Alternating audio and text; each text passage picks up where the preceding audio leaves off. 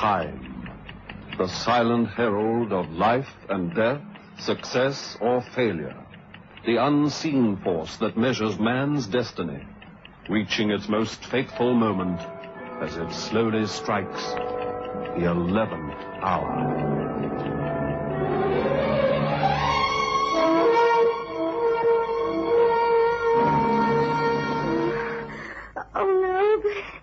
Please don't let it happen. You can't. Clark, please, you mustn't. Promise me that you won't.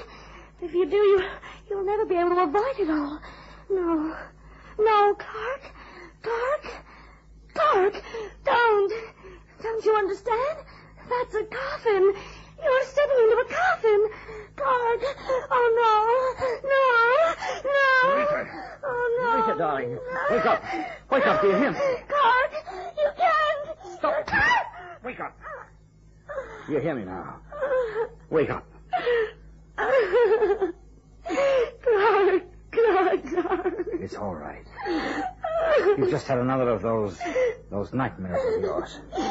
It was the same one. Oh, darling, please try to pull yourself together.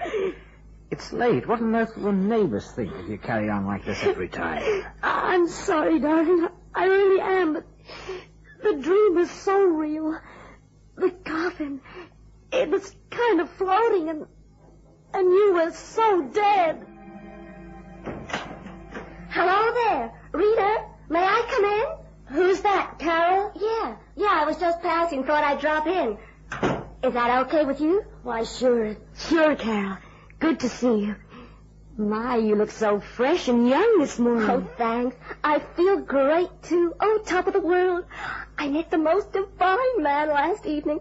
He's a doctor. Oh, very English. But I'm sure I'll have to get used to that. Well, if he can make you look as radiant as this, I should think you'll soon adapt yourself. Well, tell me all about it. Oh, I'd rather not go into details at the moment. After all, it may not come to anything. You may not even ask me out again. I don't believe that. And neither do you. Oh, well, I guess not. Oh, but gee, I'm sorry, Rita. I'm so full of myself this morning. I didn't ask how you were. Have you had another rough night? Yes, but like you, I guess I'd rather not speak about it. Oh, sure? I feel so ashamed the mornings after. It's as though I've been caught out in some stupidly childish act. I guess we'd better try to forget it. No, I think that would be a mistake. It won't help at all if you keep repressing everything. Oh, sure, it will help if you talk about it. I can't. I really can't, Carol. Not because I don't want to. It's just that afterwards, in the mornings after I've had a bad night, I can't really remember what it was all about. Well, it can't be all that bad, then. But it is. It is bad. It's real bad. When I have these dreams, and one in particular, it's all so real that I feel I'm living the whole thing. I can't describe to you how vivid my emotions are. It's only now, in the cold light of morning, that I feel drained of any feeling and not quite sure what it was all about. And yet I know it's a premonition. Somewhere in that recurring dream is a warning. A warning? Yes, a warning about Clark and his safety. You see, the only clear thing I can recall afterwards is that Clark's dead. Dead because he stepped into a coffin. Stepped into a coffin? You mean he was alive in your dream and he gets into a coffin? Oh, golly gee, that sure is some nightmare. It makes me seem an hysterical, neurotic fool, doesn't it? But I can't help it, Carol. I just can't. I can't explain it. I can't even explain it to myself. Oh, there, honey. Clark doesn't understand it at all. He's getting as sore as a snake at me, and I don't blame him. But I don't want it to happen, Carol. Honest, I don't. But I know it's more than that. In what way? Look, you're my best friend. We've been friends ever since school. Otherwise, I wouldn't be able to talk to you like this, but... Well, you know how I've always been a little different from most people in the sense that I do have hunches that somehow always come off. Oh, you mean that second sight we always used to rib you about at school? That's right. I believe the up-to-date phraseology is extrasensory perception. Oh, sure, I've heard all about that. Oh, I know you've been right about a lot of things that can't be explained logically. Yes, that's what I find so disturbing. You see, it isn't just this one dream, Carol. It's the fact that so many times the things I dream about actually happen. First, I get a sort of sudden awareness, and then I can remember what the dream was about. Oh, you mean like people who've got a headache before a storm comes up? Yes, that's it. That's exactly it. Oh, Carol, don't laugh at me. And don't be scared, but I feel like that at this very moment. You do? Yes. Yes, I do. Shall I prove it to you? Clark's gone to work, and he shouldn't be back until after 5. And yet I know he's on his way home. He's going to let himself in through that front door, and he's going to come bursting into this room very shortly. Oh, gee, Rita, you don't mean this. Yes. Yes, I do. I can even tell you what he'll say. He'll say, "Hello, honey. I've got the most wonderful news. Guess what?" You mean this? Yes. Yes, I don't know why I should feel this way, but I do. It's a feeling, you see, Carol. It's got nothing to do with knowledge as such. It's just a sense of knowing. Oh, honey, I don't get it. But if Clark says it's wonderful news, then I guess there's nothing to be scared about. Oh, say, couldn't you do something about finding out the winner of the Newfoundland handicap? I'm going to suggest to my new doctor friend that he takes me next Saturday. It doesn't work out like that, Carol. You can't just say... Listen. What is it? I didn't hear anything. It's Clark. He's just let himself in through the front door. I didn't hear a thing. I did. I'm used to the sound, you see. Hello, honey. I've got the most wonderful news. Guess what? Gosh. Oh, hello, Carol. I didn't see you there. Carol was passing and just dropped by. You're early, darling. What's the reason? I just told you. Great news. Absolutely terrific. I've just been made Western Area Manager. Oh, Clark, that's wonderful news. Oh, darling, congratulations. What, a promotion? Oh, gosh, I'm just thrilled for you, Clark. Thanks, honey. Clark, darling, what exactly does this mean? You mean in terms of dollars? Well, quite a raise. No, I was thinking about traveling. Well, of course, it means supervising all the depots on the western seaboard. I haven't gone into it in detail, but I guess I'll have to be away from home quite a bit. Oh, I see. But you mustn't let that worry you, honey. Why, this is what we've been working for years. It's the first step up the rung of the ladder to success. We're on our way up from now on. Well, darling, you mightn't look so gloomy about it. At least wish me luck. I do, Clark. Oh, I do. All the luck in the world.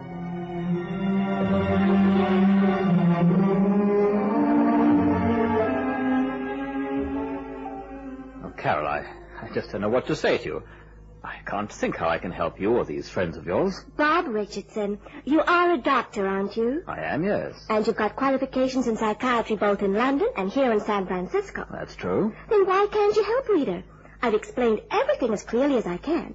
Surely there's something you can do about it. My dear Carol, I know you're very concerned about Rita and Clark, but I can't meddle in their private lives. But there must be a reason for the way Rita feels. Well, of course there's a reason, but it could be one of 1,000 different things. At this stage, I don't know, and I don't see how I can interfere. If I got Rita to come and see you, come of her own free will and talk to you about all her troubles, that wouldn't be interfering, would it? No, I suppose not. Right, then that's settled. I'm talking to Rita right away. You're really very kind, Carol. I know you're only talking like this because you want to help me, but I don't think it'll be the slightest use. I'd like you to meet Bob anyway. I just thought that, well, you could chat to him professionally at the same time. I'm not sure if you're trying to get him a new patient at a cut-rate fee, but... Oh, Rita. Oh, I didn't mean it. All right, I'll go along in the morning. Meantime, I'm going to get an early night. Oh, isn't Clark in? Oh, no, he's out on a trip. The first one. I guess a lot depends on it. Oh, you're going to be alone here tonight? Wouldn't you like me to stay over? Oh, no, don't you worry. I'll be all right. You run along now. Although, if Clark does go away on a long trip, I'll take you up on the offer. Oh, anytime. And go and see Bob tomorrow, won't you? Just to please me. Yes, I will. Just to please you. I'll see him tomorrow. Now, please, I must go to bed. I'm quite exhausted.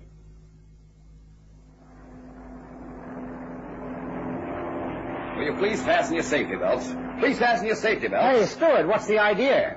We're not near Los Angeles yet, are we? Now, this is an emergency, sir. Now, please don't anyone panic. There's a little engine trouble. Nothing to worry about. Nothing at all. Just remain calm. But look! Look out there! It's on fire, the whole wing! We've got to get out. This thing's going to crash. We must get out. It's like a flying coffin. That's what it is, a flying coffin. So now you can remember the dream, Rita. I may call you Rita, mayn't I? Oh, yes, of course. I'm sorry to inflict all this on you, Doctor. Oh, please, let's make it Bob. If we are friends, it must be on equal terms. Just think that it's coincidental that I happen to be a doctor. As far as you're concerned, I'm more Carol's friend than anything else. That's very kind of you. Tell me some more, Rita. Carol visited you, and after she'd left, you went to bed and dreamt that same dream again. Yes, only this time I woke up on my own accord. I could remember every detail. It was an airplane that was the coffin, and Clark, my husband, was trapped inside it. He was screaming to get out, and the plane was on fire. Oh, it was so real, so terrifyingly real. You've had this dream before and never been able to recall the details. Not until last night. But now I can remember it. I knew it was the same dream. I see. Rita, do you mind if I ask you a personal question? Are you happy with your husband? Yes, Bob. Yes, I am. I'm happy with him. I love him, and I'm not over-jealous of him. This is not a case of an anxiety dream, because I don't trust him away from me, if that's what you're thinking. You're an astute woman, Rita. Believe me, a plain case of jealousy would be easy to cope with. No, it's more than that. Much more, and much more final. You seriously believe that you have a hidden sense that tells you your husband is in danger if he travels? Is that it? That's it. That's it, exactly. And I don't know what to do about it. Have you spoken to your husband about it? No. But, of course, I checked up with him first thing this morning. He was on his first trip out of town, just down the coast by car. He was fine, and he'll be back this afternoon. You don't fear for his safety on the roads? What? Oh, no, he'll be fine. No, he'll come home around 4:30, and he'll say, "Gosh, what a trip." But I think for a first step, it was well worth it. You think he'll use those very words? Yes. Yes, he'll use those very words. Gosh, what a trip. But I think for a first step, it was well worth it. I knew it. I knew you'd say that. Why, darling, what do you mean? Don't you approve? Yes, of course I do. I meant I knew that it would all go well. Gee, but I'm tired. Well, I've got your favorite supper. And there's no need for you to bother yourself at all for the rest of the day. A nice, quiet evening and early to bed. I wish that could be. Oh, why can't it? You don't seem to realize I've done so much business that I've now got to do all the paperwork. I'll have to have it ready. Full report tomorrow. Oh, I see. But don't you worry. I'll be shut away in the study. Why don't you call Carol and take in a movie or something? I can't very well do that. Carol has a steady boyfriend these days. Oh, has she? Good for her. He's a doctor. Very English and a bit la-di-da, but rather sweet. A doctor, eh? Yes, actually, he's very well qualified. All sorts of degrees in psychology and all that. Oh, one of the head shrinker types. He seems sincere enough. He certainly went out of his way to help me. Help you? Rita, you don't mean that you've been consulting this guy in a professional capacity? Not really, though we did meet in his consulting room. I see. You talked about your dreams, I suppose. As a matter of fact, we did. Yes. Oh, gosh. What do you want to go and get mixed up in all that mumbo-jumbo for? Look, honey, I've got a job of work to do. It's a chance we've been waiting for years. I'd feel a lot better if I knew you weren't so anxious about it. I know, Clark. I don't want to add to your burden. Heaven knows you've enough to cope with. I understand that, but... Oh, last night I had that dream again. Only this time I could recall everything that happened. That coffin I've been so afraid of. I found out what it is. It's an aircraft. Clark, I won't bother you with this ever again if you'll just promise me this one thing. Promise me that whatever happens, you'll never fly on these business trips. Please promise me, darling. Please promise. Well, go on, Rita. You've told me all about Bob and what you said to him. What did Clark say when you asked him to promise never to take a plane when he went on business? He couldn't give me any reassurance at all. He said that he'd have to comply with the company instructions. Oh, I suppose he's right after all. He can hardly go to his boss and say, I won't fly because my wife says I mustn't, now can he? No, I guess not. But, well, gee, this makes it kind of tough on the nerves, doesn't it? I mean, supposing he does have to take an air trip, I'm going to be as nervous as a kitten. I know. And the thing's getting nearer, isn't it, Carol? It seems there's an almost inevitable quality about it. Oh, now, don't feel like that, honey. I really don't believe in it. It's just the way you put things. Oh, I'm sure Clark's work will be all done by car anyway, so what's the worry? Oh, come on, forget it for a while. It'll all work out okay. I'm sure it will. I tell you, Bob, I've never been caught up in anything like this before. It's getting a hold on me, too. Oh, Carol, my dear, you mustn't allow it to affect you. Oh, but it does. It does. Oh, I guess I'm crazy. I should be thinking about my own life, my own chances of marriage and settling down. But I'm more and more worried about Rita and Clark. Oh, nothing's happened to them so far, and he's been on the new job for some months now. Yes, I know. But I visited Rita again today, and she had that remote, far-away look about her. Oh, I'm getting so darn sensitive to all this business myself that I can tell that she knows something that's going to happen, and happen soon.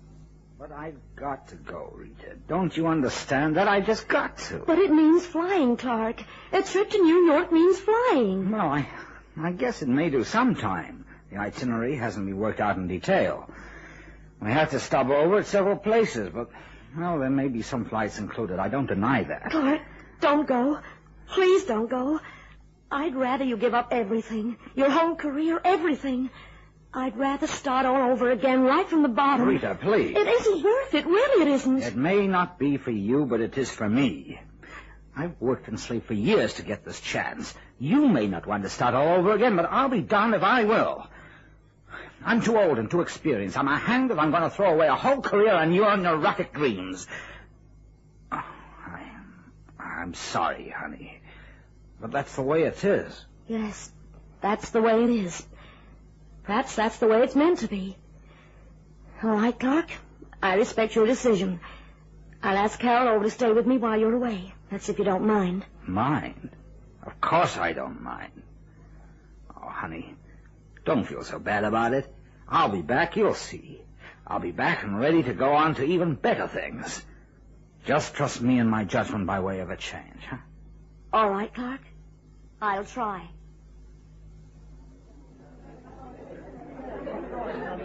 Well, Clark, I guess you sure did a good job for us today. Oh, thanks, Mr. Rillstone. I'm glad you think so. Hey, look, not so much of the Rillstone. Just call me Hank. Now, we're buddies from now on. Say, wouldn't you like to move out sort of permanent, like, would you?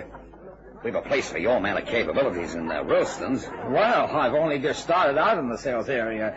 I guess it would be kind of unfair to the company to consider such a step at this stage. Sure. Company loyalty. Good thing. And I approve. Well, if you ever think of making a move, remember us, won't you? I sure will, and I appreciate it very much, Mr. Rillstone. I mean Hank. Attaboy. Speaking of making a move, I guess I better excuse myself. The rest of the sales team will be ready at the depot. We're working to a rather tight schedule. I wouldn't want to miss out on anything. Oh, sure. You're flying, of course. Can I drop you at the airport? No, I'm not flying. As a matter of fact, we're taking the train for the next leg of the journey. Train? It gives us a rest overnight and a chance to check up on things over a few drinks in the dining saloon. Yeah, that's a sensible policy. You know, I can see you boys know what you're doing. Okay, Clark. Nice meeting you. Have a good trip. I will, Hank, and thanks for everything. Don't thank me, and I'll just repeat my offer. If you ever want a desk job and a good future, remember Hank Rillstone. Oh, I will. I promise you that. I certainly will.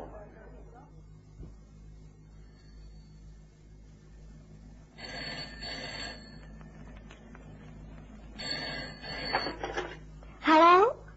Oh, yes, this is Westridge 526351. Hello? Who's that? Oh, I'm sorry, but the line seems to be very bad. Could you manage to speak a little louder? Oh, no, this isn't Mrs. Rita Bennett. Mrs. Bennett's out at the moment. I'm just a friend who's staying with her.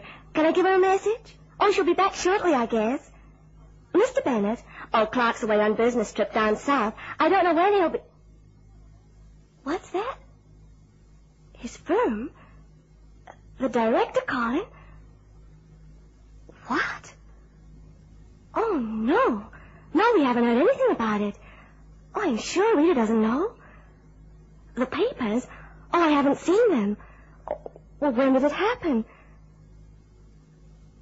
I see. Yes, sure, I'll tell her. Very well. Goodbye. Why, hello there. I didn't think you'd be in so soon, Carol. I wouldn't have hung around the shops had I known. I've been in for quite a while. Oh, it's so early for you. Is there any mail? But, Carol, what's wrong? You look terrible. Has something happened? Something happened to... Sit down, honey. What is it? Sit down and I'll try to explain. Tell me direct, Carol. Direct and straight. I want to know the truth. It's Clark, isn't it? Yes, it's Clark. He was with all the sales promotion people on the westbound train out of Chicago. The train was derailed. It's been on television and the press. Maybe you heard of it. No, I didn't. The company representatives were all in the same coach. It was the one in the center of the crash. There are no survivors. It can't be. I don't believe it. It can't be. I had the company director from out east on the phone just now. He assures me that it's true. And I urged him not to fly. I told him that to step into a plane would be a step into a coffin. How wrong I was. How horribly wrong. Oh, please, Rita. It isn't your fault. You can't blame yourself. I should never have allowed him to take that job. I told him it was wrong. I tried my best. I really did, Carol. I tried my best. Oh, you can't do anything about it, honey. If fate decrees, then I guess there's nothing any of us can do. Not even doctors like Bob. They're just as powerless as we are. I can't answer it, Carol. I'm sorry, but I can't. But what can we do? Oh, it's bound to be reporters. The firm, someone who wants to make inquiries. Just let it ring. Let it ring. Rita, honey, where are you? Hello? Anyone at home? Clark, oh, darling, I can't believe it. You're alive and you're home. Oh, you've come back to me. In spite of everything, you've come back to me. Oh, now, baby, please. Please, I know this must be a shock. I guess you must have heard the news about the train smash. It was horrible. They told us that you were on board. The whole of your sales team. That's true. Most of them were killed outright. I tried to call you and explain, but the phone kept ringing. No one answered. The fact is, I got drinking with one of the customers and, well, I missed the train. Oh, thank heavens you did. There was only one way I could make up time. I hopped on a spare seat of the next aircraft out. I didn't like to let you know, but, well, at least I'm home safe and sound. You flew back to me? That's right. Well, they say one should always reverse one's dreams, don't they? I guess there's never been a truer case of it than what's happened tonight. There won't be any more doubts from now on, Rita. From now on, you're going to trust my judgment. Okay? Okay, darling. I'll trust your judgment, and I won't have any more nightmares. That's a promise.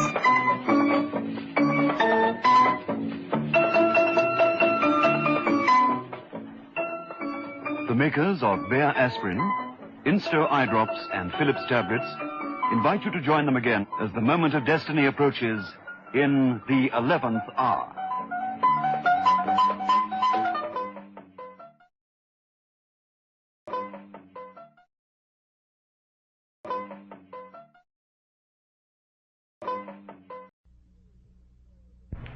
Rinso, new Rinso with Solium presents Call the Police. Attention, homicide section, frames smart detail. Murder suspect in your zone. Close in according to instructions.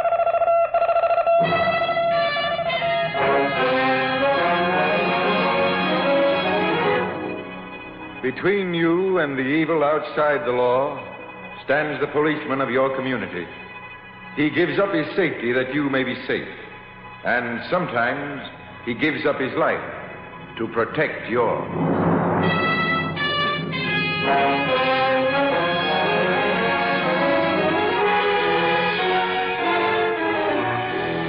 New Rinso, the soap that contains solium, the scientific sunlight ingredient, brings you Call the Police, a new series of realistic radio dramas inspired by the courageous work of police departments all over America.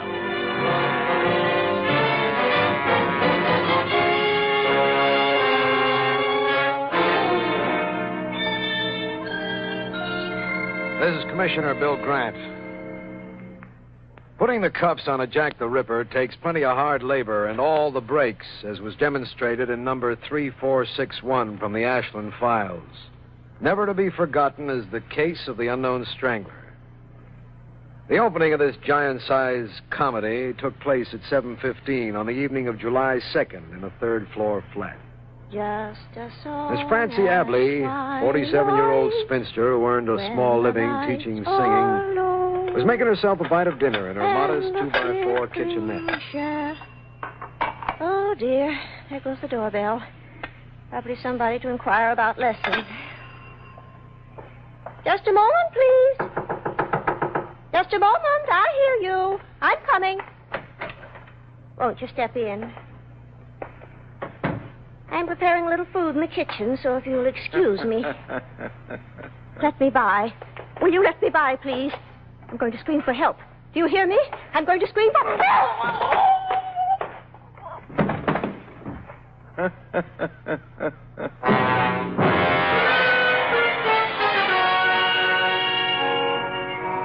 That was the curtain raiser. We found the dead woman 2 hours later, and nothing, absolutely nothing, to give us any insight into the motive behind the crime. 56 hours later, the curtain went up on the second chorus of the Dance of Death. On the night of July 6th, an aging lawyer by the name of Joel Crocker creaked up the steps to his ancient office. What? I didn't know there was anyone waiting for me. I'm terribly sorry, sir. If you'll just come along into the inner office, leave the door open, if you please. It's cooler that way. Now, just have a seat. Now, how dare you? How dare you strike me in my... How dare you?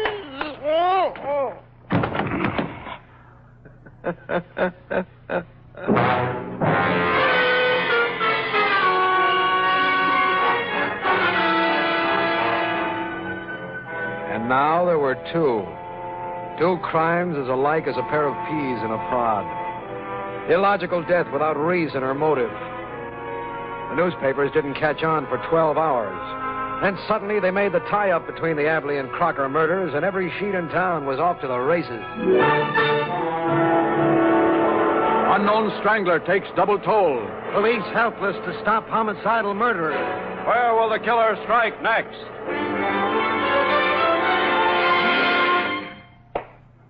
Bill, stop pacing. Bill, please. Take a gander at those papers, Libby. A banner day for the press. This photo layout looks like a remake of The Cat and the Canary. May I say something? Say what? This is really the criminal psych department speaking, Bill, but you're dealing with just what the papers say you are. A homicidal murderer. So, why? Murder is always on the verge of insanity, or, as we say, pre-psychotic. But murder without motive, pointless, disconnected, profitless killing, is psychotic. Whoever the man is, Bill, he's insane. Hold it a second, Libby. Well? I'm sorry, but I had to come. I couldn't wait any longer. I had to come. What is this? Who are you? My name is Liz Porter. You've got to help me. He's been missing for days. Who has? Leonard Walker, the boy I'm engaged to. Look, missing persons you report at your local precinct. I did, but all they've got on their minds is this unknown strangler scare. Oh, please help me. I'm so worried. How long has your fiancé been missing, Miss Porter? Since the evening of the 2nd of July. Yeah, very interesting evening. And what's the last you saw of him? Well, we'd been on a date. He brought me home. He drove away in his car. What kind of a car does he drive? A small sedan. License plate? It's 201G. Oh, I don't know. I just don't know. My mind's in such a fog. Have a chair, miss. Thank you. Hello? Maggio. Well? Nah, don't blow your top. Thanks for caring, but it's already blown. What's the news? Bad. Another strangler victim. Another? The Strangler again, Libby. Oh, Bill. What address? No address. This one was staged in a car on a side road off Highway 11. Young guy about 25. No identification. Young guy killed in his car. What about the license plate? 201G48N. Just a second. Miss Porter. Yes? Could your boyfriend's license have been 201G48N? Miss Porter. She recognized the numbers when I said them. And she was right to faint. It was Leonard Walker, all right. He'd been sitting up straight in his sedan for 4 days and nights, with the Strangler's fingerprints around his throat.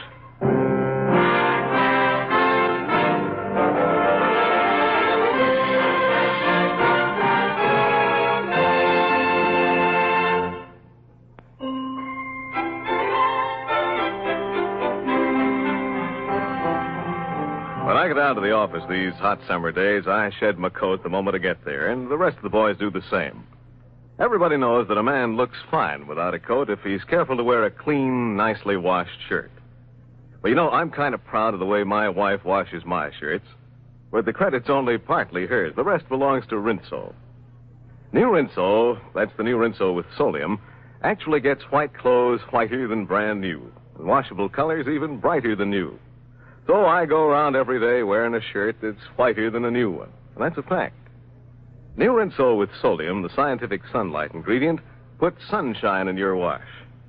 And I think it sort of puts sunshine in a man's whole outlook, too, because he knows he looks so good in a Rinso washed shirt. So, ma'am, how about it? Why don't you wash your husband's shirts and all the rest of your wash with safe, soapy-rich New Rinso?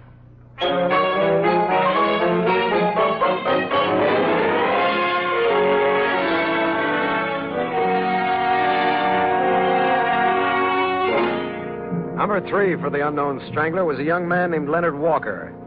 3 motiveless, clueless murders in as many days. I channeled every available man into the hunt for the strangling maniac, but got nowhere until... Bill. Yes, Libby? Remember I told you yesterday I thought I knew the way out of this? Well, now I'm sure I do. I'm all ears. I want you to meet someone, Bill. He's outside now. His name is Dr. Bernard Rayburn. He's an expert on abnormal psychology. What can I lose? Show him in. Won't you come in, Dr. Rayburn? Thank you. Dr. Rayburn, this is Commissioner Grant. How are you, Doctor? How do you do? Miss Tyler seems to think you can give us a lead on this Strangler, Doc. I can tell you that he's an obviously schizophrenic type. Meaning? Among other things, that even he, very probably, doesn't know that he's the Strangler. How does that work, Doc? On a principle of phasial changes. 1 minute the man may appear quite rational, whereas at the next he can become a monstrous personality. And remember nothing at all of his actions when he shifts back again to the rational phase. Yeah, I get the picture. And it's a tough one to deal with. Yes, I agree, Commissioner. But I think by an analysis of his crimes, one might arrive at something very like an identification. And you? Could you make that analysis? I can't promise you anything, but if you'll give me your records and notes covering the murders, I'll try to assemble some facts. They may even include a fairly dependable sketch of the killer's physical appearance.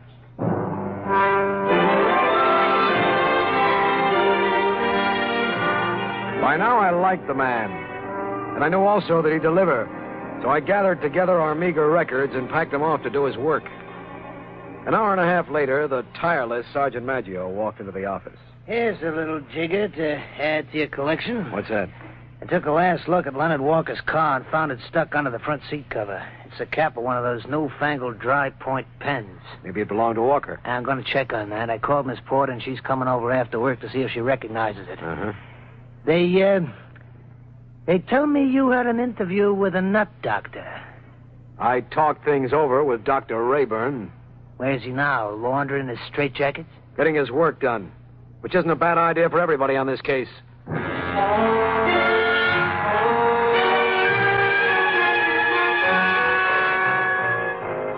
The next day was the 8th of July, and a very eventful day it was. Because at a little after 7 that evening, A school teacher named Miss Rosie McMahon was hurrying across the lonelier stretches of Burgoyne Park to beat an oncoming storm. Who are you? What do you want? No. No. Come here. Go away. Come here. Let me alone. Let me alone. Help! Help! Okay, boys, let's have him trapped. Take it easy now, Bo. You made a mistake. Let me loose. Let me loose. Sorry, but you tried it once too often, Strangler.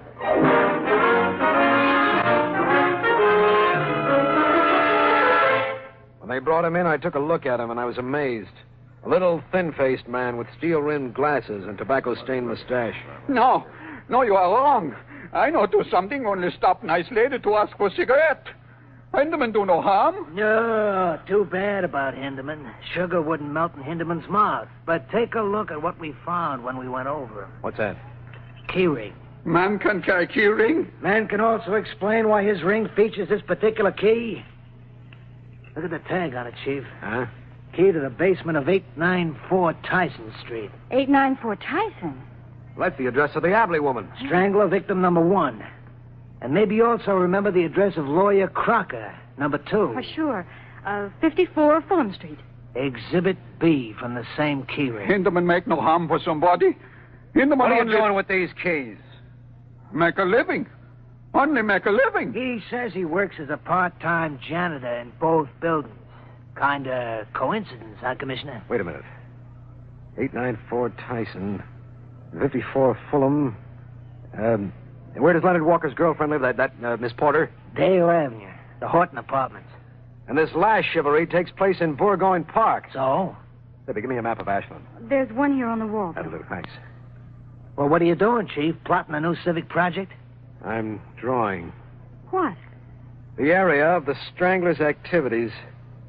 Bounded on the north by Fulham Street. On the south by Tyson Street. On the east by Dale Avenue. And the center of the territory is Burgoyne Park. You got something. I got at least geography. The Strangler has operated in this penciled section. Every murder has either occurred in this area of these 3 blocks or has been tied up with it one way or the other. Hinderman? Yeah, mister, yeah. You're under arrest for the murders of Francis Abley, Joel Crocker, and Leonard Walker. No, I know do something. I know do something. You can't tell me I do something. We lifted the hysterical Hinderman into my office. And Libby pointed out that we get nowhere with him until he had recovered a little. According to her, an injection of liquid Nembutal would tide him over his panic. And this she brought from the lab. I don't hear. You can't do All right, that Bill. to me. I know. Help him onto the sofa. Okay, that's right. Yeah, get the needle ready. He's in bad shape. All right, I will. Commissioner, Miss Porter. you sent for me. Oh, just a minute, Libby. It was about this fountain pen cap found in Walker's car. Was it his? No. No, that wasn't Leonard. Okay, thanks. Obviously, it belonged to the Strangler here. Now, if you'll just wait outside The until... Strangler. Hinderman. You know him? Know him? Why, yes, of course I know him. He insulted me once outside my apartment house. He killed Emmy. He did it. He did it. Miss Porter.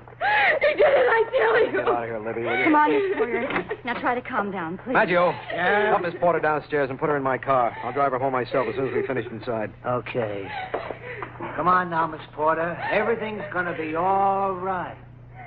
Let's get back to Hinderman. All right. Where were we, Bill? About to give him a shot. I don't want you to Okay. get... No. Now, here's the needle. Hold his wrist, I Bill. don't want you. Okay. There we are. There we are. All done. All done. I'm going to get the desk at City Hospital and have him taken to the ward, Bill.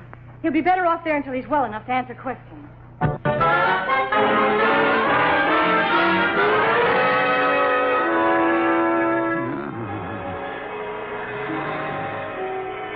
He was sleeping peacefully, this man whose one love was murder. I looked down at him, fascinated by the sheer evil of his face. And then... I leaned forward, hovering over him to catch an unconscious confession. when suddenly his head came up under my chin, the bony skull catching me square on the button with the power of a mule's kick. My eyes bugged as the room started to do a swirling tarantella. And then down I went, swaying off into Never Never Land without a care in the world.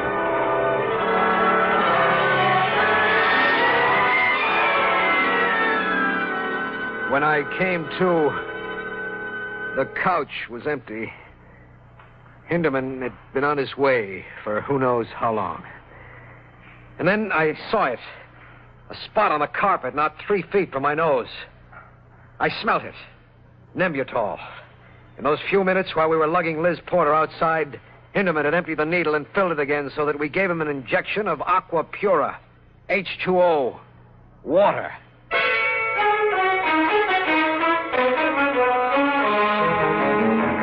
When the full impact of what had happened hit my muddled brain, I grabbed the phone and began to shout, turning every able-bodied gun-toting man in the force into the chase and hem-stitching the borders of Ashland with a ring of squad cars.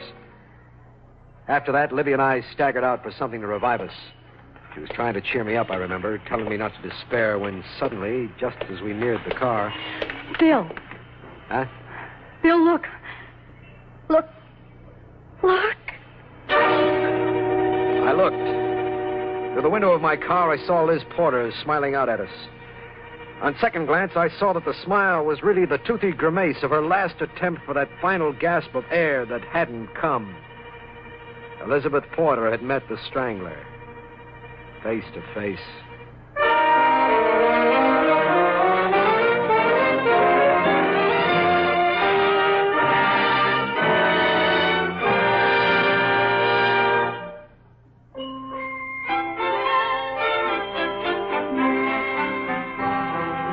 Getting the whitest, brightest possible wash you can is much more important than ever these summer days. That's when it shows up the most in women's dresses, men's shirts, and children's play clothes. Well, new Rinso with Solium gives clothes a brilliance that you've never seen before. And if you'd like to prove it, try this. Do your next wash with Rinso. Then compare it with any other wash you've ever seen. You'll find that your white clothes are actually whiter than brand new, and your washable colors even brighter than new. That's because of Solium, the amazing scientific sunlight ingredient that's in new Rinso and in no other soap. Rinso with Solium is an entirely new idea in washing clothes. It really gets them whiter and brighter than brand new. See for yourself. Do your next wash in new Rinso's Soapy Rich Suds. Rinso is so safe and so kind to your hands. Find out for yourself how new Rinso with Solium, even on rainy days, puts sunshine in your wash.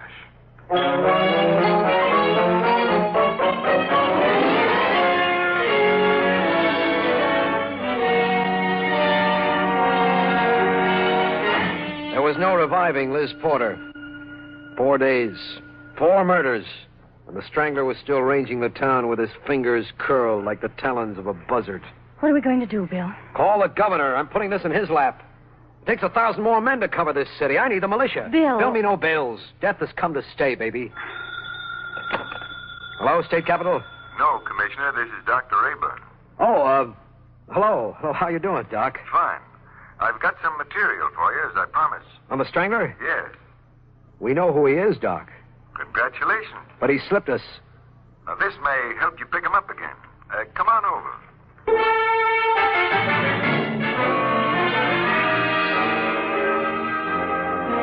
Rayburn lived in a comfortable brownstone on Chestnut Street.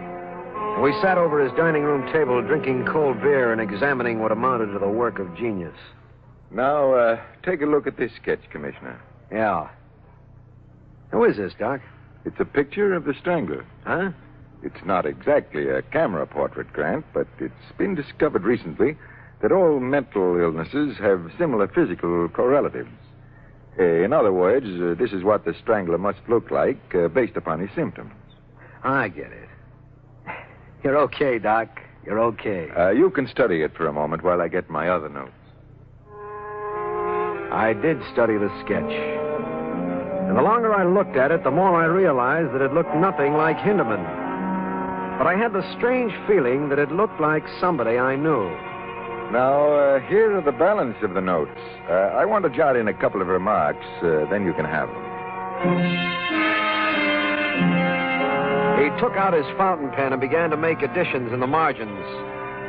And as I stared at him, the short hairs on the tender part of my nape stood up as sharp as quills.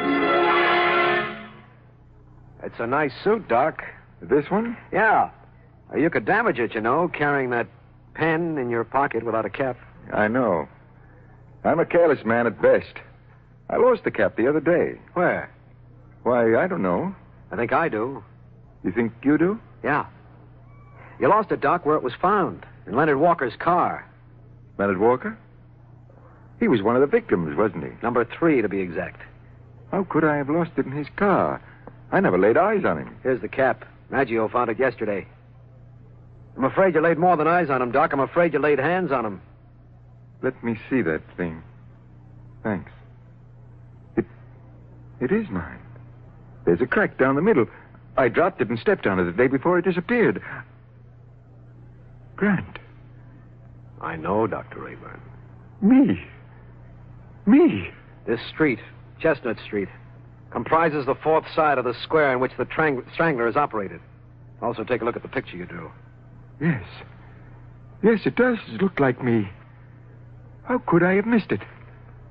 So, diagnose for me, Doc. My diagnosis stands. Advanced schizophrenia. And who's my Strangler? I can hardly believe it. I am. Prescription, Doc? Get me to headquarters. Quick.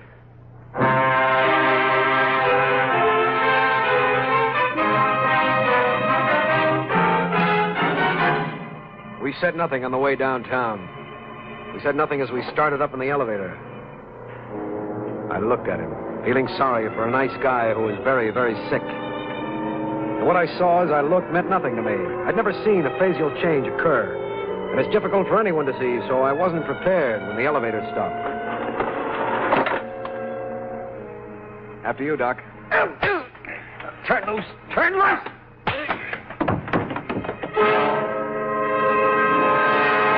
I went down, falling across the elevator entrance. And I didn't know that Libby was in my office. And she didn't know Rayburn is anything but a nice guy. Oh, hello, Doctor. Where's Bill? Bill? Bill Grant. Commissioner Grant. He was with you, wasn't he? Yes.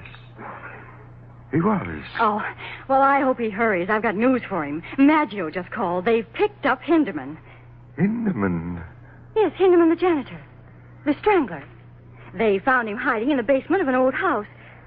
Oh, don't you realize what that means, Dr. Rayburn? Everything you and Bill have been through, it's all over. Finished. Finished? No more murders, no more terror. No more innocent victims. They've got the Strangler. What are you laughing at? Are you trying to make fun of me? Dr. Rayburn, what's the matter? What's the matter? Doctor! What brought me to the surface was... And that same force dragged me out of the elevator. And down the hall, I saw the glass door with my name on it. William Grant, police commissioner. Ashland. Not strong enough to open it. I lunged forward and fell through.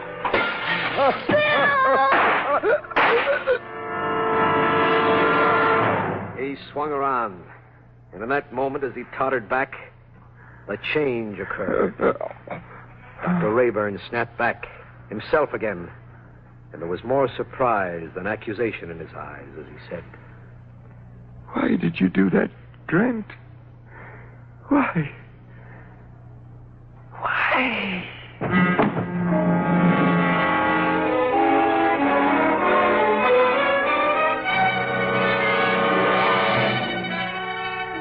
And the terror was over. And Libby and I, we tried to forget. So, Hinderman was all coincidence. Sick enough, but definitely not the killer. That's about it. Now, let's not talk about it, huh? This thing. It can happen to anybody, and you never know a thing about it. It doesn't happen unless you're the type, sweetheart. And you get warnings, don't worry. Such as? Well, you take me. The last year or so, I've felt a peculiar sort of thing. Tightening of the pulses, heightening of the blood pressure, quivering around the heart. Really, Bill? Yeah. It comes on at certain times. What times? Times when I look at you, baby. Bill. Oh, now stop. Stop. Oh, Bill Grant.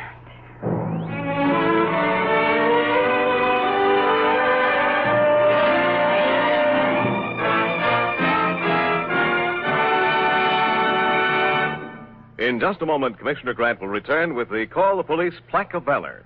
This week presented to a police officer who single-handed captured a group of armed bandits. But now, millions of women say that there's nothing like Rinso's safe, soapy-rich suds. So safe for clothes, so easy on your hands. Next time you go to the store, be sure that Rinso heads your shopping list. Remember, the Rinso you get today is new Rinso, the only soap that contains the scientific sunlight ingredient solium. Rinso with solium puts sunshine in your wash. And mark this, Rinso is used by more women than any other wash day soap in the world.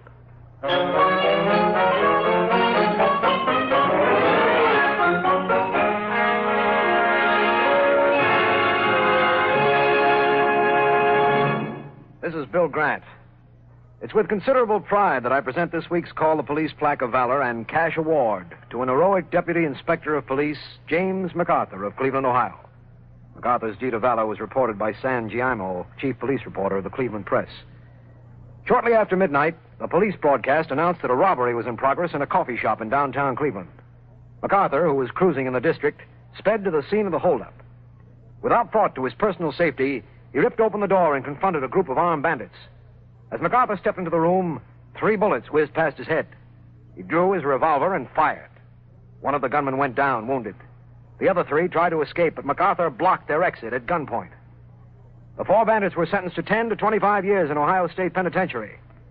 His swift action, his cool courage, and gallant devotion to duty are in keeping with the highest traditions of the police forces of America. Congratulations to Deputy Inspector James MacArthur, Chief George J. Matowitz, and the entire police department of Cleveland, Ohio.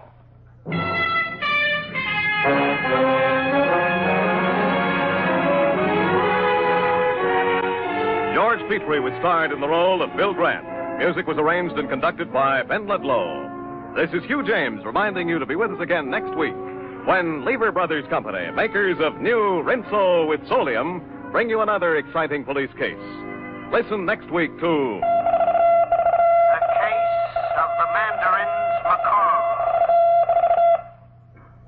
Doctors proved it. Lifebuoy Health Soap with its purifying ingredient Get Skin Cleaner stops BO as no other leading soap can. Doctors compared Lifebuoy and other leading soaps in 820 tests.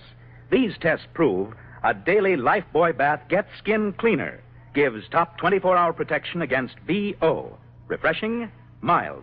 Lifebuoy Get Skin Cleaner.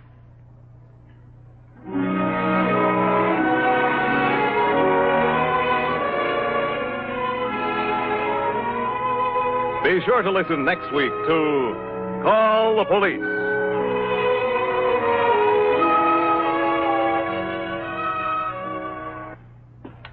This is NBC, the National Broadcasting Company.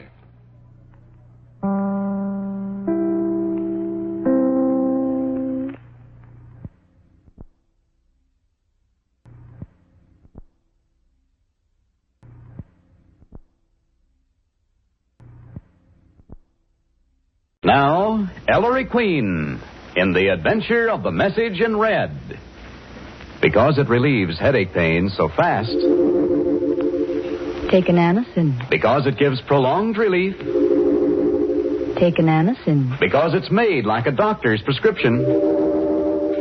Take an Anacin. Anacin presents The Adventures of Ellery Queen.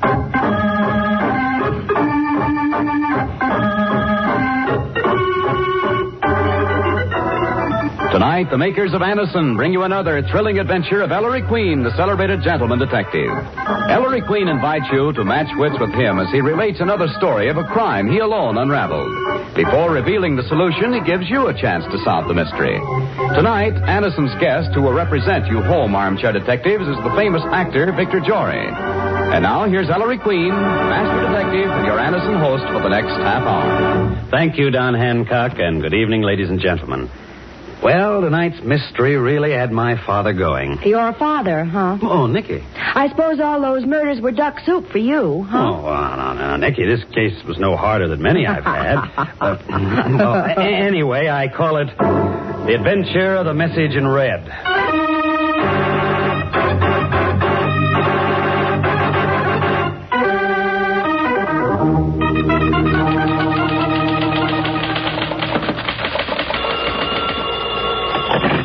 Hotel Arbutus. Public stenographer. Yes, I'm Miss Kirby. At this hour? But... All right. If you drop into my office right away, I'll try to get it out tonight. Oh, why can't they dictate their old business letters during the day? Oh, gee, I'm tired. I better douse my eyes with cold water. I'm so sleepy I could... So soon. Coming. Gee, they must have used a house phone from the lobby. Come in, won't you?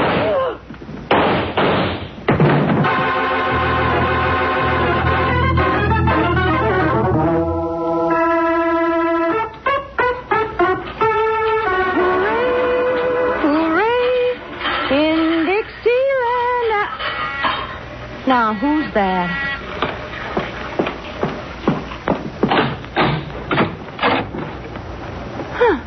Nobody out here.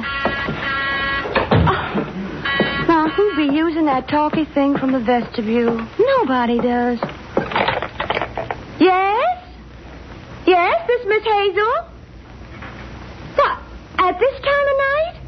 I was just going to bed. Been washing my supper dishes. All right. If they've just got to have a reader's report on it by tomorrow morning, just open the vestibule door, and my apartment's the first door on your right. Would be my luck if it's one of those 500,000-word jobs. Just a second. Oh, I wish I were in the land of cotton. Old times there are not...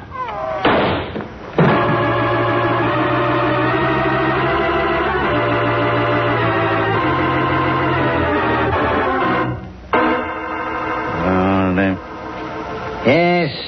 Yeah. And that's all you've got to tell me, Pickett? Call back when you make sense.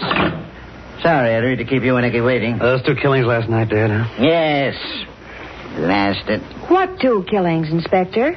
I haven't seen today's paper. 2 girls, Nicky. First one, a public stenographer with the Hotel Arbutus on Lexington Avenue. Shot to death at 9:15 p.m. Name of Kirby. Second one, a part-time manuscript reader for Mason and Morrison, the publishers, a Miss Hazel. Shot to death around 10:30 p.m. in her Greenwich Village apartment. Both as they opened their doors. No evidence of robbery. Both unmarried, unattractive, no entangling alliances. Lived alone. No witnesses, no clues, no motive. And the girls never knew each other. Never knew any of the same people. Cute? Then the murders aren't connected, Inspector. But they are, Nicky. Ballistics reports the same gun killed both of them. I don't wonder you're puzzled. I think it's a nut kill myself, Ellery. Yes, Billy? Afternoon, Sergeant. Hi, Miss Porter. Maestro. Oh, Sergeant. Inspector. Know what? No. What? Another one. No. Huh? Yeah, a girl shot to death. She answered her door around 1 a.m. last night. Body wasn't found till this morning. Ooh, number 3 last night. Who's this one, Billy? Lady's maid, Lucille Dubois. Dubois, Sergeant, French. Yeah, French maid. Worked for the Canellas. Canella? The, Vetti Canella? The same. She was shot in the Canella house, Sergeant. Yeah, that 199-room shack on Upper Fifth Avenue. In her bedroom. A stenographer, a publisher's reader, and a lady's maid. Mind if I sit in, Dad? You can make any sense out of it, son. Come on.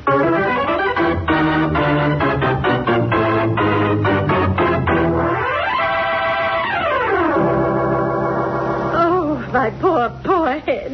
My home overrun with police officers. I've had to cancel the most important appointment this afternoon with my hairdresser. Mrs. Canella, if you let me get away... My husband is simply furious. My daughter, poor child, prostrate. Look, Mrs. Canella. And I'm on the verge of losing what little mind I have. Mrs. Canella. You understand, Mr. Crean. I know you do. The death of your maid has upset you, naturally. Oh, yes. Where am I going to turn? How can I replace Lucille? You don't know the trouble I had getting her originally.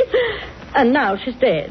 It's not fair. It isn't. The trouble is, gentlemen, you don't know the problems we girls have. Look, madam, how did this happen? I'm sure I don't know. People shooting off guns in my home and everything. I'm so glad I wasn't home when it happened, even though the house is completely soundproof. Your husband with you, madam? Mr. Canet? Oh, no, he was out somewhere. His club or something. How about your daughter? Madge. Oh, now, please, don't drag poor Madge into this. She's suffered so much already. When did you first learn your maid was dead, Mrs. Canella? About 11 o'clock this morning, Mr. Crean. When she didn't bring my breakfast in bed, I knew instantly something was wrong. Well, of course. That's the way you tell. Oh, yes. I rang and I rang and I rang. Mrs. Canella, who found the stiff? Stiff?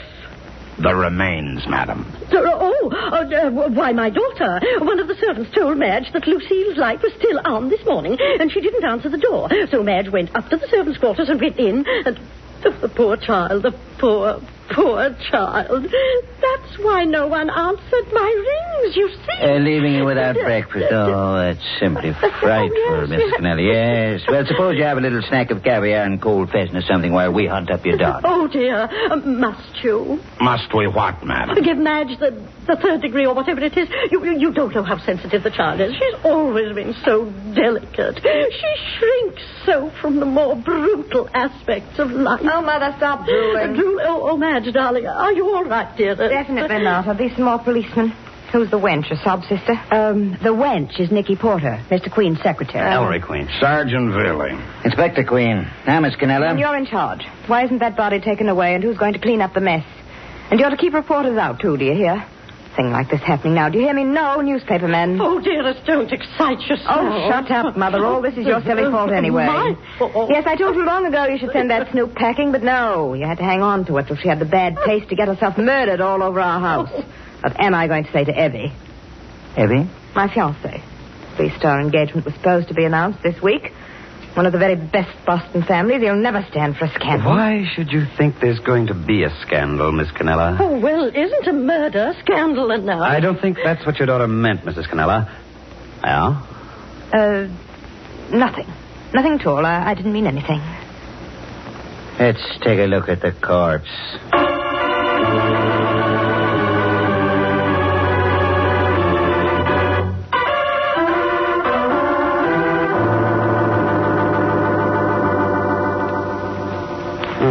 Interesting. What, Henry? Notice the facing surfaces of the tips of her index and middle fingers, Dad, on the right hand. Oh, calloused. Only place for calluses? Yes. If you gentlemen are through admiring Miss Dubois' calluses, would you mind covering up again so I can turn around? Oh. All right now, Nicky. But how do you know this maid's murder is connected with the other 2 murders? Well, he was here early and dug the bullet out of her chest, Nicky. Ballistics just reported it came from the same gun that shot the Kirby and Hazel girls. Just what the connection is, I'm blessed. Oh, Veely? You through with the corpus, Inspector. The morgue wagon's here for the pickup. Take her away. She's all yours, boys. What did you find out about the other servants, Sergeant? Names, butler James Smathers, cook Sally Fabian, chauffeur Walter Boyle. Upstairs maid Vera Andorf. Smathers and Boyle share a double room, so do the Fabian and Andorf woman. Each bunkie alibis the other for last night. Period. Mother, you know you shouldn't be up here. It's just your morbid curiosity. Oh, I don't know why you say such things to me, Madge, baby. Oh, look what they're doing. Stay out here in the hall, Margaret. You too, Madge. Oh, Inspector Queen. Who are you? I'm Milford Canella. My wife just phoned my club. Is there anything I can do? Excuse me, folks. Okay, boys, take her through. Oh, Madge, I can't look. Oh, poor Lucy. Be yourself, Mother. Well, Mr. Canella, we were just... Pardon me. Harry, what's that you just picked up? Oh, well, this piece of scrap paper was hidden by Lucille Dubois' body, Dad. A message in red. Red? Message. Let me see. In red, is it? Oh, it is. Written in blood. She must have lingered a few minutes after the shot. When that killer left, she tried to write something before she died. What's it say, Ellery? Starts with a capital M, but there are not a spatters in the paper, and I can't quite make the rest out. I'll have Craney look it over in the police lab. He'll decipher it. Give it to me, son. It's quite important that you make a quick arrest, Inspector. What's that mean, Mr. Kneller? I expect very shortly to be appointed to an extremely important diplomatic post abroad. So this unfortunate little affair must be cleared up at once. And without scandal. Milford has worked so hard for the honor. Yes, it's been Father's pet dream. In fact, Inspector, unless you solve this case within 24 hours, I may have to see to it that someone else is put in charge. Come, Margaret. Madge. And Father's just a little guy who can do it. Dad. Harry, where are you going? Out to confirm a theory, Dad. Theory? About what, son? About the connection between the 3 murders last night. I think I know now what it was. Anybody care to come along?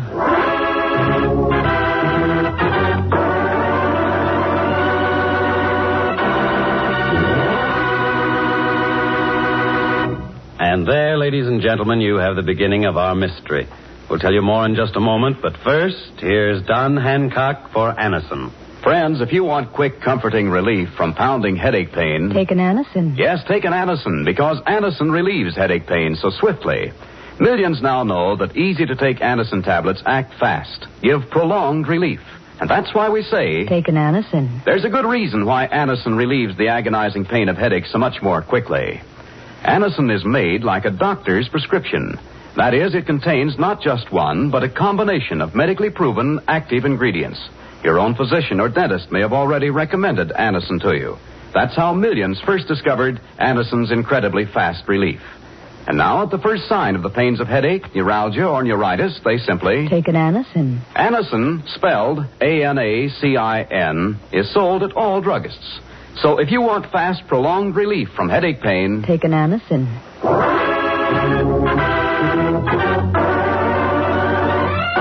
And now, back to our story.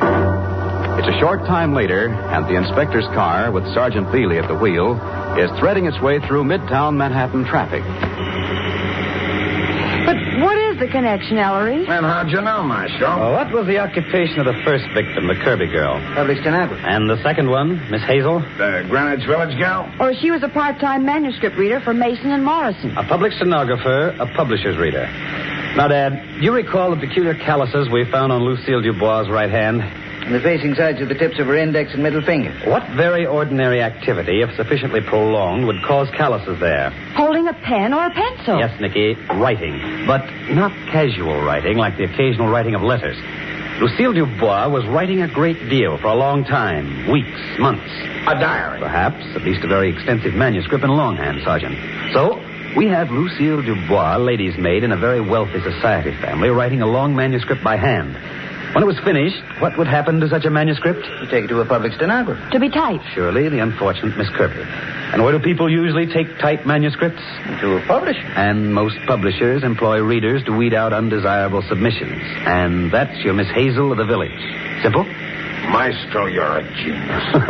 The murdered girls are probably the only 3 people in the world who've read a certain unpublished manuscript. And that's why they were murdered. Man, it must be dynamite.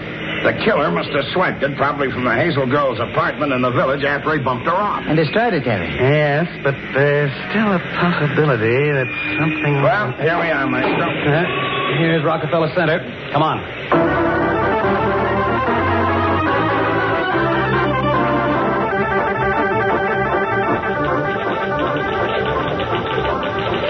I must say, Mason and Morrison go in for book publishing in a large and handsome way, Ellery. They're a bit on the sensational side, Nicky. Miss Jenkins? Yes. Alberta Jenkins. Are you the assistant editor my son spoke to on the receptionist's phone? Yes. And you must be Inspector Queen. That's right. I must say I'm all of a flutter. Am I arrested? Not exactly, Miss Jenkins. Did you bring the list I asked you for? Here it is. All the manuscripts turned over to Miss Hazel the past few months for a reader's report. Let me see, Ellery. Say, she read a lot, doesn't she? It'll be quite recent, I think. Look at this entry, Dad. Maid tells all. By Lucille Dubois. Wow. Miss Jenkins, where's this manuscript? Are you sure Miss Hazel didn't return it to Mason and Morrison? I'm pretty sure she didn't inspect it, but come into my office.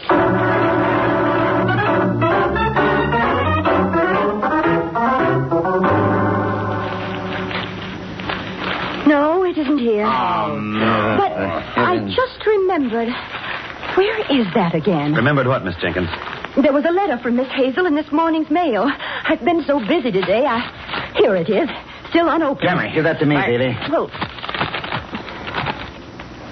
Dear Miss Jenkins, enclosed is a short preliminary report on 3 of the last batch of manuscripts. I will personally deliver the manuscripts plus full reports later this week.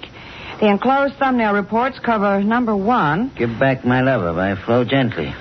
Phooey. Romance in a phone booth by Georgette Bag. Wow. And The Maid Tells All by Lucille Dubois. No. Miss Jenkins, would you mind leaving us for a moment? I certainly do mind, Mr. Queen, but... Well... Where's that report the Hazel woman enclosed? Here. Now we'll find out.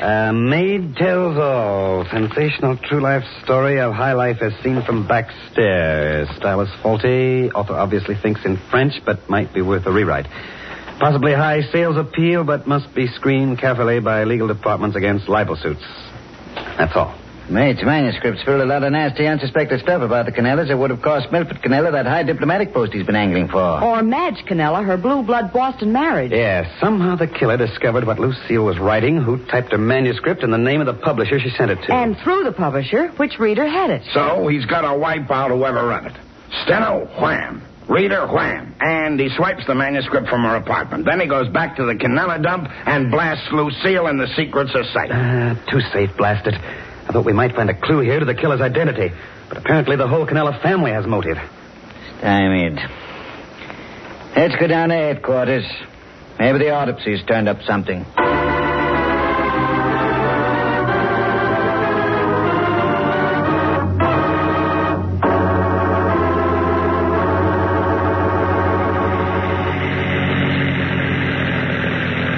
Don't drive so fast, Sergeant. You just passed a snail. There's nothing to rush for, Miss Porter. You could only see some daylight. In this darkness, Inspector? Oh, at least I'm enjoying this ride on the East River Drive. Or I would be if the great man's thoughts weren't. Of course. Oh, Mr. Queen is with us again. Why they not? The answer, Dad. It's right in your pocket. What answer? To the triple header, Maestro? In my pocket. I forgot. You forgot. We all forgot, Dad. A certain message in red. Holy. That dang message Lucille wrote in her own blood. Say. The one we couldn't decipher. Where'd I put it? Here. What's the matter with me? Billy, get down to headquarters. Quick. Yeah, man. If anybody can make it out, it's that Wisner lab. Men, we're in. Sailing, sailing over the mountain. Speed it up. Huh? What's eating you now, son? A car right in our trail coming up fast. Some drunk who wants a race. With a police car out. Billy, he's out to wreck us. Oh, yeah? Keep going, faster. Look out, Sergeant! Why, No, not with Nicky in the car. Don't mind me. It's Garner. I could only spot the driver. It's too dark. Billy!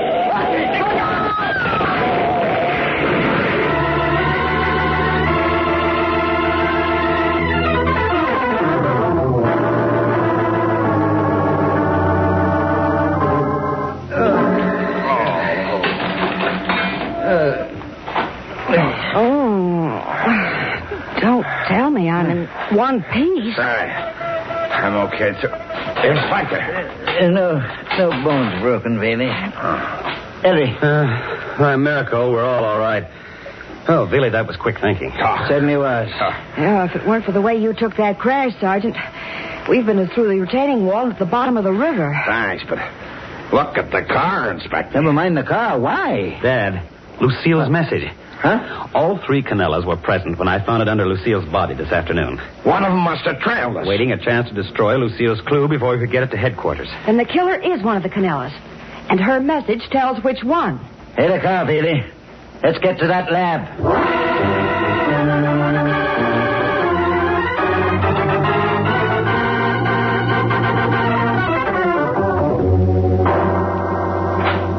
Sergeant.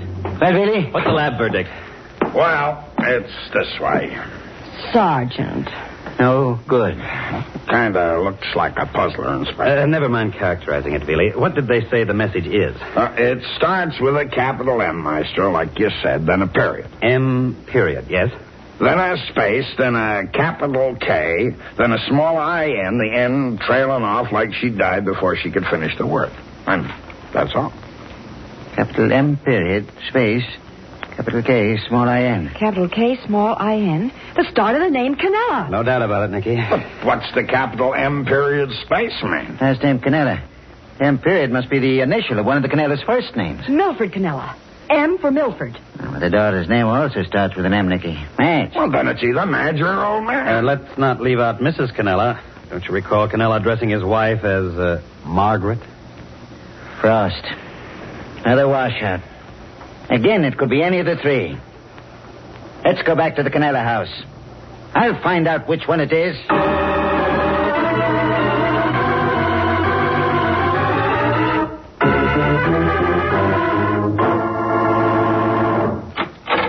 Good evening. Oh, dear. Back Inspector Man again. And that nice Mr. Queen, etc. Well, Inspector, have you cleared up this mess? Where were you three late this afternoon and early evening? Where were you? I needed air. I was strolling in Central Park. Alone, Mrs. Canella? Why, yes. How about you, Mr. Canella? Well, as a matter of fact, I took a walk myself down Fifth Avenue. Very upsetting business, you know. Meet anybody you know, Mr. Canella? No. And you, Miss Canella? I took one of our cars and drove around town for a while just to cool off. I'd had a phone call from dear Evie in Boston. My daughter's fiancé told her they'd better wait about announcing the engagement until this miserable affair blows over. I knew it. I just knew it. Aren't we getting off the track? No alibis. Well, Ellery, anything to ask these three people before I take them downtown for a real going over? No, but why do you want to take them to headquarters, Dad? Why do I? To find out which one of them bumped off the Kirby and Hazel girls and Mrs. Canella's maid. That's why. Oh, I can tell you that, Dad. Right here and now.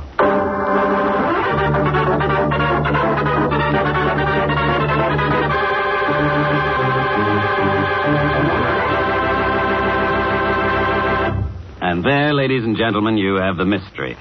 Now, suppose you home armchair detectives match wits with Anison's guest for this evening. And tonight, ladies and gentlemen, our guest, the famous actor of stage, screen, and radio, is Mr. Victor Jory, who is starring on Broadway in the hit play Therese. Good evening, Mr. Jory. It's nice to have you with us. Well, Mr. Jory, I guess tonight's show is a change for you, isn't it? It certainly is. Because generally I'm on the other end. I'm the person who's done the murdering, Ellery. Well, you always are the criminal, but you're always so wonderful, too. Well, thank you, Nicky. I hope you like me just as well in the role of detective. Sure. Well, Mr. Jory, who do you think murdered the three women? Well, I'm not very sure. I think it was the mother, Margaret Canella. Why do you think that? My only reason for thinking that is because the Milford Canella... suspicion is planted on him instantly by the fact that he says that he has a very important post and it's very valuable to him. The daughter backs that up. The mother has said nothing. Furthermore, the mother's alibi, being in Central Park, seems to me one that could be shaken less easily than the man who walked down Fifth Avenue, which might be checked on, or the girl in the car, because the car could be checked on afterwards. Thank you, Mr. Jory. You'll find out in just a moment if your solution is correct. Now, here's Don Hancock for Anison. Today, millions are switching to Anison. For Anison is the modern way to relieve headache suffering.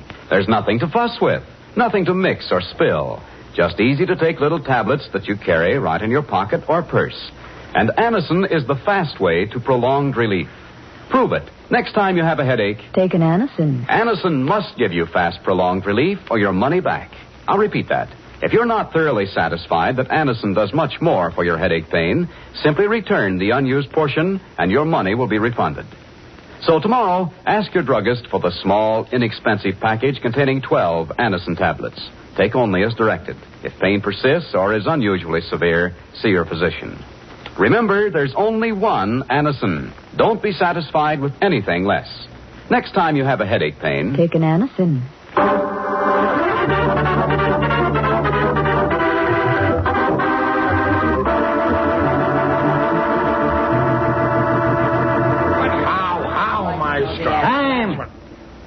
All right, son.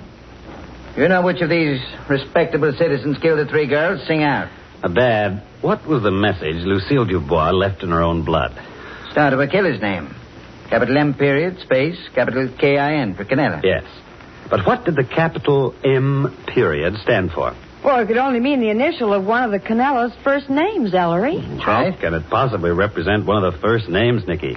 Milford, Madge, Margaret. All M's. If Lucille had presence of mind enough to write that message, certainly she wouldn't have left an ambiguous clue. A clue that could refer to any of the Canellas. So when she wrote that capital M period, she didn't mean the initial of one of their first names. She meant some other abbreviation. One she thought would be perfectly clear. What, Maestro? Well, Sergeant, what abbreviation, other than a first initial, usually precedes a last name? Huh? Abbreviation for Mr., Mrs., or Miss? Oh, no, that would be MR, MRS. And Miss has no abbreviation. Oh, so it can't be that either, Ellery. It can't stand for Mr., Mrs., or Miss in English. But how about French? French? What? Mrs. Canella's maid was French. And that reader's report in her book actually remarked that the author obviously thinks in French. What's the French abbreviation for Mrs.? Any schoolboy knows that. Capital M, small M-E for Madam. Miss, capital M, small L-L-E for Mademoiselle. But for Mr., Monsieur, it's simply capital M, period. Get in, Billy. I'll see you all sizzle for this. Oh, yeah. I disagree, Mr. Canella. If anyone's going to sizzle, it's you.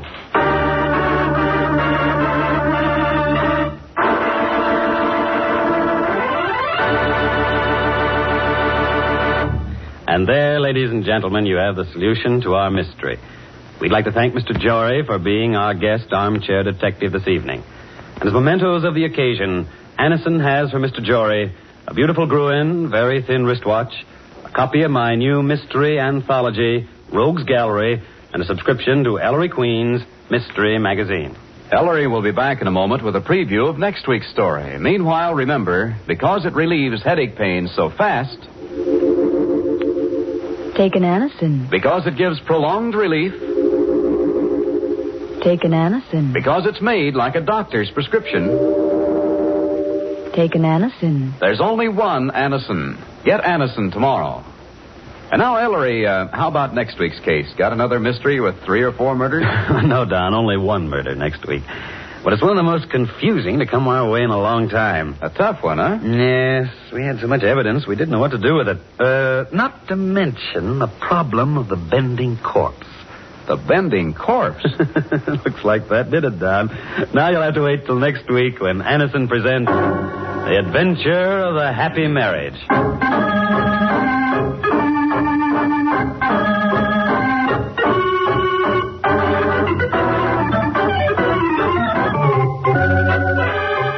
If you are suffering miseries of a cold, why take chances with untried remedies when time-tested, reliable Hill's cold tablets may promptly relieve that dull, headachy feeling and the muscular aches and soreness of colds? Double your money back if you do not get satisfactory relief from such distress in half an hour. Take only as directed. Time the action. Only Hill's offers you double your money back if you do not get half-hour relief. Hill's cold tablets.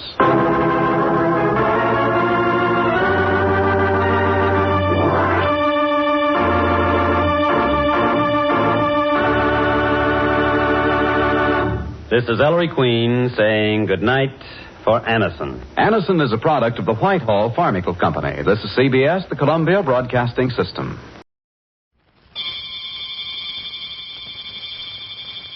The Peter Hand Brewery Company, Brewers of Meisterbrow, present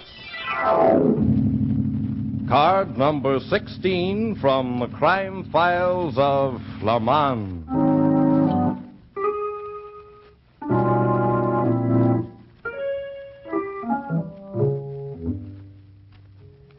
A new file card, Miss Lake. Popular nightclub comedian suspects someone of trying to ruin his act. Case more serious than it seems.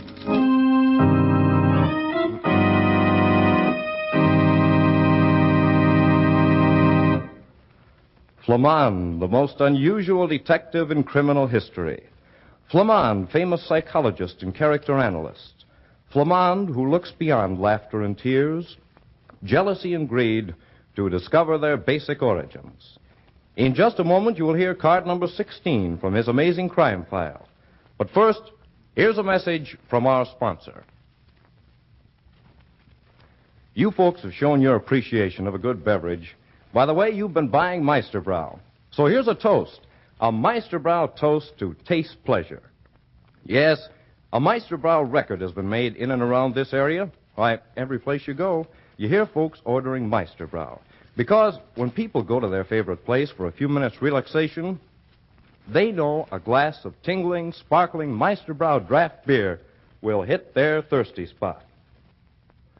There's an added zest, a mellow smoothness in Meisterbrau's old-time flavor that comes from percolating the finest, delicate flavors of expensive hops right through the brew. So taste the distinguished, satisfying goodness of this beer with old-time flavor.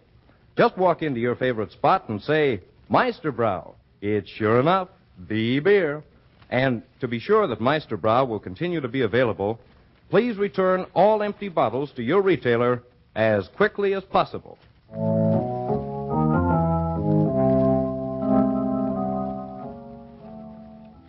And now, card number 16 from the crime files of Flammonde. Tonight's story opens in Flammonde's office with Danny Dole, a nightclub comedian, pouring out his trouble. My name's Danny Dole, Flammonde.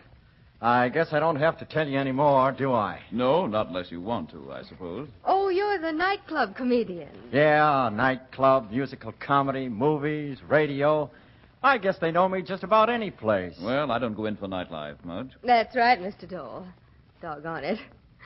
Honestly, though, Flammonde, Danny Dole really is a nightclub celebrity. Yeah, I suppose I am. And, I always think the celebrities come to watch my act, but I guess I'm a celebrity, too, huh? Why, certainly. But people don't ordinarily come to see me unless they have problems, Mr. Dole. Well, my problem, Mr. Anthony, is, nuts. I guess I better be serious. Well, Flammonde, somebody's trying to ruin me. Ruin you? Yeah. There's a deliberate attempt to crab my act, to keep my material from going over, from getting laughs. Who in the world would want to do that? Well, I got ideas, but I don't get all the angles. That's what bothers me. Mr. Dole, why would anyone, by the wildest stretch of the imagination, want to spoil your act? You know what I'm drawing down at the Club Lazetta, huh? No, I wouldn't have the faintest idea. $1,500 a week, and that ain't newspaper story dough. It's cash. But who would be interested in getting you fired?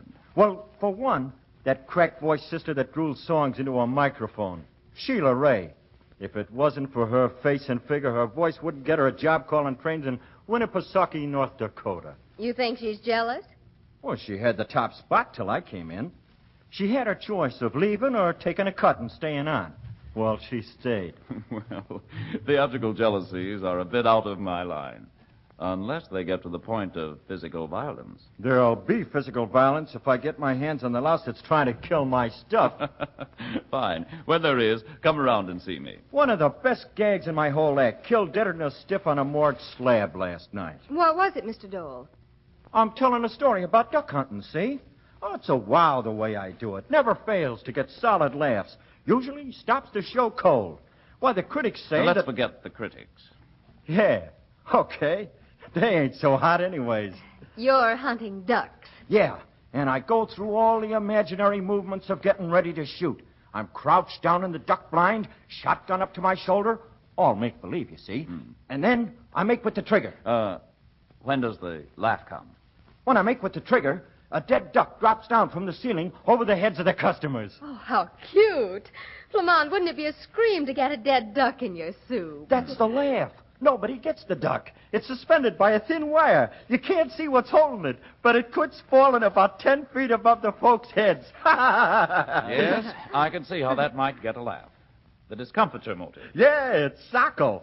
But last night, it was strictly from hunger. I pull the trigger, nothing happens. There I am with my pants caught in the sprocket and my new departure coaster brake not working. And did you look over the mechanical contrivance that releases the duck? Sure. Somebody put in a new spring and release lever that was too strong to let the duck fall. Any idea who did it? I know who'd have liked to have done it. That singer, Sheila Ray. But do you have any proof? Not a iota. Mr. Dole, I think this is serious. Extremely serious.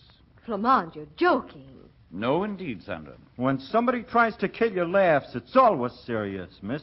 And, Mr. Dole, I think whoever's responsible for your trouble is interested in killing more than laughs. Well,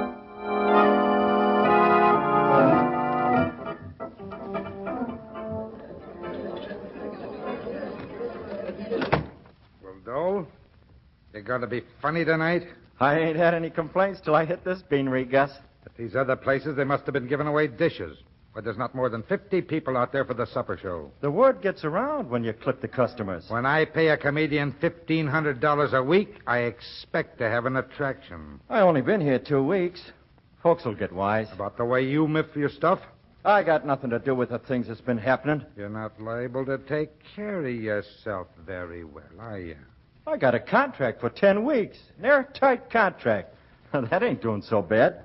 Suppose I throw you out and refuse to pay off. Why, your joint would be closed in 2 hours. You couldn't get a band or an act. Suppose you leave. Suppose you jump your contract. That's not the way the number's written in my script, Mr. Clum. There are ways of making people change their minds. I have some friends. What about them? They don't like people who get in my way.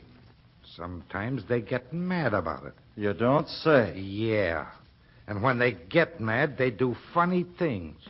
A lot funnier things than you do in your act. Like trying to kill a comedian's laughs? Like maybe trying to kill a comedian.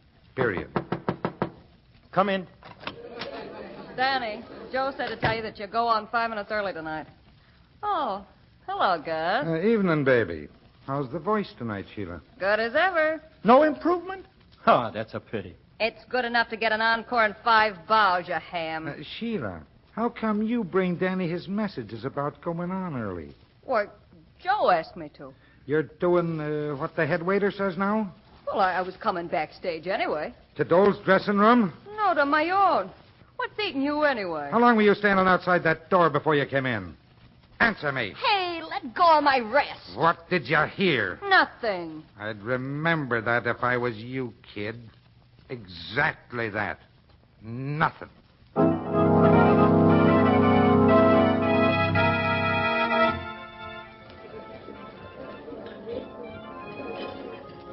Flammonde, I wish we'd get a client like Danny Dole at least once a week. Why?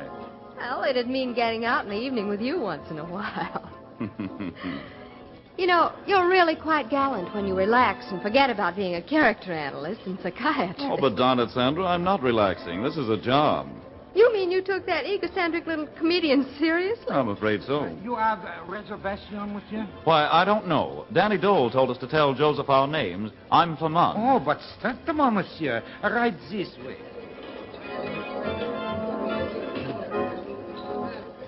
Well, Mr. Dole certainly got us a good table. His vanity wouldn't permit anything else.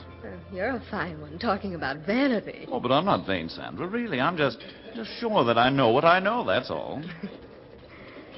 Gee, this is fun. Say, that's a gorgeous evening gown, Sandra. You see?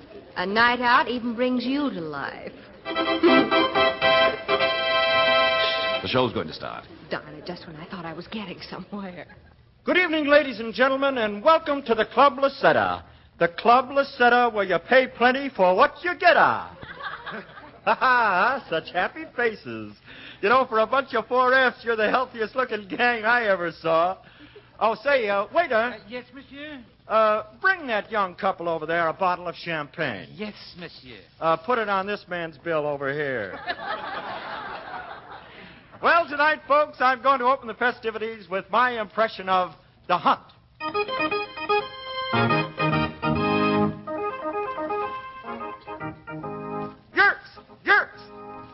This is the Brooklyn Hunt Club. Imagine them bums chasing a little fox. I'm not a fox man myself. I'm a duck man. Oh, one day I'm blind, see? Out in the blind. Waiting for the ducks to fly over. From the north, I see a flock of 50 ducks heading south for a ducky little place on 71st Street. These are southern ducks. I hear them quacking as they get closer. Quack, quack, you all. Quack, quack, you all. Well, I pull my shotgun out of my pocket, I can carry it there because the pocket has a hole in it. I get down on one knee, just like Jolson. I put the gun to my shoulder. Then I wait. You know why I wait? Because I remember the old adage, never shoot into a flock of ducks till you can see the whites of their eyes.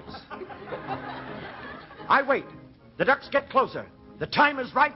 I pull the trigger. Sandra, look out! Sandra, darling. Is she hurt? No, just fainted. I shoved her off a chair just in time. That's a swell gag, that is. Switching my duck on a wire for a lead duck. Why, this thing must weigh 25 pounds. And it was not on the wire, Monsieur Dolph. Joseph, isn't there somewhere we can take her? Yes, monsieur. Down to Monsieur Clum's office. Okay. But whoever tried to murder Sandra is going to pay. And pay plenty.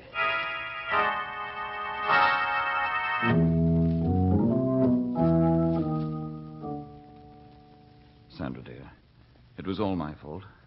I shouldn't have brought you here. Monsieur, her eyelids, they are flicker. Oh, I've been all right for a couple of minutes. But I didn't want to stop that pretty speech. Deceitful wretch. Well, I know one thing. After this, when you tell me that interfering with the comedian's laughs is serious business, I'll believe you. I don't get it. I think maybe I do. Joseph, why did you seat us at that particular table we occupied? Why, Miss Ray, the singer, she came to me. Came to you and what? She say, Monsieur Clum, the manager, he have ordered this table for the guest of Monsieur Dole. I heard that, Joseph. You're getting the habit of listening in on other people's conversations, ain't you? It looks like a healthy thing to do around here. She's the one. She told me. How about that, Miss Ray? Well, you're not pinning this onto me. Do not you dare to deny it. You have told me. You hated me, Sheila, because I kept you from getting top billing and top dough. I'm not denying that I told Joseph about the table. Oh, you admit it. But what could you possibly have against me? You don't even know me. You're forgetting one thing. One awfully important thing. What's that? I told Joseph that Gus Clum told me to tell him. And Gus told me it was very important. It is funny, that. Very funny. What's so funny? That Monsieur Clum is not around with all this excitement. Say, I haven't seen him at that.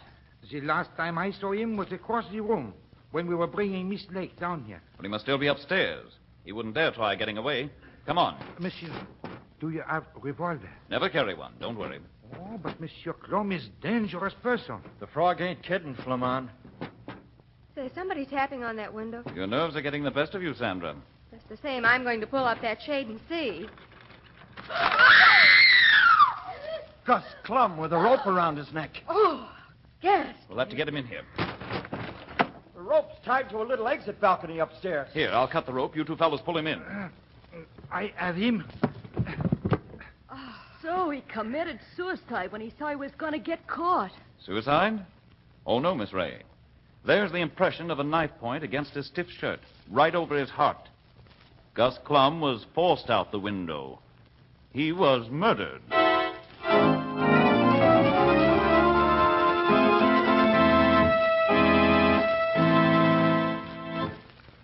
Folks, first time you try Meister Brown, the famous dated half-gallon, you'll find real beer-drinking pleasure because Meister Brown is brewed to give you an all-grain flavor and distinguished character.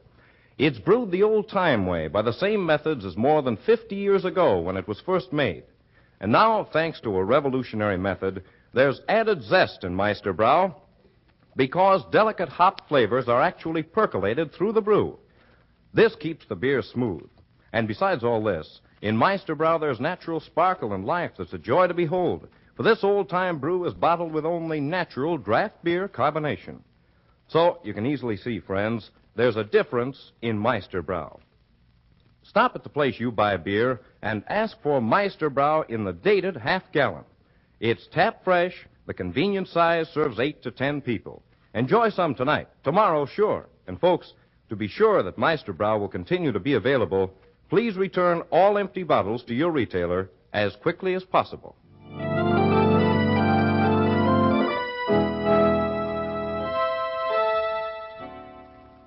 The second act of tonight's story opens in Gus Clum's office in the nightclub. All the patrons have left as Flammonde continues his search for Clum's murderer. So it was Gus Clum who told you to have me put the detective and the girl at table 16. That's what I said, isn't it? Oh, certainement. Well, it's true. You don't believe Miss Ray, Joseph? I always believe a lady, mademoiselle. But it is unfortunate, is it not, that Monsieur Clum is dead. Unfortunate or convenient? Me, I wouldn't know which. I'd keep that funny mouth shut if I were in your big shoes, Danny boy. Yeah, why? I heard the row you had with Clum tonight. I thought you wasn't listening. I was listening, all right. It was quite a thing to listen to. What was it, Miss Ray? Gus Clum tried Shut to... up, you. I'll make you sorry you ever opened your mouth. Like you made Gus sorry? Go ahead, Miss Ray. What did you hear? Gus tried to get Danny to tear up his contract because the act wasn't going over. Gus was losing money on it. That's a lie. He told the funny man that if he didn't quit, things would happen to him. Sure, he threatened me. So what? I called his bluff and he tried to crab the act. Why, you big ham. You think that lead duck took its dive to crab your act?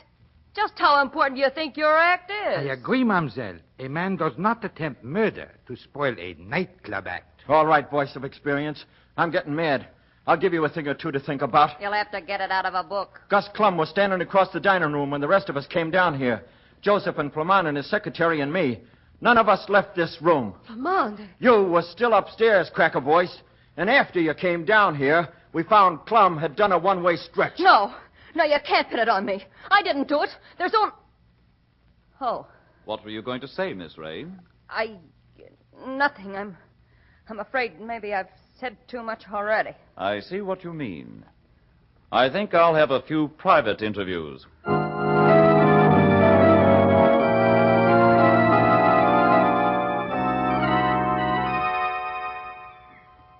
You have sent for me? Yes.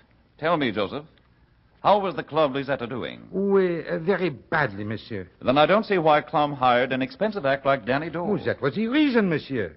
Monsieur Clum have been doing a little less than, break even. He reasoned that he needs a big-time act, something terrific. So, Danny Dole. Smart business. Unfortunately, no. Instead of losing a little, he started to lose $1,500 a week. Where did Clum get all his money? We had some very unsavory friends who used the Lisetta as a meeting place. It was worth something to them. And I hardly know how to say... How to say what? He owed me nearly $6,000. You loaned him $6,000? Oh, but yes. How does a head waiter get that much money? Oh, a good head waiter make a great deal. And I am a very good one. With the club doing so badly, how come you risked your money? Oh, the club was not doing well, but I was doing all right.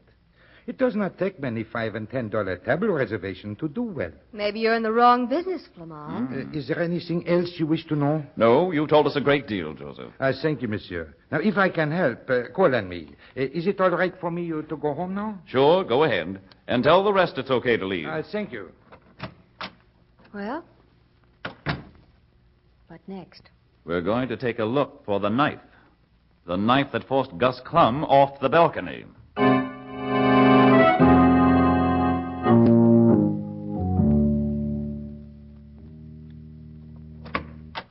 Hello there. Drafty back here, isn't it? Yeah.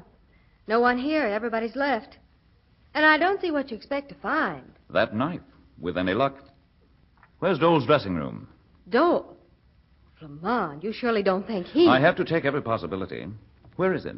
Right next to Sheila Ray's. Here. Fine. Come on. Hey, just a minute. Thought I heard something. Oh, just your imagination. No. Somebody's watching us. Following us. Sandra, your imagination. Funny, there's no lock on the door. Evidently, Gus Clum didn't want his performers to have any secrets. Well, the devil's a light switch. What was that? Somebody threw a knife at us and missed, fortunately. The door. Forget it. Whoever did the knife-throwing act is gone now. Hey, maybe this is the light switch. Danny Dole. He's dead. No, not dead, Sandra. He's breathing. Just been hit over the head. And here's the knife. Well, that's something. I don't get it. But of course, Sandra, this is the same knife that was used on Gus Clum. Well, fancy see...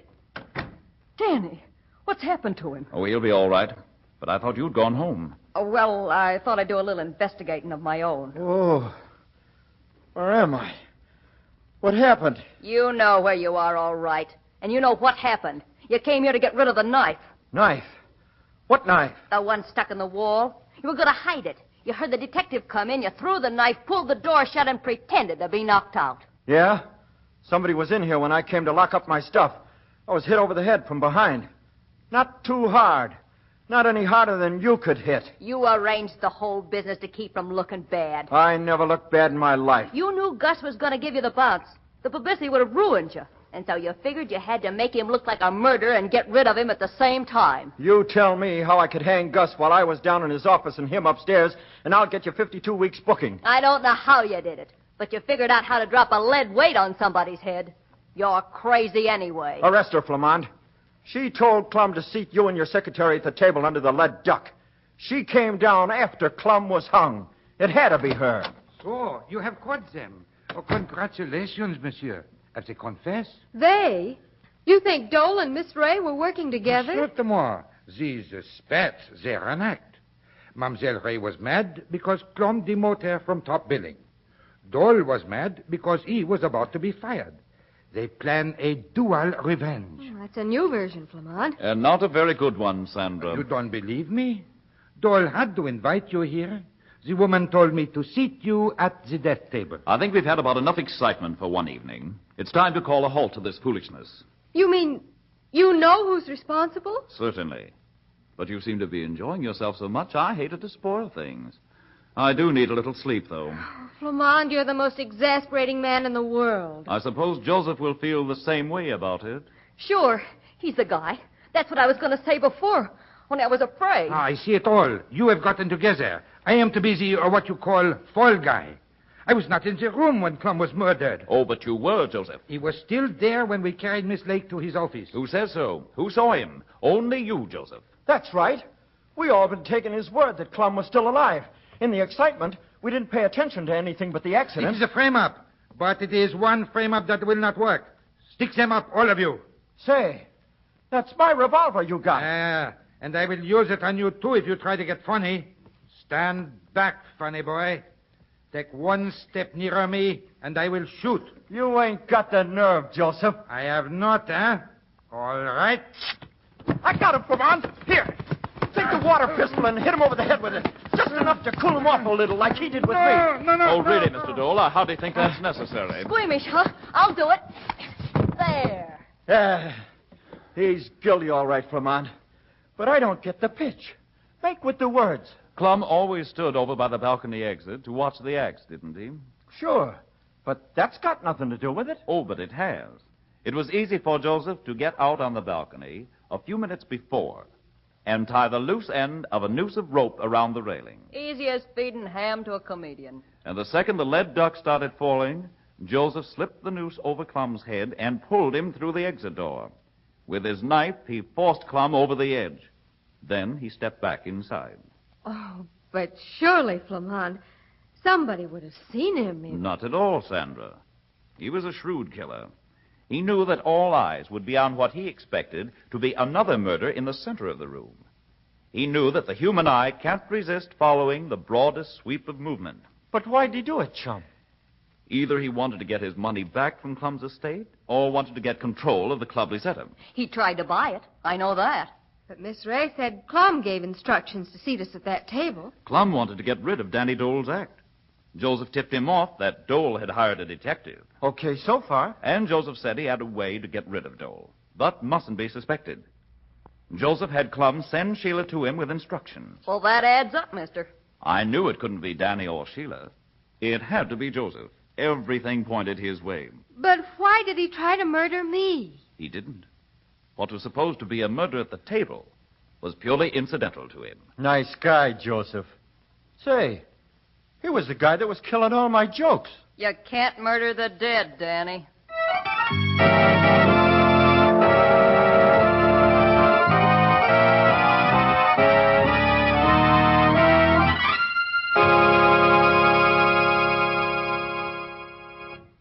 Flammonde and Sandra will be back in a moment with a basic clue in tonight's story.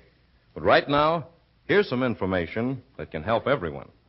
Folks, it's a fact that Meisterbrow rhymes with the scheme of good, enjoyable living. So make evenings at home more pleasant by keeping a couple of big, economical, dated half-gallons of Meisterbrow, genuine, tap-fresh draft beer in your refrigerator. Meisterbrow has a full, tingling, satisfying flavor that makes it an all-year-round drink. For Meisterbrow is a beverage of moderation, brewed the old slow way of more than 50 years ago. Next time you order beer, get Meisterbrow. And as you pour out a foaming glass of this fine old-time brew, notice its natural sparkle and life, along with the old-time all-grain flavor. And when you taste it, notice that added zest. For Meisterbrow has mild, tasty hop flavors percolated through the brew. Yes, the first time you try Meisterbrow, you too will say, Meisterbrow rhymes with my way of living. And to be sure that Meisterbrow will continue to be available, please return all empty bottles to your retailer as quickly as possible.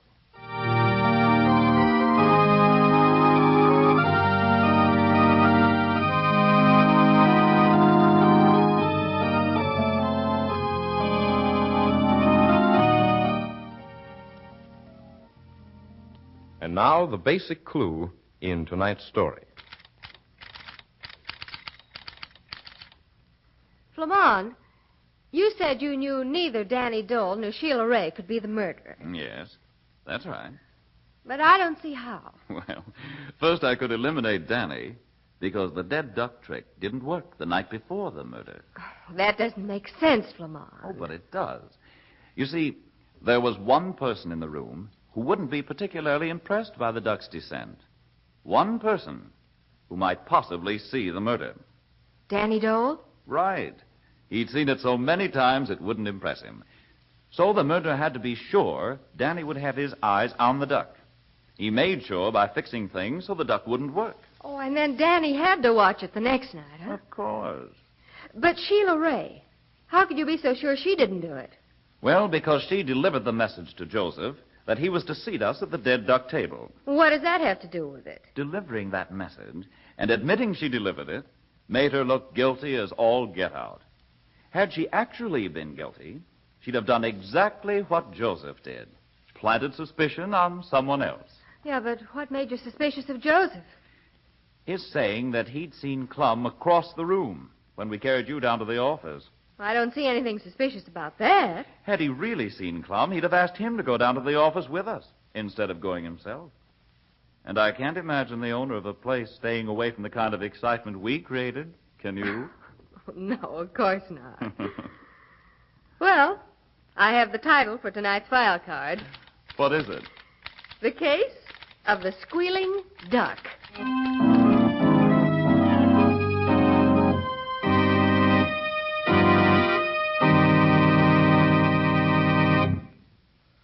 The Case of the Squealing Duck, card number 16 from the Crime Files of Flammonde, featuring William Everett as Flammonde and Patricia Dunlap as Sandra. Look for card number 17 when the Peter Hand Brewery Company, Brewers of Meisterbrow, brings you the Case of the 24 Bottles. Next Tuesday, same time, same station. Tune in same time Friday night for another Peter Hand dramatic show. Yes, tune to this station every Sunday, Monday, Tuesday, Friday, and Saturday at 9:30 for thrilling stories presented by the Peter Hand Brewery Company. You can see as well as hear two thrilling new detective programs, The Crime Files of Flammonde every Tuesday night, and Mystery House every Saturday night at 9:30 to 10 o'clock in WGN Studio Theater. Plenty of tickets still available for the next broadcasts. Write WGN Chicago 11, and tickets to either or both shows will be mailed at no cost to you. This is WGN Chicago 11.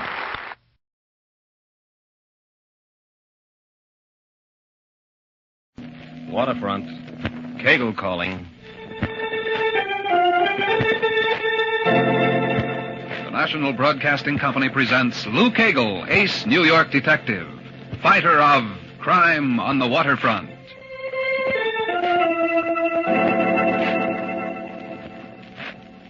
Last Friday, the Metropolitan Art Museum requested headquarters to furnish someone who'd like to take a short boat ride. Seems a few of their highly valued paintings were slated to be put on exhibition at a kind of international go-to being held down in Bermuda, and they wanted a man to come on along and see that nothing happened to the stuff. So I went to Bermuda. And it's a pretty little island. I liked it. Oh, there wasn't much to do. Played some golf. Got into the water once or twice. Anyway, last night ended the convention, vacation or whatever, and this morning I checked aboard the Promethean for the return trip to New York. We're out of port about an hour when a steward knocks on my door, says, Captain Archer presents his compliments and would like to see me in his cabin at my very earliest convenience, which means pronto, so I go right down. Lieutenant Kegel, I'll come straight to the point.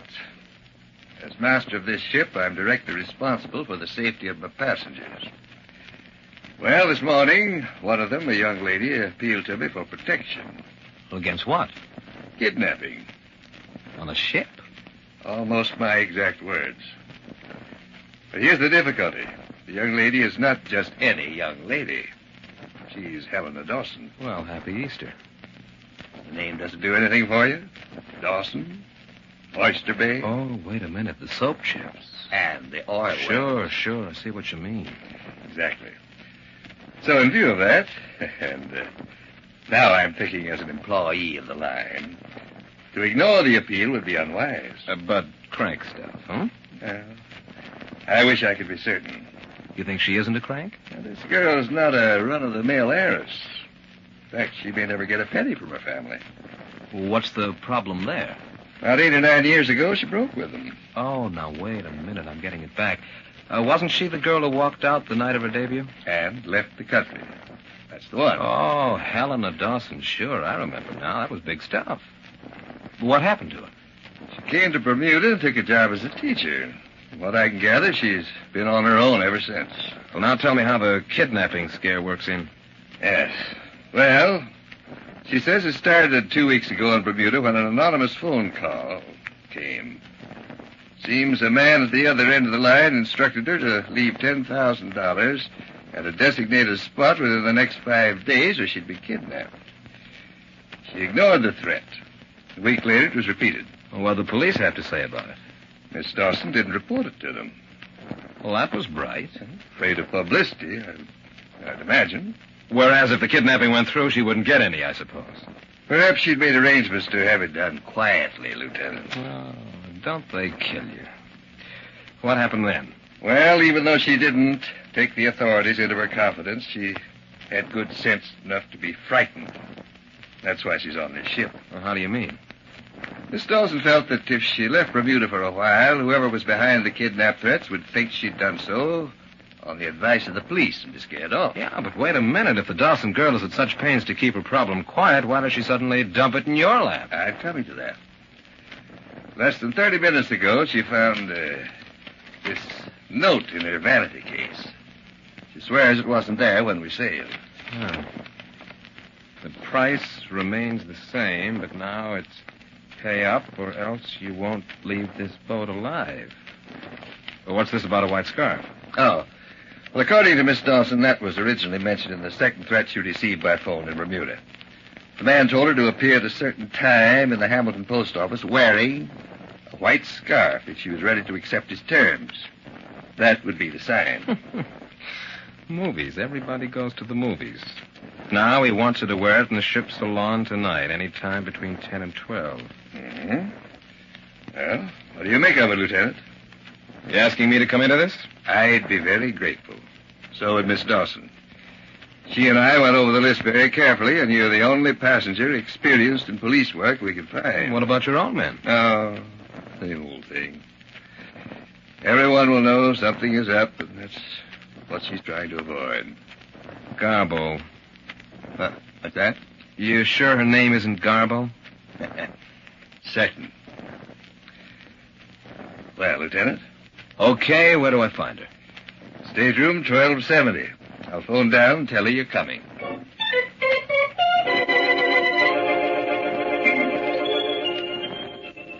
Either I hadn't been listening, or else Captain Archer had purposely avoided describing Miss Dawson, because for some reason or other it gets stuck in my head that she's mostly on the plain side. After all, who but a crow would pick the night of her coming out party to leave town? I keep on like this all the way down to her stateroom, and by the time she opens the door, I'm prepared for anything from Tugboat Annie to the Medusa. Good morning. Is this 1270 stateroom? You're Lieutenant Kegel? Yes. Is Miss Dawson expecting me? I'm Miss Dawson. Won't you come in? Well, thanks. I'm Lieutenant Kegel. Captain Archer phoned to say that you'd take the case. I don't know what the usual fee for a thing like No. That's a private detective. This comes out of your taxes. I'm on the New York force. Oh, but surely no one expects you. I'm not on vacation. Forget it. Let's talk about the note you received. Look, are you sure it couldn't have been put in your vanity case before you came aboard? Absolutely. You see, as soon as my luggage was brought here to the stateroom, I opened the case for a new lipstick. If the note were there, I couldn't have missed it. Is that the case, the small alligator job? Yes. Well, then what? Well, I closed the vanity, although I didn't lock it, and left the stateroom. I wanted to watch us cast off. But up on deck, it was so crowded, I decided instead to go to the dining room and have some coffee. Well, that was equally crowded, so I came back here and began unpacking. It was then that I found the note. You were gone about 15 minutes. No less. 10. Mm-hmm. You know anyone on board? Yeah, 3 people. Oh, rather 2. Dr. Reed and his nurse, Miss Barber. Their patient, Mrs. Pritchett, is barely an acquaintance. Is Reed's stateroom far from here? Just on the companionway. But before you say anything, Dr. Reed's out of the question. If during my 8 years in Bermuda I made one friend, it would be he. Mm-hmm. The man was my doctor, father, counselor, just everything. Mm-hmm. Dr. Reed knows you're on the ship. Oh, it was arranged that way. You see, about a month ago, Mrs. Pritchett, the patient I mentioned, lost her husband. The poor woman's been an invalid herself for years, confined to a wheelchair most of the time, eyesight failing. Well, she's over 80. Mm-hmm. So Dr. Reed suggested that since she had no living relatives in Bermuda to look after her, she needs almost constant attention. And it would be advisable to return to America and take up residence with her daughter's family. Mm-hmm, I see. Mrs. Pritchett agreed to do it, but only if Dr. Reed would see her safely there. You tell Reed about the phone calls you got? Oh, no. When I found he was taking this ship, I simply pretended the idea of a visit to New York sounded interesting, and would he consider it an imposition if I tagged along? Okay. You've got no idea who might be behind this extortion thing? None. Well, what do you want to do about it? I want protection, of course. Someone has threatened to kill me unless Sure. Protection's all right, and you'll get that, but that's not the whole story. You got to take a stand. You want to play along and smoke this bird out? Ignore him? Pay him off? Which is it? I certainly don't intend to pay him a cent. As for smoking him out, I hardly think he's worth the effort. Do you? Okay, you decide what to do. Well, simply this. We arrive in New York within 48 hours, and if during that time you'll protect me, with as little ceremony as possible, from whomever wrote that note, be he public enemy or pickpocket, I won't ask for anything else. You mean just hang around in the background like a bouncer? Or in the foreground, like a traveling companion. I'm an easy person to get along with. Well, when does it start? Right now, I guess. Maybe the dining room's not so crowded now. Helena. If it isn't, would you join me for a cup of coffee? Lou? Lou? Delighted. I'd be delighted.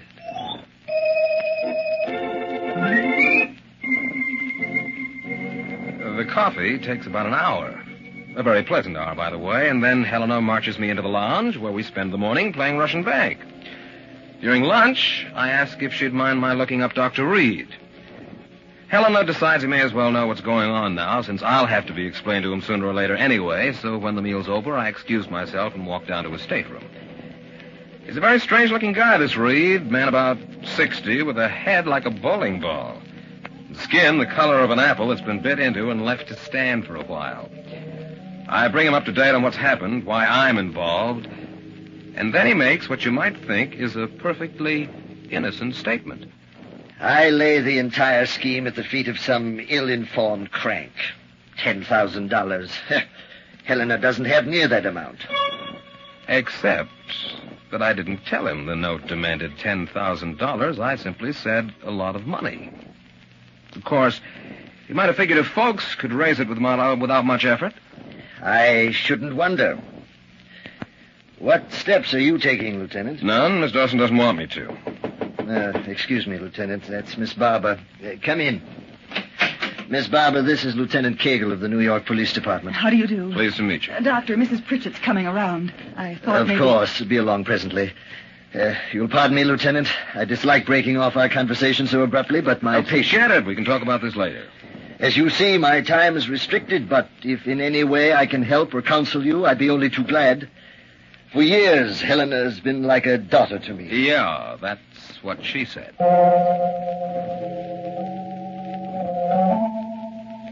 Reed certainly put his foot in that one. I just hope the look on my face didn't give it back to him. $10,000, huh? He's probably been thinking $10,000 so much he can't even keep it out of his conversation. Normally, at this point in any other case, I'd be telling myself what a hot rock Lou Cagle is when it comes to fast solutions. But now I had a problem in my hands. How was I going to tell Helena? After all, it's kind of a blow to find out the person who's supposed to be your closest friend is trying to shake you down for $10,000. So, for the rest of the afternoon, every time the subject comes up, I move her along to a new one. After dinner, we kill most of the evening sitting around the ship's lawn, and by 11 p.m., when they close, I've decided I can't put it off any longer. Helena says she'd like a cigarette before turning in, so we step outside and we stroll up the promenade deck. Cool? Just right. I'll bet it's snowing in New York. Lou, look. What? A falling star. Yeah. Oh. That's pretty, huh? Did you make a wish? Uh-huh.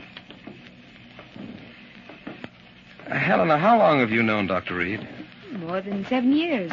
Why? Oh, I was wondering where he practiced before he came to Bermuda. No place. He's a native of the island. Reed was born there? Lou, are you cross-examining me? Sorry. It's an occupational disease. Oh, I met Dr. Reed in 1941, the winter. He nursed me through a case of the grip. And then when I got well and tried to pay him, he wouldn't take the money. How come? He knew how much a school teacher made. Pretty rough, huh? Not if you taste so simple.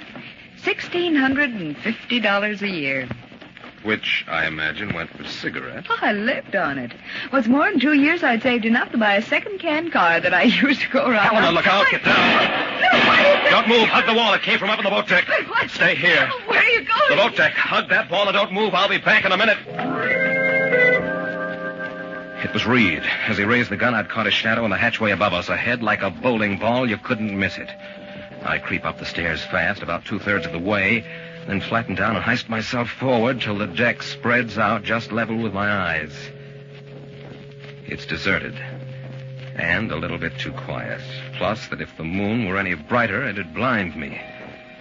I'm almost convinced there isn't a way in the world to get on that deck without being seen when I notice something.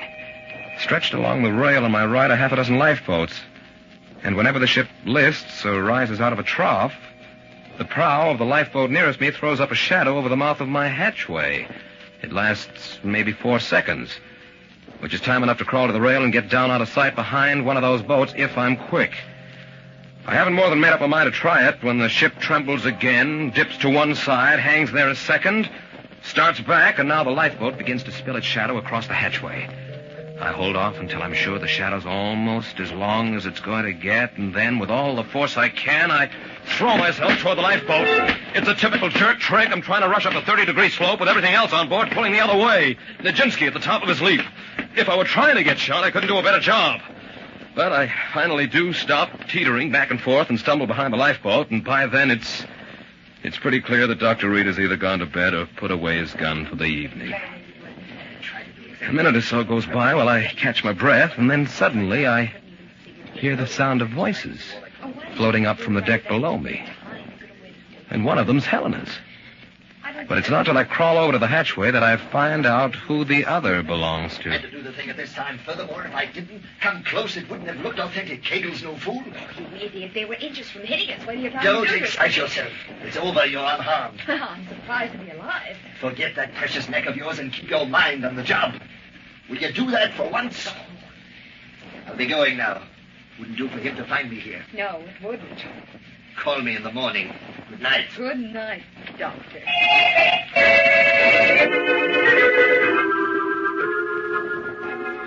seems like 10 years before I get to my feet and walk down the deck from that hatchway. I don't know. Everyone's in on this but me. But in on what?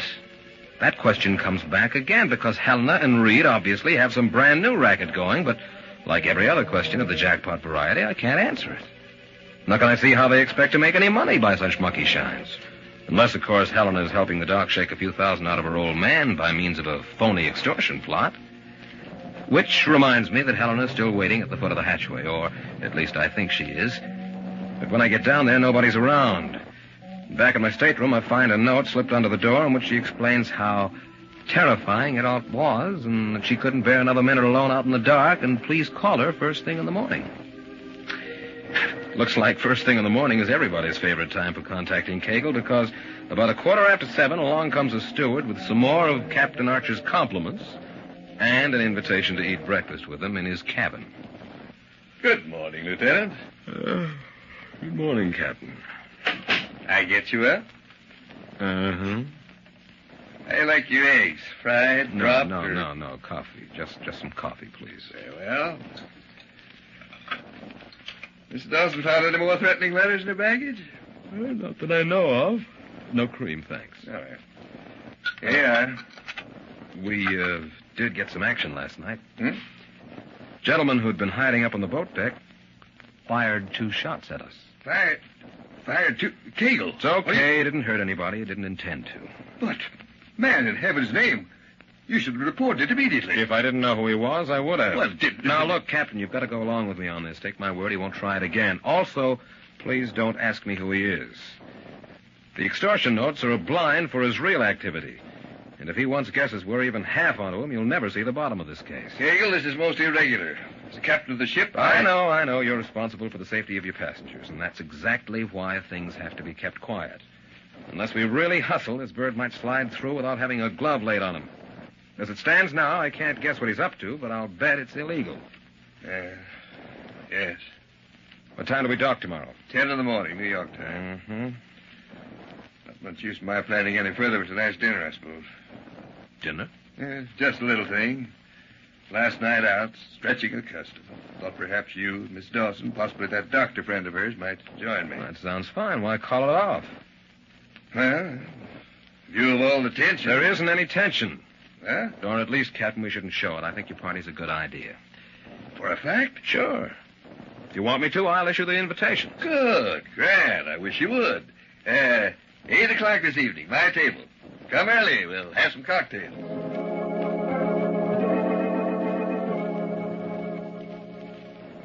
After leaving Captain Archer's cabin, I start down to the dining room when suddenly I remember that part in Helena's note about calling her first thing in the morning. I'm anxious to get moving anyhow, so even though it's pretty early, I go down and knock on her stateroom door. Oh, Lou, come on inside. Well, how'd you sleep? It's not very funny. Well, I didn't mean it to be. I'm sorry. It's just that all night I kept seeing that. Don't apologize. You've got good reason to be jumpy. Who was it? Did you see anyone find anything out? Whoever shot at us was off the deck before I got up there. Lou, what am I going to do? I'm afraid to leave the room. I'm afraid to stay in it. Come on now. Get a hold of yourself. It's broad daylight. No, it won't be broad daylight forever, Lou. Have you had your breakfast yet? What? Breakfast. What's the matter? Aren't you hungry? Oh, no. Oh, you can't worry on an empty stomach. Come on.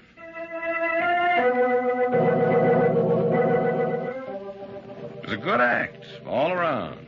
And by the time we finish our grapefruit juice, Helena's appetite and confidence are on the upswing. And 20 minutes later, when we get up from the table, nothing will do but a stroll on deck.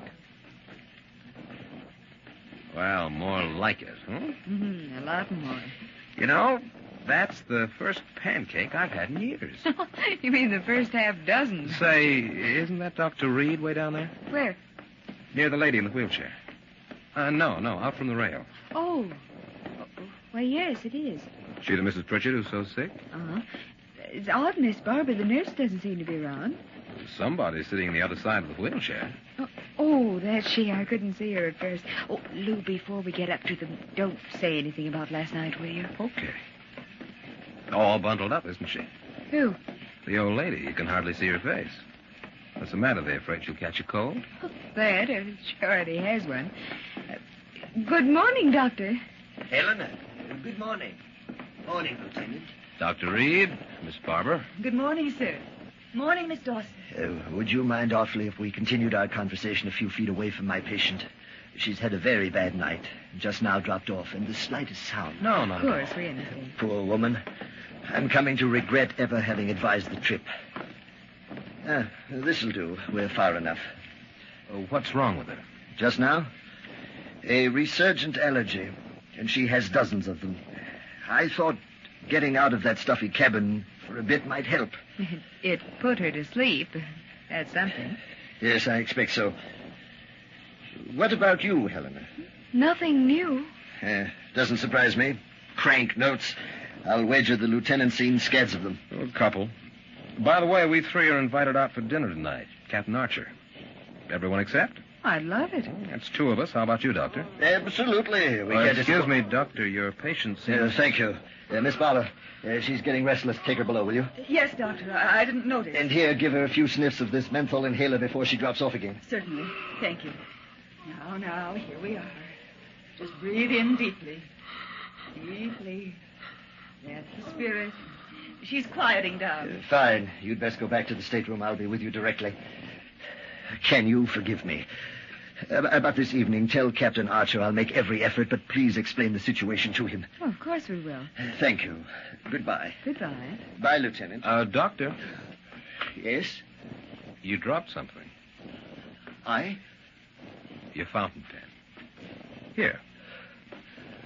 Why, so I did. Thank you, Lieutenant. Thanks very much. At last, there's something. Maybe only half something, but anyhow enough to move ahead with. It's late afternoon before I shake Helena long enough to start the machinery for cablegram to the Chief of Police, Hamilton, Bermuda. And I'm still waiting for an answer at 7:15 when Captain Archer's farewell dinner party gets underway. Dr. Reed managed to come after all, a break I intend to take advantage of, but quick. On the third martini, he begins to lose that alert look of his, so I push back my chair, mutter a few excuses, and start out of the dining room. Crossing the mezzanine, I take a peek over my shoulder to see if the sudden exit provoked any comment from Reed or Helena. Well, apparently not. Both of them are having a big yuck over one of Captain Archer's 10-minute jokes, and he's getting ready to tell another, so it looks okay. 2 minutes later, I'm standing in front of the door to Reed's stateroom, fingering a skeleton key. There's only one thing. The adjoining room, the one occupied by Miss Barber and the old lady, is connected to his by a door that may or may not be open. If it is, I'm a gone dog, but since I've come this far...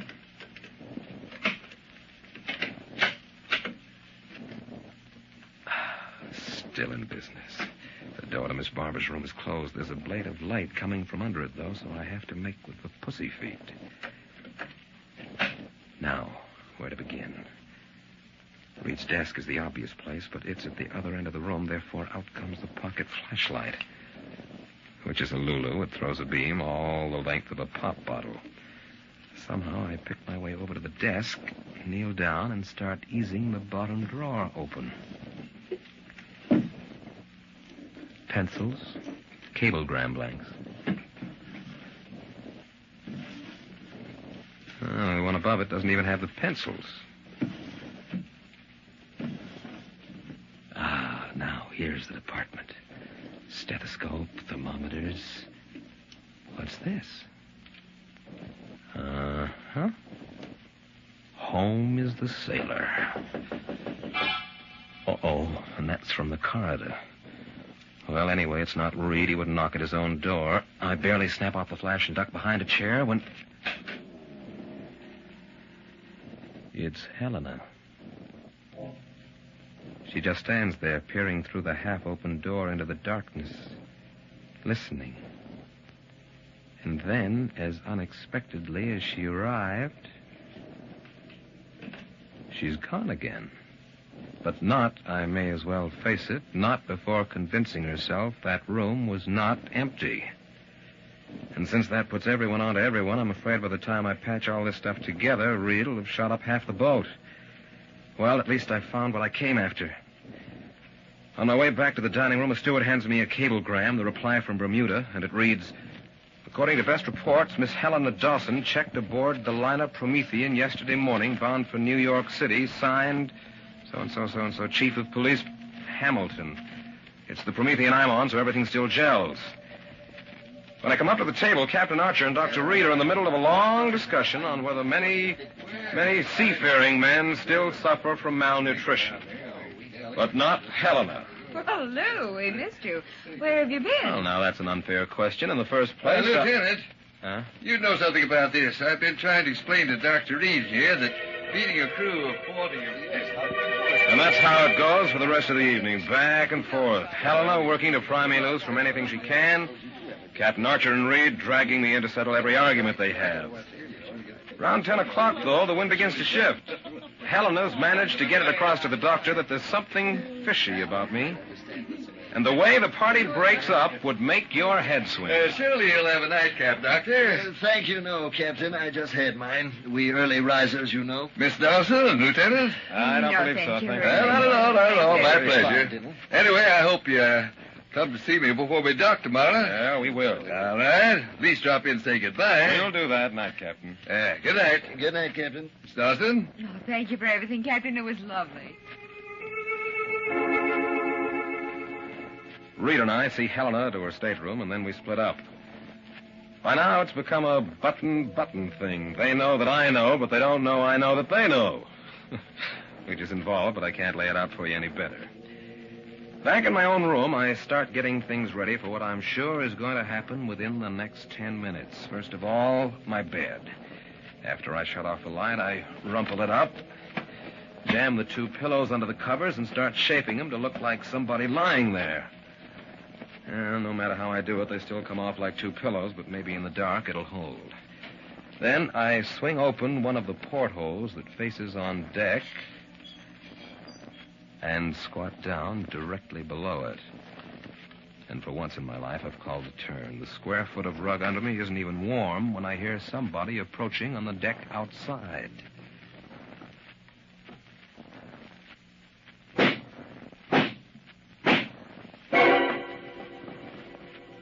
I count a slow 20 before I edge over and pick up the phone. Now, maybe this sounds porky, but if a ballistics expert can't turn the 3 slugs he'll dig out of my mattress into an attempted murder charge, I'll hand in my badge. Operator. Connect me with Miss Dawson's stateroom, will you? 1270. One moment, please.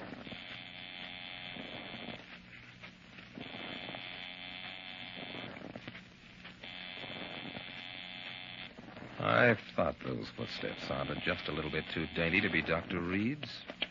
Sorry, the party doesn't answer, sir. That's okay. Put me through to Captain Archer's cabin, will you? One moment, please.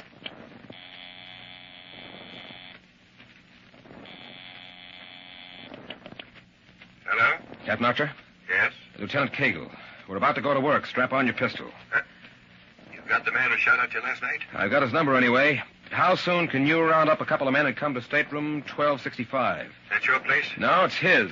Why, right away. Immediately. Fine. I'll be inside when you get there, so don't bother to knock. I hang up, look down at the luminous dial on my wristwatch, and follow that second hand around for a full turn. Then I step out into the corridor and start to walk. Halfway to Reed's stateroom, a wrong thing begins growing up inside of me. Anger. Anger at the pretty face I went soft on that wound up trying to dish me a shroud. But an angry cop's no good to himself, so I work to shake it off. And I'm still working when the door to stateroom 1265 appears in front of me. And behind the door, I hear voices. Reed and Helena. Hello. Hello! You missed. Cagle, what's the meaning It's of a shame to miss like that, isn't it, Helena? When you're so close, when you planned it so well. Lieutenant, you're drunk. What do you mean barging in here? You'll tell me before I leave. You'll tell me what's behind everything. Please, if there's something you Your want to face know, is why too don't you- straight. You bet there's something. 3 shots and all into the bedclothes. Some waste. What are you talking about? Here. A gun like this one. That's what I'm talking about. And if we all don't get down to some plain talk pretty soon, Lieutenant Cagle, are you completely out of your head? In the name of heaven, Archer, have your men take this man. Don't you know who these people are? No, I don't, Captain, and the same goes for you. Hey, I came down here in good faith. I won't be made a laughing stock. That's right, you won't. I've got enough in this crowd to put him away for a long time. I warned you, Captain Archer, this drunken idiot... And if you'll quiet down, I'll tell you what it is. All right, Lieutenant. Speak up, and it had better be good. If there aren't any objections... This is preposterous. Do I finish, Captain? Go on. The man who fired those 2 shots at Miss Dawson and me last night was Dr. Reed. Is that quite enough to convince you, Captain? No, that I this man... can't prove it. It's my word against his. But I did tell you this morning that I knew the man. Isn't that right? Lieutenant, And I said he meant to miss us, didn't I? So you did, but... Have you noticed how quiet it's gotten around here all of a sudden? Well, in the first place, Dr. Reed and I've been friends for 8 years. You said I 7 didn't- years last night. You were friends in Bermuda, too. Wasn't that the story? All right, then tell me, how is it someone who's lived all that time on an island where they don't allow automobiles finds one to buy secondhand? And while I'm on you, where's the gun with the silencer you tried to use on me 10 minutes ago? Gun? After all, Lieutenant... After now, plenty, you- Captain, you take a look at my mattress. It's got 3 bullet holes in it. And Helena put them there. No, I can't prove it. Well, then, Lieutenant, just what can you prove? Where's your patient? Mrs. Pritchett? Captain Archer, this is the very Next last... door in the wheelchair? Lieutenant, I failed Would to you see mind bringing her in? I most certainly would. I appeal to you, Captain. Yes, we've heard all this. She's over 80, eyesight failing, weak heart. Lieutenant, if that's the case... It's why- not the case, Captain. She isn't 30. Her eyesight's fine, and if there's anything wrong with her heart, you can blame these 2. Oh, Lou, what's come over you Captain, will tonight? you ask one of your men to open that door? Kegel, who is it you expect to find in there? Look, you see this inhaler? It looks like the regulation menthol variety that people use for colds, doesn't it? Yeah? I took it from Reed's desk tonight. Here, smell it. Menthol? Why, that... Right, it's chloroform. He's been using it consistently on this woman that he calls Mrs. Pritchett for at least 38 hours. Now, will you get that door open? Reynolds, open it up. Wheel her in, Miss Barber. The game's over. There you are. Look at her. Even with the gray wig and the makeup job, there's not much doubt, is there, Captain?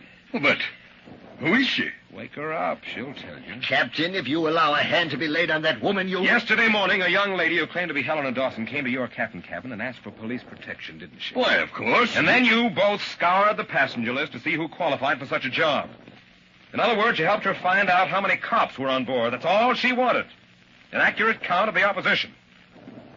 Turned out there was just one, me, and what a break that was for them.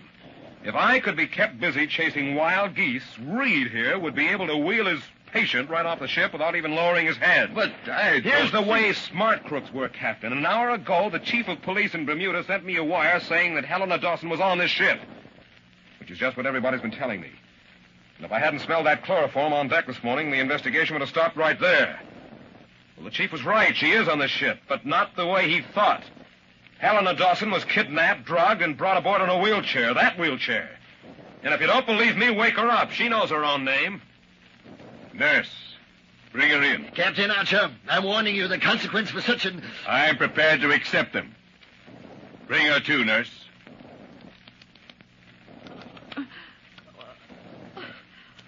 Where... Don't please. Nothing more. Look, you're all right. It's okay now. Now listen. Listen to me. Who are you? What's your name? Your name. Your name. What is it? I don't know. Name? Oh. Helena Dawson. Okay. Okay, Captain, there it is.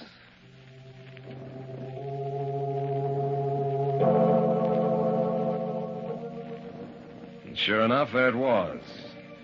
A couple of phony names and wrong guesses, and a cop, any cop who happens to be standing downwind of your chloroform inhaler, and the next thing you know, everybody needs a lawyer. Even smart crooks.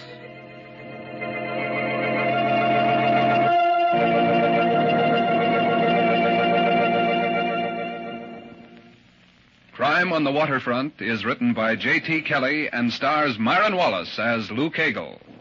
Listen again next week to another Crime on the Waterfront. This is George Stone speaking. Waterfront. This is George Stone speaking. Waterfront. This is George Stone speaking. Waterfront. This is George Stone speaking. Waterfront. The Damon Runyon Theater.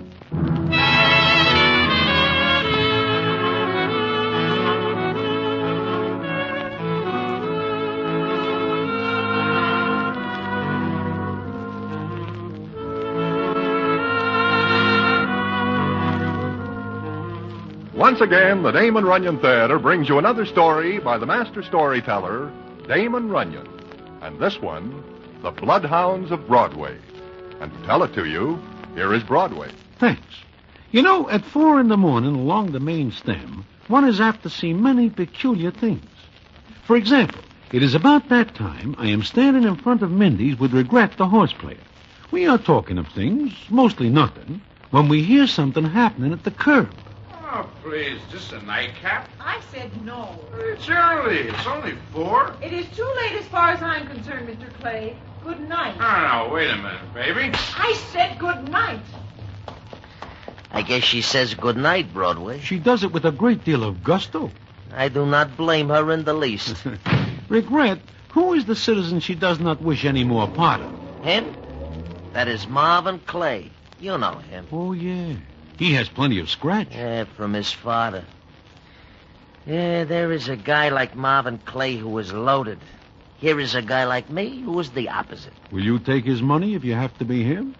Yeah, that is something I do not care to offer an opinion on right now. Holy mackerel, Broadway, look at what is coming down this way. From where I am standing, it looks like a citizen leading 2 ponies. Broadway, those things are dogs. Dogs? I never see dogs that big. It must be glandular with them. Now, what do you suppose that strange-looking character is doing with dogs this hour of the morning?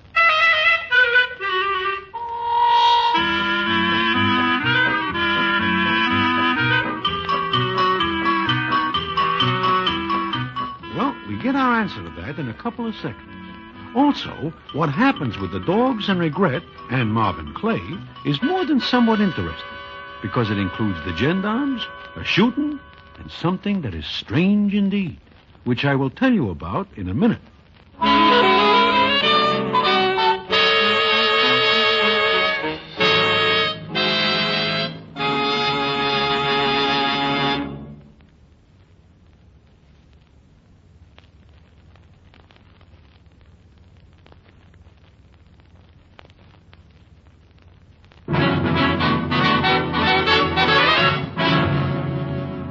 And now, back to the Damon Runyon Theater and the famous story, The Bloodhounds of Broadway.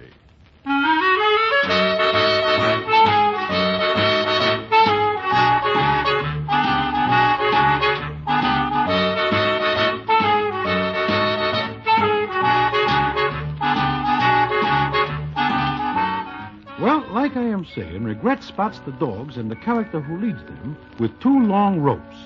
They get up to us, and Regret says as follows. Hi there. Me? You talking to me? Uh-huh. Oh. Hi. Well, one thing about being up this early in the morning, the conversation is not long and dull. So long. Hey, wait a minute. Me? Yeah, you. What are those dogs you have got there? Mine? Yeah, well, what kind are they? Bloodhounds. They have got ears like bed sheets. How old are they? Coming on 3. The yaller one's Nip and the brown one's Tuck. Ah, 3 years old, huh? What's the matter with them? Nothing. Why? Well, they are very wrinkled. Nip there especially. He looks like he has many things on his mind. Yep. That's Tuck. How are you, Duck? Why does he make that noise, huh? He smells food. He ain't et in 2 days. Well, then get him away from my legs. Nip's hungry, too. Come to think of it, so am I. Wait a minute. You mean these poor animals do not eat for 2 days? That's the size and passel of it, mister. I do not like to see animals suffer. What do they eat? Tain't particular. Long as it'll taste something like food. Nip is looking at me. I do not like that. Won't hurt you none, mister. Less'n you done something. They is man-tracking bloodhounds. Follow a man from one end of earth to other. How do you like that? Gendarmes with fleas. Tell you what. I do not like to see animals suffer. You bring them in Mindy's and I will set them up to some food. I'm hungry, too. Okay. Come on. Hey, wait a minute, Regret. You are not figuring to take them Shetland ponies in Mindy's. Why not? Guess it won't hurt them. Come on.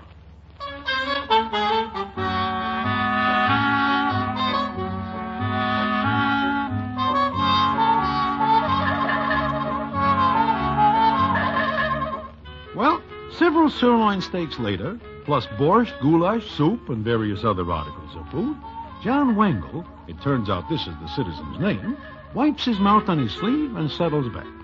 Nip and Tuck are full, too, and are now sleeping with their ears over their eyes. Wangle tells us how he happens to be in New York with man-tracking bloodhounds from Georgia.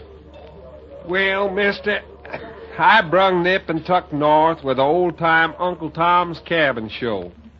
Show went plumb bust, and me and the dogs did, too. First meal I had in 2 days. Why do you not go back to Georgia? Got no money. Well, do you ever think of selling the dogs? Sell Nip and Tuck? Not on your life, mister. They is the finest man-tracking hounds in the country. Is there very much of a market for that work? Nope. Is there nobody you are able to write to, a relative? Well, yep, my uncle's a sheriff. Oh. But I can't write. Come to think of it, wouldn't do me no good to write him anyway. Why not? He can't read. I see. Well, what do you plan to do, Mr. Wangle? I don't know.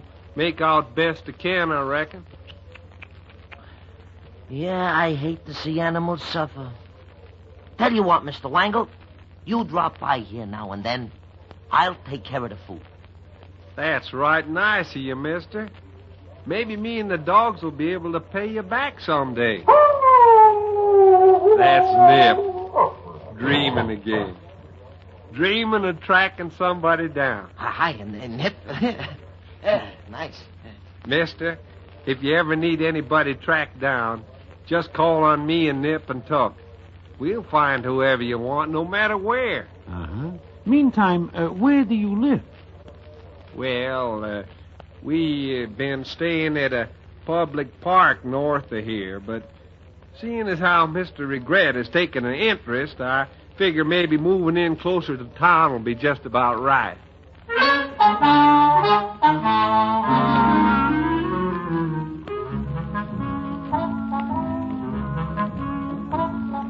So, Regret, because he is very soft-hearted about animals, takes the bloodhounds under his wing. But it seems that now he has to take the grub out on the sidewalk because Mindy objects. Naturally, Nip and Tuck grow very fond of Regret. So does John Wangle, because all three of them are beginning to fat up very nicely. In fact, in several days, the bloodhound's ribs become practically invisible, where before they stick out like bones on a well-picked heron. Then it comes up one night, and I am with Regret in the 300 Club, where the scene is as follows. Now I ask you, Broadway, this is the life, huh? It is all right. Wonderful music, beautiful dolls. Yeah, speaking of dolls, is that not Miss Lovey Lou sitting over there? Huh? Yeah, it is. And soak me for a herring if she is not with Marvin Clay.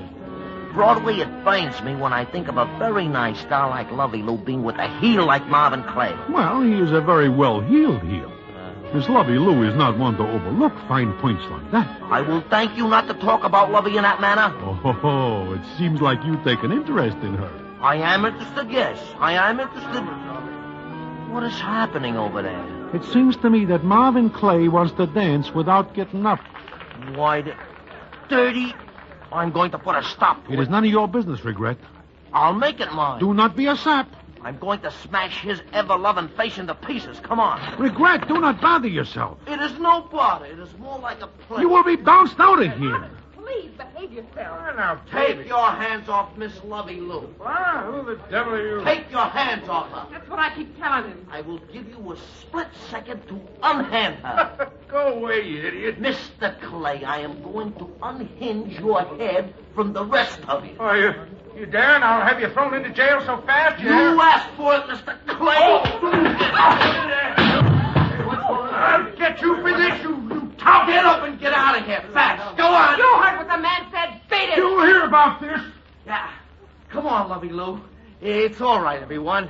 Just a little accident. That is all. Regret. That was wonderful. Oh, it is nothing, Lovey. Any time at all. Regret, I think you are in trouble. Me? Why? Marvin Clay is not the kind of a citizen who will take this laying down. Then I will see that he lays down. Huh.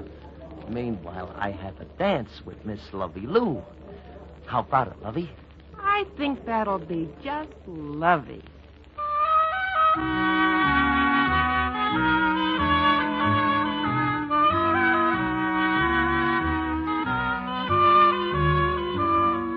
It will be just lovey, she says. And it is. It seems regret falls for Miss Lovey Lou, and for the next week he sees a great deal of her. In fact, he cannot miss, because she is in the floor show at the 300 Club, and one is able to see a great deal of all the dolls there. Anyway, it seems he forgets all about John Wangle and Nip and Tuck for some days.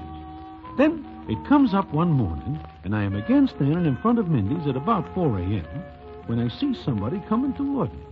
And who is it but a police inspector by the name of McNamara?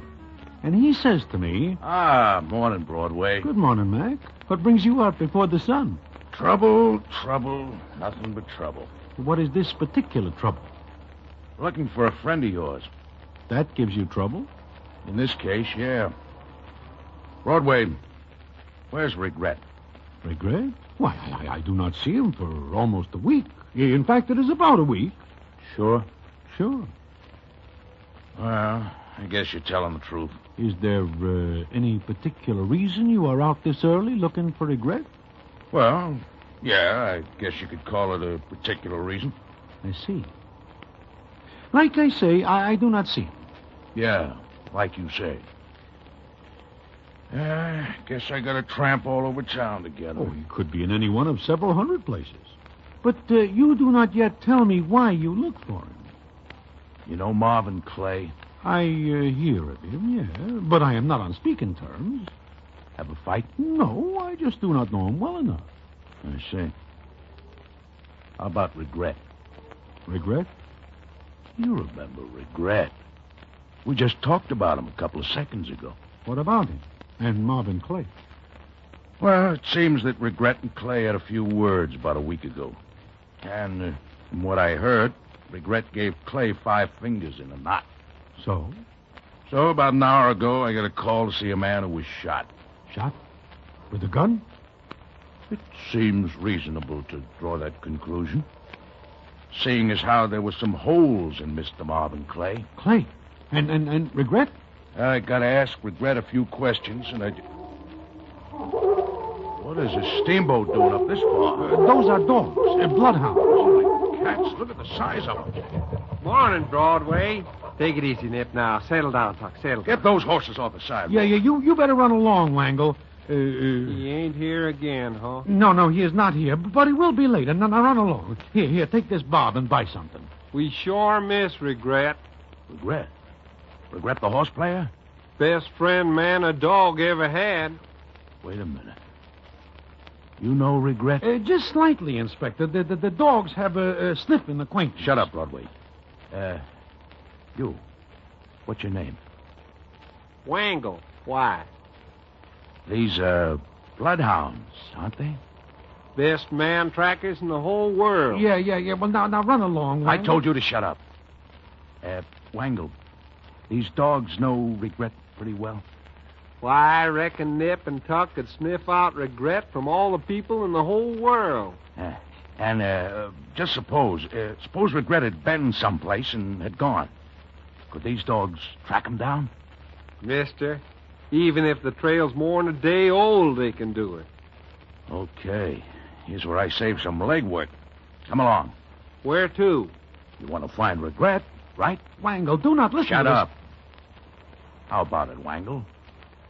Mister, you could just show Nip and Tuck where Regret was last, and they'll get to him in no time at all.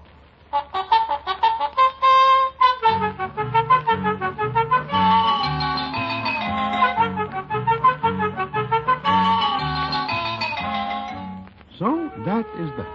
I figure Regret is crooked. And what comes after is something that the main stem will never forget. And how it ends is quite a story, which I will tell you in a minute.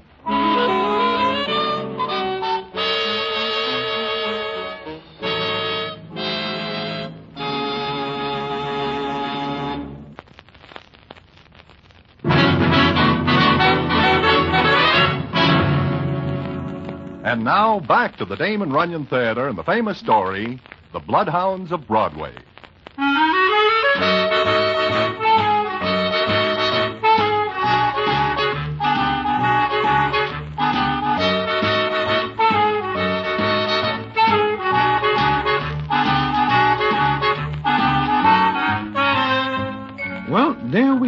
off into the cold gray morning.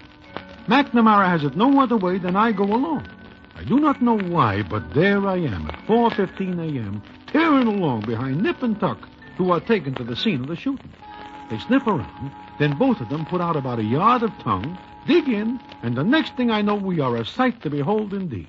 Nip and Tuck are leading. Behind them is John Wangle holding the lead ropes. Then comes Inspector McNamara, and then me, followed by 10 gendarmes.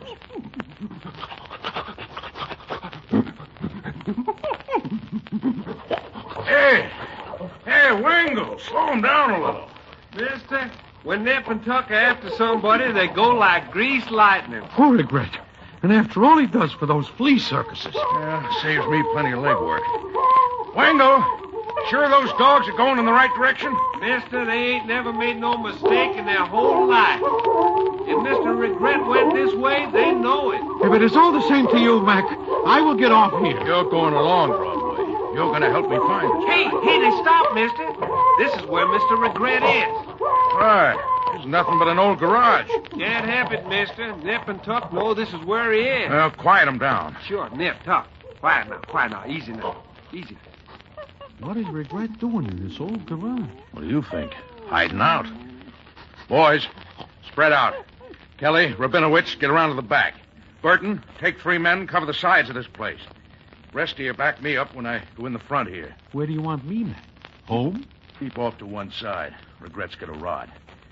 Now, careful, boys. You're going in after a desperate man. All right? Take off. Okay. Here we go, boys. Wolf, kick open that door. If it ain't open, shoot it open.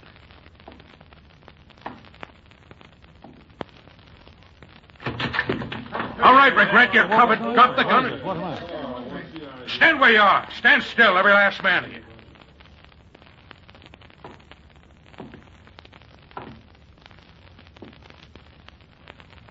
Well. A crap game. Maybe you guys ain't read the law about it. But where is Regret? Mister, Nip and Tuck want to get going again. Mr. Regret ain't here, but he was. Yeah. Okay, we'll go in a minute. First, I want to take down some names of certain citizens who are breaking the law by shooting craps. Line up. Line up and give your right names.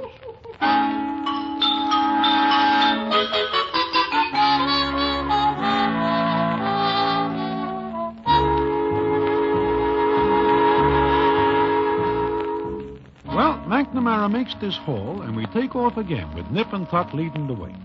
They make stop after stop. By this time, there is quite a crowd following, because it is by no means a usual thing to see a troop of gendarmes chasing after 2 bloodhounds who have got their bellies close to the pavement. Every now and then, the dogs let loose with those loud wails, and the result is a lot of citizens hurt themselves leaping from windows and fire escapes, figuring somebody's after them. Then Nip and Tuck make another stop, and the scene is as follows. Look, Wangle, this is the 18th stop we've made. Where is Regret? I can't help it, mister. Every place Nip and Tuck stopped, Regret was there. He is quite busy. So far, we break up 3 crap games, 2 poker parties, various and sundry other illegal enterprises, and etc. Wangle, these dogs are nothing but stool pigeons. I can't help it, Mr. Broadway. I go where Nip and Tuck go. All right, Wangle. We'll try this joint. Hey, wait a minute. This is no joint. This is where Miss Maud Milligan lives. So? She is Big Sam's friend. And I wish no part of being any place that Big Sam might be. We're going in. All right, boys. Once more. This may be it. Spread out. Your gendarmes are becoming pretty tired, man. Oh, shut up. All right, Wolf. Give the buzzer a punch.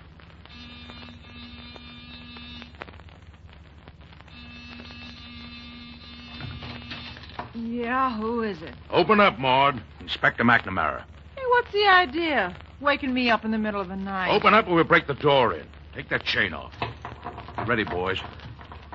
All right, Wangle, let them loose. Ah, elephants! Wangle, quiet them down. Get them quiet. Nip, Tuck, down. Settle down, boys. We don't need no things to scare a girl with at 5 in the morning. You get him out of here. Where is he, Maud? You get him out. Huh? Who? Quit stalling. I want Regret. kidding? Oh, I ain't heard nothing like that in my whole life. And he's looking at me. Listen, Maud, I want regret. Guess he ain't here either, mister. What? Listen, Wangle. I can't help it.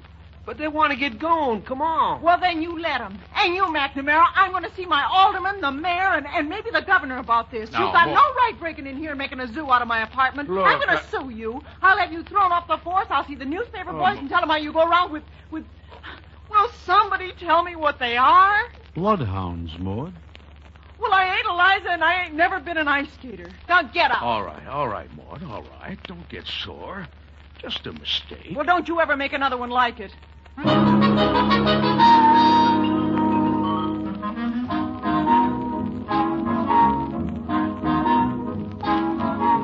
Well, McNamara gets out.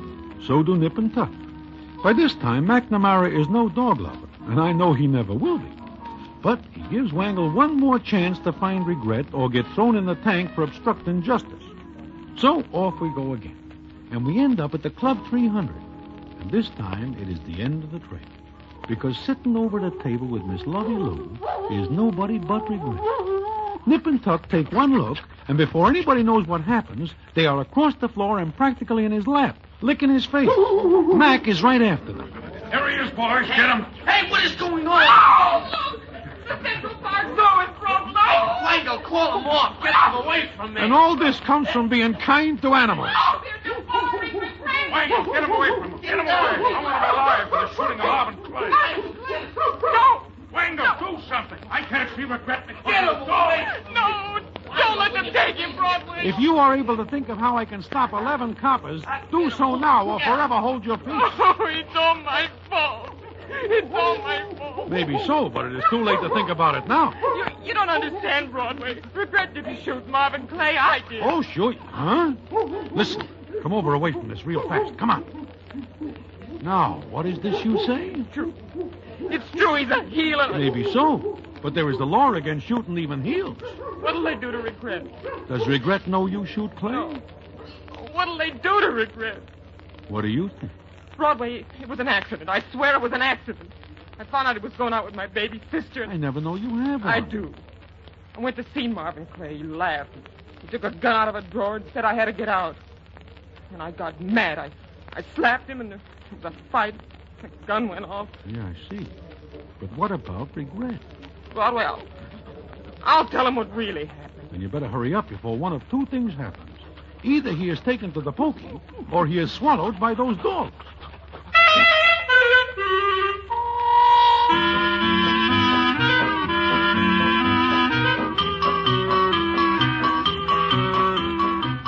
Well, a few minutes later, they untangle Regret from Nip and Tuck. By this time, he is pretty done in. But Wangle says the dogs are just playing. Now, this is not the end of the story. In fact, there is quite a bit more. And I will tell you the payoff in just a minute.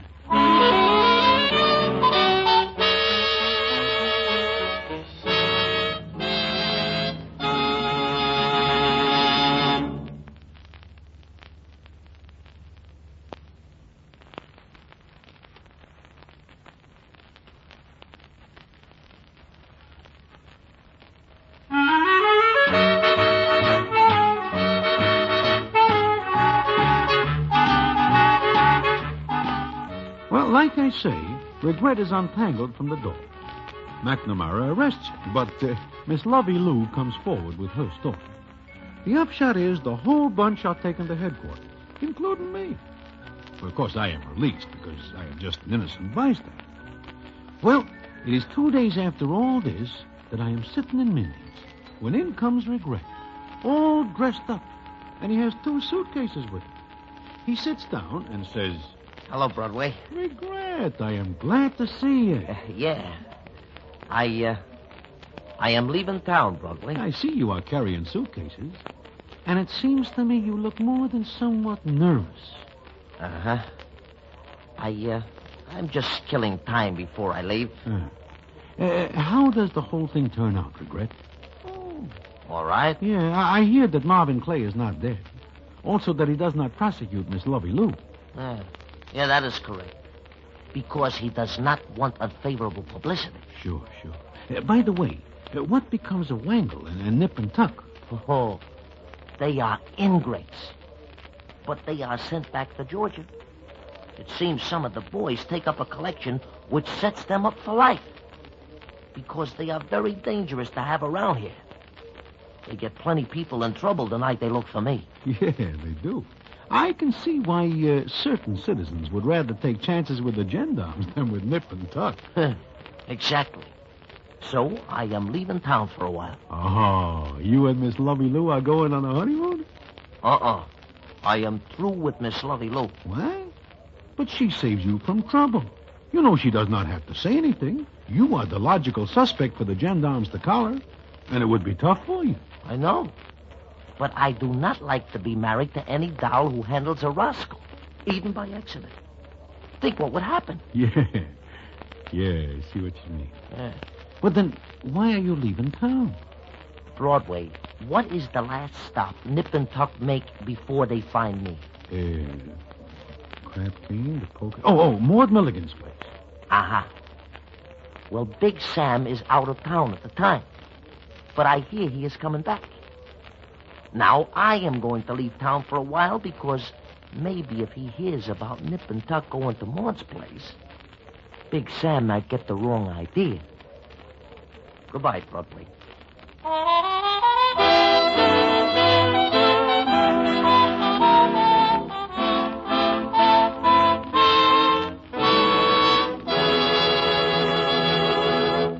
And so ends the famous Damon Runyon story, The Bloodhounds of Broadway. Listen in again next week for the Damon Runyon Theater.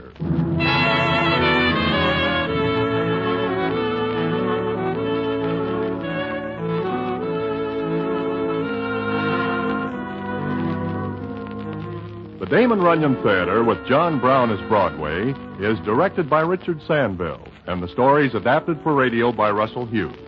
Vern Karstensen is in charge of production. This is a Mayfair production.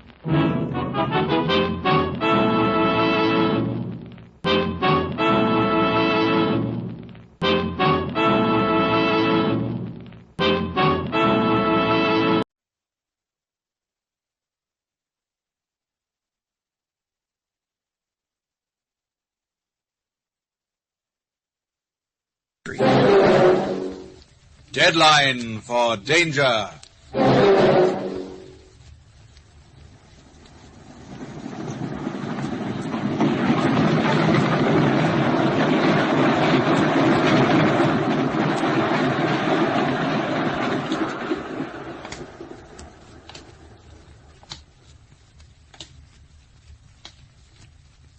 Who is he, Mike? Who is he? Just a guy waiting for a train, same as we are. If he wasn't, if he came up to us, you wouldn't leave me standing here all alone, would you? After all I've been through, gee, Madge, I love you.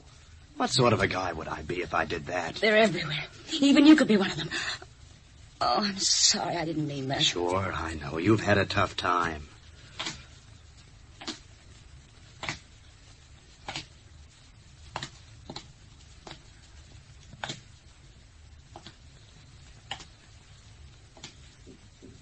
Guy waiting for a train wouldn't walk like that.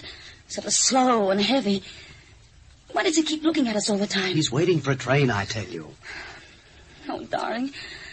Honey, darling, I'm scared. I'm here. I look after you. I've looked after you up to now, haven't I? Got to get you out of that place without anybody knowing a thing. As soon as that train comes, you can forget it ever happened. You're so darn clever, keeping me in that place. It was by accident I found out all those things. I didn't want to. I wasn't prying. But when I saw what they planned to do, I had to tell the authorities. Sure, don't get so excited. You'd think the police and the FBI and the security people could look after me. Captured right under their noses. I guess they didn't realize how serious things were. Bombs planted in microbe war and they'll have the states wiped out in a day. Look, Madge, I came here. I found out where they had you hidden. I got you away.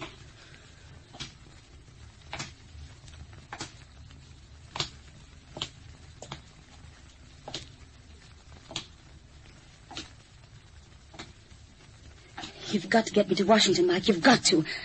I know all about their organization, what they're going to do, when and how. You don't think they'd have kept me locked up in that place if I didn't. You don't think... Quiet, kid. Hold on to yourself.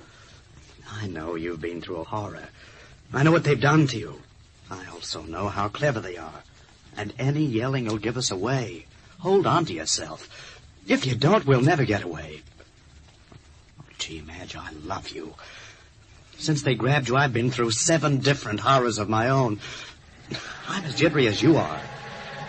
It's coming, Mike. It's coming. Mainline.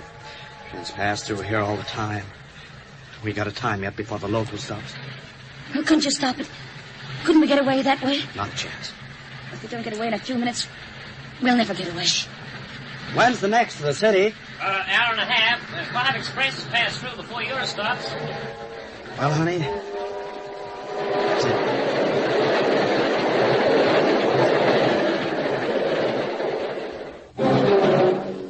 Deadline for Danger. A half-hour study in suspense.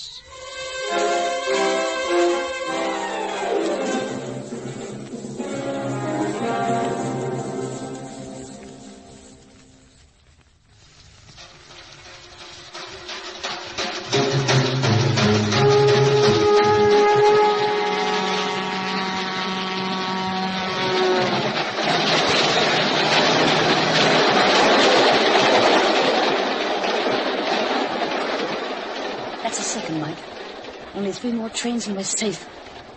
At least safe as we can be. You're safe with me. If only we knew who to trust. So many of them and so ordinary. In films and books you can't mistake them. But really... I haven't told you before, Madge. I've got a gun. A gun against those fiends. They're everywhere. And so darn sold on their ideology they don't mind if they're killed. I tell you... That guy's coming back.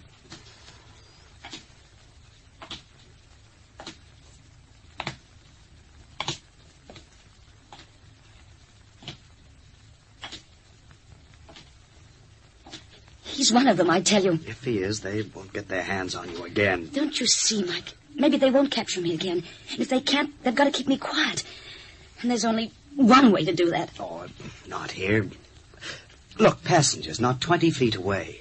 Any gunplay and, well, how are they going to get away? The train. The next train passing, the noise it makes, and the shot wouldn't be heard.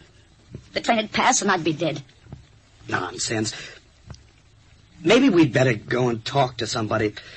If that guy is one of them, he wouldn't do anything if we were talking to somebody. They wouldn't mind, as long as they got rid of me. Don't you see, honey? If they shot you, I say if, then the authorities would know what you told them was the truth. Yes.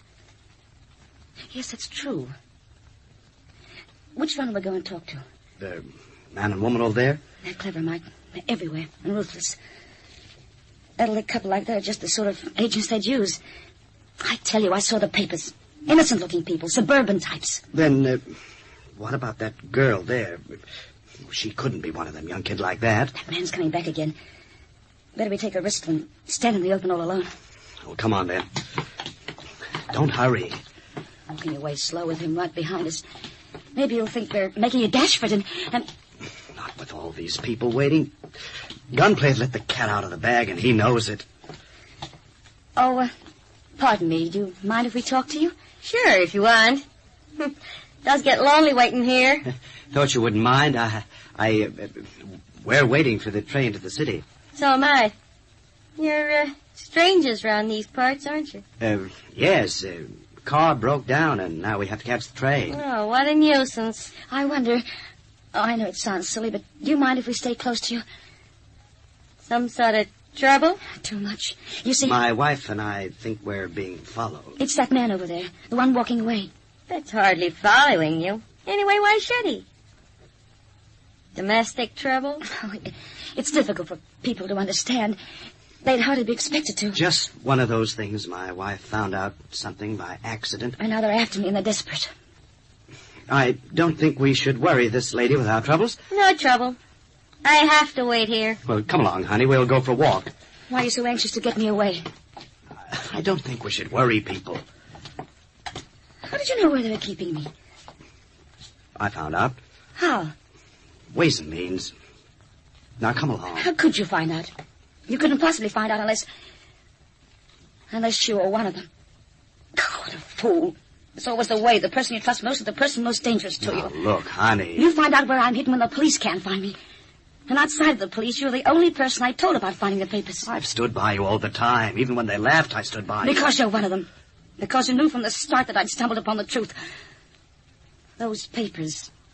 I found them in your office. Oh, first time I knew about that. Well, I did. Of course, you're one of them. Now, look what you've done. Why can't you keep quiet? I haven't done... Where did she go? For telephone. She's phoning up now. The police. She phones the police. Why wouldn't you? I've got to stop her somehow. I thought it was funny you wouldn't phone the police as soon as I got out of that place. You stay here. Don't move. I'll be back. I was a darn fool to let you talk to anyone. Mike! Mike! You can't leave me alone!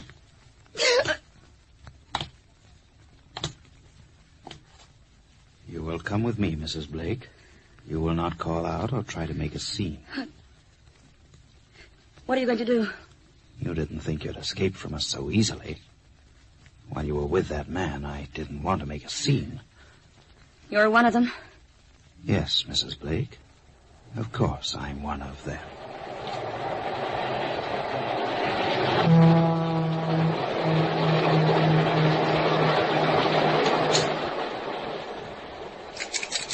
Hello? Hello? Hello, Exchange. Put me through to... Put that phone down. Exchange, you must put me through. Put it down. I don't want to use this, but I will if I must.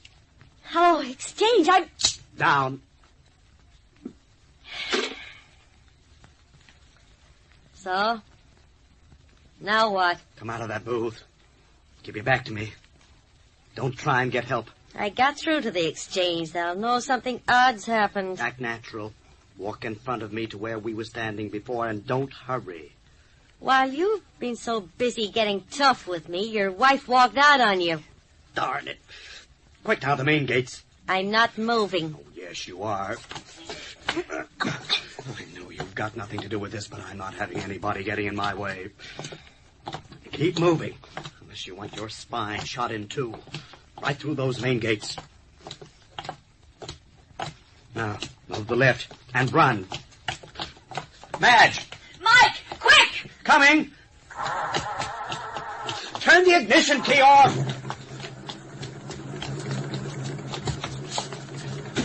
Oh, no, you don't. Switch that engine off or I'll let you have it here and now. I'll see personally that you're taken care of, Mr. Blake. I'll see personally you don't get a chance. Out of that car. All right, Madge? Yes, Mike. Oh, I'm sorry, honey. So many people against me, I got to thinking you were, too. I wouldn't have gone through what I have gone through if I wasn't right behind you, through thick and thin. Anyway, we know these two are our enemies. This girl's all right. Just got caught up in it. All right, take his arm and walk back to the station. You heard me.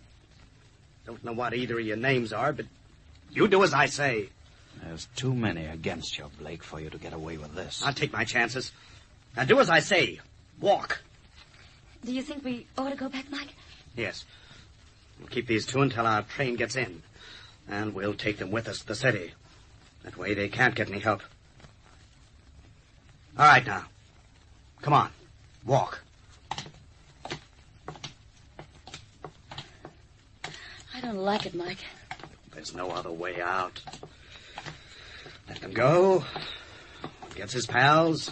Now there goes the police. But why won't you go to the police? Why, Mike? They know all about me. They'll know what to do. Trying to get to the city like this makes our chances worse, and theirs better. Oh. Madge, I know what I'm doing. I'll get you away my own way. You just trust me. Yes, Mike. Look, there's a bench over there. You two in front make straight for it and sit down. The whole countryside's on the lookout for you two. Long time till that train gets in. Sitting here, somebody will recognize you. It's true, Mike. They're everywhere. I know what I'm doing. All right. Now sit down. That's better. Put your arms along the back of the bench. And not one movement from either of you. She'll be recaptured. And when they get their hands on her, neither of you will attempt to move. Remember, while that train is going through the station, a shot wouldn't be heard. And I'm not letting anything stand in my way.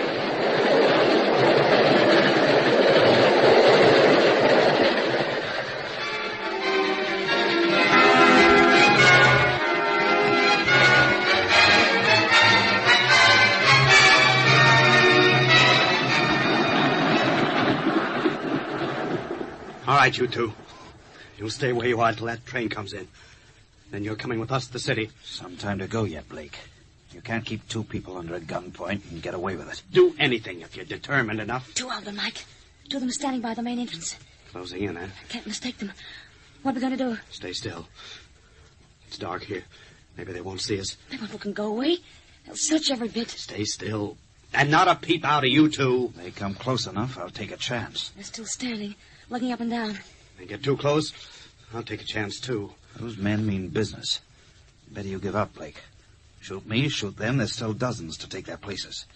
Can't chop your way out of the forest by cutting down all the trees. They are. They're coming this way, Mike. All right, I'm right behind you. One move and I'll let you have it. I'll yell and one of them will get you. Anyway, if you kill me, it'd be murder. You know what they do with murderers. It isn't worth it, Blake. I know whether it's worth it or not. Give up your wife to us, and I guess you won't hear anymore. Mike? This far and right to the end, kid. Now, quiet. Why doesn't the train come? Why doesn't the darn train come? They'll come back before it does. They looked at us. Long, suspicious looks. 4 of us makes it safer. They're looking for 2. Hadn't we better go before they come back? Don't know what to do.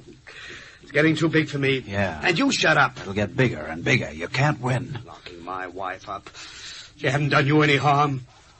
If you guys think you can run a whole country, you're mistaken. We don't want to run the whole country. We just want to make sure that certain people don't do any damage, that's all. Those 2 men are coming back again. And this time they'll stop and ask questions. Let them. I've handled worse situations than this one before. They'll kill me, Mike. 2 of them looking for me to kill me. They wouldn't dare. They captured me. You got me away. With what I know, they won't take a risk of my getting away again. I'll stick by you. And there's going to be no question of anybody killing anybody, except this guy here. And I'll kill him if he makes a peep. Okay, now. Relax. I'm looking for a man and a woman. Oh, hello, Vogler. Hello. Thought you might... Say, that's her. Yeah. Then why... I get it. The guy's got a gun, huh? Yes, in my back. And I'll use it unless you 2 move off. Say, I didn't know they were... Is he one of them, too? No, it's the girl we want. Well, the man's in plenty trouble. Been in so much trouble, I'll get in deeper. Unless you move off and stay away, I'll shoot your friend. I mean it. I kind of get pleasure shooting a rat like him. Yeah. And the chair. Get sense. Hasn't got any anyway. Hasn't even enough sense to keep out of this. You want to die? I want to see your wife doesn't get away free. I bet you don't. Don't let them take me, Mike. You better let her go, Blake. We don't want any trouble in a public place. And if you don't let her go, we'll have to take her. She's too dangerous. Listen to them, Mike. Too dangerous. I tell you, they get me again and they'll kill me. Things I know about them. Sorry. Better get out of it before I let your friend have it in the back of the neck. I'm getting my wife out of your clutches. What do you think, Bogner? I guess they've got us beat, eh, Kearns? Checkmate in a mighty big game of chess. Dangerous game, too. Yeah, I can't walk off and leave you. The world's a big place, and we can bide our time. Getting on that train won't help them. I guess not. All we gotta do is wait the other end. To keep me quiet, they've got to take me with them. No place to go, no hideout we won't find. Guy's got to sleep. Even a guy with a gun. The police. That's it, Mike. Phone the police. Now you've got to phone the police. We're leaving the police out of this, Madge. Get that into your head. Out of this. But why? They know. I've told them. Told them about the papers. Told them about these spies. They know what to do with scum like these. We're not going to cops and that... Clever boy. Come on, Madge. We're leaving them. Leaving them? You mean walking away and leaving them here? Yes. Now listen, you guys.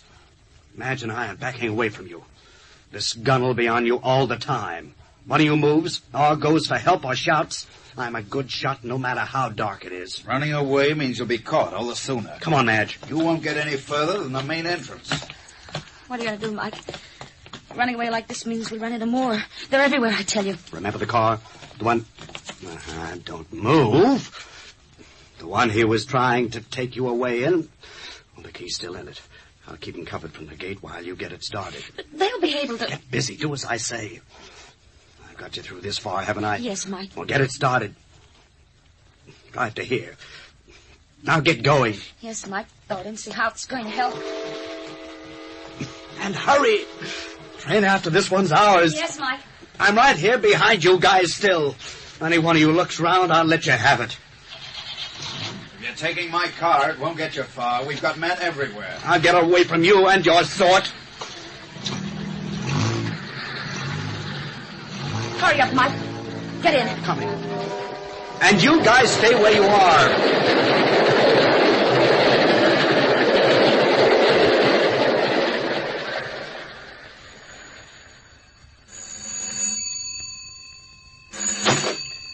Burgle here. They got away.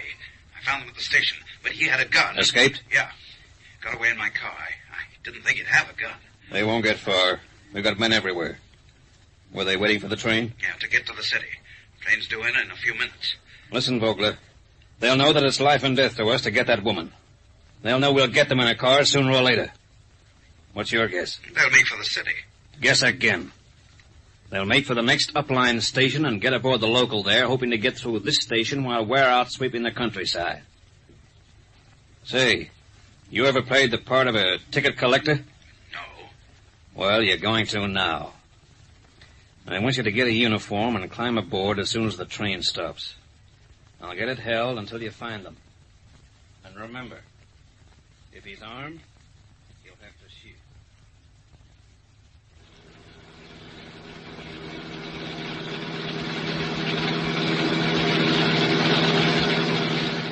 This'll fool 'em. Out looking for us in this car. But we're going back to the station. They'll never think of looking in the train. Straight through to the city for us. Go to the police, Mike. Please go to the police. That's out. I know what I'm doing. I don't understand why you won't let me go to the police. They'll help us. They must know the danger the country's in. I went to them before. And look what happened to you. Anyway, I reckon it's such a good idea catching that train again, having to go through that station. We're sticking to that deadline. We catch the train. Once we get to the city, I've got friends who'll look after you. I heard it. It's in the station. Fast as this old jalopy will go. If we miss it, then we are in a mess. I don't understand why you won't go to the police. I don't understand. Will you shut up about the police? It's almost as if you wanted to help them. Almost as if you're on their side. Station ahead. Train's still there. Any luck, and we'll still make it. You'll have a smash up if you don't slow down. Get ready. As soon as I stop making a dash of that train, we've got to catch it. Got to. Hold on to everything.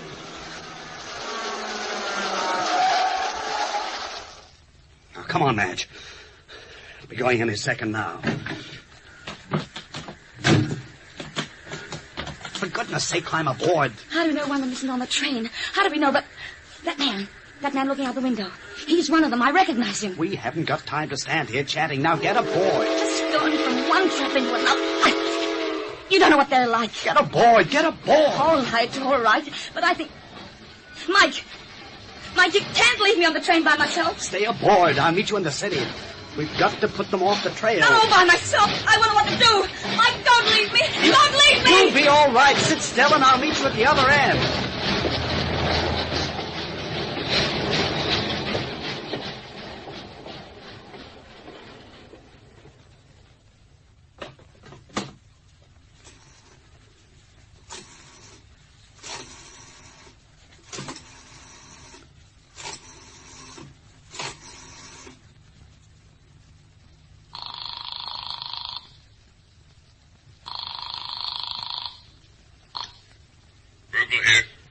It's a friend here. Who?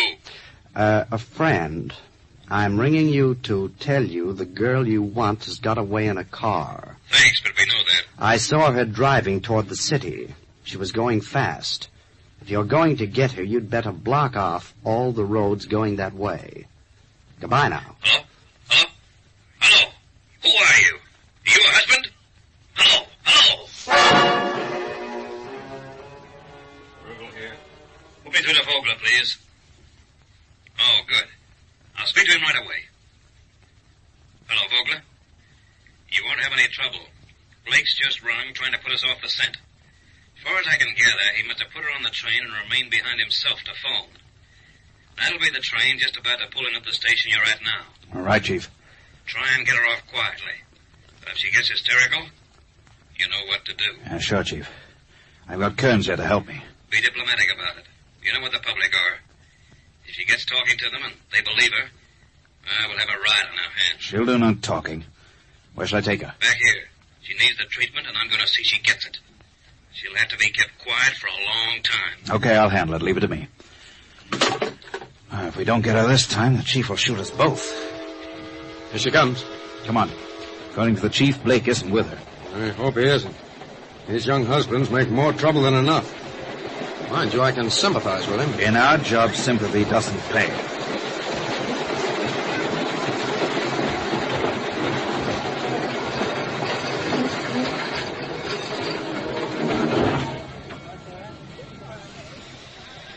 Excuse me. Pardon.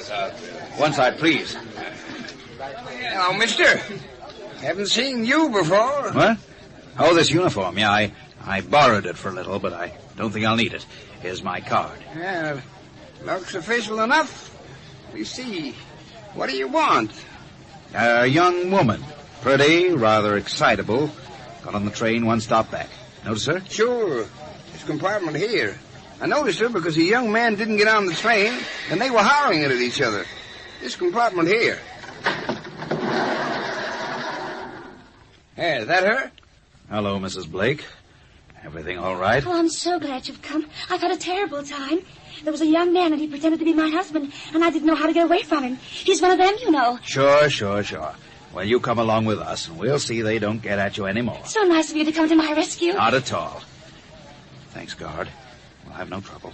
I'll return this uniform. Eh? What's that? They're all against me, you know. Everybody's against me. And it's all because I'm such a famous spy. What's going on here? You didn't read my card very well. Hey? Oh, Dr. Voller, Springdale Mental Sanitarium. You mean to say she's crazy? Pretty girl like that? She didn't look very crazy. Brother, have 5 minutes conversation with her, and she'll convince you. It would have been all right, but her husband decided he wanted her home with him. Was he the crazy one?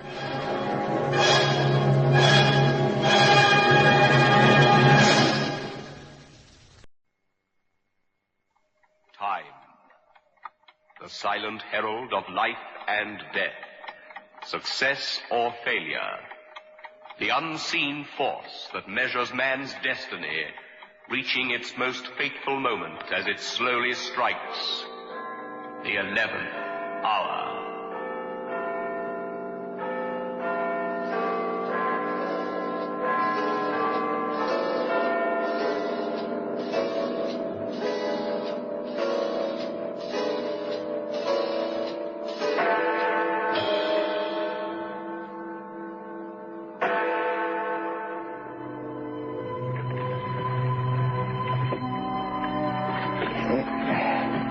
Got it again. Ain't seen her lately. You bound to use it. Echo of a Savage.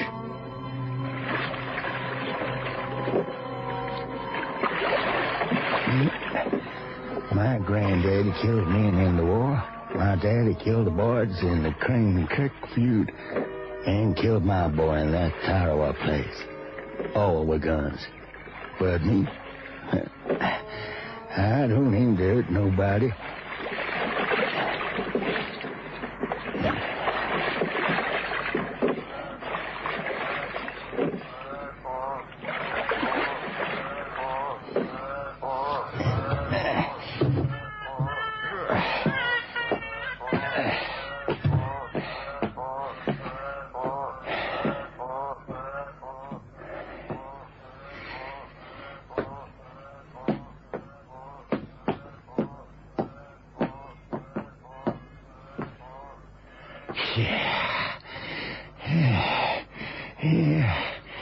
He moves, son. He'll be a chore. But land's all about he's all gator land. And the gators building the nest, and they sure blame Riley. Or to get me Aunt Boat motor. Except I won't afford it. And not from what the traps bring in. And even if I did, I'd never keep the blame thing in gas. Still, it's gonna get tougher and tougher to move this here shanty boat with a skiff. I ain't getting no younger. That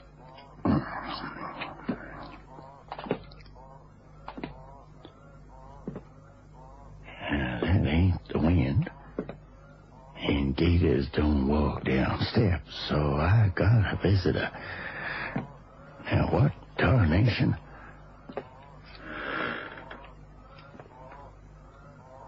Well, he don't even bother to knock.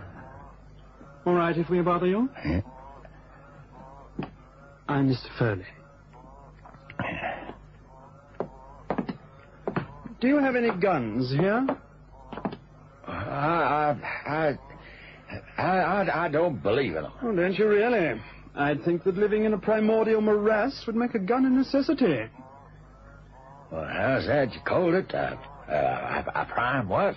It means the primitive state, out of the time of elemental savagery. This is Jane, and this is not, I repeat, not her Tarzan. His name is Sam. Oh, come on, Foley. Quit fooling around. Is this boat safe? It looks older than the Ark. I took the builder myself. Bottom still sound as a nut. I hope so. I don't like water. I don't swim.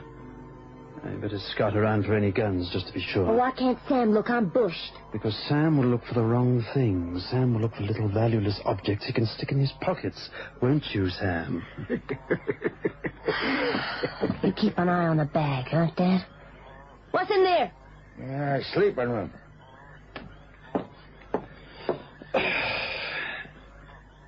You live here alone? Many people live in this immediate vicinity? The cot over there where my friend Sam is sitting now. You have a companion here? Nope. Belong to my son. And where's your son now? Died 20 years ago. I'll explain exactly what we want from you. Food, blankets, and directions. We want to get across the swamp. Engine airplane, then. It's 600 miles across.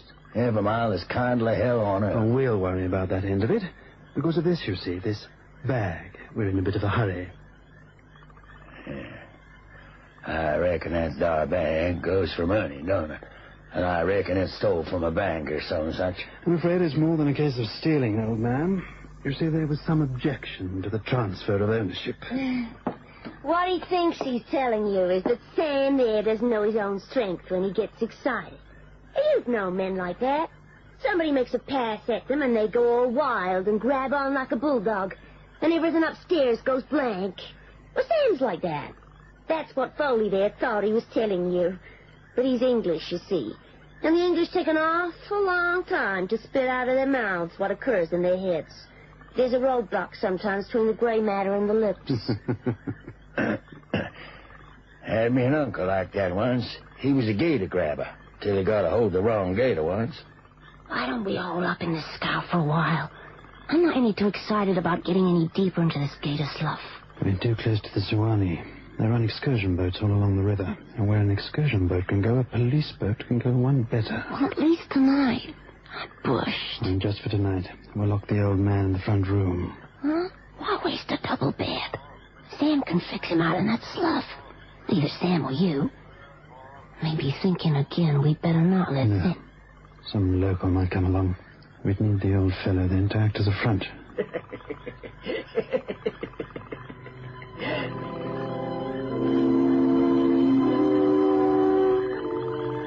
That's it, then. This here's my last night. Because I already done told me more than they can let me live to tell on them.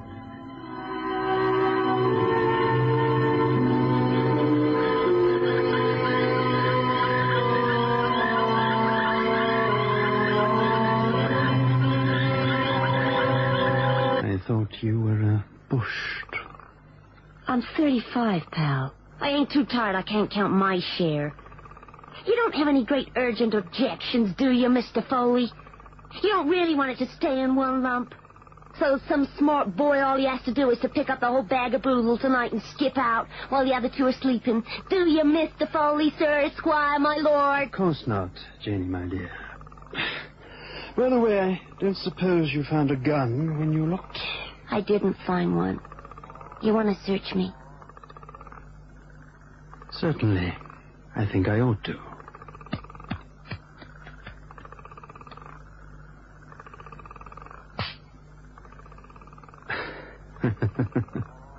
Now, don't tell me, Jane, that no man's ever done that to you before. Because, dear girl, I simply won't believe you. I'm choosy, you Don't have look touched an me, innocent, Mr. Foley. blushing virgin. Sure, men have touched me. I think I'm sure. going to, shall we Listen, say, I can't talk at the same time as you, Mr. people, Foley, so but one of us ought to... Now look what you done. You rattled Sam's cage over there. You got him all excited. You were saying? Oh, I've forgotten. You were about to talk of men, of your past experiences. You think I'm going to give you a cheap thrill? All right. I shall take your word for it, Jane. Just as I took your word when you told us you lost our only pistol on the river. Damn it, Foley, if you think I did... Forgive me, Jane. I was only ribbing you. I'm sorry. Where the heck do you think I'd hide a lousy gun? Where? Oh, all right, don't say what's in your nasty, unpleasant English mind. I was simply thinking that a lady has a multitude of places. They make the best customs dodges, you know. Ladies. Sam, come on over here. We're divvying. Oh, good night, then. I'm mighty tired. Yeah, you do that. Say good night and get that... Jane, aren't there some windows in the other room that should be locked from the outside?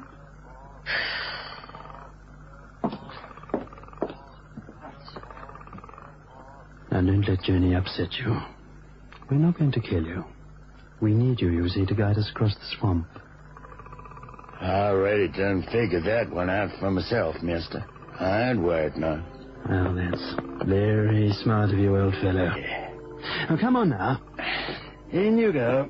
You'll be quite safe. Pleasant dreams.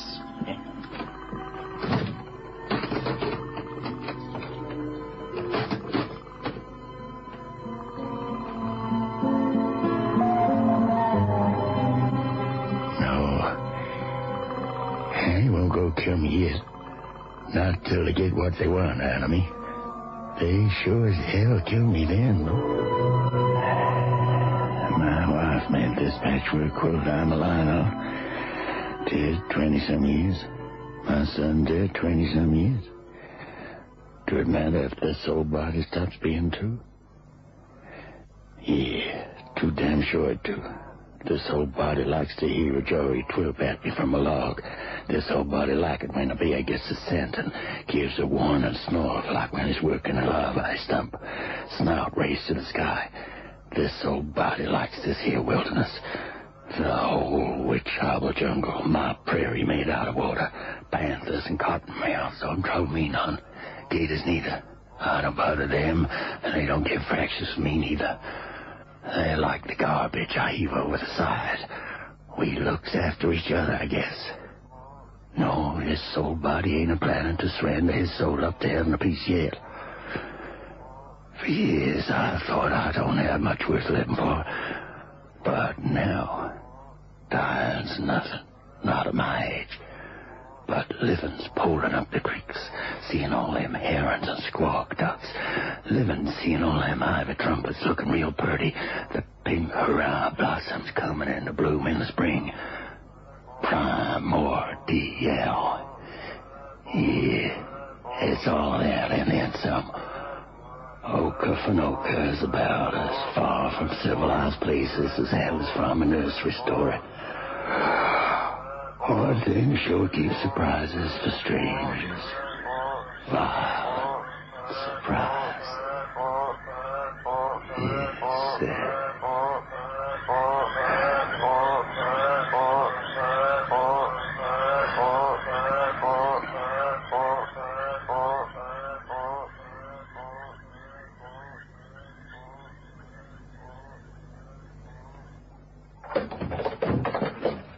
Where's Sam? Where's Sam? Wake up, you bleary old coot. Where's Sam? I'm getting old. I'm all stiff in the morning. Sam? He ain't in here. Didn't he go to sleep out there, yo? Yeah, sure, he slept out here with us all. I want to know where he is now.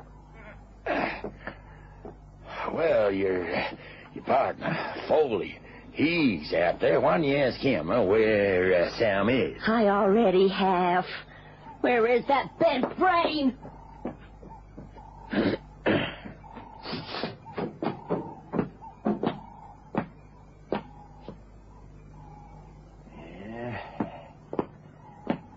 She's mighty excited, Mr. Foley, about that other fella. He's gone. The boodle, too. His, yours, mine, all gone. But both the boats are still tied up to the scow. That's funny.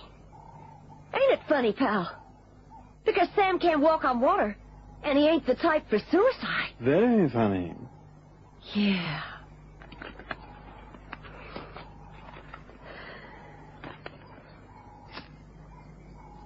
You had to do it, huh? In the night, when the poor saphead was sleeping. Oh, why be so cross, Janie? Oh, you mustn't be cross. Your lovely, pretty face is all... Oh, come off it, Foley. Nobody ever hinted I'd ever win a prize in the beauty contest. Stow it. I got other talents. Yes, from right here, Jane, I can see two of them. Oh, Jane, my dear, I repeat, you mustn't be cross. Similar thoughts occurred to you. Now, why not admit? What are you doing? Oh, Jenny, no. Don't be silly. You see, you always think, whilst I act. That's why at 35 you'll never see the extra 20 years I have on you. I won't, huh? Sorry, pal. I forgot to mention this little item. She's honed real sharp. And I'm not too, against splitting an Englishman. Makes us even, huh? I neglected to mention this. You filthy... Right, up the stairs, Jane. Come on, move. I want to see your attractive rear end preceding me up the stairs. Come on, Jane.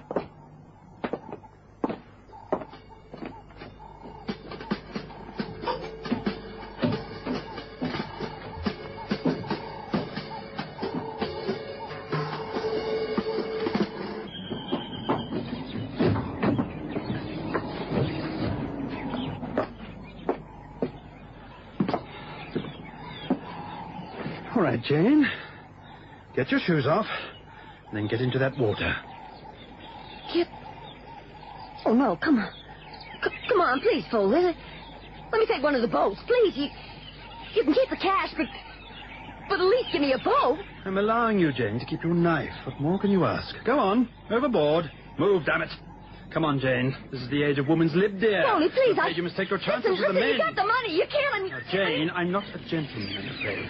And just as you would have not had the slightest hesitation... I Get in the water! No, there's gators out there! I'm not denying. Listen, Jane. The alligators are peacefully sleeping behind those thickets on the bank over there.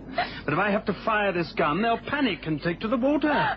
Then you and they can have a swimming match. You told me how good you are at swimming. You were most rude about my luck.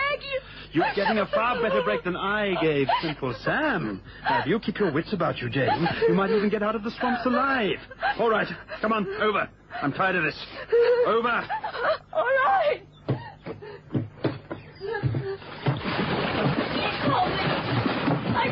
I met some cold men in my life, but gee, Foley, you ain't even human. I'm a girl.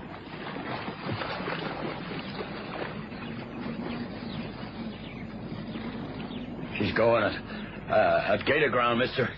Well, Jane was never too bright. Oh, Jane! You're going awfully slowly. You need a little prompting.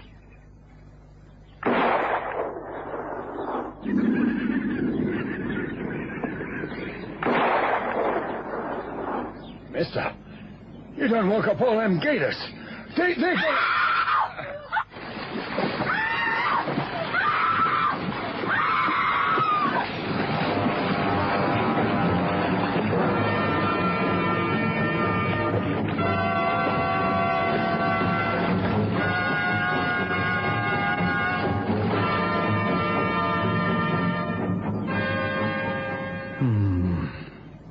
Oh, she was very coarse, awfully uneducated, and not at all pretty.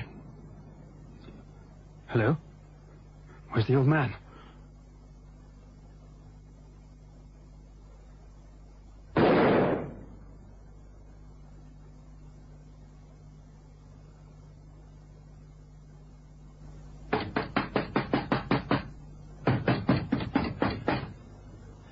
You're being foolish, old man.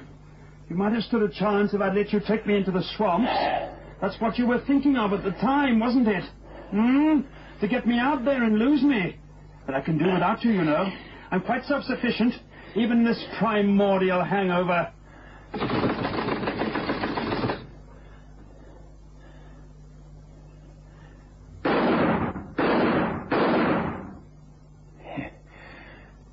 That there Englishman's one hell of a bad man.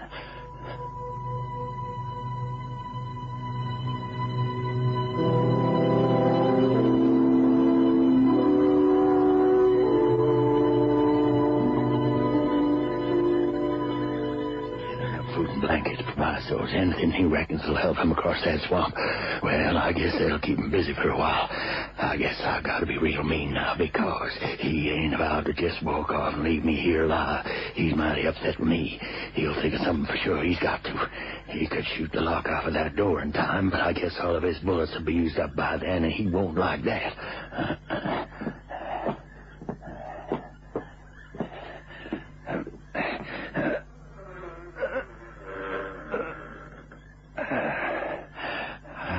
That Englishman don't know about bilge traps, 'cause this is the only way I can get off of this here shanty boat.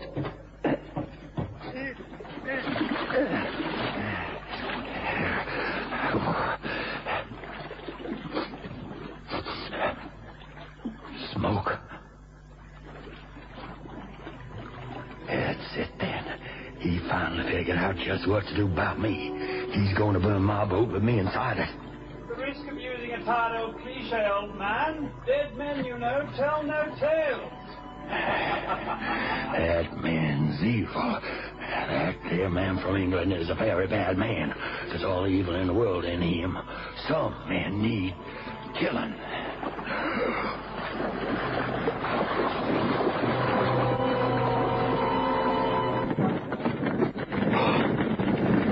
Well, maybe alligators will like their meat cooked for a change. Yes. Where did it... How the...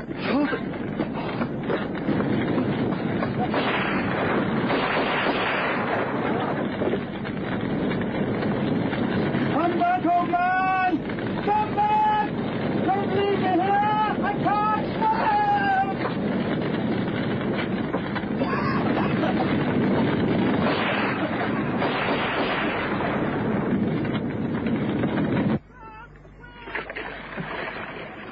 What should I do? What's right? Look at them gators, threshing away from the old shanty boat. Them birds, that crossback fox running away there through the palmettos. Every living thing racing, tearing away like it's a place of contamination. Yeah, and so it is too.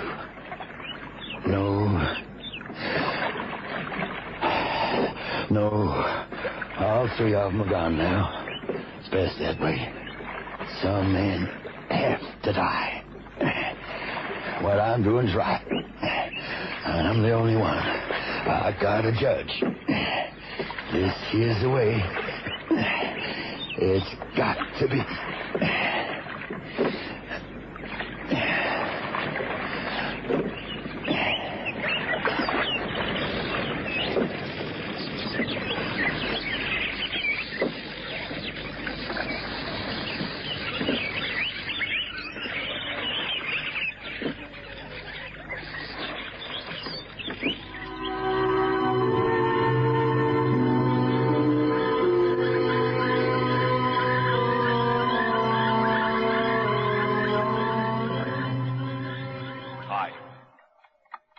Silent herald of life and death, success or failure, the unseen force that measures man's destiny reaching its most fateful moment as it slowly strikes the 11th hour.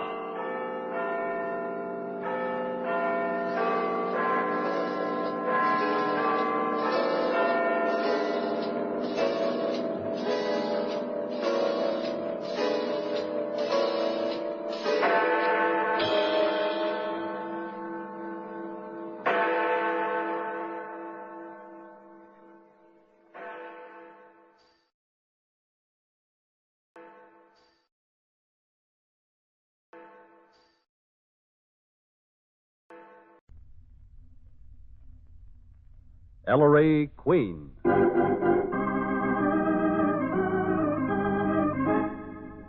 In the interest of a safer American home, a happier American community, a more united States, the American Broadcasting Company and its affiliated stations bring you Ellery, Queen. I dedicate this program to the fight against crime. Not merely crimes of violence and crimes of dishonesty, but crimes of intolerance, discrimination, and bad citizenship. Crimes against America.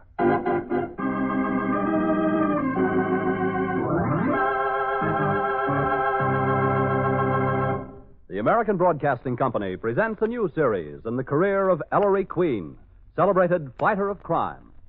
As usual, Ellery invites you to match wits with him as he relates the mystery, and before revealing the solution, he gives you a chance to solve it. Tonight, Ellery's guest armchair detective, who will represent you home armchair detectives, is the prominent radio and motion picture actor Gerald Moore. And now, here's Ellery Queen himself, your host for the next half hour. Thank you, Paul Masterson, and good evening, ladies and gentlemen. Tonight we tell you the story of a man who was surrounded by enemies. 10,000 of them. I call it The Man in the Street.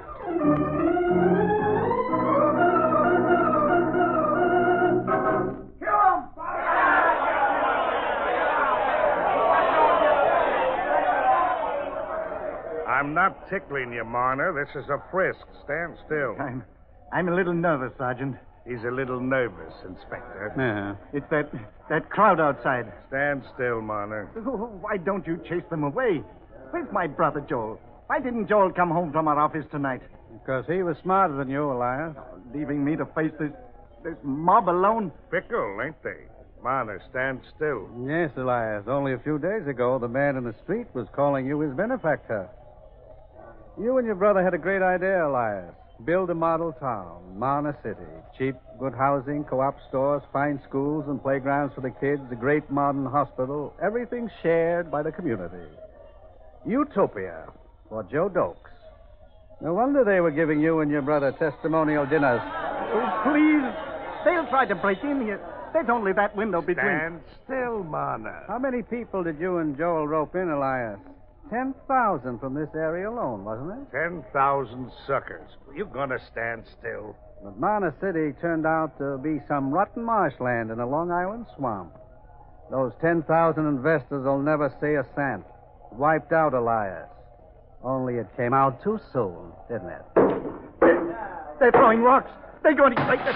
Oh, that one almost hit me. Inspector, you've got to get me out of here. Through that mob, we'll wait for the reserves, Elias. They'll tear me to pieces. If it'll make you feel any better. Lock the shutters. Lock them. Okay, Inspector. There's wallet, papers, jewelry, everything, even a small change. You better get him ready. Where's that butler? Butler? Yes, sir? Come in here. Yes, sir. Inspector Queen, sir. I'm just an employee. Yes, I'm sure you... Yes, you've got nothing to worry about. Get Elias Marner's hat and coat. Well, go on. Whom are you staring at? Why, Mr. Marner, you're frightened. Didn't you hear the inspector? The voice of the people. How you and your brother used to laugh at them. Suckers, you call them. And now the suckers don't make you laugh anymore, Mr. Marner. Get my hat and coat. Mr. Marner, sir. Get your own hat and coat. Take that, Mr. Marner, sir. I'll get my things myself. They're just in the hall out here. Too bad his brother smelled a rat freely and took a powder before we could grab him. Look at this roll I just took off Elias, Inspector. Chicken feed. Joel's got the real poke, I'm afraid. Really getting ugly out there. Hey, Mona, hurry up. I said, Mona, hurry up. There's the reserves. This is our chance. Mona, where are you? Mona! Mona! Inspector! Mona! Not in the hall, Billy. Hey, you, butler. Where'd Mona go? You see him? Why, yes, sir. He went to the rear, the kitchen. That's live. Not in the kitchen. That back door, Billy. It's open. Golly. Runs right through to the side street, Inspector. He got away, like his brother. Send out a general alarm.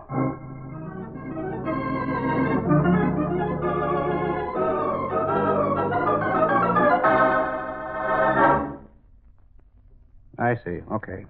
Inspector, was that... Nothing, Billy. But I don't understand it. Where can he be? I don't get it myself. I frisked him dry. Elias didn't have a red cent on him when he gave us the slip, Miss Porter. A man needs money in New York. Especially one on the lam. Unless Inspector Elias and Joel had fixed up a meeting place beforehand, and Joel had plenty of moolah. I don't think so. It happened too quickly. Then maybe a friend. They ain't got a friend in the Western Hemisphere, Miss Porter. Or any relatives. Blast it. Covering every car, road, bridge, tunnel, railroad station, airport. The city sealed tight. But where is he? Ellery. Huh? 2 con men floating around the city with 10,000 yowling suckers after their hides, and you sit on your spine in my office reading the morning paper. Aren't you interested, Ellery? In saving the Mona's lives, Nicky? Oh, yes. Well, don't sound so sincere, Maestro. They're hardly worth the effort. No, I disagree, Sergeant. Saving their lives is one of the most important jobs you'll ever be called on to do. Why, Maestro? Keep a couple of high-binders from getting what's coming to them so they can lay around in the cell for a few years and think up some more finagles? Oh, Sergeant, the Monas didn't merely steal money. They stole hopes, plans, years of hard work on the part of a lot of ordinary people. They stole Johnny Doe's first payment of the house, Mabel Brown's wedding money, the operation that Bill Smith's wife may need a year from now. That's why the Monas must be kept alive, Sergeant. Kept alive to give back that house and that trousseau and that operation. Oh, by the way, Dad, seen this ad in the personals column? What ad? Let me see. It's addressed to Dear Dot. Dot. I suppose that's short for Dottie or Dorothy.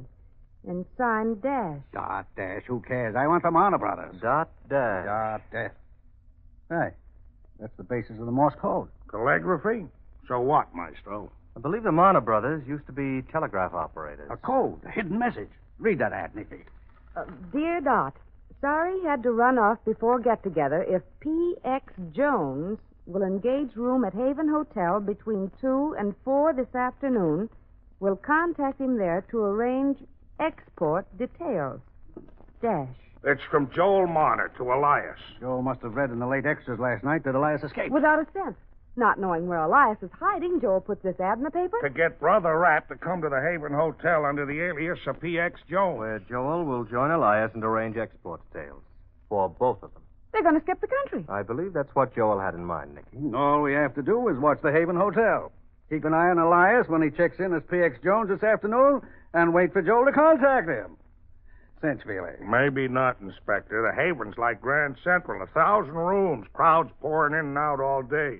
Even if we spot him, Elias knows our pussies. He'd run like a rabbit. Maybe we'd lose him again. And Joel, too. Yet I don't feel like trusting this one to the boys.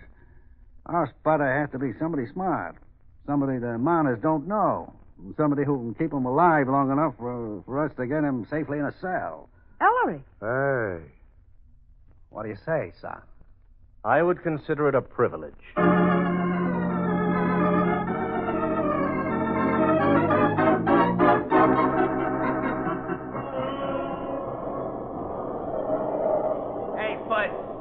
You're going to park in my hack here. My friend ought to be along any minute now, driver. And it's your dough. Hey, what do you think of this Mana deal? Look at here. Look at them mushes in the paper, the dirty crooks. Ellery. No, Nicky. The Mana brothers?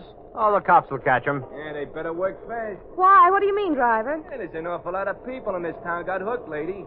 If one of the victims spotted those crooks... Oh. Hey, stupid, who you bumping into, you? Hey, get up and keep out of the way. Oh, yeah? Ellery, do you suppose that's why Elias hasn't shown up at the Haven here? Could be. He knows he's surrounded by enemies. 10,000 of them.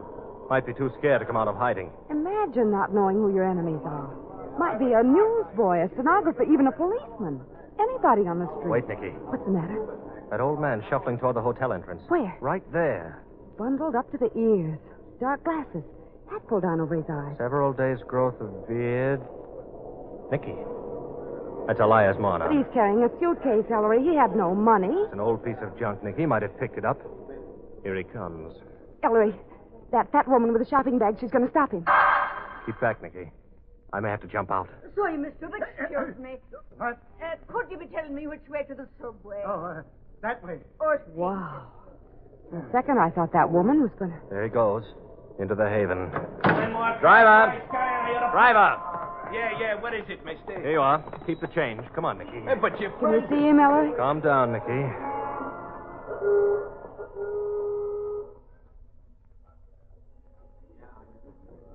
There he goes.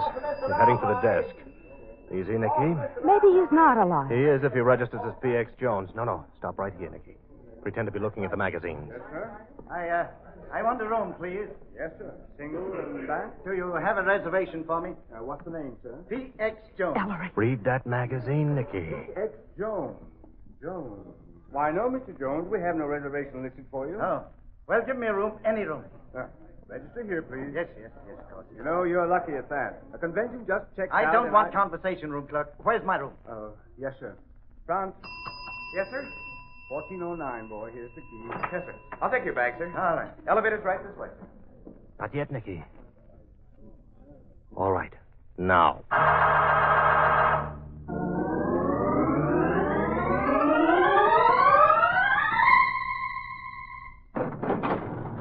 14th floor. Watch your step, please. Thank you. Nicky? Thank you. 1409, wasn't it? Yes. That's to the left, I think. Oh, there, Nicky. Bellboy just came out. Wait. Why, Ellery. He's putting his ear to the door. Here, you, boy. What do you think you're doing? Huh? Oh. Hey, you see that old crumb I just brought up to 1409? Yes? Know who I think he is? Elias Marner. Oh, he couldn't be. Of course not. Press the elevator button, will you, dear? All right. I tell you, he is. Why, I just heard that Marner was seen heading for Mexico. Horse feathers. I tell you, that guy looks just like the newspaper photos of Elias Marner. I wouldn't spread that story around, young fellow. You might get a harmless old man into a lot of trouble. Yeah, but gosh, he sure looks like him. Going down, please. Yeah, Joe. Say, Joe, you know that old boy I just brought up? Not so good, Ellery. He'll talk. Yes. Nicky, I'll watch 1409. You run over to that hotel across the street, the Universal. Dad and Veely are waiting in the lobby there. Tell them to join me up here right away.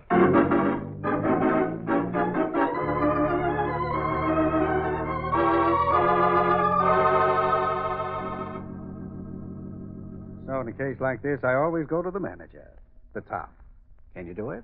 Well, Inspector, just a moment. Give me the desk. Naturally, hotels aren't crazy about this sort of thing. Hello, desk? Manager speaking. Is 1407 occupied? Then how about 1411? Hold 1411 open. All right, Inspector Queen. You can watch 1409 from 1411. It's next door. Thanks a lot. There wouldn't be a communicating door between them, would there? Why, yes. It used to be a two-room suite. Couldn't be better. I want the key to 1411, manager, and also the key to the door between the two rooms. And, keep this under your hat, please. Naturally, Mr. Queen. But tell me, is it true this man Jones in 1409 is Elias Marner? Huh? Marner? One of my bellboys claims he is. Nothing so exciting. I wish he were. Now, get me the keys, huh? Yes, I'll be glad to do. You should have strangled that bellhop, Ellery. Must be all over the hotel by this time. In a half hour, it'll be all over New York. Well, we can't take Elias away from here either. Not if we expect to nab Joel, too. Maybe it'll work out. With Veely and the squad covering the 14th floor, you and me in 1411 listing it. Where are you going, son? To have a little talk first with the chief operator of the hotel.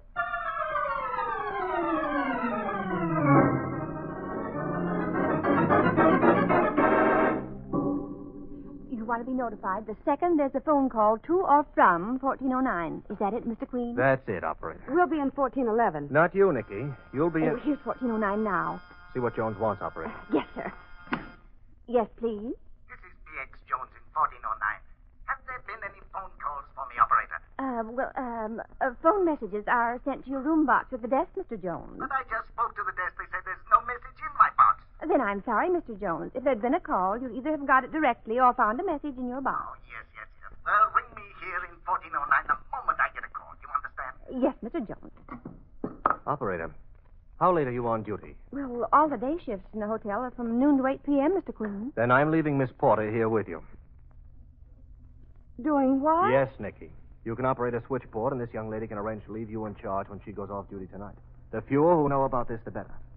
Now, remember, operator, I'm relying on you to keep this Jones business absolutely hush-hush. Oh, I won't tell anybody, Mr. Queen. I realize that Mr. Marner... Oh, I mean Mr. Jones mustn't know he's being watched.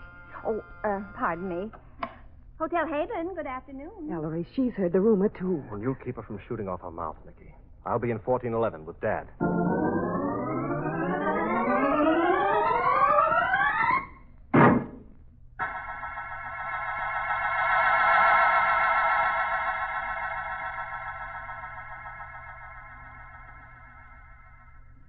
Don't tell me you haven't heard a thing through that door since he phoned room service for some food. He just keeps walking around in there like a caged weasel, Ellery. Yeah. What time is it, Dad? 6. Why no word from his brother? I don't understand it. Unless Joel's got cold feet, or some of these blamed rumors got to his ears. Ellery, take another look into the card. Uh-huh. Not a thing. Oh, yes. Here comes a hotel waiter pushing a table. Must be that chow Elias ordered. A little wider, son. Okay, Dad. Son, could that waiter be Joel Marner in disguise? No, Dad, no. Too short. Shh. Yes, who is it? The waiter. Oh, food I ordered. Just leave it outside my door, waiter. I'll take it in myself. I got to collect it, sir. Put it on my bill. Well, then you got to sign it for it. Oh, yes. Oh, hang it. 1 second. All right, waiter, quickly. It's true what they say. You are like a miner. No, waiter. You're mistaken. I'm making no mistake. Out of my way. Making a break for it, Dad. Can't lose him again. Billy! Striker, What's the matter? Hey! Sergeant, help me. All right, He's break it up. Break it up. The crook. Stop that fool waiter's tongue. Get them both at Marner's room quick. Stop it, Mona. In here, both of you. I don't do that. That's it, Maestro. Let me go. They'll kill me. Nobody's killing you, Mona. Sit down. Yes. Waiter, Yes, we're police. This is not Elias Marner. He's Santa Claus. You understand? You forget this. Don't shoot off your mouth. Capiche? Yes. Really pass them along to the boys. It's Send going. home. Come on. All right, I know what Well, Marner, now that the cat's out of the bag, we may as well keep you company here till your brother shows up. Yes. Only don't leave me. You don't know what it's been like. Man can face anything when he knows who's after him, but me, there are thousands after me. Don't let them get me. Oh, then you'll play ball, Elias. You'll help us grab your brother when they contact Oh, anything, Inspector, anything. Only don't let them get me. Oh, that's a mighty fine spirit. Isn't it, Ellery? Where's Joel? Where is Joel?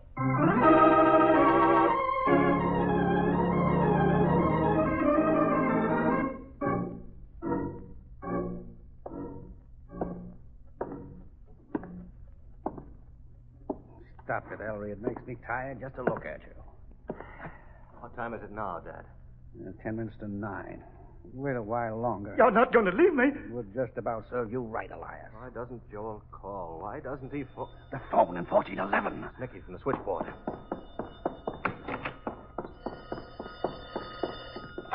Nicky? Just got a call on the board for PX Jones. Not even sure it's a man's voice, all muffled. Uh-huh. Ellery, what'll I do? Tell him you're trying to reach Mr. Jones, Nicky. Meanwhile, ring operator and have her trace the call. I'll hold on here. Dad? Joel Marner? Think so? My brother? Elias, when that phone in 1409 rings, you answer and stall. Do you understand? Hold your brother on the line. Try to find out where he's calling from. I'll do my best. Nicky? Yes, Ellery? Having the call traced? Yes. Good. Now ring 1409. Back in the other room, Elias. Very well, I'll do as you say. Now, if he won't say where he is, Elias, get him to come to the Haven. All right. Now, answer it. Yes, I... Hello? Joan. You'll have to speak up. You'll have to speak loud. I can't hear you. Feeling. Shut up.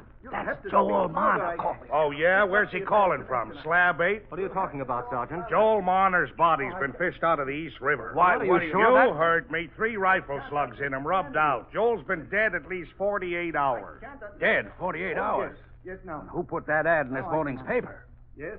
Who's that on the phone? PX Jones Dad, it's a speaking trick. now. Mana, drop that phone. Get away from that window. What, Mr. Queen, you... Mana! Rifle shot from a window of the hotel across the street. Billy, get over there and grab the sniper. Right. Ellery, is Elias... He's dead.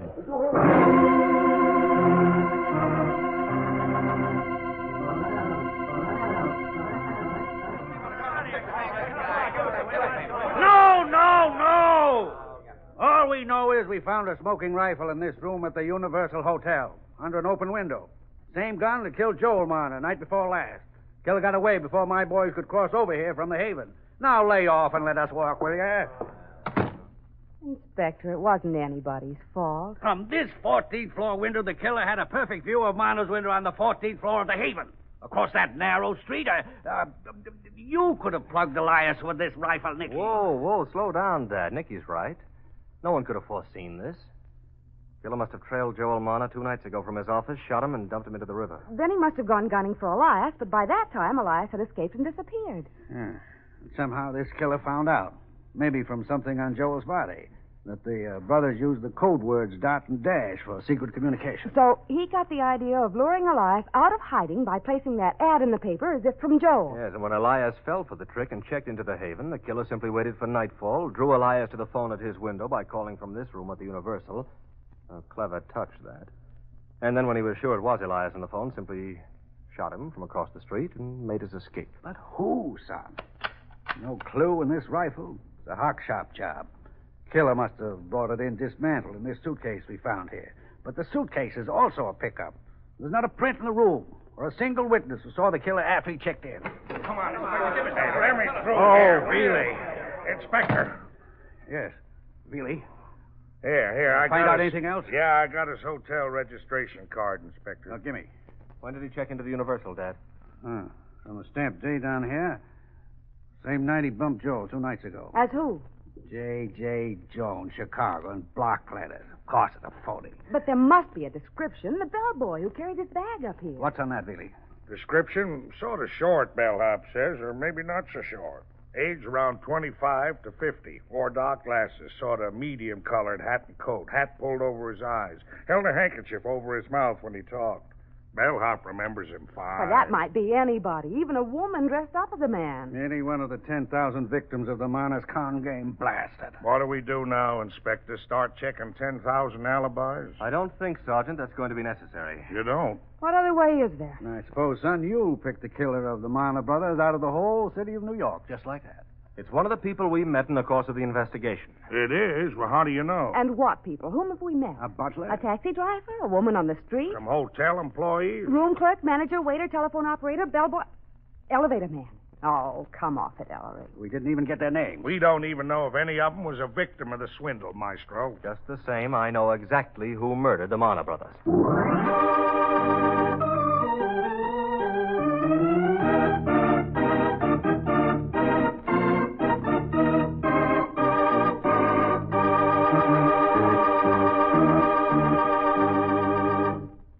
And there, ladies and gentlemen, you have the mystery.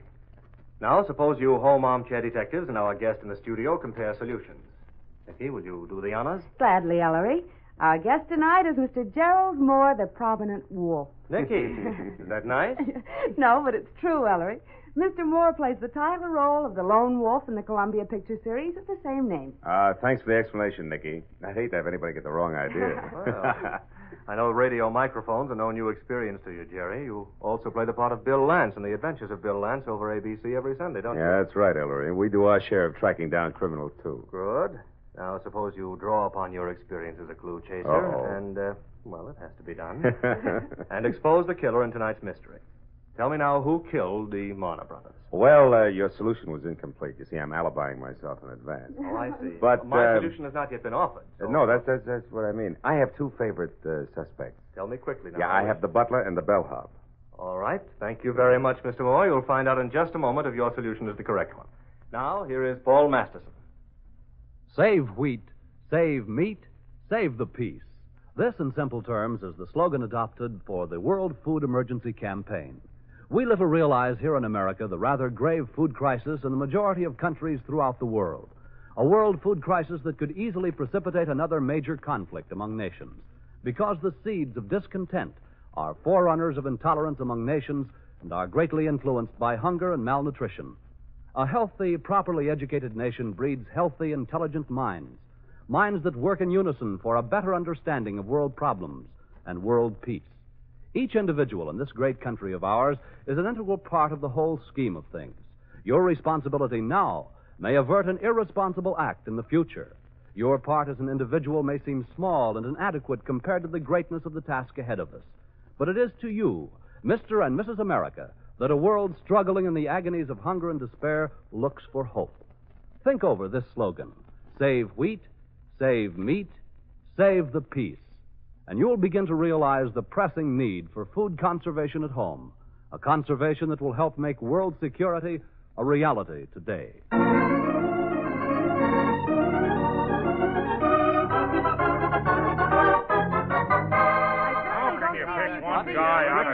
Strictly logical. Now, what do we know about those two hotel rooms involved? The room the killer checked into at the Universal and Elias Marner's room at the Haven. Well, we know that both rooms are on the 14th floor of their respective hotels, that their windows face each other across a narrow street. In fact, that the killer's room commands a perfect view of Elias' room, as you yourself pointed out, Dad. Yeah? Now, could that have been chance? Accident? Oh, hardly. Obviously, the ideal relation of these two hotel rooms to each other was a planned element of the killer's plot. And that tells us who the killer is. Not me, it don't. Well, that's, Sergeant, plus one other fact. Which room was hired first? The killer's or Elias Marner's? Killer's registration card indicated he checked into this room at the Universal 2 nights ago. And we saw Elias check into the Haven this afternoon, Ellery. So the killer's room was hired first. But if the killer checked into this room 2 nights before Marner checked into the one across the street, how could he know in advance that Marner was going to draw a room at the Haven on the corresponding floor? A room from which Marner would be a perfect target. Say. In other words, how was the killer able to control Marner's getting room 1409 in the Haven Hotel? Maybe he reserved 1409 for Marner. No, he didn't, Sergeant. We actually heard Elias Marner ask at the desk if a room had been reserved for him, and the clerk said no. But if there was no reservation, it's impossible, Ellery. When a transient walks into a hotel, there's only one person controls the room he gets. The man behind the desk. A room clerk, Maestro. Exactly. The room clerk. Undoubtedly one of the 10,000 victims of the Marner swindle. And the present repository of all that stolen money. Well, it's another example of the folly of taking the law into your own hands. And it's going to land Mr. Room Clerk in the usual place.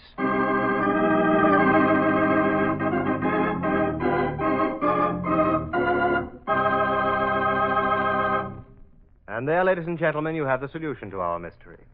Thank you again, Mr. Gerald Moore, for occupying our guest detective's armchair this evening. And as mementos of the occasion, I have for you a copy of my latest mystery anthology, The Queen's Awards, 1947, and a subscription to Ellery Queen's Mystery Magazine. Ellery, don't go away. Huh? Oh, Paul, what's the matter? I don't want to put you on the spot, fella, and maybe it's none of my business, but how long has that yum-yum girl, Nicky Porter, been your secretary? Nicky? Oh, quite a while, Paul. Why? Maybe it's news to you, Ellery, but I'm told your friends out there are sort of worried. Worried about what? About what gives with you and Nicky, son. You two don't seem to be getting anywhere. Oh. Oh, Nicky. Yes, Ellery? As a special favor to Paul, Nicky, would you announce the title of next week's case? Oh, yes. Next week, ladies and gentlemen, Ellery Queen presents the case of Nicky Porter, Bride.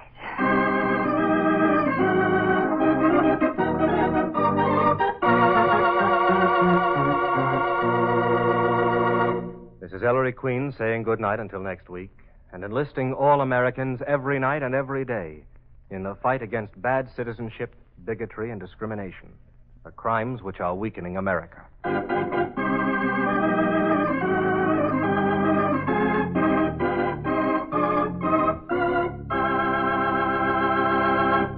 All names used on this program were fictitious and do not refer to real people, either living or dead.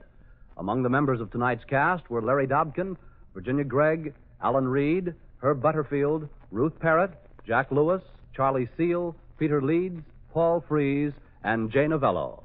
Music was by Rex Corey, direction by Dick Woolen.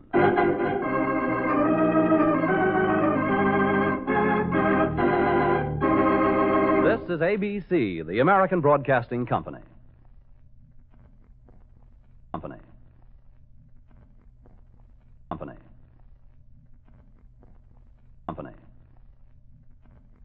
The Shenley Laboratories, producer of Penicillin Shenley and Shenley Pharmaceuticals, presents the Encore Theater.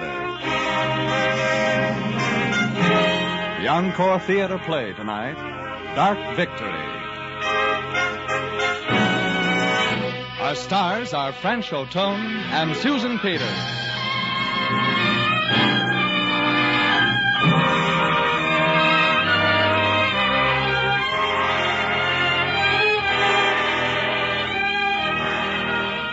Tonight, Shenley Laboratories presents another in a new series of great dramatic programs. Some of our stories are fact, the struggles and accomplishments of great men of medicine. Others are fiction, stories of devotion to an ideal, individual heroism, or great courage.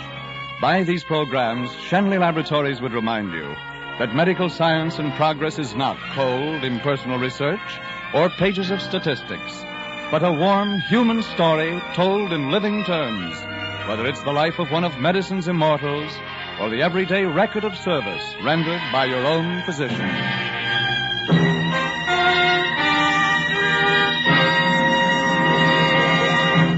And now, Dark Victory, starring Susan Peters as Judith Traherne and Franchot Tone as Dr. Fred Steele.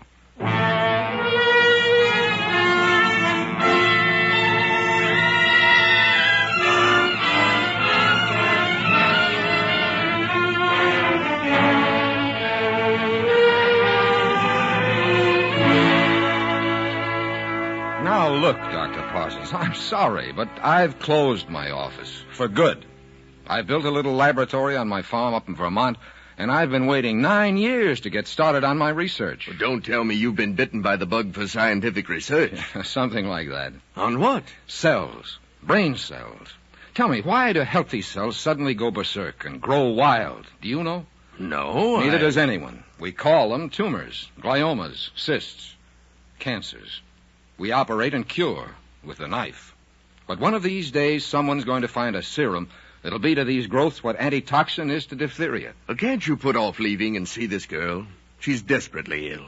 I've been watching her like a hawk, and she's losing ground each day. Confound it, you're always talking about the obligation of doctors to humanity. Well, there's humanity waiting for you in the reception room. Well, all right, I'll have a look at the girl. But I warn you, I'm taking that train. I'm not going to be stuck here another 9 years. I'll have her come in. Oh, Fred, you may find her a bit, defiant. She didn't want to come. She's trying desperately to convince herself and me that nothing's wrong with her. All right, let me see her. Come in, Judith. This is Dr. Steele. How do you do, Dr. Steele? How do you do? And now will you please excuse me? I have to run over to the hospital. Sit down, Mr. Hearn. Dr. Parsons tells me you're a great hunter. You don't look like a hunter. Well, you could hardly expect me to enter your office leading a pack of hounds. Hardly. Well, tell me about yourself. I'm 23 years old and only child. I weigh 115 pounds stripped. I've had mumps, measles, and whooping cough, all at the proper ages. Is that all? All the inconsequential facts. What are the consequential ones? Does that light bother you? No. Do you use your eyes a great deal? I generally keep them open, Doctor. That light is in your eyes. I'll lower the shade. I wish you wouldn't keep harping on that. There's nothing the matter with my eyes. You're squinting. There, that's better. Suit yourself. It's your office. What did you do yesterday? I went to the theater in the afternoon. I played bridge in the evening. Other way around, wasn't it? Why, yes, I guess it was. What was the play? Cyrano, wasn't it? Yes, why? Did you like it? Well, you see, You had a headache, didn't you? How long have you had these headaches? Oh, I don't have them. You have one now? No, I have not. How did you come out at bridge yesterday? Well, let me Quickly. think. I don't remember. You've been losing a lot lately, haven't you? Why do you ask me these stupid questions? There's nothing wrong with me. I'm well, absolutely well. I'm young and strong, and nothing can touch me. Neither you nor Dr. Parsons can make an invalid out of me. Now I'm going. I'm sorry to have wasted so much of your time. You're running away because you're frightened, aren't you? That's not true. Oh, yes, it is. That's why you held certain things back from Dr. Parsons. You were afraid to admit them. You've been having those headaches for months. They've been getting worse lately, and your eyes have been cutting up, too. Just as though someone were shutting a pair of folding doors until your vision's almost cut in half. You pretended it was imagination, but it isn't. You can't concentrate. You're irritable because your nerves are all on edge. You're afraid to admit it, but you can't deny it. It's a lie. I'm well. Oh, why do you bully me like this? Because I want to help you. Won't you let me? How about your train to Vermont? There'll be other trains to Vermont. I want to examine you now. Take some x-rays. Yes, of course. I'm sorry I was so difficult. I like the way you fought back at me. You've been a good sport. Come on, now let's see what we can find out about this head of yours.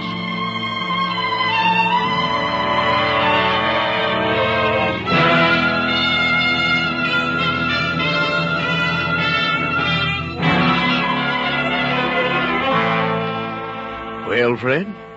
It is glioma, Dr. Parsons. I was afraid of that. We'll have to operate immediately, of course, but... There'll be a recurrence? Yes. Well, you know all the men I called in for consultation. They were all of the same opinion. And that means? Approximately 10 months. She'll be an invalid in the meantime, I suppose? No, this is a rare case. She'll apparently be as well as any of us. That is, until... Well, her sight may fail near the end. There'll only be a little time after that. Fred, I don't know what to say. I love that girl. So do I. Are you going to tell her? Would you want her to know? No. That's your answer.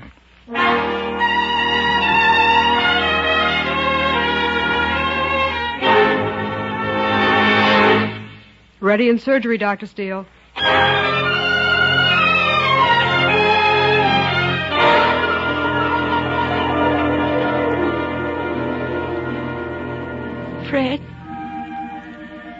Fred? Yes, Judith.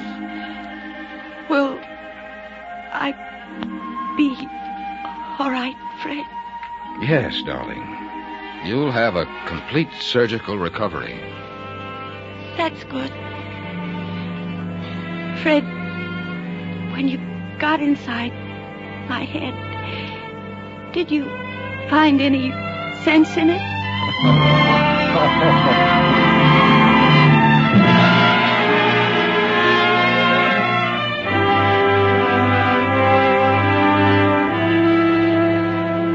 How do you like this hat, Anne? Well, I like each of the other 12. Say, you've certainly gotten fussy since that operation. One day out of bed and you're going through those hats like a cyclone. Oh, I want to look my best. We're going to meet Fred at 5. Oh, I want to look so dazzling that he won't look at another girl. Judith, you're in love with him. Does it show? Oh, does it show? Just take a good look in that mirror. Oh, has he given you any encouragement? Not a ripple on the water. Oh. It's awful. But it's wonderful. I've got something to live for now. Something to hope for.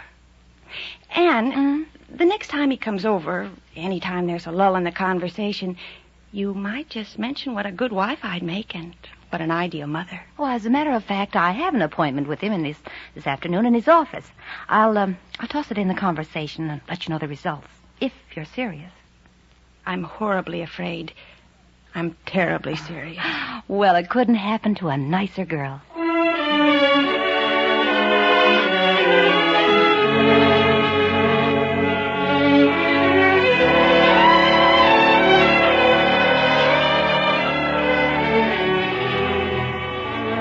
You take these powders, Mrs. Robertson. You'll be all right.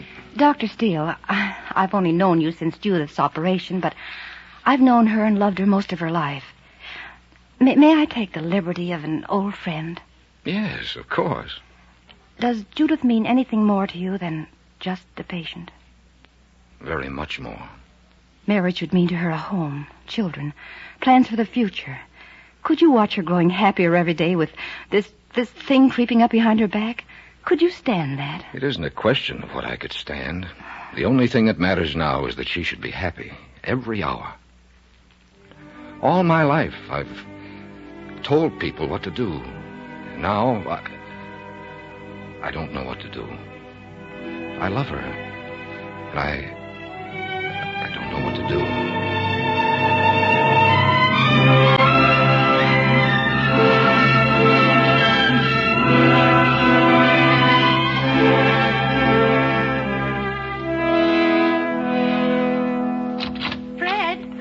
Oh, Mr. Ahern, Dr. Steele had to go out on a case. He wants you to wait. He didn't think he'd be long after 5. All right, Miss Wainwright. I'll sit down here at the desk and wait. Oh, do you mind if I finish packing the books in the reception room? Not at all. Do you think he's really going to Vermont this time? I don't know. I've given up trying to guess. I'm just going to have everything ready just in case. He's going to be a great scientist. Case history folder. Judith Traherne. Well, this looks interesting. Might as well spend my time reading about myself. What did you say, Mr. Ahern? Nothing, just doing a little reading. My dear Dr. Steele, a study of the case history of Miss Judith Traherne and an examination of the tissue sample sent me lead me to concur with your diagnosis. The prognosis is definitely poor. Death in such cases is... Miss Wainwright? Yes? What does prognosis mean? Why, it means what the future of a case looks like. What does prognosis poor mean? It means hopeless. Why did you ask? What are you reading? My case history, Miss Wainwright. My case history. Tell the doctor that I couldn't wait. Tell him that I had nothing to see him about after all. Oh, Mr. Ahern, please wait. These things don't necessarily... Just tell Dr. Steele thanks. And goodbye.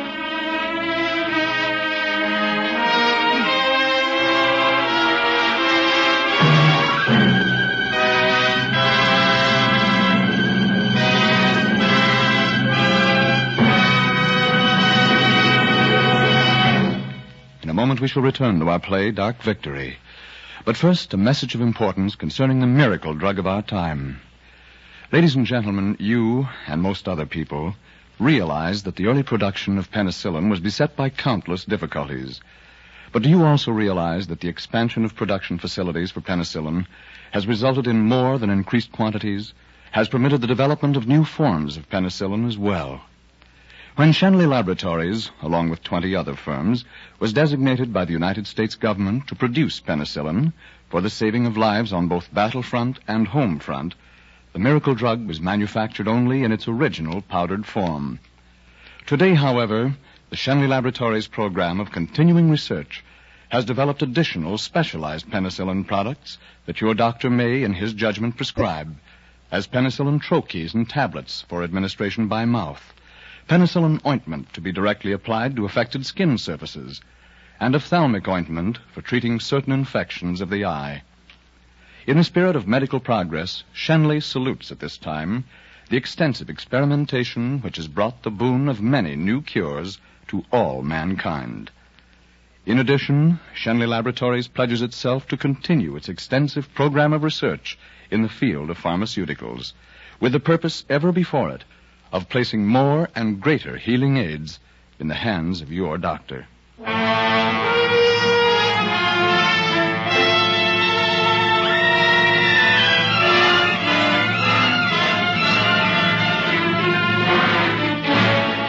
Now we return to our play, Dark Victory, starring Francho Tone and Susan Peters.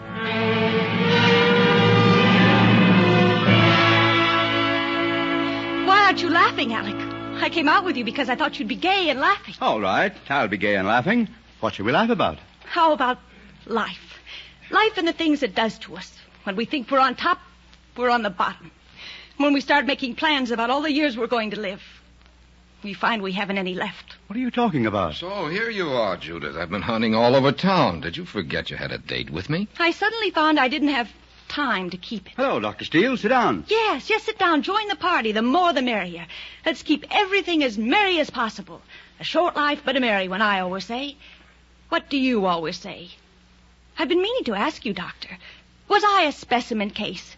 Will I make the medical journal? Judith, I don't... Why didn't you tell me? What's this all about? Tell him what it's all about. Explain to Alec about prognosis poor. A few months of pretending you're well, then blindness. Then so long, my friends. Judith, don't talk like that. Oh, stop it, Fred. It's no longer necessary to humor the patient. You'd have done anything to make me happy, wouldn't you? Even married me if necessary, out of pity. Oh, you're very kind. But thank you so much. It won't be necessary. You see, I'm not in your care anymore. You'll always be in my care. Judith, I hadn't thought to say it here under these circumstances, but I do want to marry you.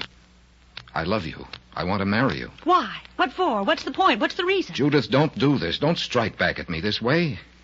I want you to find peace. We all have to die. The tragic difference is that you know when and we don't. The important thing is the same for all of us. To live our lives so we can meet death when it comes decently, beautifully, finely. I'll die as I please. Come on, Alec. Let's get out of here. Let's go someplace where there's more laughs. Judith. Goodbye, Fred. Sorry I can't stay longer, but I'm sure you understand. I just haven't the time.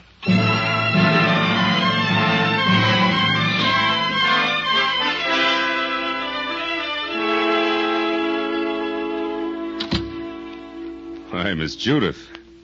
What are you doing down here in the stables at this hour of the night? I couldn't sleep. I just got in from a party, and I didn't feel like going to bed. Saw your light. I thought you might like some company. Yeah. Sit down. Make yourself comfortable. Thanks.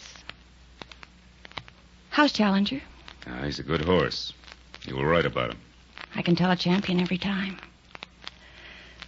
Oh, I'm so tired, Michael. You've been going too hard. For weeks now, it's been party after party. If you'll forgive my saying so, it's a great waste of time. Waste of time? Well, why do you say that? We only live once, Miss Judith. That's right. Only once. Talk to me, Michael. I need someone to talk to tonight. Talk to me as one human being to another. Talk to me as a man. Are you happy, Michael? Is anybody? Are you afraid to die, Michael? I wouldn't want to die while you're alive. You're making love to me. You invited me to talk to you as a man. One thing I know. I'm a lot better than a lot of them that's playing around with you. Are you, Michael? Yeah. If you only knew the things I've wanted to say to you ever since the first time I came to work for you. Say them, Michael. Have you any idea at all what you're saying, Miss Judith? I think we're both a little crazy tonight. You're right. We are a little crazy. And you're right about something else. I can't go on this way. Tonight it would be you, and after tonight, someone else, and on until the last hour. Michael, I can't die like that. Die? What are you talking about? I'm going to die in a few months, Michael. Does that frighten you? Heaven forgive you for saying a thing like that. Yes. Heaven forgive me. When it comes, it's got to be met finely and beautifully, doesn't it? Michael, thank you. Thank you for waking me up.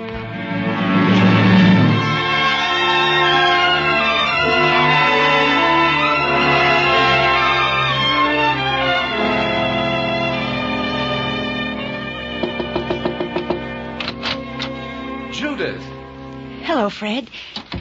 Look here, I came over to say that I'm sorry. I hope you don't mind the unorthodox hour. Come in, Judith.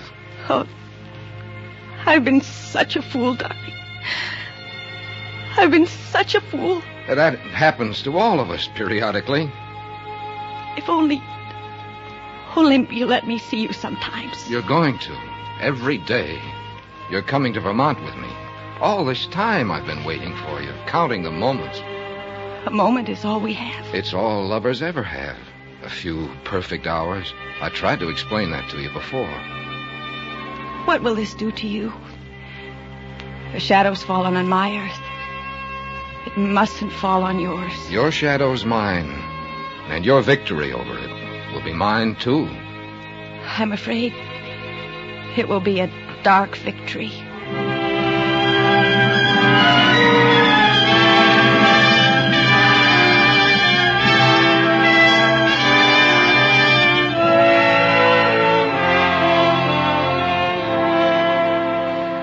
Judith, darling, you look wonderful. Vermont agrees with you. Oh, but look, I haven't seen Fred yet. Oh, I'd forgotten. He's working in there. You go on in and talk to him. I've got to see about dinner. All right. Come in. Hello, Fred. Anne. Oh, it's good to see you. I'm sorry I couldn't get away to meet you at the train, but we're working on an experiment. Oh, I know. You just couldn't tear yourself away from the microbes, huh? How does Judith look to you? Oh, just like a bride of 2 months should look. Radiant. Fred, is there a chance for her? No. Does she realize? Yes. All my life, I've seen people suffer and seen them die. But I've never seen anyone like her. From what deep well she draws her courage, I can only wonder. Well, you saw her. She laughs, sticks out her chin. She can take it. But she must think that there's No, she doesn't think. It's forgotten. That's our pact. We never mention it, and you mustn't either. You'll want to, but you mustn't. Not even with your eyes. You're in the pact, too. I'll try.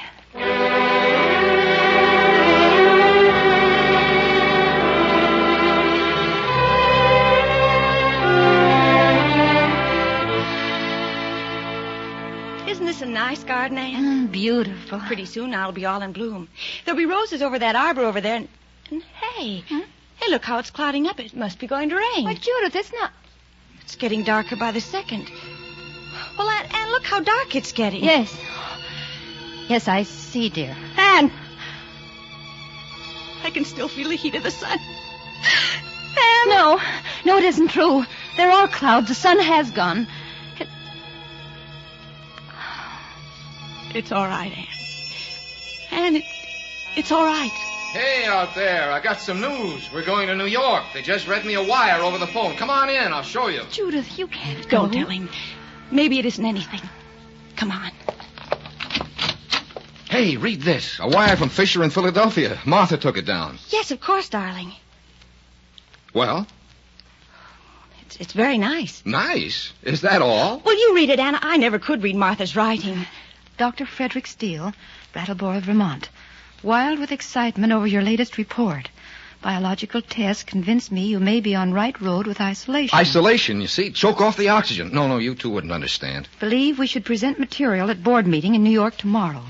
Please wire. My enthusiastic congratulations, Fisher.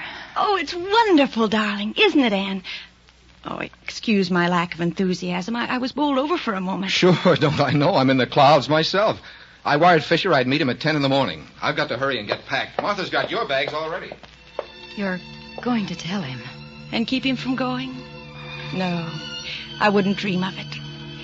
This means everything in the world to his career and his future. His life must go on. Judith, come up here a moment, will you? Anne, please, just go on as though nothing had happened. Please. I know what's best. All right, darling. Whatever you say. Judith! Coming! Where did Martha hide my shirts this time? Darling, I don't think I'll go. You'll be busy, and I'd just be sitting around the hotel room and... Nonsense. A couple of days in New York will do you good. Please, darling, don't force me to go. Force you? Well, of course, honey, it's anything you want, but... New York would bore me. Really it would. This is my home now. I'd rather stay here. Judith, you're trembling. Am I? Well, it's the first time we've been separated. Mayn't a girl get a little sentimental? I'm not going. Darling, are you worried about me? Every moment you're not in my sight. You needn't be. Anne's here. Yes, but if anything should happen... It won't. But even so, I'm not afraid anymore. Hey, didn't we agree we wouldn't talk about it? I used to be afraid. I died 1,000 times.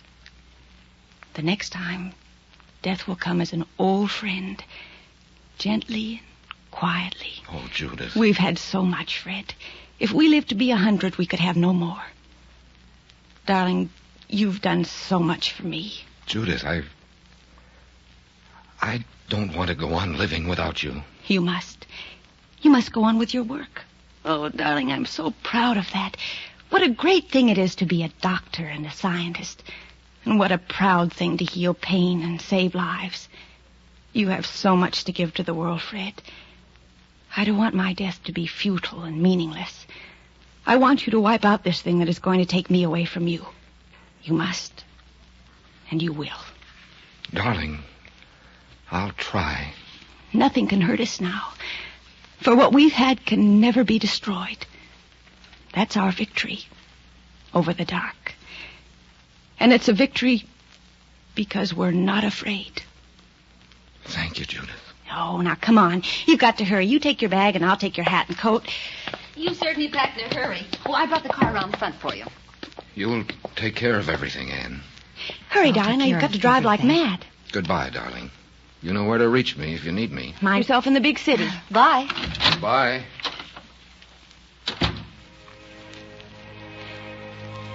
Did we plant any hyacinths yet, Anne? Yes. No, I don't know. Would you go out now and plant some? They're his favorite flowers. They should do well in this soil.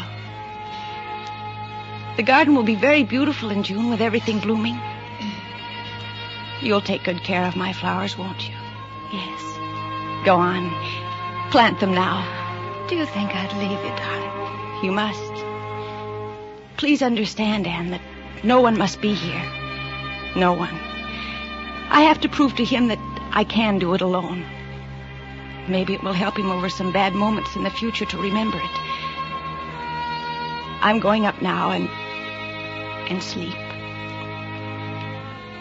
There used to be a prayer. Do you remember it? If I should die. Now, I lay me down to sleep. Yes, that's it.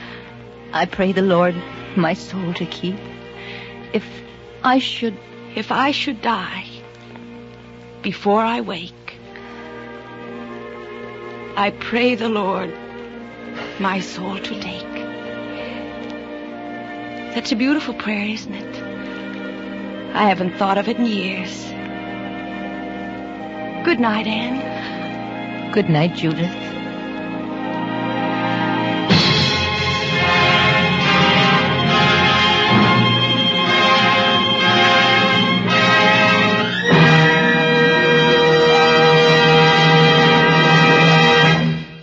Ladies and gentlemen, before Franchot Tone comes back to the microphone, may we leave this thought with you.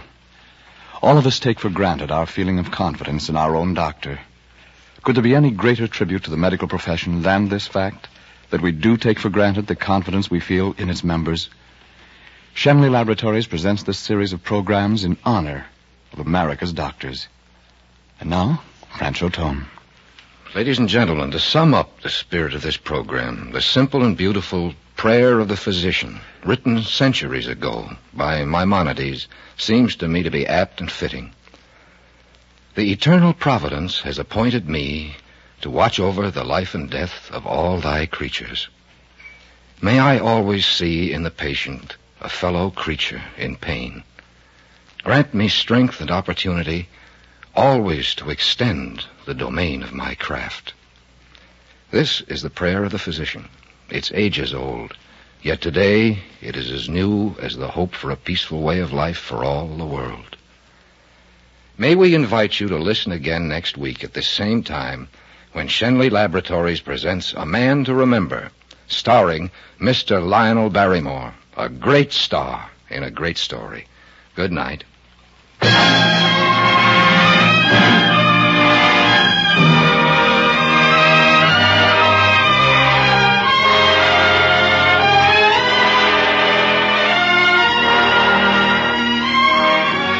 Dark Victory was produced and directed by Bill Lawrence and was presented through the courtesy of Warner Brothers, who this year is celebrating the 20th anniversary of Sound Pictures. It was a Gene Holloway adaptation.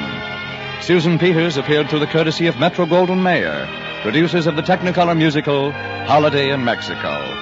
This is Frank Graham speaking for Schenley Laboratories, producer of Penicillin Schenley, and inviting you to listen next Tuesday at the same time when you will hear Mr. Lionel Barrymore in A Man to Remember. This is CBS, the Columbia Broadcasting System.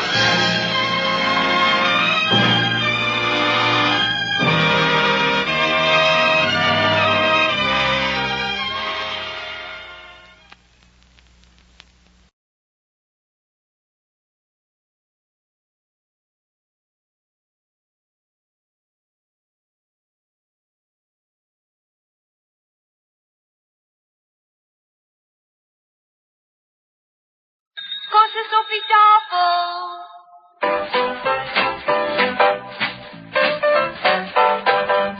The makers of Epic Pure Sunflower Oil, Purine and Pret Cooking Fat, Yum Yum Peanut Butter, Maple Margarine, and Niblets Cheese Twists present the Epic Casebook.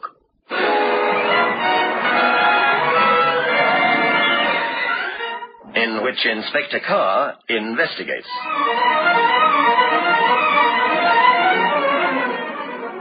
Good evening. The other day, I attended a neighbor's party given for their teenage daughter, and they decided to make me sing for my supper. At first, we played a straightforward game of charades, and then, with knowing glances at each other, the de Villiers family shouted in unison, "Let's play cops and robbers." Actually, it proved a salutary exercise, because we changed it from cops and robbers to the investigation of a hypothetical murder. And very soon I was explaining to the guests the sequence of such investigations, pointing out that when it's not obvious, we first have to determine method. In other words, how the murderer killed his victim. And then comes another M, the second. It's for motive. You've all noticed how important that is in any investigation. Who stood to gain most by the victim's death? Was it an act of revenge, frustrated passion? But both these M's, if you like, are irrevocably linked with the most important M of all. Yes, of course, the murderer himself. Now, that seems to be stressing the obvious, yet a good detective will not only concern himself with the identity of the killer, but will want to know every characteristic the culprit possesses. So you see, all these factors are interdependent. However, I explained to my friends and their guests that unless one is on one's guard, an overabundance of motives, or a seeming confusion as to method, can result in the final analysis in the concealing and not the revealing of the third M, the murderer. In fact, that's what happened to me in the story I'm about to tell you tonight, which I called Murder in the Bag.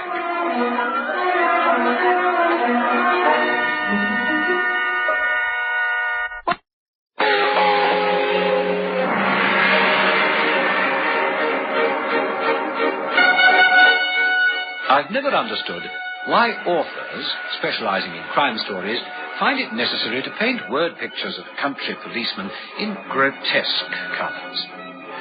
I suppose describing them as buffoons highlights the brilliance of the author's central character, the man who succeeds where the police have failed. They should have met Sergeant Barnes in charge of the Dewhurst police station. Well, I've got all the facts and statements for you, sir. Thanks, Sergeant. All I got from operations was the fact that a farmer called Ferguson was murdered last night when he was returning from a party in the company of a Mr. Flynn. Time about midnight. It was right, sir. It was Mr. Flynn who telephoned for the ambulance, sir, but Ferguson was dead by the time he got to the hospital. Ferguson was shot, correct? Yeah, correct, sir. All right, Sergeant. Let's have it all. By all, I mean, I think you'd better set the scene for me. I see you've drawn me a map. Sure. If you'd please set it for me verbally, I'd be grateful. It'll save time, too. More than that, I want all the characters concerned. Can do? Well, I'll have a try, sir. Well, let us start with a small church just beyond the village, on the way to Chipping Sudbury. Right. Now, just beyond it, separated from the churchyard by a narrow lane, is an old farmhouse. And as you walk up the lane from the gate, there's a hedge on each side. Now, the left side bounds the churchyard, and the right side encloses a field that's owned by Dick Spence. Huh? At the top, the lane turns sharp right behind the field, and 100 yards further on is a farmhouse, a Greystone Farm. That's owned by the late Tom Ferguson. You're doing fine, Sergeant. Ferguson's the man who was shot, yes? Yes, that's right, sir.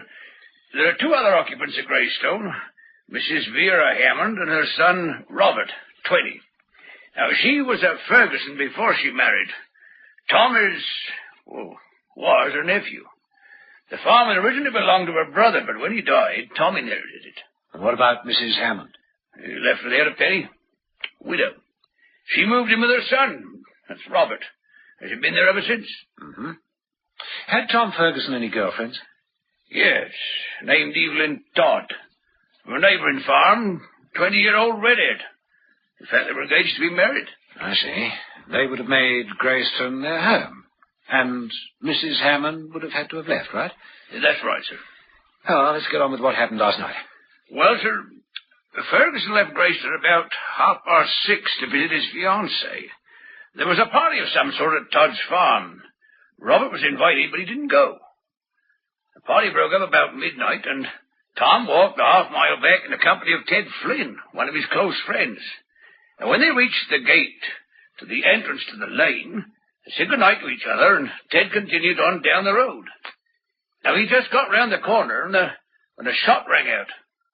He doubled back and he found Tom Ferguson lying unconscious in the road.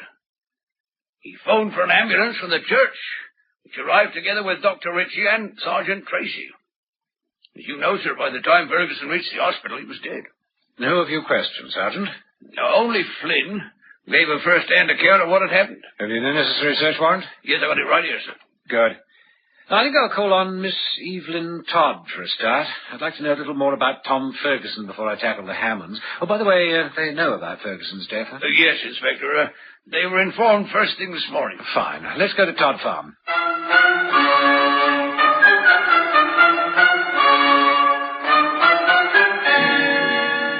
Sergeant Barnes and I drove to Todd Farm, which lay just beyond Greyston. As we passed the homestead of the late Mr. Ferguson, I couldn't help being struck by its bleak contrast to the surrounding countryside. The farmhouse stood gaunt, forbidding, its dark, shuttered windows seeming to enclose a multitude of secrets. On the other hand, Todd Farm proved to be a charming cottage, nestling in an old English rose garden, flanked on both sides by orchards. The door was opened by a young girl with a wealth of flaming red hair. She would have been quite beautiful, but for the dark rings under her eyes, the only outward evidence of her grief. Can I help you? Oh, hello, Sergeant. Sorry to disturb you, Miss Evelyn Todd. That's right. My name's Inspector Carr, New Scotland Yard. Can you come in for a moment? Well, my father's out. I'm afraid there's no one at home. I'd just like to talk to you for a little, Miss Todd, if you don't mind. Oh, yes, well, please come inside. Yeah. Now, what can I do for you? Is it about Tom? Yes. I don't think I could bear it. Look, I quite understand. I won't keep you long. Just a few questions, then we'll go. Very well. Well, first of all, what time did you last see your fiancé alive, Miss Todd? At about 11:45. He left with Ted Flynn. Were they the last to leave the party? Just about. The Elliots were still there. They're friends of my father's. They left about half an hour afterwards. That was the last time you saw your fiancé? Are these questions necessary? I'm afraid so, Miss Todd. Now, tell me, how well did you know the Hammonds? Well enough. That's too well. What do you mean? I'll be frank with you, Inspector. Mrs. Hammond did everything she could to prevent my engagement to her nephew. Prevent? How? I suppose it wasn't very pleasant for a woman twice my age to be ousted from her home by a mere chit of a girl. That's how she describes me. But she chose a rather mean way of showing her feelings. Inspector, for the last 3 months I've been deluged with poison pen cards, all in the same handwriting. After a while I showed one to Tom. He recognized the handwriting immediately. His aunt, Mrs. Hammond, wrote it. Have you kept any of these postcards? How many do you want? 20? 30? They're all in the desk here. There you are. Take your pick. Well, these will do. Thank you, Miss Todd. Now, what were your fiancé's reactions? He's absolutely furious. He and his aunt had a terrible row. And did the cards stop? For a while, yes. But they started coming again about a week before... All right, Miss Todd, I won't keep you much longer. Are there any other incidents that you can recall about Mrs. Hammond? No, I don't think so. Oh, wait a bit, yes. It was only yesterday afternoon. Robert, Mrs. Hammond's son, came over to say that he couldn't come to the party. Did he give any reason? Yes.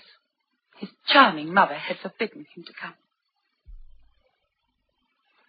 I'm sorry, but Mum's in an awful mood. We had a little row, actually. Oh, Robert. I said she couldn't stop me, and then she went into a long tirade about how she'd worked her fingers to the bone for me. Put me through school, and just when everything was turning out okay,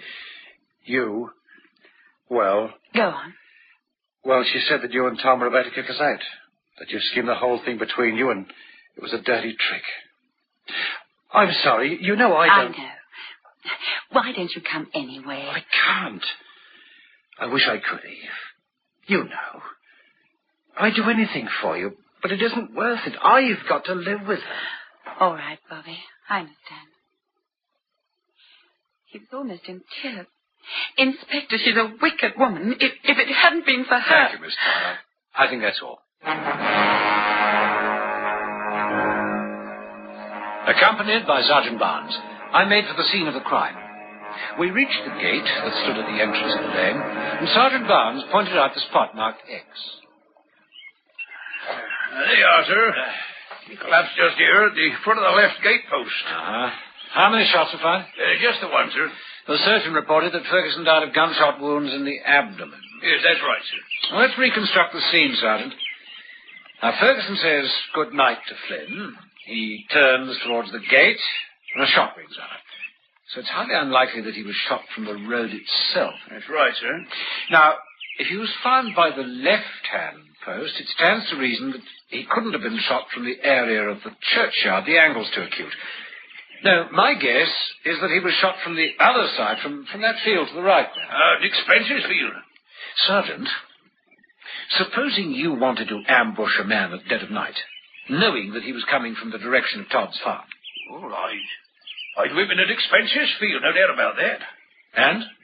Well, I reckon I'd hide behind the hedge. That way I wouldn't be seen. Yeah, but the hedge is at least 2 feet thick. Then I'd cut a hole in it, sir. Elementary, my dear Barnes. Right. Let's see if there is one. Mind the bank, sir. It's slippery. Yes, it is. Had rained recently. A couple of days ago, sir. It come down in buckets. None last night, eh? No, sir, no. Hello. What have we here? What's that, sir? The cartridge case. I'll wager my non-existent bowler hat it was fired from a single-barreled shotgun. Looks like it, Inspector. I put in my handkerchief. There it is, Sergeant. The hole in the hedge. Well, It's obviously been made for a purpose. Let's have a look. Perfect. See for yourself. You're right, sir. I can see the gate clearly. The road beyond. Why, look here, sir. The grass has been crushed. And here, sir, the skid marks. The killer probably lost his footing.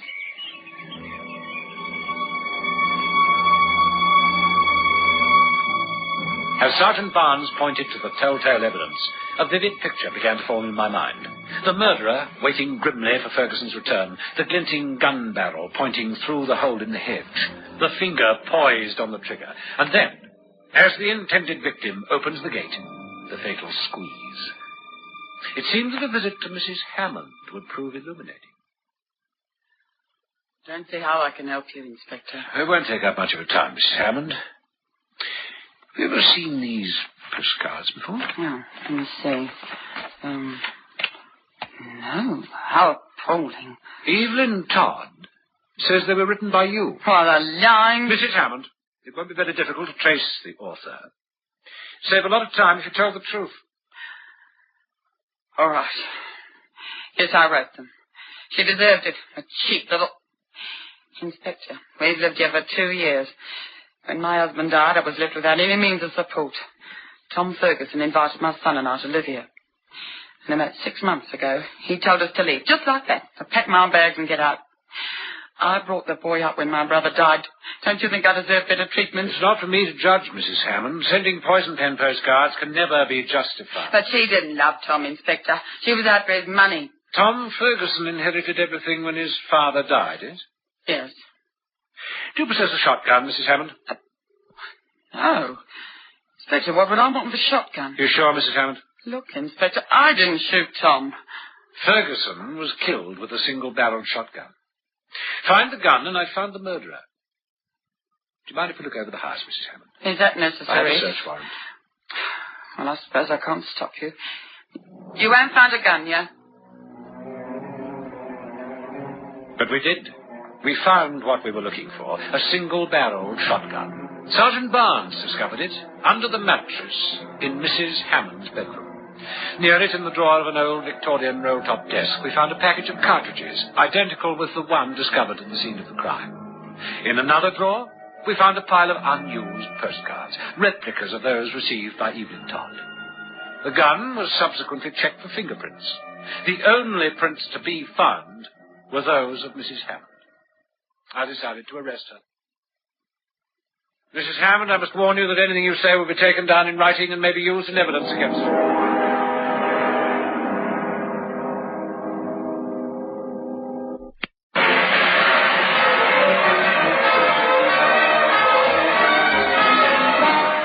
it would seem that the investigation was over.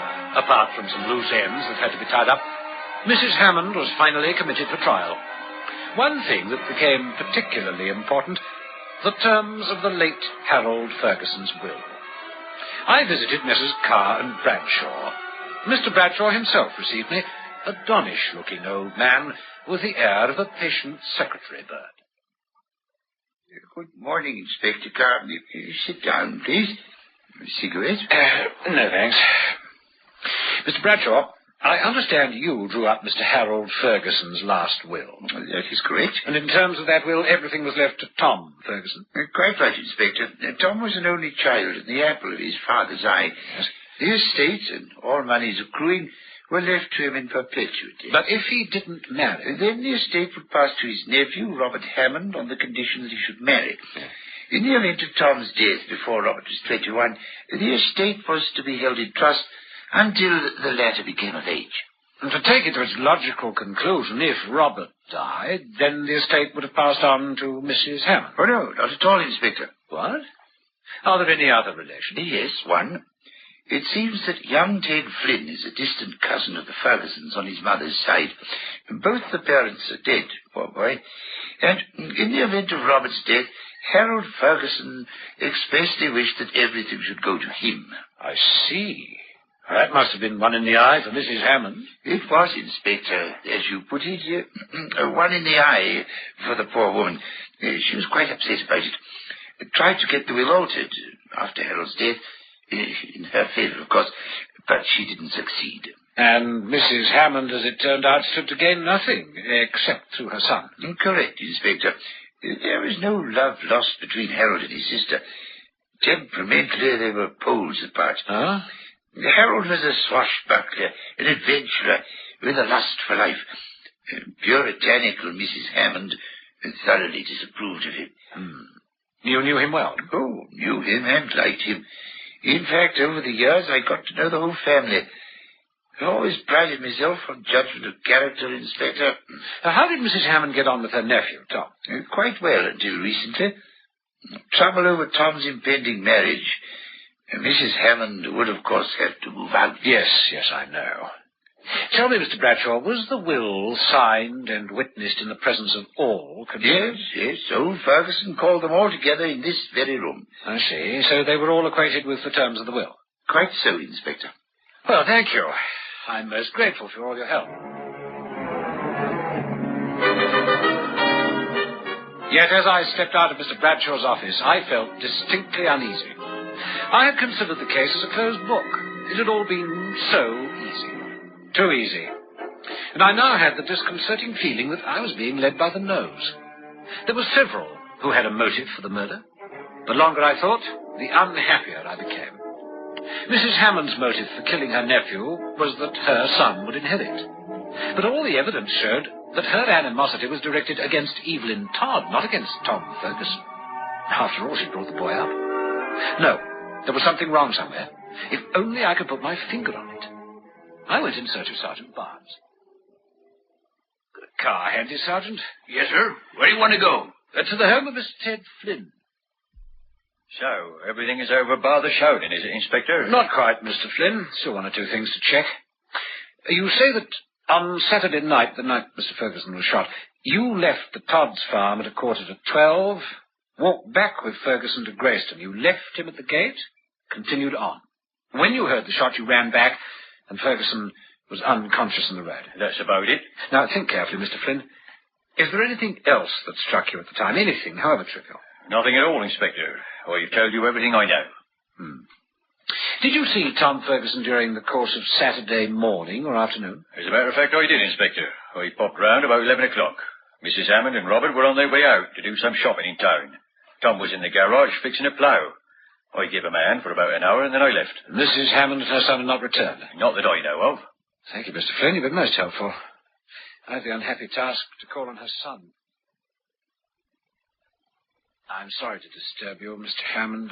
Well, get it over, Inspector.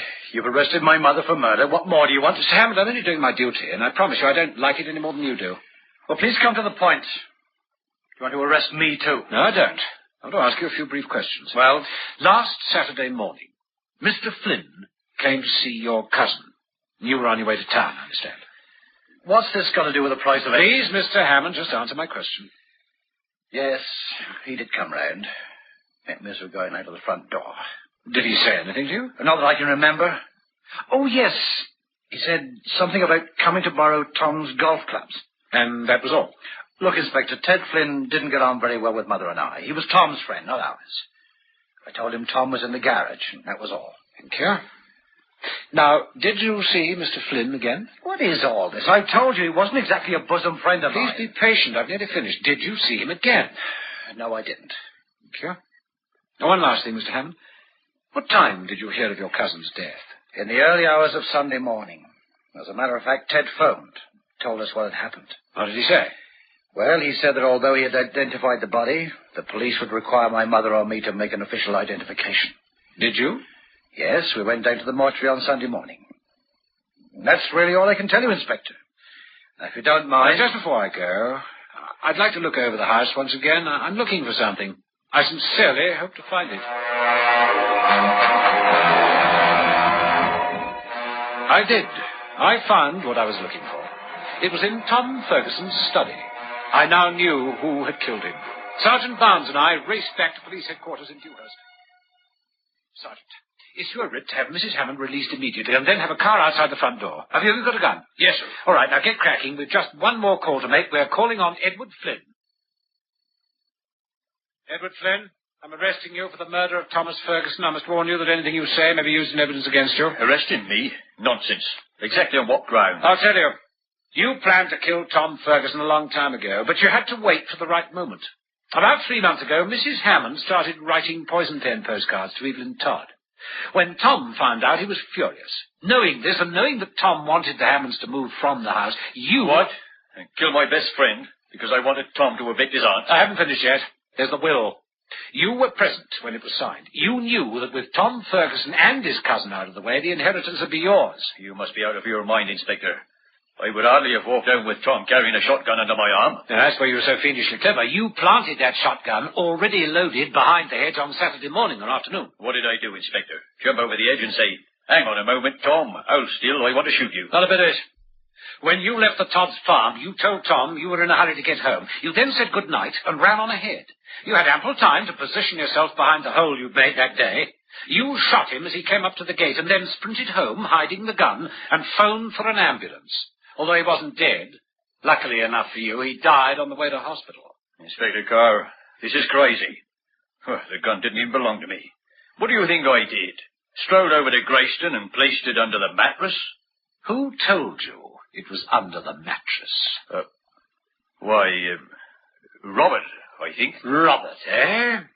He knew because Mrs. Hammond had found the gun and questioned her son about it. But he swears that the only conversation he has had with you is when you telephoned him with the grim news that Tom was dead. And that was before you had time to return the gun. Inspector, you can't prove anything. Can't I? Edward Flynn, I'm arresting you on a charge of murder. You sure you got the right one, sir? Sergeant, I'm as sure as I'm standing here. Well, don't look so worried, Sergeant. Well, I can't help it, sir. Why didn't Mrs. Hammond say anything when you arrested her? She didn't deny her guilt. Because she thought that her son had killed Ferguson. Oh. What else could she think when I found the gun under the mattress? Or you did, to be more accurate. She's got a lot of courage, that woman. She must love her son dearly. Oh, come on, Sergeant. Now what's troubling you? Well, I still don't know how you tumbled Flynn. Don't you? You should. And so should you, listeners. Do you know what clue convinced me that Flynn was the killer? Not sure? Well, listen to the commercial, and I'll be back to tell you. Well, what was the clue? After all, there were 3 suspects, Mrs. Hammond, her son, and Edward Flynn. But what made me so sure that Flynn was the murderer? Well, it was this. If you remember, I asked Robert Hammond if Flynn had said anything to him on Saturday morning. He replied, not that I can remember. Oh, yes, he said something about coming to borrow Tom's golf clubs. Tom's golf clubs. That explained everything. What better place to house a shotgun than a golf club bag? Tom readily agreed to lend him them. And it would have been easy for Flynn to drop the shotgun inside while Ferguson was working in the garage. As Tom's best friend, he obviously knew where to find it. My suspicions were confirmed when Robert said that he and his mother had gone down on Sunday morning to identify the body, a perfect opportunity to return the clubs and deposit the gun under the mattress, hoping that mother and son would be arrested for the crime so that the inheritance would then be his, Ted Flynn's. That was what I was looking for in Tom Ferguson's study. The golf club bag. Oh, the moral of the story? If you must lend your golf clubs to a friend, make sure he's shooting for a birdie, not a body. Good night.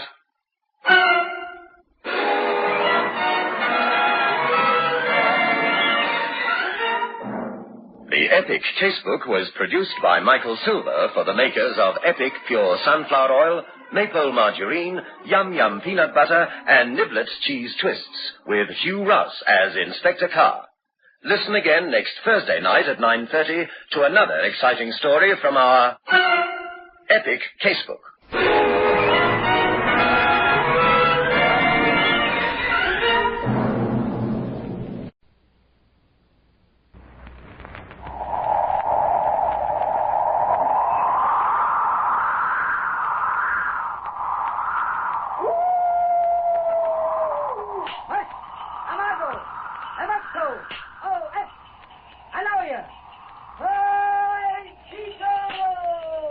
And there he goes, one man in a dog sled across the top of the world. A true story of the adventures of ERWIN of the Arctic.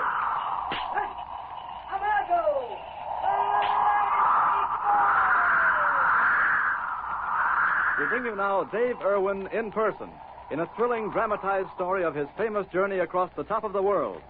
A boy of 22, mushing on foot from the Canning River in Alaska to Hudson Bay, 3,600 miles across the frozen wastes north of the magnetic pole, alone in a land of endless snow and pitiless cold, the longest, most daring polar journey ever undertaken by a white man. And now, here he is, Dave Irwin. Hello, everybody. Well, I never dreamed 3 years ago that I'd ever be standing in a nice warm studio talking into a microphone. In fact, about this time, 3 years ago, I'd build a small cairn on the ice, put my last message under it, and, well, lay down for what I thought was my final sleep. Well, you never know, do you? It really started when I left my home in the Ozark Mountains in Missouri, at the age of 15, to see something of the world. About 3 years later, I landed in Alaska, went to work fur trapping. And in the spring of 1931, I arrived in Nome with $500 in my jeans and a big idea in my head.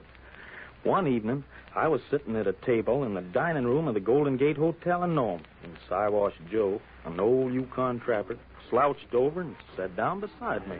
Hello. Hi, boys. Oh, hello, Dave. Hello, Joe.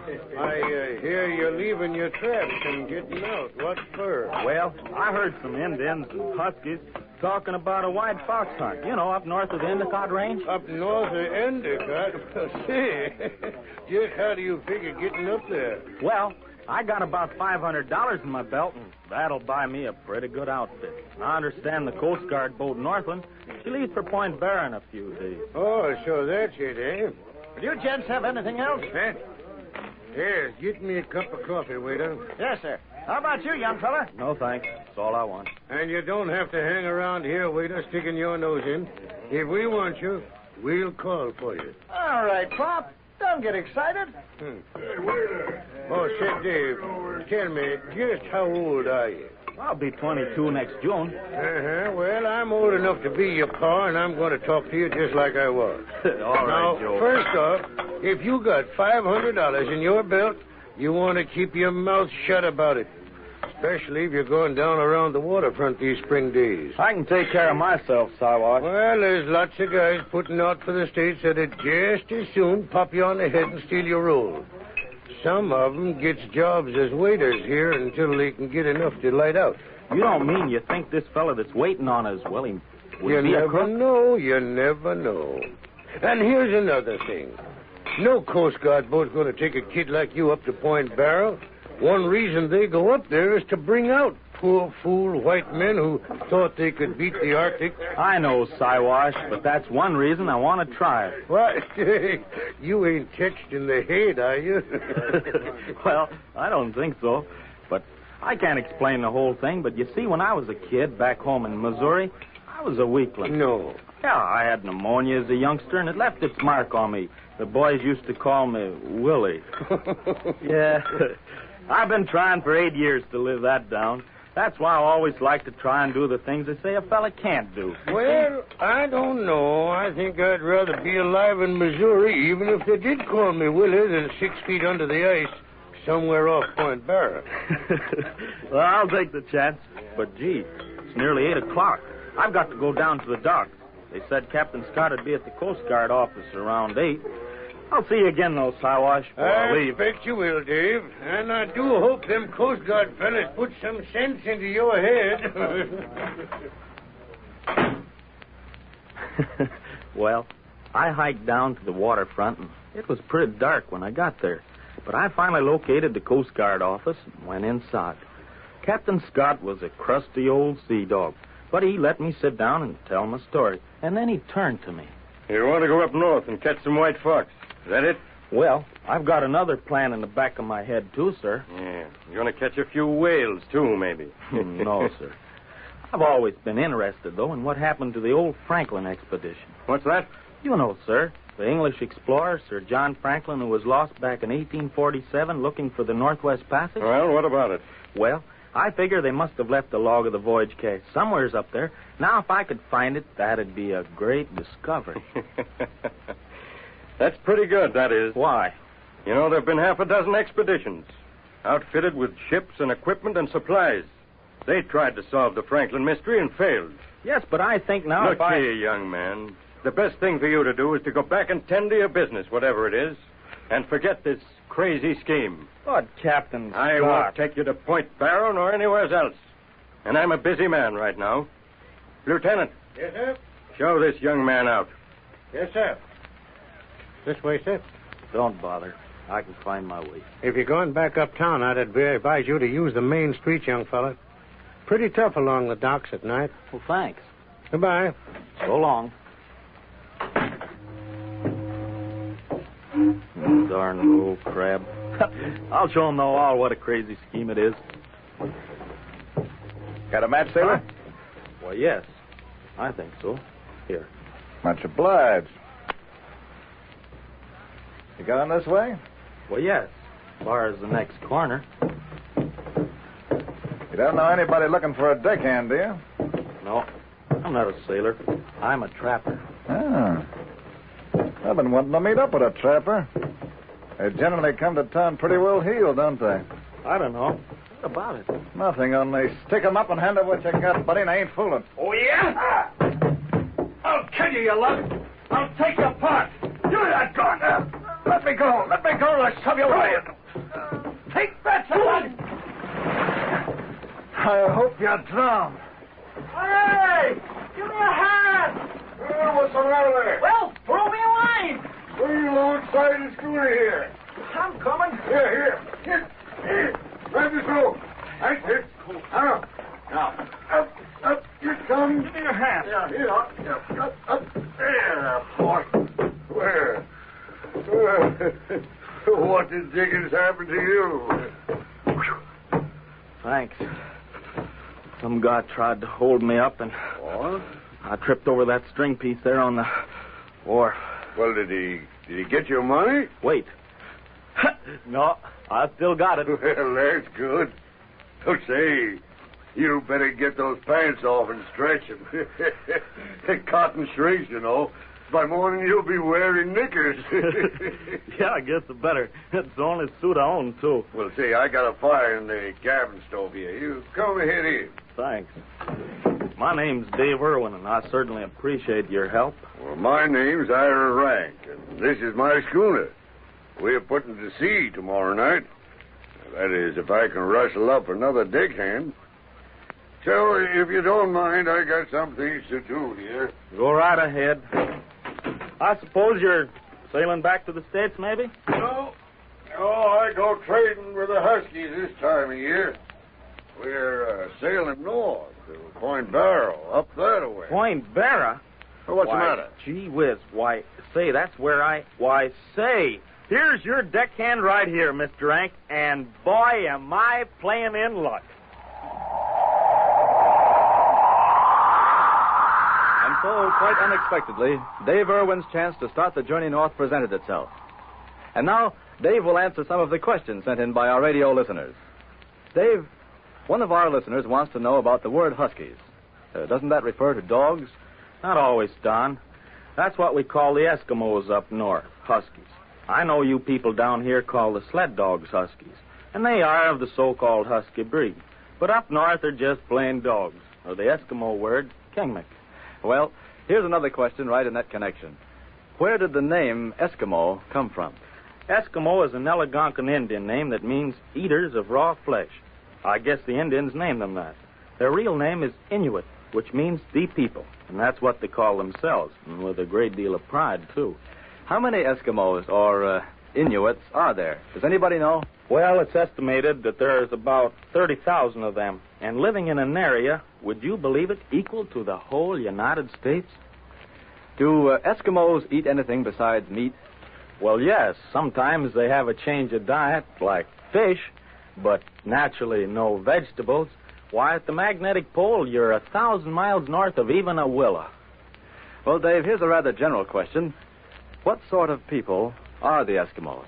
Well, to my mind, and I found them the most admirable people in the whole world. Very genuine, and if one's hungry, they're all hungry. And if one's eating, well, they're all eating. Another interesting question from one of our listeners is the reindeer anything like the deer we see here in the United States? Well, they have a huge set of horns, and ordinarily a little larger. They may dress about 150 pounds. It's the chief food of the Eskimo. Uh-huh. Here's a question, Dave, that I must confess has puzzled me somewhat, too. Are the Eskimos nomads, or do they settle permanently in villages? Well, now the people that live by the sea and live mostly off from seal and walrus, they have a secured food supply, and they don't need to travel. But now you take the inland dwellers that live chiefly off from caribou. As the caribou migrate from one place to another, well, they're nomads. Well, thanks, Dave. If anyone has questions they'd like to ask Dave about the far north, send your inquiries to this station in care of Irwin of the Arctic. And remember, in our next episode, we continue Dave's exciting story. What happened when Ira Rank's schooner put to sea? The mysterious passenger, and the first tragedy on the long trip north. Don't miss it. Another chapter in this daring personal record of Irwin of the Arctic.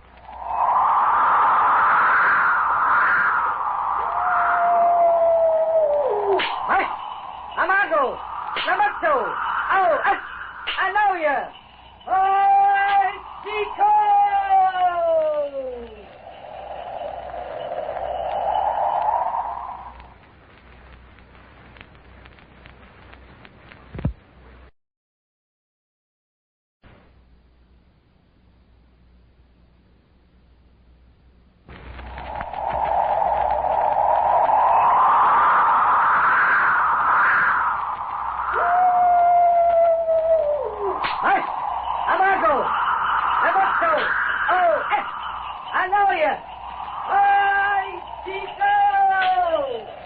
And there he goes, one man and a dog sled across the top of the world. A true story of the adventures of Irwin of the Arctic.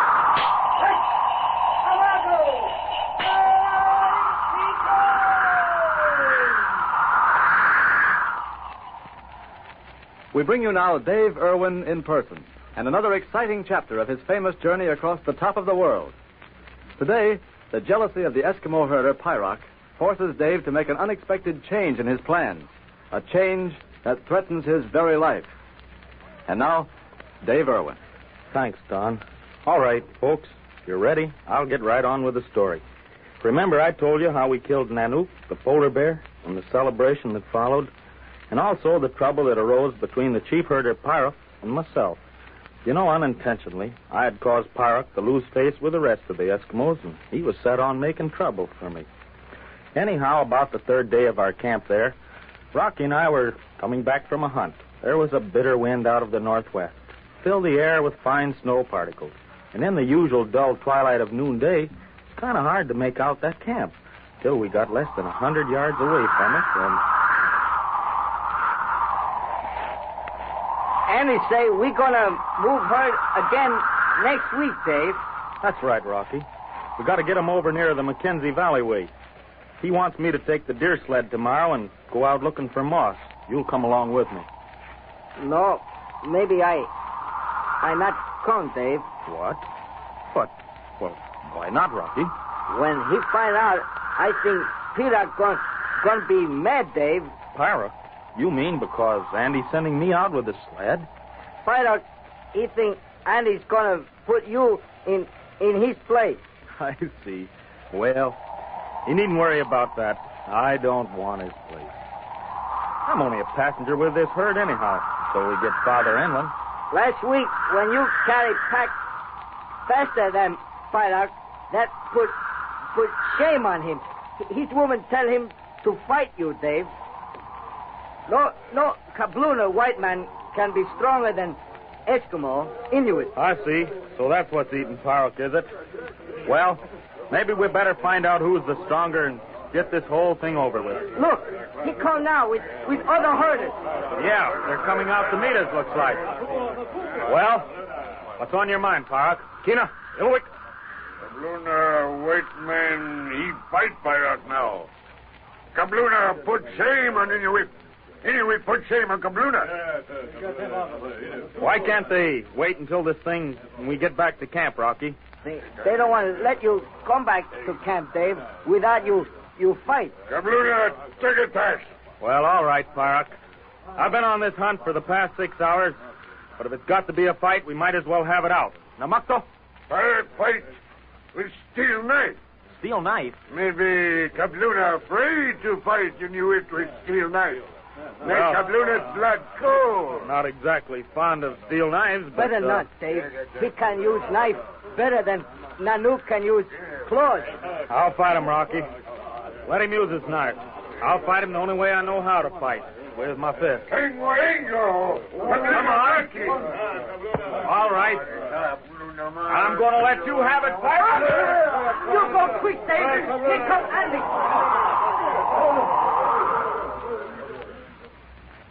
Well, I hit that Eskimo on the jaw with all the strength in me, and he went down and out. But Andy Barr came along just then, and I guess it was a pretty good thing he did. He took me into his hut, and I'll always remember that scene. The seal oil lamp flickering on the snow bench. Outside, the lonely whine of the wind, reminding us that we were 8 humans, alone in that forgotten waste, at the mercy of something stronger than our own little fears or hates. And old man Barr just staring at me with sort of a sad look on his wrinkled face. I was hoping I could smooth things over, Dave, but I'm afraid this ends it. Sorry it happened, Andy. The men have been getting contrary lately, neglecting the herd. And today, Pyrock gave me the word. You got to go, Dave. Go? Yes, if you don't, they'll put you under the ice, as sure as shooting.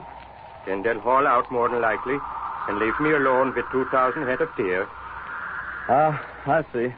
But I had the Zokum, Andy. If I hadn't, he'd put that knife in me. You know.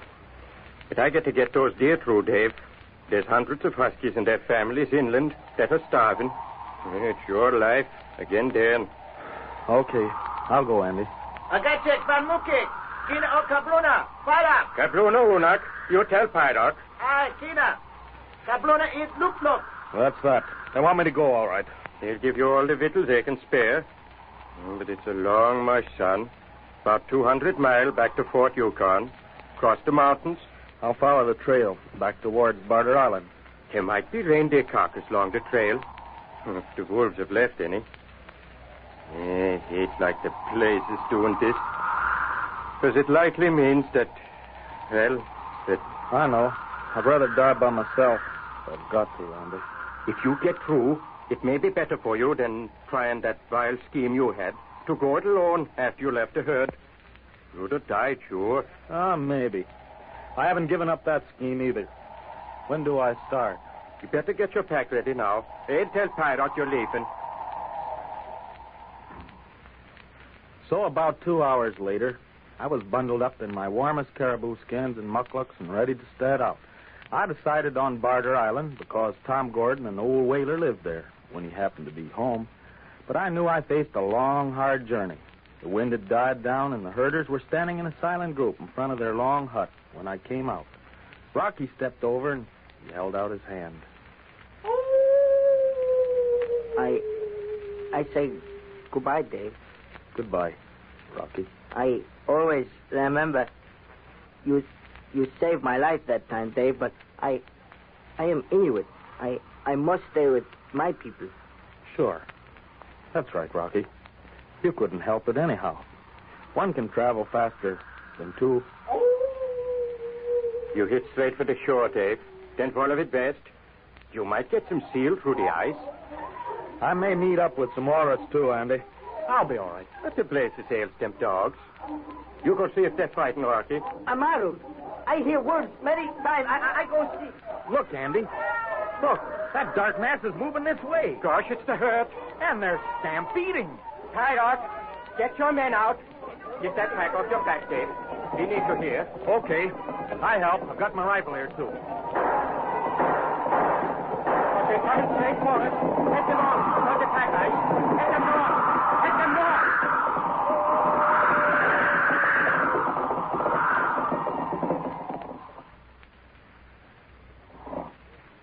And thus, for the time being at least, Dave's exile from Andy Barr's outfit and his mush back to Barter Island was unexpectedly delayed. And now, Dave, for our questions. Harry Patterson of Henry Street, Chicago, asks, has the Eskimo his own language? Oh, absolutely. We've been trying to give you a taste of it on this program here. It's not a written language, though.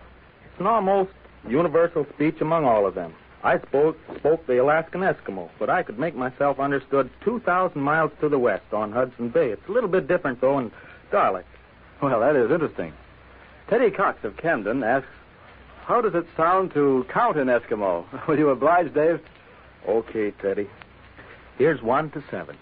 Atawak, Kadalra, Bingayu, Sidama, Tulima, Quinyak.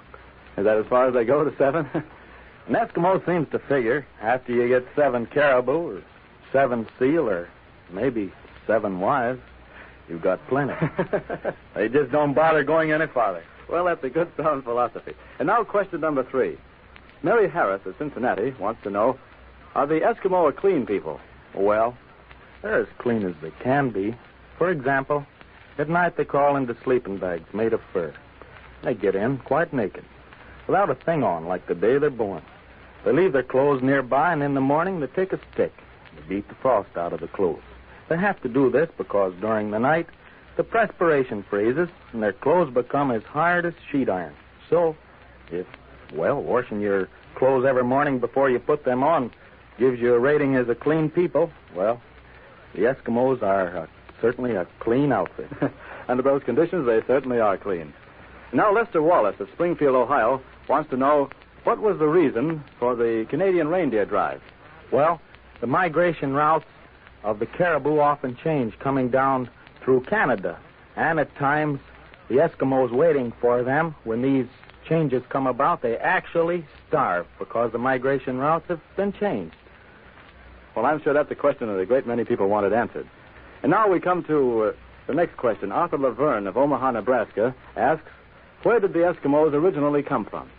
Well, the Eskimos originally came, they figure, from Asia. Now, this is a long time ago, and nobody's really sure, but I think we can be sure that they truly are a Mongolian people. Here's one from William Seymour of Pittsburgh, Pennsylvania. Generally speaking, are the Eskimos a long-lived people? Well, it's a funny thing, but the Eskimo, if you'd ask him how old he is, he'd say, what does it matter? But I've checked up quite close on some of their ages by asking them questions when white men have gone through long ago, and it seems that an old person, well, he's old at maybe 45 or 50 years. Uh-huh. Well, that was very interesting, and thanks a lot, Dave. And I'm afraid that's all the time we have for questions today. If anyone else has questions they'd like to ask, mail your inquiries to this station in care of Irwin of the Arctic. Listen for another exciting chapter of Dave's story. What happened after the reindeer stampeded? Did Dave finally set out for Barter Island? The next chapter is full of surprises. Don't miss it. Another episode in the daring personal record of ERWIN of the Arctic.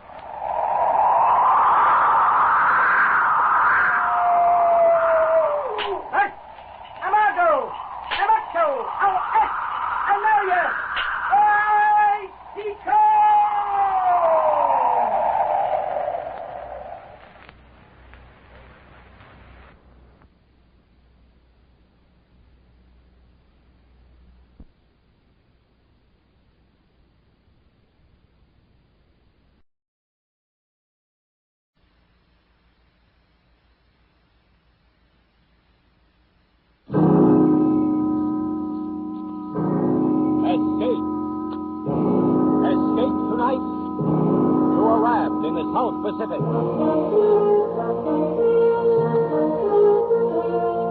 The Columbia Broadcasting System and its affiliated stations presents Escape, produced and directed by William N. Robson. This, the last of the summer series, is The Fourth Man by John Russell.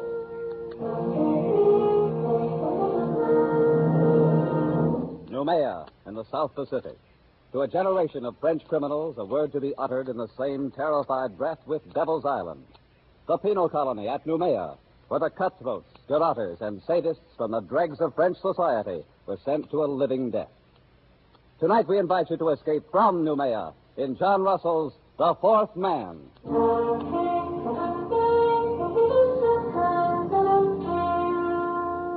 The raft stood to open sea.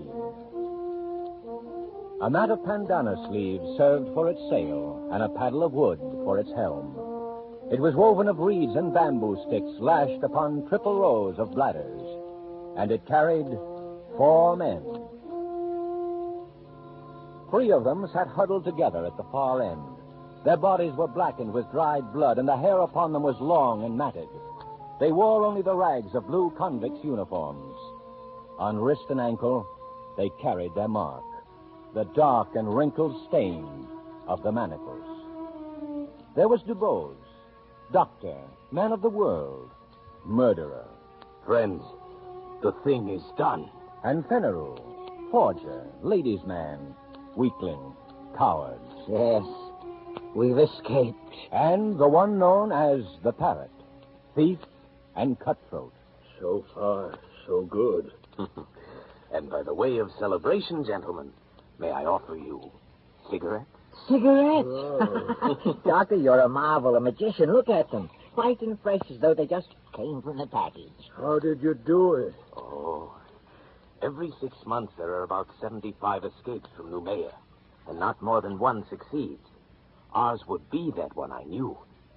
So, 3 weeks ago, I bribed the night guard for these very cigarettes, so that we might sit here, my friends, as we are doing, and celebrate. I want a light. A light for the pet. Our doctor's a wonder. He thinks of everything. He gives us cigarettes, matches, and our freedom. Wait till you've got your 2 feet on a pavement again. That'll be the time to sound off about freedom. To wear starched collars again. To stroll with a girl, clean and fresh from her bath. Down the Place de la Concorde, the Rue de Rivoli. Suppose we get a storm. It's not the season of storms. Just the same. Suppose we get a storm. Okay, my friend. You must not be so impatient. Remember, we were convicts back there, festering in oblivion. Now we are men raised from the dead. Suppose we get a storm. You've got a gift of speech, Doctor. But where's the ship that was going to meet us here? This is the day, as agreed. It will meet us. The wind will blow us to China if we keep on. We can't lie any closer to shore. There's a government launch at Torreon. And I doubt if the native trackers have given us up. Careful, Parrot. The natives will eat you yet. I've heard about that. Is it true, Doctor, that they'll keep all the runaways they can capture to fatten on? Oh, they prefer the reward still. I doubt if they've entirely lost the habit of cannibalism. Piece by piece, Parrot. First they'll sample you. Then they'll make a stew out of your brains. Oh, they won't miss a thing. Shut up, Fenneru. The filthy brutes. Oh, I almost forgot. We have one of them with us.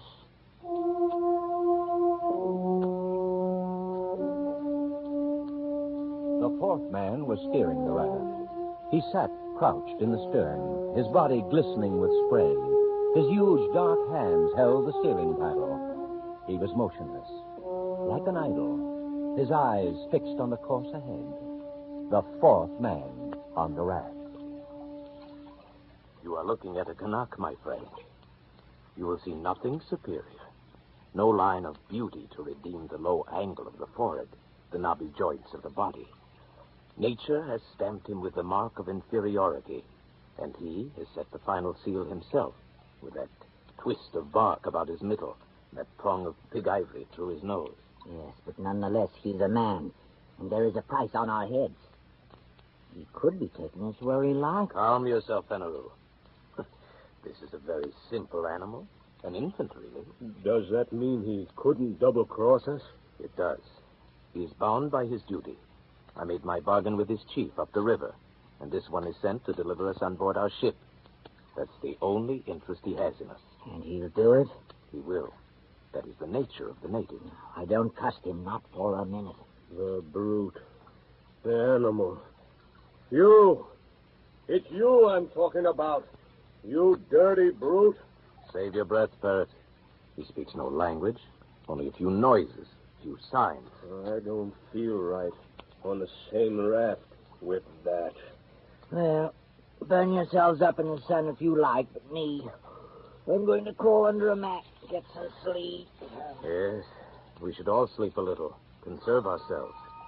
And when we awake, our ship will be here. A saucy little topsail schooner, a mast standing out against the sky, and we'll be on our way to France. Yes, sleep, my friend.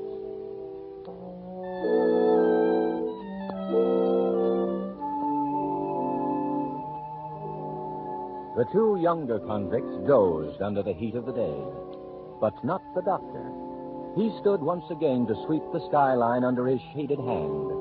His plan had been so careful, so precise. He had counted absolutely on meeting the ship, a small schooner, one of those flitting, half-piratical traders of the Copra Islands that can be hired, like cabs in a dark street, for any sinister enterprise.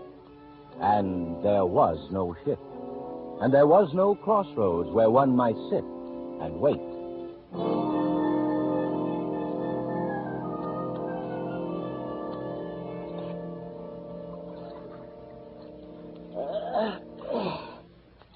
Good morning, Doctor. It's afternoon, Fenneru. Oh, yes, so it is. I slept like a corpse. Hey, where's the ship, Doctor? It was going to be here when we woke up. It will be. Oh, I'm thirsty. I'm dying with thirst. So we all, Fenneru. Where's the flask? I'm roasted in the sun. You'll just have to roast some more. This crew is put on rations. Oh, what are you talking about? Where's that water? I have it here. So you have. Do you think it's yours? No. It's ours, Parrot. I want a drink, Doctor. Think a little, Parrot. We have to guard our supplies like reasonable men. We don't know how long we may be floating here. Oh, so that's how you talk now. You don't know how long. But you were sure enough when we started. I'm still sure. The ship will come. She cannot stay for us in one spot. She'll be cruising to and fro until she intercepts us. And we must wait. That's good. Wait. And in the meantime, what? Fry here in this heat? Our tongues hanging out while you deal us out water drop by drop? Perhaps. No. A man doesn't live who can feed me with a spoon. Unless you would die very speedily, we must guard our water. We can only do our best with what we have. All right, Doctor. Do your best. Give me a drink. You may have your share, of course. But be warned. When it's gone, don't come to us, to Fenneru and me. What's fair is fair. My drink. Very well. Oh, a thimbleful. One thimble. This way we should have enough for 3 days, maybe more. With equal shares among the three of us. That's right. There are only 3 of us. You were thinking of him, Fenneru? Of our pilot? He looks somewhat like us, doesn't he? But his body has never known clothes.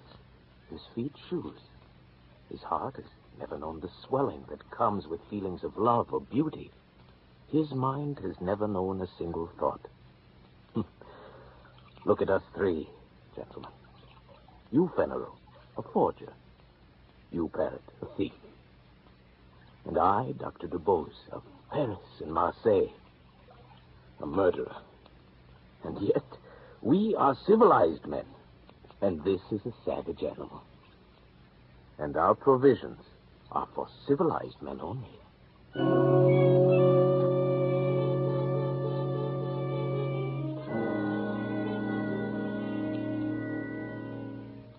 The three men awoke to the second day on the raft.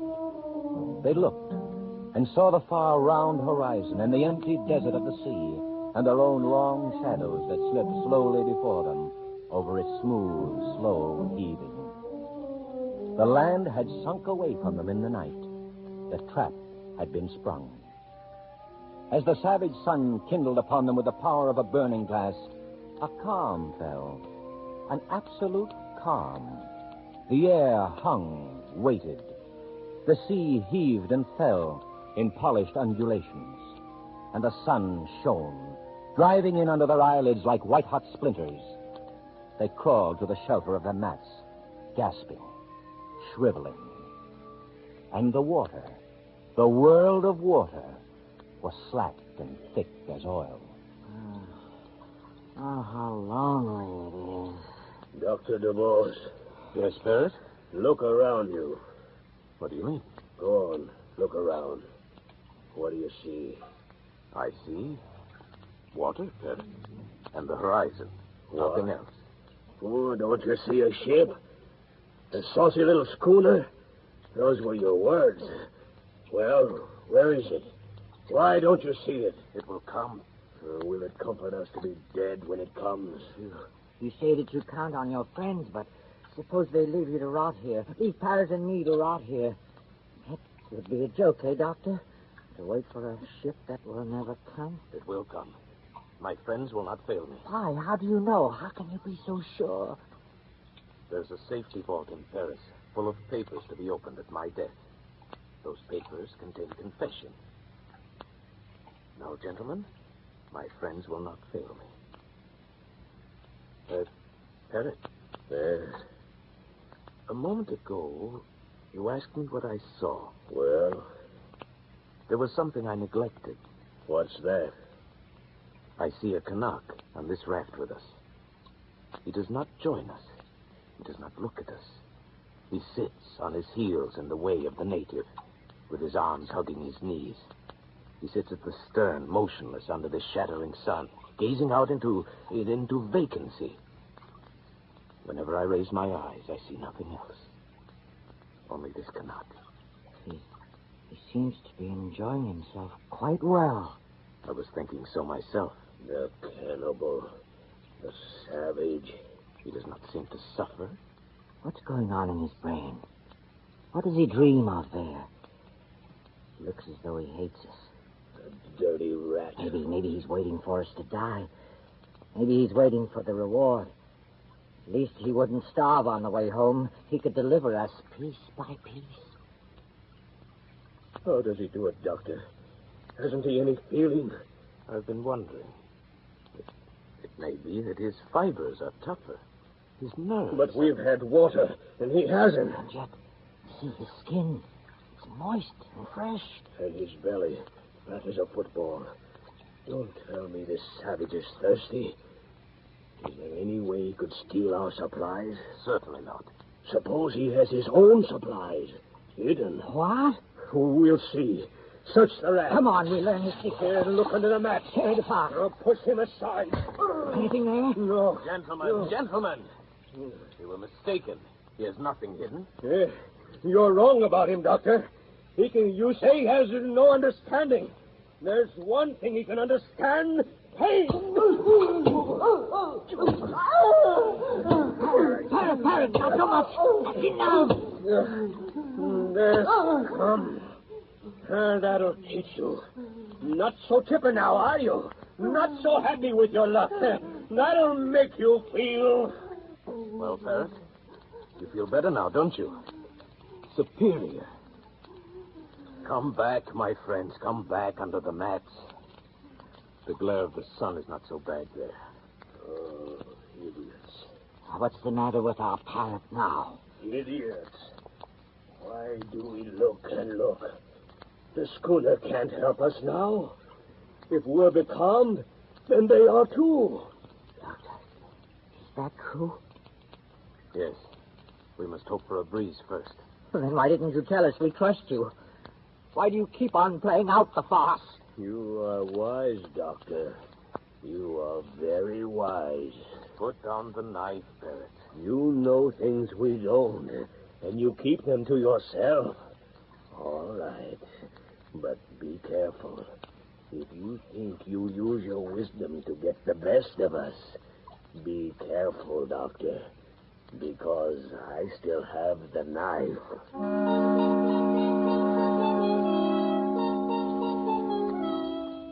And so the days dragged by, the second, the third, and now it was the fourth day, and still there was no breeze, and still there was no ship.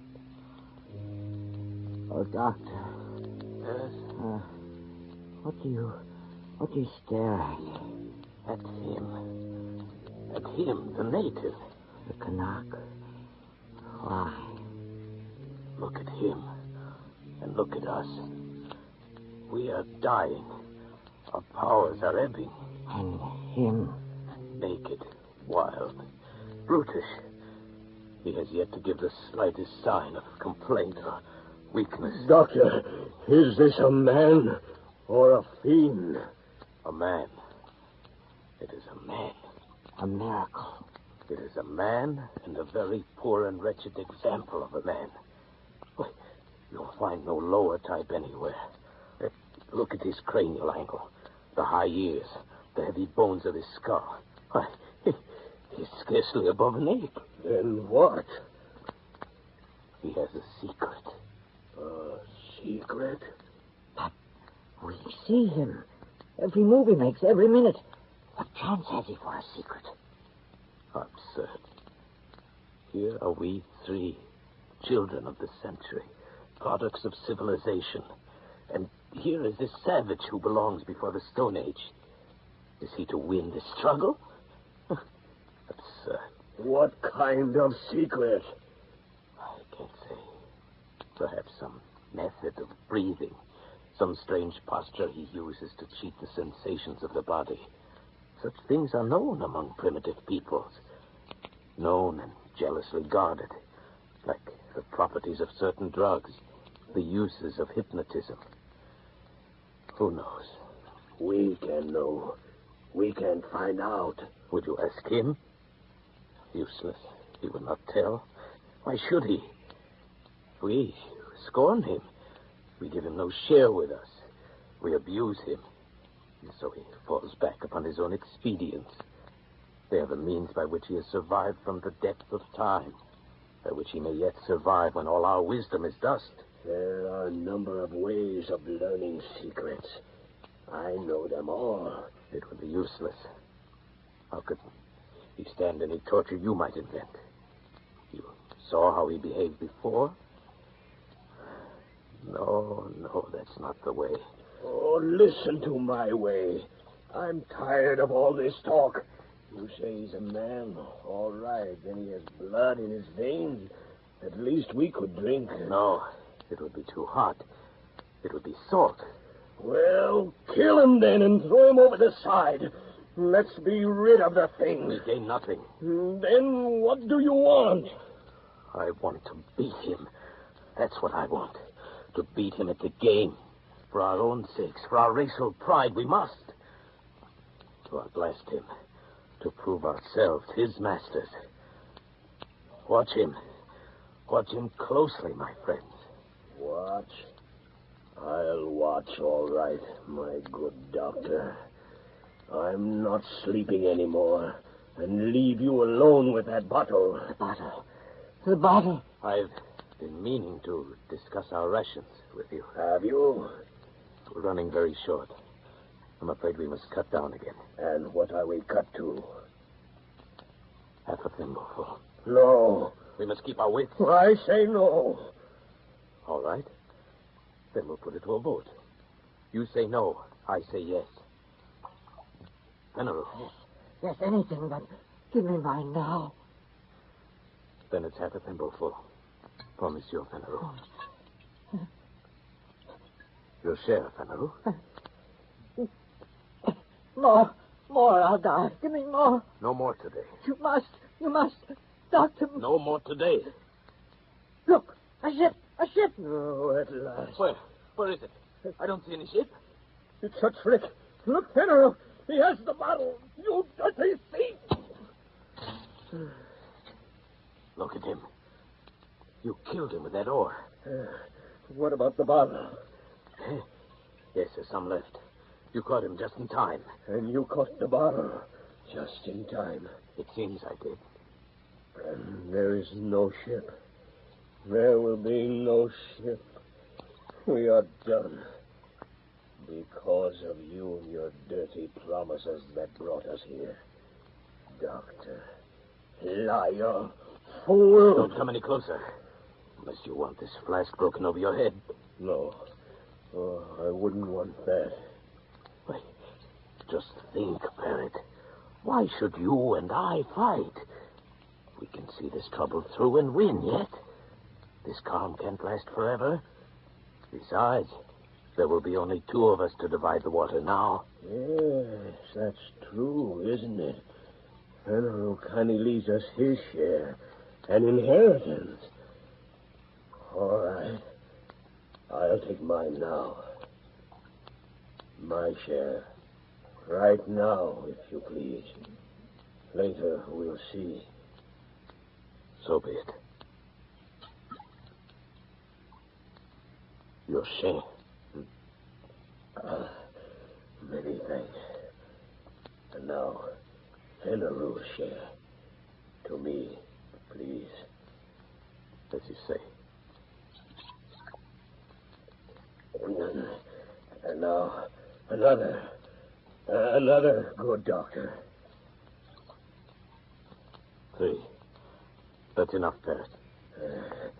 No, Doctor. It's not enough. Now I'll take the rest.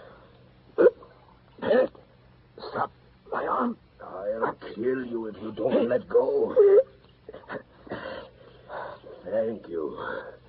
You see, I have manners, haven't I? And I have wisdom, too. Because I fooled a very wise man. I toast you, Doctor. The best man wins. That was a bright idea of yours. The best...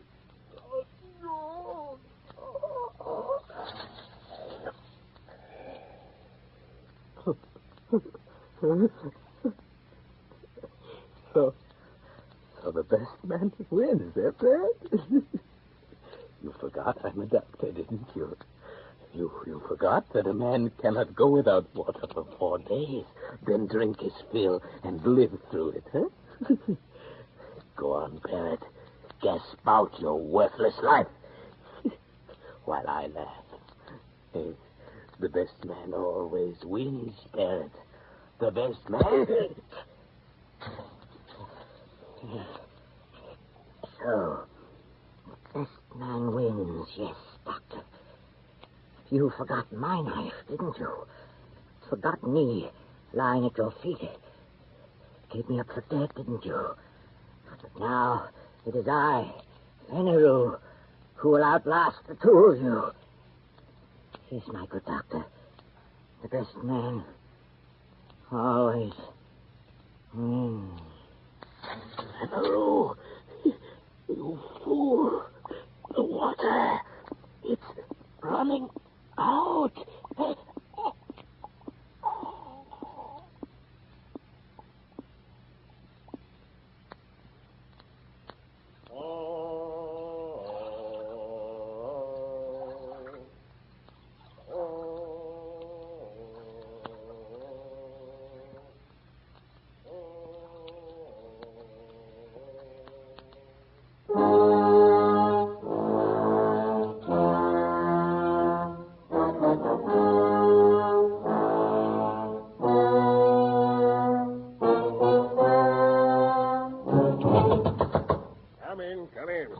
Captain. Longboat's back, sir. All right, send Marteau in. He's right here, sir.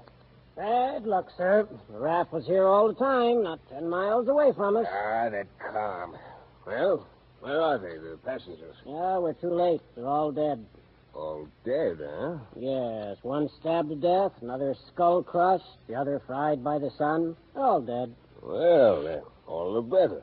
Of course, there's nothing to feed. Yeah, but how are you going to... Well, hogsheads, my friend. The hogsheads in the afterhold. Fill them nicely with brine, and there we are. I don't understand. Oh, you're dull, Marteau. Very dull. The gentleman's passages all paid. Before we left Sydney, I contracted to bring back 3 escaped convicts. I'll bring them back, pickled. So if you'll go back, Marteau, and bring them aboard for the trip, I'll be much obliged. Very well, sir. Oh, there's a 4th man on the raft, Captain. A Kanak. He's still alive. What do we do with him? A Kanak? No word in my contract about any Kanak. Leave him there. He's only a savage. And so Dr. Dubose and Fenneru and the parrot went aboard for the long trip to their beloved Paris, their bodies pitching and rolling gently in the huge vats of brine. On the raft, the 4th man raised his head slightly as a wind freshened from the west. He watched until the schooner turned, chafing away for Australia, and disappeared over the rim of the horizon. Then he spread his sail of bandana sleeves and headed his raft eastward, back toward New Caledonia, back toward home. Feeling somewhat dry after his exertion, the native plucked a hollow reed at random from the rushes on his raft. Slowly, lazily, he stretched himself at full length in his accustomed place at the stern.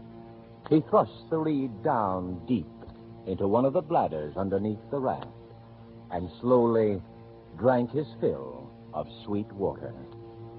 He had a dozen such storage bladders remaining, built into the floats at intervals above the waterline, quite enough to last him safely home again.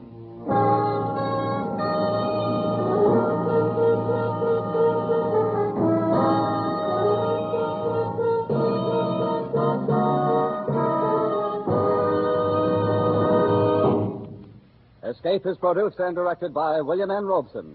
The 4th Man by John Russell was adapted for radio by Irving Robert, with Paul Frees as Dr. Dubose, Joe Kearns as Fenneru, and Nestor Piver as Parrot. Bill Johnstone narrated. The special musical score was conceived and conducted by Cy Fewer. Escape has been presented by the Columbia Broadcasting System and its affiliated stations.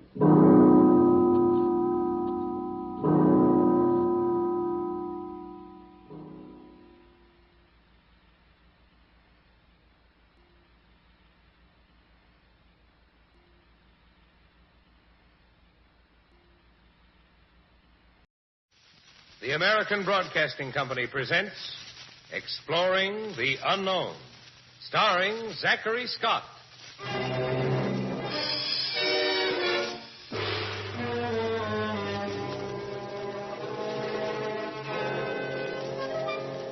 This is Andre Baruch inviting you to listen to the most modern program in radio, more truly in step with the time than any other, because it's about the one thing that most affects your life today and tomorrow, science. A new and dramatic use of radio, combining fictional stories with authentic information drawn from the notebooks of science and industry by the Research Institute of America.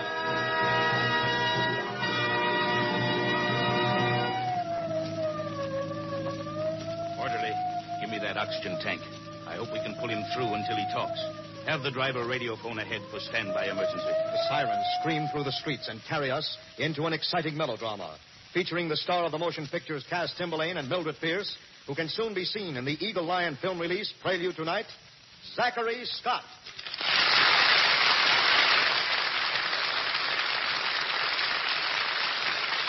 Welcome to Exploring the Unknown, Zachary Scott. You play the part of Mark Delton in a story entitled Murder in Bed, with Charles Irving, our narrator, as Dr. Peters.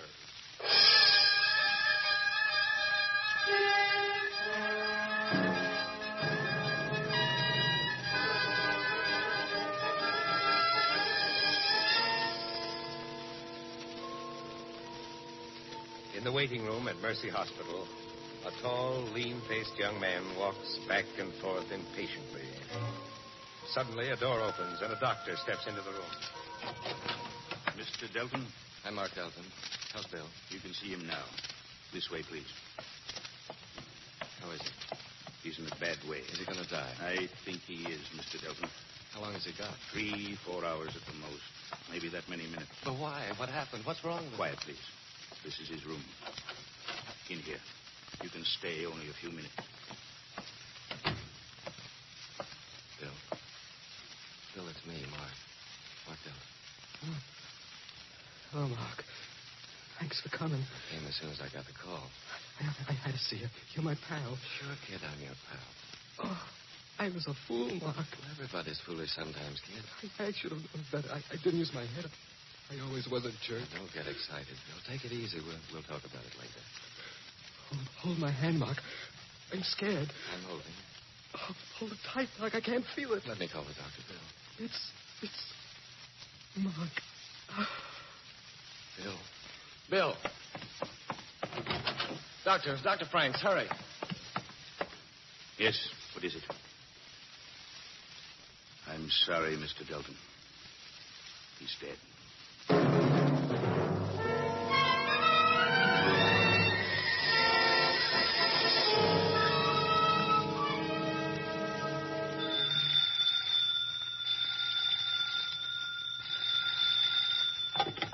Hello, yes. This is Vardy. What was that? Why, call me. People die all the time. I'm not interested in the statistics of our customers who pass on. What name did you say? Bill? Bill Williams. A very prosaic name. Oh, I see. I understand. For the first time, you are making some sense. Why didn't you tell me that right away? You say this other gentleman's name is Delton. Mark Delton. Very well. See that he's followed. I want a daily report until this blows over. Goodbye.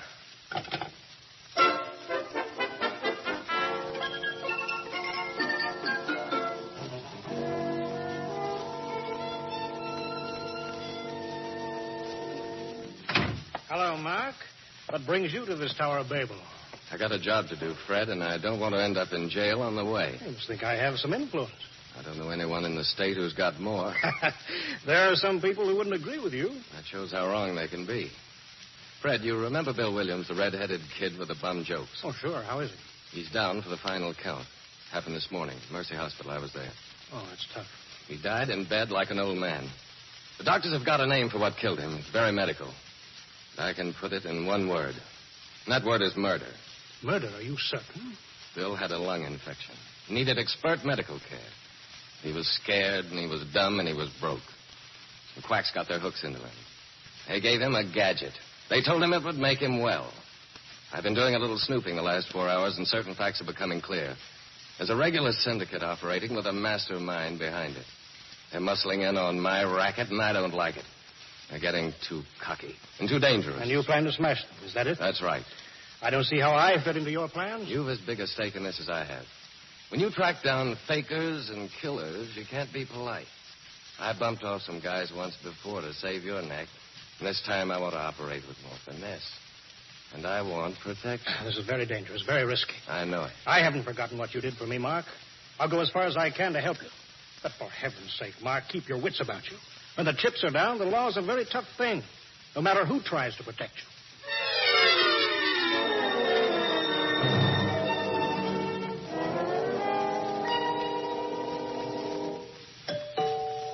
See who that is. I hear it. Well, then get your fat carcass to the outer office and don't talk so much. You talk more than I do, blabbermouth.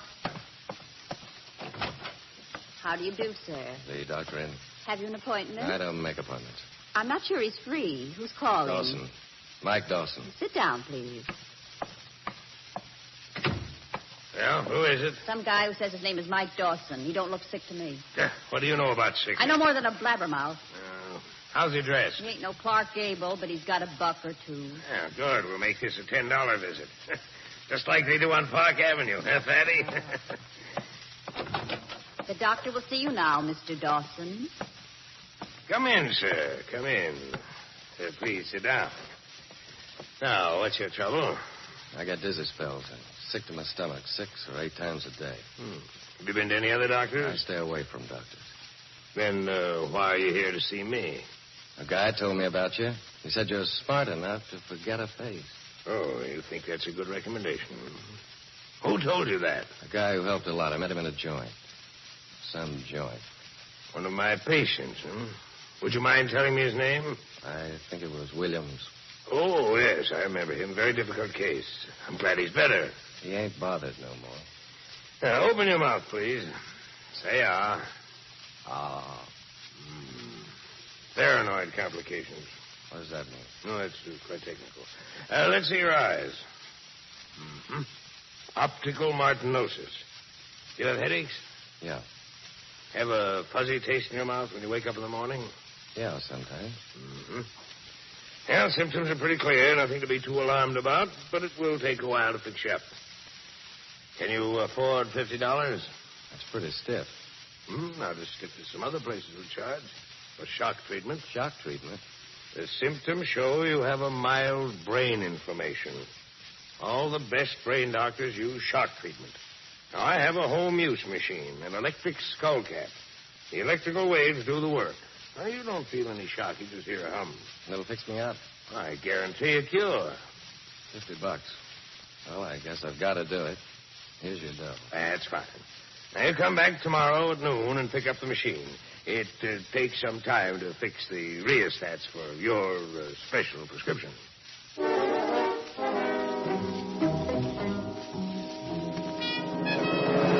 You fool! You have to take every patient who comes to see you. Well, how was I to know? I can't check on everyone who comes in. He's up to something. Mike Dawson. Not a clever nom de plume for someone whose real name is Mark Delton. But I tell you, I didn't know that. I have 23 of you charlatans in my syndicate, and I have to do all the worrying, all the thinking, all the planning for every one of you. Cattle. That's all you are, cattle. I'm sorry, Vardy. That doesn't do any good. We've got to plan our next step. Anything you say. When is he coming back to see you? At 12 noon. Say, I know. I'll give him back his money. I'll get rid of him. Logical thinking for a stupid head like yours. He'd know at once that we were onto him. Now, I give him the machine. I'll think of something that Mr. Delton alias Dawson will regret very much.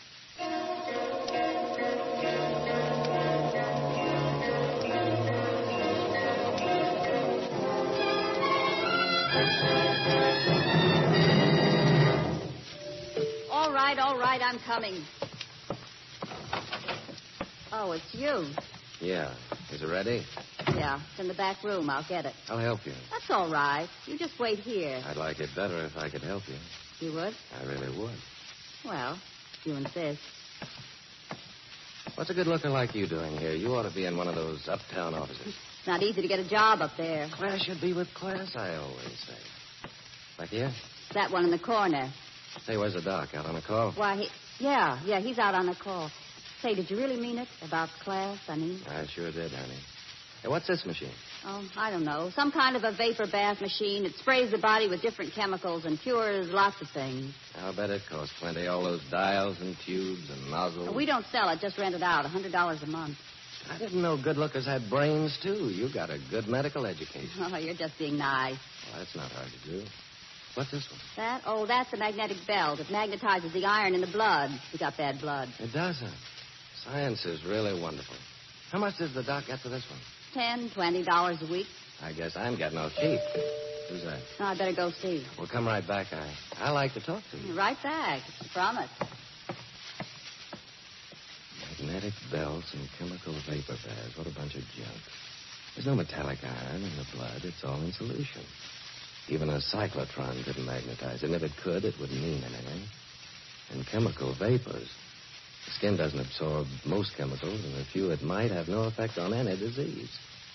This is well-made stuff. Looks like the real McCoy. No wonder the suckers fall for it. See, I came right back, just like I promised.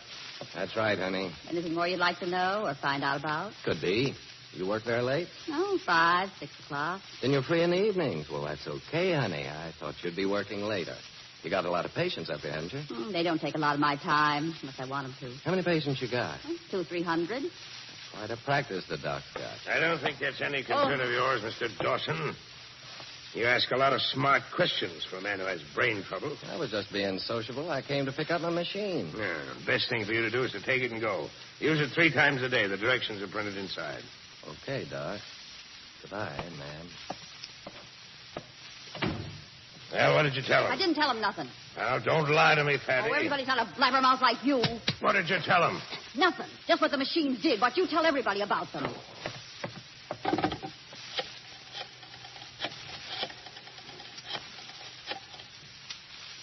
Hey, hello, Vardy. This is Peters. I didn't get back here in time. He came early. I couldn't help it. Fatty was talking to him when I came in. I don't know. She said she didn't say anything to him. But she lies all the time, you know that. Okay, whatever you say. All right. Well, Fatty, your new boyfriend isn't going to take you to dinner. In fact, he isn't going to have any appetite for anything. Not for anything at all when Vardy gets through with him.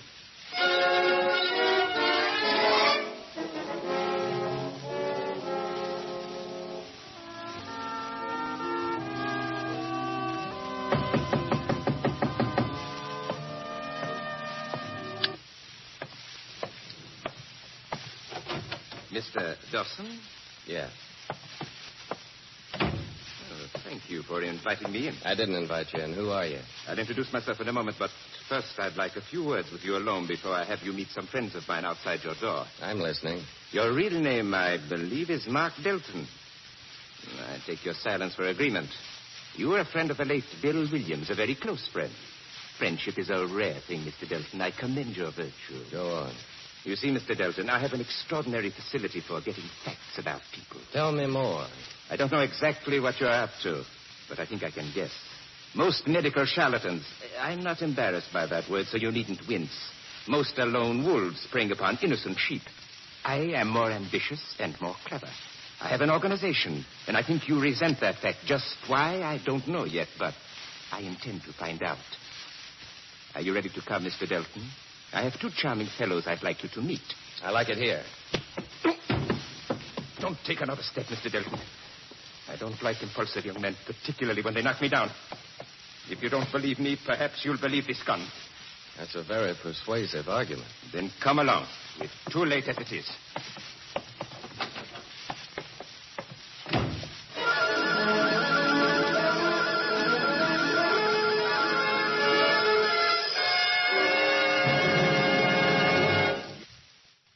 Listening to Murder in Bed, starring Zachary Scott on Exploring the Unknown, radio's award-winning science program, combining fictional stories with authentic information, brought to you by the American Broadcasting Company and its affiliated stations. And now, Act 2 of Murder in Bed, starring Zachary Scott as Mark Delton on Exploring the Unknown.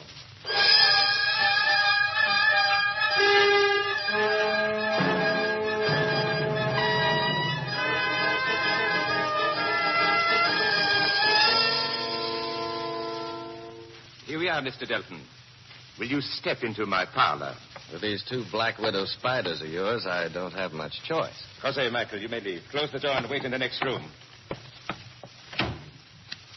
Now, suppose you tell me what you are up to. You took the words right out of my mouth. I was going to ask you the same thing. I think the sooner you realize that you're in no position to ask questions, but only to answer them, the more quickly this meeting can be terminated. Do you represent someone, or are you acting on your own? I represent a lot of people. What do they want? To put you and your syndicate out of business. I don't think you will. Murder is pretty dangerous. I don't like that word. Surely you realize, Mr. Delton, that in all fields of medicine there is a certain mortality for patients. You know, there's one difference between you and other medical practitioners. They try to cure their patients and save their lives. Let us be more blunt. My organization is made up of medical charlatans, the gullibility of the ignorant. I won't quarrel with that definition. But my patients would disagree with both of us by our devices and nostrums. I don't think you could sell that twisted reasoning to a pneumococcus or a coke bacillus. You have quite a medical vocabulary, and it suggests a possible motive for your conduct. No comment, Mr. Delton? You are a doctor, aren't you? Answer me! No, I'm not a doctor. But I was in the Army Medical Corps for a while, and I ran across a couple of guys just like you in Germany. Only they wore their double cross on their uniforms. And I'll never forget the day we found them. It was at a place like Buchenwald. The Nazi doctors had about as much respect for their patients as you had. They offered a little resistance. And I killed them, both of them. I intend to resist also, Mr. Delton. Only this time the tables are turned.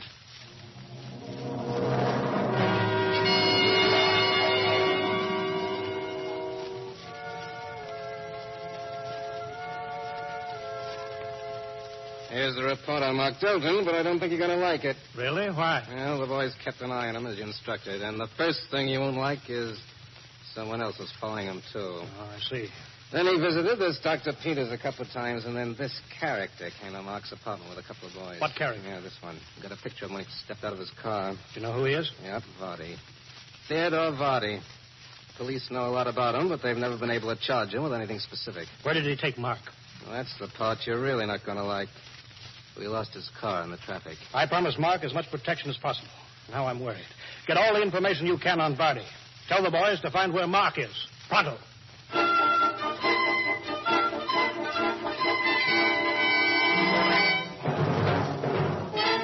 Look, Fatty, we've got 12 patients coming in today, including 4 new ones. Now, stop sulking. Get that frown off your face.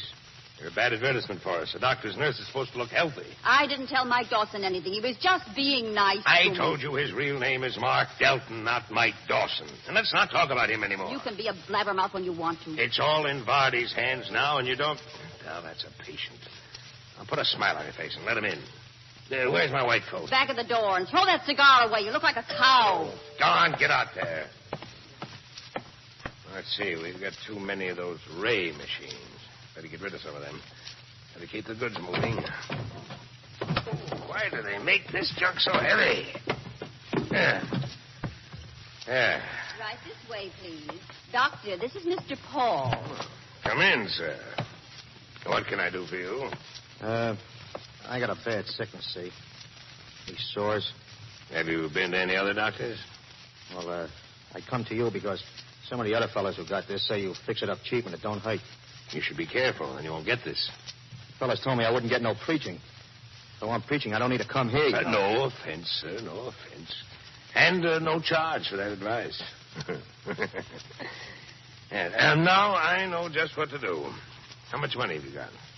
Fellas say you'll fix me up for $50. Well, things are getting a little more expensive these days. How much? $75. That's too much. I'll find somebody cheap. Well, now, let's not be hasty. Doctor has got an obligation to a patient, after all. $60? Okay. Yeah.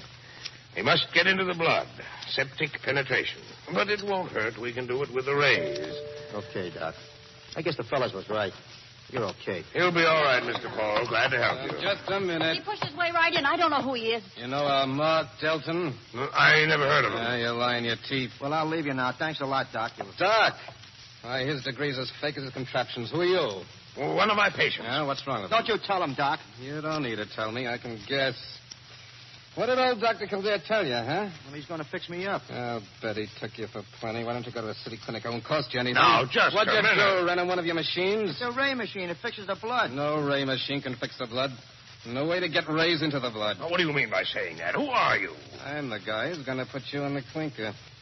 And you, Pimples, you're going to get treated by doctors who know what to do. You can't take Shut up. Tell me, Doc, what do you know about Mark Delton? Where is he? Well, I told you. He's lying. I don't want to get taken to jail. Your blabbermouth won't save you now. All right, where's Mark Delton? He's a friend of mine, a real good friend. He'll stand up for me. I didn't ask who he was. I asked where he was. He's at Vardy's place. Well, where is it? That's what we want to know. Shut up, Patty. His Shut up. address is in that book there on Blabbermouth's desk. What? No, we're getting somewhere. Hey, boys, take these monkeys in. I've got work to do.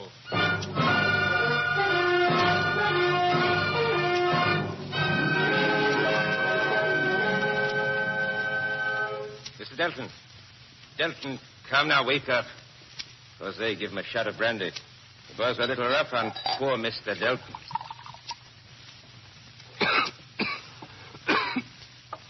Take it away. What happened? Where am I? Oh, it's you. Now let us continue our discussion. Who's behind you? If it wasn't for a meddlesome fool like you, everything would be fine. You know, you can go on so far playing the public for suckers. You go on, maybe for years, exploiting the sick and the dying. Then you make a mistake like you did with Bill Williams. And then that one shot in a million. A guy having a friend like me whose job is working with the medical profession to protect the public, that one shot in a million takes place and it's all over. So that's it. Sit down, Jose. I'll tell you when I want you to get busy again.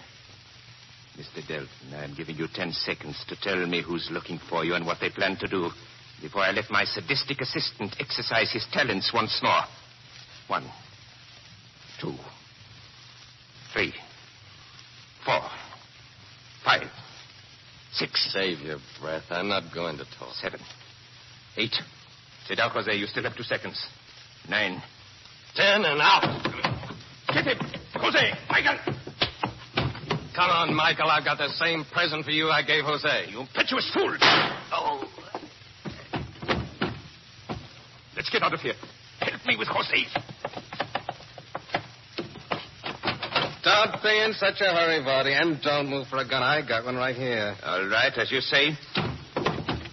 Say, somebody really knocked him out, huh? I don't think we need be so coy. He was knocked out by your dashing associate, Mr. Mark Delton. Mark? Where is he? In the other room. I killed him in self-defense.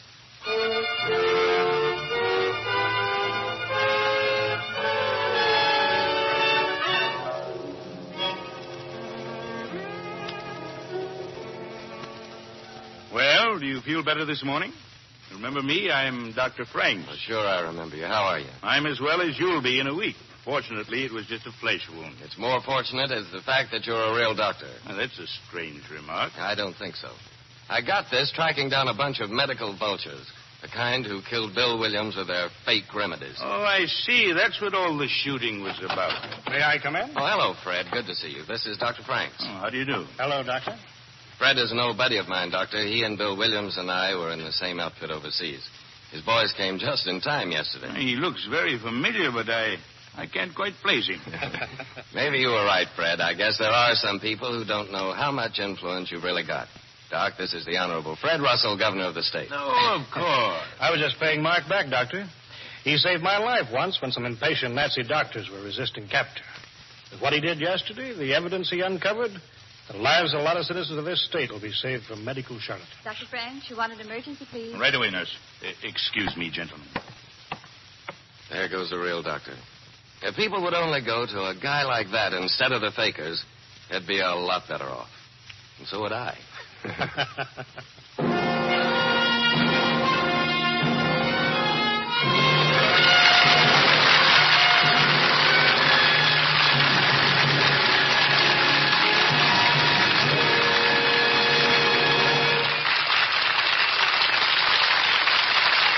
Thank you, Zachary Scott, for a fine performance. And now, from the Research Institute of America, Mr. Leo M. Chern.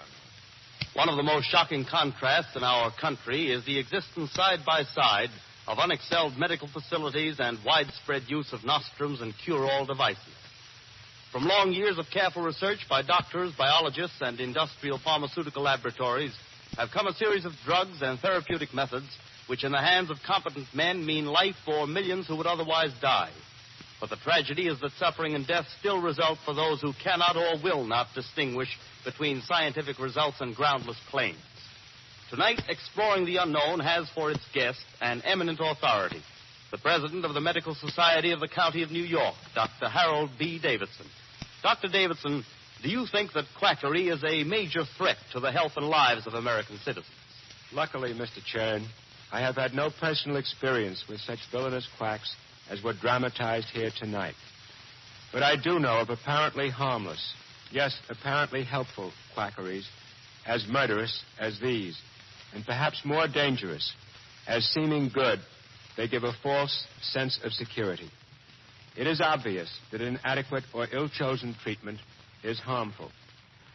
But the time lost before discovering the real condition and the lack of real help during that time is murderous, or, in this case of self-treatment, suicidal. What would you say, Dr. Davidson, is the chief characteristic which distinguishes the ethical doctor from the quack? In addition to the doctor's long and rigorous education, his skill and honesty, his outstanding distinction from the quack is in the careful diagnosis which must be made before he treats. To mention only a few instances, tuberculosis may simulate a simple cold. Serious heart trouble may seem to be only a tired or run-down state. And cancer may be unnoticed or seem to be any one of dozens of minor ailments. And you would say that it is unnecessary for anyone to be duped by the unscrupulous and unscientific peddlers of worthless treatments? Certainly, Mr. Chern. The license of any physician to practice, his educational background, and his professional qualifications can all be checked. No ethical physician will sell treatments or advertise, nor will one ever guarantee a cure. He will only undertake to do his best, and that is the best humanly obtainable. Thank you, Dr. Davidson.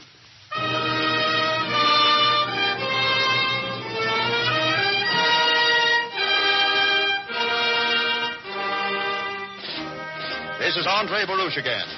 Next week, another popular Hollywood star will be presented in the role of a young man who plays with life and death in a story entitled Ghost River. Zachary Scott was supported by Gregory Morton as Vardy in tonight's ABC presentation of Exploring the Unknown.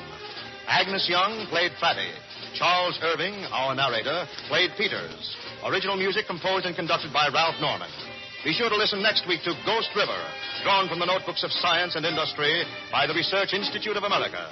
Zachary Scott will soon be seen in the Eagle Lion film release, Prelude Tonight.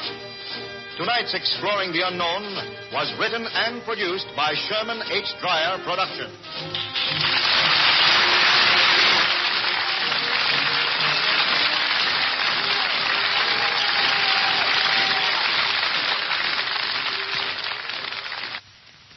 Now here's a special program note.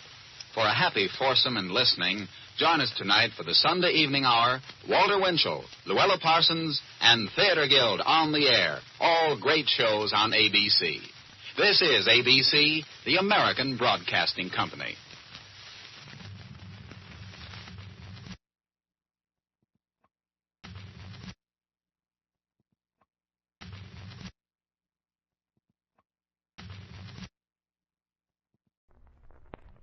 The Adventures of Father Brown.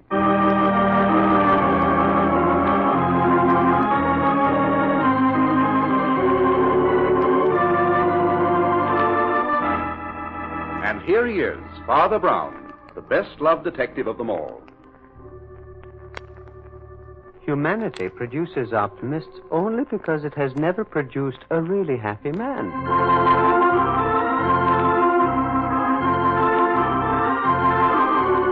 The masterful and exciting pages of G.K. Chesterton comes that fascinating human being, Father Brown, played by Carl Swenson.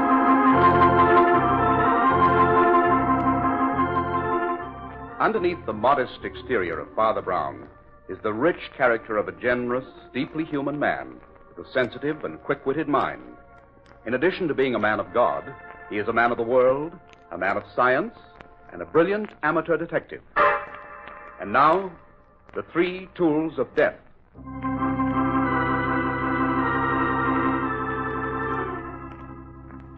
Facing the afterglow of a beautiful summer sunset, Father Brown sits alone in the study of his modest parish house.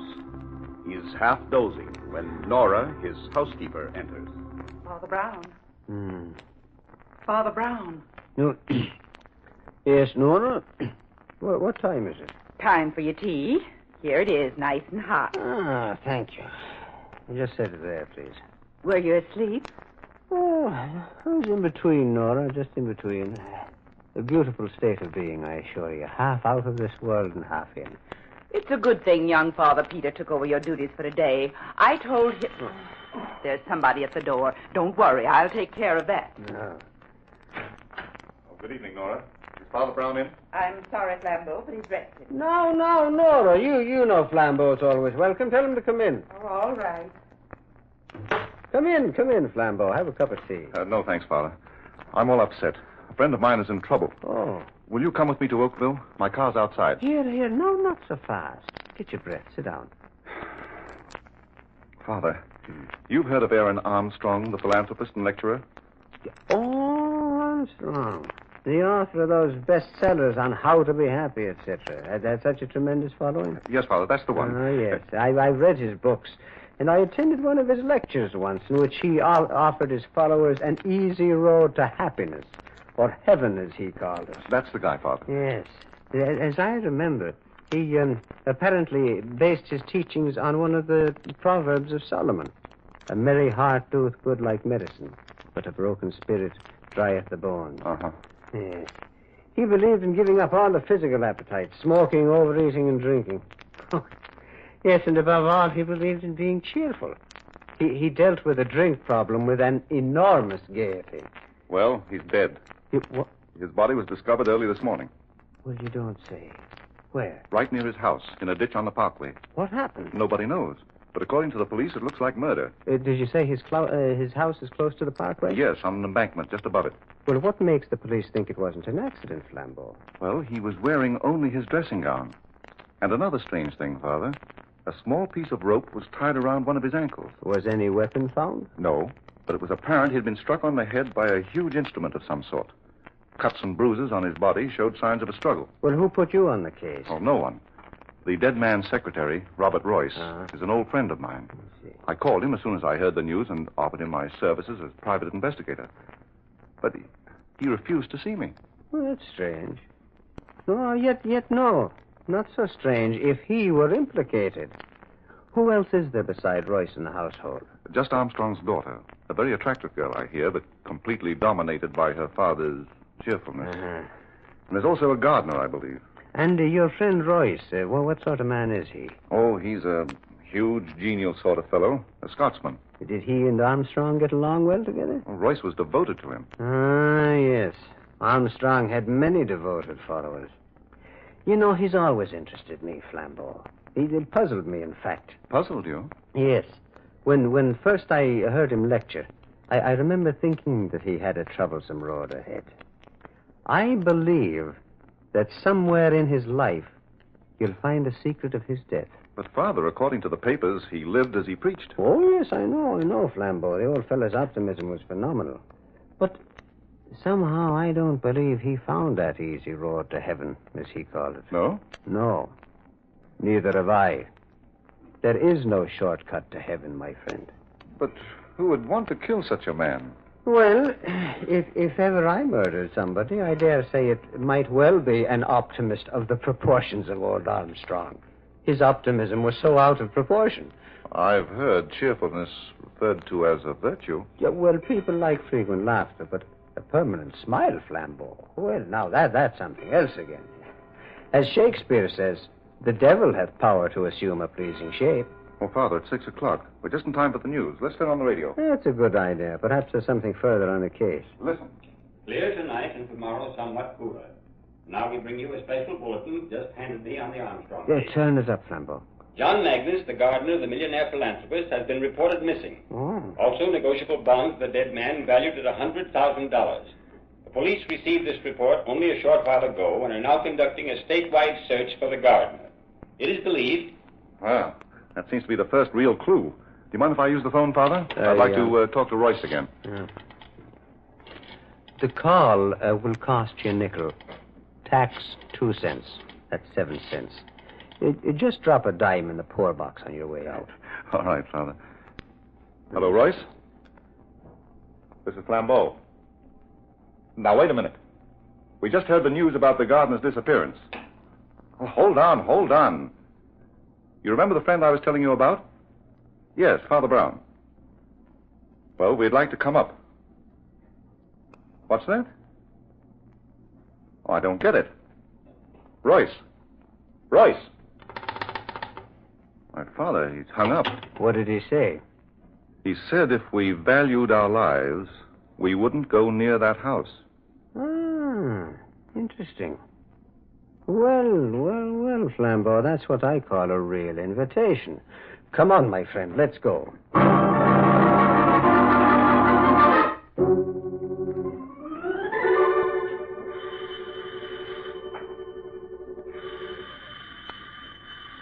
Well, I'm sure there's someone here, Father. Ring again, Flambeau. Here's someone now. Yes? What do you want? Well, good evening, Royce. So it's you, Flambeau. I thought I warned you plain enough over the phone. You did. But look here, Royce. I don't understand It was plain English I spoke. I know, but you sounded like you were in trouble. Well, I'm not. Oh, come, man. Don't act as though we weren't friends. Oh, this is Father Brown. I gathered as much. Mr. Royce, I'm afraid I'm to blame for this visit. Well, it was good of you to come, Father, but I wish you'd both heeded my warning. Man, what kind of a friend would I have been if I had? I tell you, the police have already investigated. I know. I've talked with them. Perhaps we can help you, Mr. Royce. Help? In what way? Well, maybe we could tell better if you'd ask us in. Very well. You may come in. But you should have let sleeping dogs lie, Flambeau.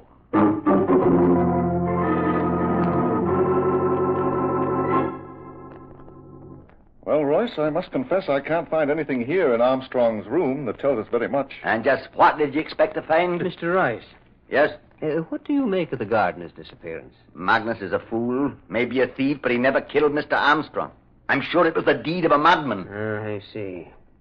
My. Well, I would never have expected those to be there. Father, what are you looking at? That pair of socks over there thrown under the bureau. Oh, they should be in the bureau drawer. Here, I'll put them away. Wait. May I have a look at those bureau drawers, Mr. Royce? What for? Well, I'd just like to look. What are you searching for? And I'll take a peep at that closet, too, if you don't mind. Well, now that's funny. What, Father? Everything looked so neat when we came in. Mr. Armstrong was always very particular. Everything is in order on the surface. But underneath,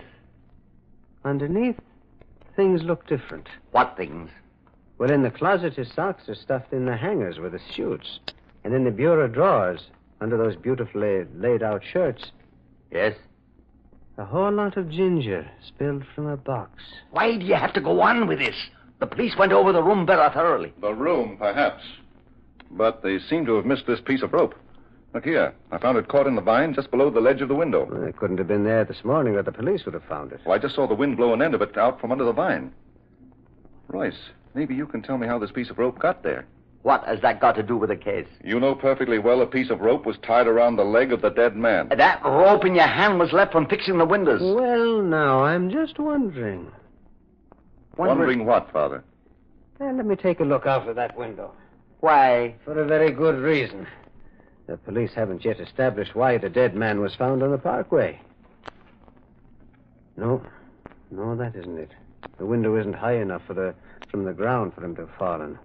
Or been pushed or to have jumped. Right. And not high enough for his body to have rolled down the embankment to the parkway. Mr. Rice, isn't there another floor to this house? There's only an attic. Robert? That's Miss Armstrong. She's been much upset since her father's death. Oh, yes, of course. You'll have to excuse me for a moment. Certainly. Father, I don't like the look of things. This rope I found in the vine was cut with a sharp instrument. The rope found on Armstrong's ankle was also cut with a sharp instrument.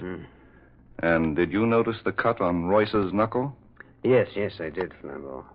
But, I haven't noticed any geniality. He's hardly the person you described to me. Yes, I know, Father. Didn't like him.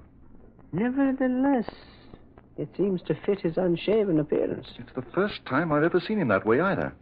You're worried about your friend's innocence, aren't you? Well, I know how the mind of a thief works, Father.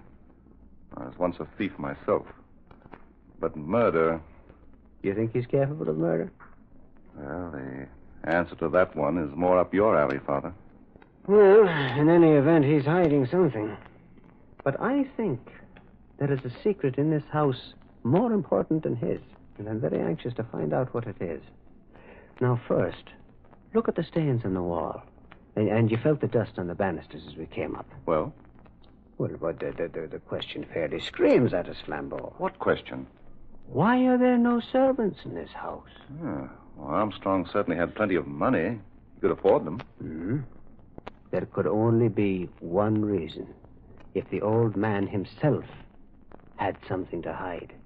Father, you mean you think Armstrong... Well, Miss Armstrong's in the drawing room downstairs. She'd like to talk to you, Father Brown.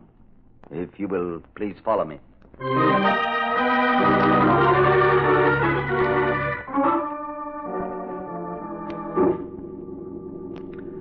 Well, I hesitate to continue, Miss Armstrong. I know how badly you feel.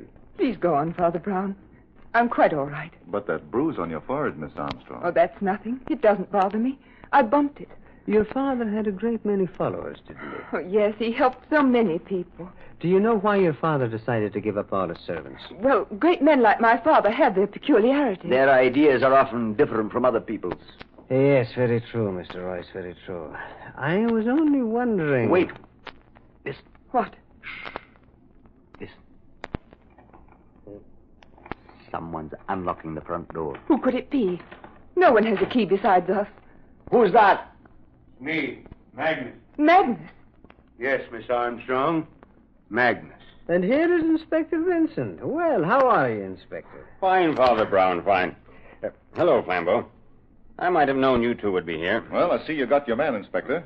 Is this the gardener who walked out of here with $100,000 worth of bonds? Walked out of here and right into my office to place them in my charge. Hello, Royce. Are you feeling better, Miss Armstrong? Yes, thank you, Inspector. Now, Magnus, perhaps you'd care to tell Miss Armstrong why you took those bonds without consulting her. No one in this household is to be trusted. Not even Miss Armstrong. Now, see here, Magnus. Just a minute, Royce. What I want to know, why did you wait so long before reporting this gardener's absence? We didn't think much of it, Inspector, until I noticed the bonds were gone, too. I was waiting for you to report it. Magnus has been telling me some very interesting things. A new angle on the case, Inspector? Well, it closes the case if Magnus is telling the truth. Inspector, what this man says is not to be taken seriously. He's not been himself. What makes you say that? Magnus used to be my father's personal valet, Inspector. But he was taken off that and put to work in the garden. He's been very upset. He thought it was quite a come-down. Upset, am I? Well, I like that.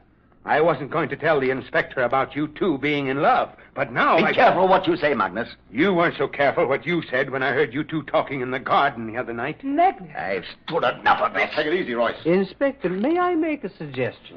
Just a minute, Father Brown. Magnus, what are you getting at? About 4 nights ago it was. I heard them in the garden. He was begging her to marry him. They didn't know I was close by. No, Robert, we mustn't. But, Alice, you've no life of your own. Let's face your father now. Let's tell him how much we love each other. Oh, but, Robert, we must wait. We really ought to. I know how important you are to his work, but what about us? Our life. We can't go on waiting forever. Oh, but, Robert, it won't be forever. Oh, darling, you know I love you. You must be sure of that. I am sure, my dearest. Oh, if only I could get my hands on some money. What do you mean, Robert? I'd make you marry me then, Alice. Oh, Robert, I feel guilty even thinking of it. We mustn't, my darling. Not now. So long as he's alive. I'll find some way out of this. Shh. I thought I heard someone. We better not talk here. Come, my dear. Well, that's all I could hear. But I suspected them what they were up to, and now I know. You know what? That they would be off with the money. Mr. Armstrong's money. The money he had wanted to be used for his work. Inspector, this talk is ridiculous. You don't think... Mr. Royce, do you use an old-fashioned razor? Aye. You didn't use it today. Why? Why, I mislaid. When? I don't know. Since I last shaved, I guess. That was yesterday. You can tell by his beard. Magnus brought your razor into the precinct with him with the bonds. I'm holding it as evidence. Why? Because it had a smear of blood on it. Oh, I must have cut myself shaving and forgot to wipe it. Oh, Inspector, is this all the evidence you have of Royce's guilt? Who said anything about Royce's guilt? Now, Magnus, tell them what you told me just now in the office. I was sleeping in my room over the garage, and about 4 this morning I heard shots, followed by loud outcries, which seemed to come from the attic. An instant later, I saw Mr. Armstrong's body pitched from the window and roll down the embankment. When I made sure he was dead, I rushed up to the attic and found his daughter unconscious on the floor with a razor in her hand. You mean Miss Armstrong killed her father? It's a lie! Surely, Father Brown, you for one will take Miss Armstrong's word against his gardener's? But is Miss Armstrong's word against him? So far, she has said nothing. Miss Armstrong, can't you speak? Magnus told the truth. There, you see? I'll get you for this. I'll get you. Here now. You'll not say things like that. I will, and I do. Royce, go on. Let go. None of that, Royce. Or I'll arrest you for assault. No. You'll arrest me for murder. Robert! But, man, you've been Armstrong's best friend. What possessed you? I was drunk. Sure. Didn't I find those empty bottles hidden in the garden, piling up week after week? Sure. I knew what was going on here. Now, Magnus, you've told your story. Let Royce tell his. Maybe he was too drunk to remember. Miss Armstrong did not pick up the razor to attack, but to defend her father from me. In the scuffle, she hit her head against the eaves of the attic. I hurried down to get something to revive her, and it must have been then that Magnus came in and found her. Oh, Robert! All right, Royce. Come along. Wait, Inspector, before you arrest Royce. What is it now, Father Brown? Well, so far we've had opinions and confessions. But we haven't had facts. And we need facts. And where do you think we'll find them? In the attic. In the attic? Yes, Inspector. Perhaps by climbing a few steps nearer heaven, we can come closer to this evil.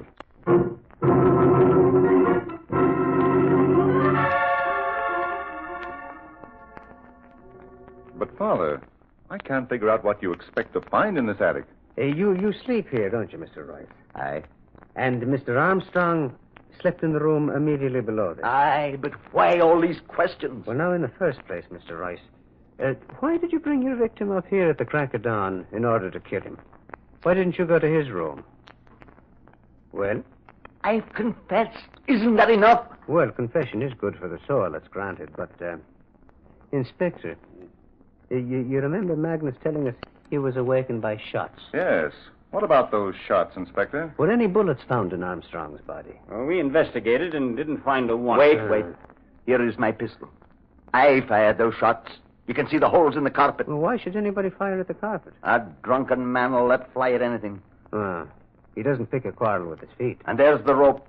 It was from my window here that Armstrong was thrown. And the piece of rope I found fell to the vines below. What about the blow on the head? According to our report, he was struck by a massive weapon. A massive weapon indeed, Inspector. Sure. The good green earth was the weapon. Okay, so the good green earth was the weapon. But look, this room was the beginning of the murder. Even I can see from the disorder. Come on, Royce. Let's go. But the disorder here is all on the surface. The very opposite of Armstrong's room. No, it doesn't fit. Too many inconsistencies. Father Brown, Royce has given himself up. No. Really, this won't do at all. What won't do? Well, first the police said no weapon was found at all. Now we're finding too many. Too many? Now, there's the razor to cut a person, the rope to strangle, the pistol to shoot, and after all this, Armstrong broke his skull falling out of a window. No. It won't do. It's not economical. Alice, they won't believe me. You tell them. Inspector, Yes, young lady. may I speak to Father Brown alone for a moment? If you must, but be quick. We can't wait around here all night. And now what is it, my child? What is it that you wish to say? You're trying to save Robert, but it's no use. I should have realized before this his case is hopeless. Before he came to us, he was a prisoner of war. He had some shocking experiences. Well, you think that was the reason for his drinking? Yes, he wasn't himself at times. We thought he was getting over it, but... Father, I saw Robert commit the crime myself. I heard the shots. I ran up just in time to see him leap at my father. Where was your father standing? He was clinging to the windowsill in terror. But the rope. Robert tried to strangle him with it. Father fought back, and the rope slipped from his shoulders to his feet, tightening around the leg. Robert was like a maniac. I snatched the razor from the floor and managed to cut the rope before he pushed me against the Miss eaves. Armstrong, what we see with our eyes is sometimes farthest from the truth. Now, you thought that you saw a man about to commit murder. What you actually saw was two men struggling, and then you lost consciousness. But Father Brown... I want you to go downstairs, my dear.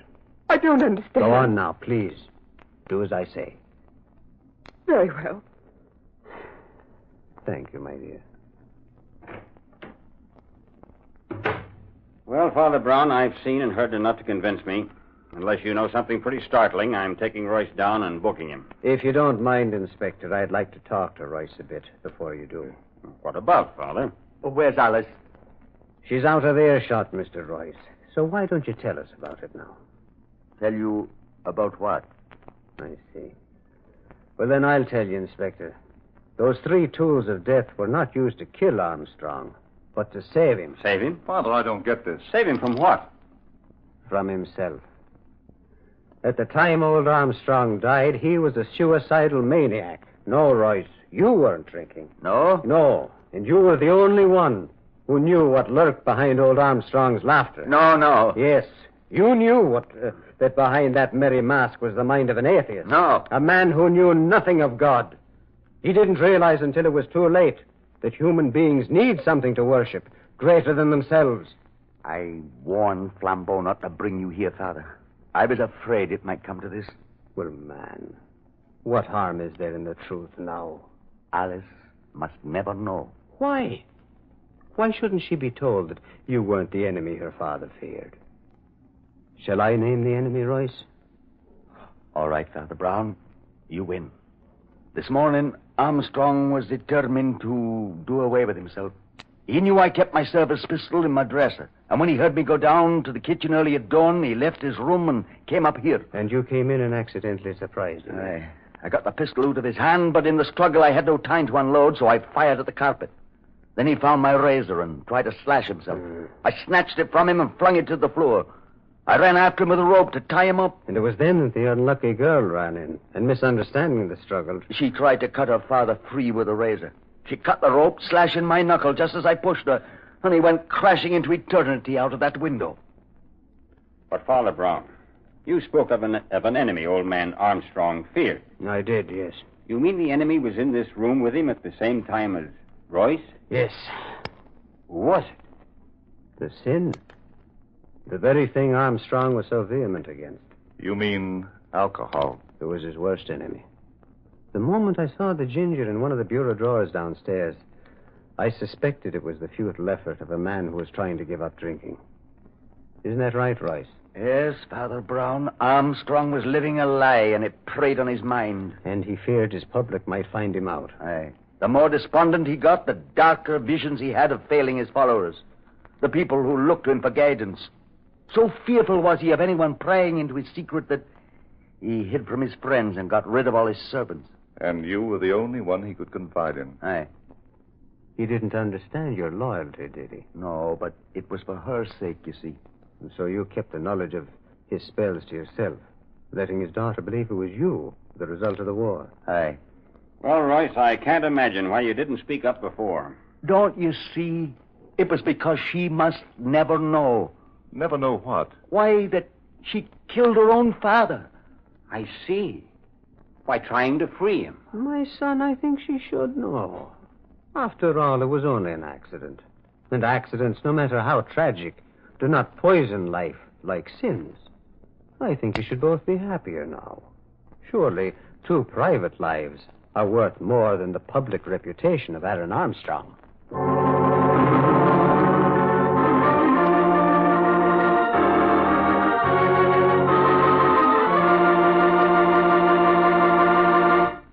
Well, Father, at last you're back. Yes, we were worried. Hello, Nora. Hello, Peter. Have you had dinner? No, I don't think I have. Oh, that's a shame. I'd better go fix you something right away. My. It's nice to sit down again. Oh, Peter, you missed your story tonight. I'm sorry. Father, I heard tonight's story. Many versions of it. You did? How? From the news commentators over the radio. Oh. They've been reading bulletins on it every half hour or so. I see. Tell me, Father, what made you suspect Royce wasn't guilty? Well, looking into the hidden places of his attic room convinced me of Royce's innate neatness, Peter. I don't quite see. Well, I knew that no one as orderly as Royce could commit such a murder. The whole thing was too sloppy. I mean, the 3 tools of death. But how did you discover that Armstrong was a suicide? Well, the same method, but in reverse. I'm afraid my methods are not orthodox, Peter. I'm no real detective. To me, a man's inner nature must be revealed first. Armstrong's habits revealed his nature just as Royce's did. They justified certain suspicions I had when Flambeau told me of his death. What do you mean? Well, Armstrong's erratic character was clear to me when I looked into his bureau drawers. See, there I saw the compartments of his mind. The neatness mixed with the disorder which his friend Royce had tried to cover up. The litter reflecting the mind of the depressed. Surely you had something more than that to prove he was a suicide. Well, yes, Peter, I had myself. Yourself? Yes. I dare say that I would feel as Armstrong did if I had ever preached an easy road to happiness and then had slipped into a ditch by the side of the road. Yes, Father, I see. Yes. Well, now, good night, Father Peter. Good night, Father Brown.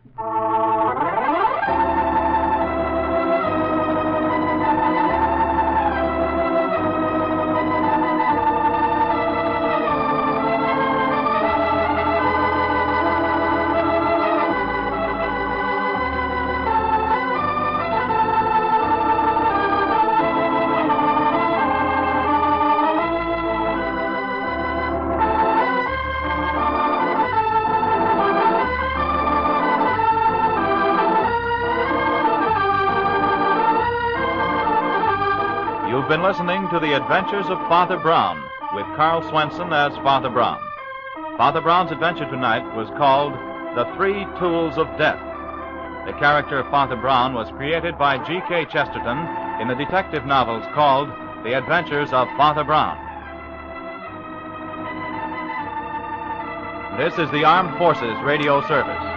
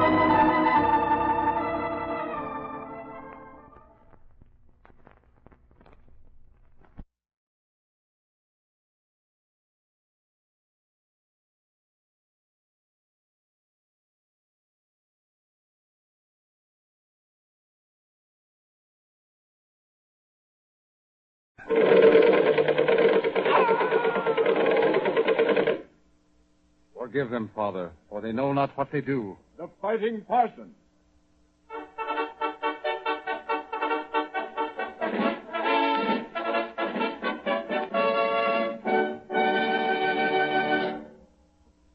Good evening. We bring you the premiere in a new series of programs dramatizing the true experiences of that quiet, commanding, forceful little man, the Reverend E.J. Rawlings.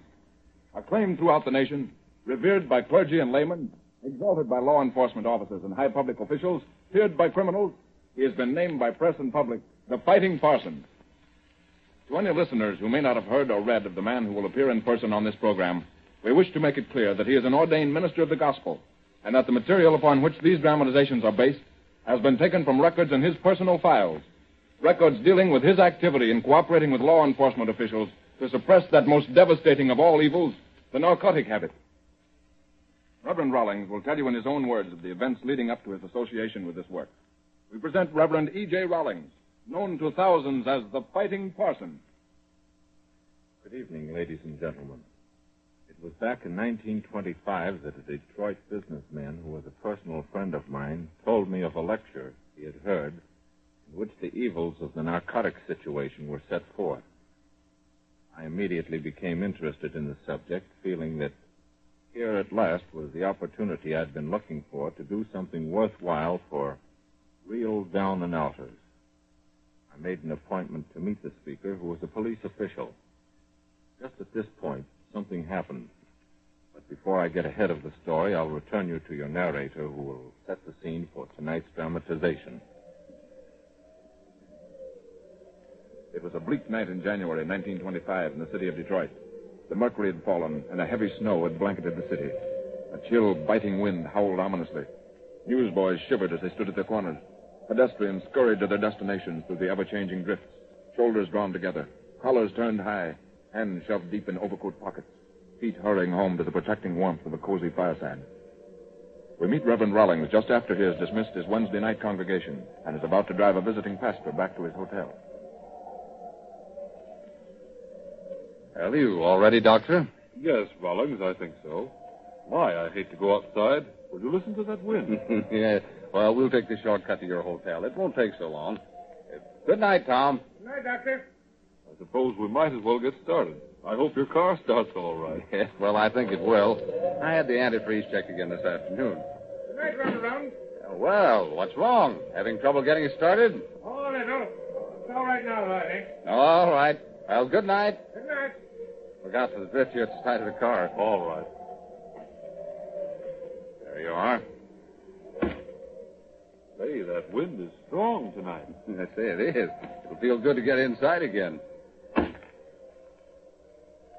I say, Rollings, you have a nice place here. Well, thanks, Doctor.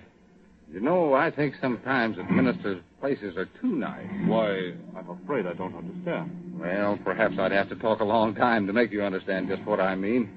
But briefly, it's this. You know, sometimes I think we preachers have failed in not getting closer to humanity. Why, we preach the gospel to humanity. That's it exactly. We preach. But the Bible tells us that the Master went about doing good, helping blind beggars and sick people. Well, nowadays, we preachers entrench ourselves in big, costly churches and depend on people to come there and listen to us preach. I just wonder sometimes if we haven't about forgotten the unfortunate down and outer, the fellow who may feel out of place coming to our churches to worship. But the rescue missions take care of those who aren't regular church members. Yes, I know they do, Doctor. Some of the greatest satisfaction that I've experienced has come from the work I've done at the City Rescue Mission here in the past 15 years. But I still feel that we've got to find some way to... hey, here's the corner where I want to turn for the shortcut. I'll hardly recognize it with all this snow. Oh, then you believe we should go outside our congregations more, is that it? Yes, but... Well, what's that up ahead, an accident? Yes, it must be. No, it looks like that one car has crowded the other one over to the curb. Well... Look what are those men doing on the sidewalk? Well, what do you know? Well, you look at those two men pounding that one poor fellow. Why, it's a holdup, that's what it is. I say, Rollins, let's get up to the filling station at the next corner and call the police. Police nothing. They'll be gone by the time anyone can get here. I'm going over there. You're not going to try to stop here in the middle of the car track. You drive the car over to the side, Doctor. I've got to get over there. Well, now, really, Jones, I think we should... Another one for you, sweetheart. Oh, not anymore. Stop it. Oh, stop it. You're killing me. Yeah? Well, that's what we would do if our rods wouldn't make so much racket. Come on, get up off the ground. Oh, I can't. Honest, I can't. Oh, leave me alone now, won't you? You got my money, and there's my car. Oh, please, I can't stand anymore. No, ain't that too bad? You can't stand anymore. But you can still squawk and holler for the bulls to come after us. So maybe a nice kick in the breadbasket will quiet you down a little. How does this feel? Hey, Slim, look out. Wait a minute, Chew. How does this feel? Oh, Budinsky, huh? And you knocked Slim out cold, didn't you? Why, you little shrimp. No, you don't. Why, you son of... There's one you won't duck. All right, mister. You asked for it. Well, you're going to get the old sure silent.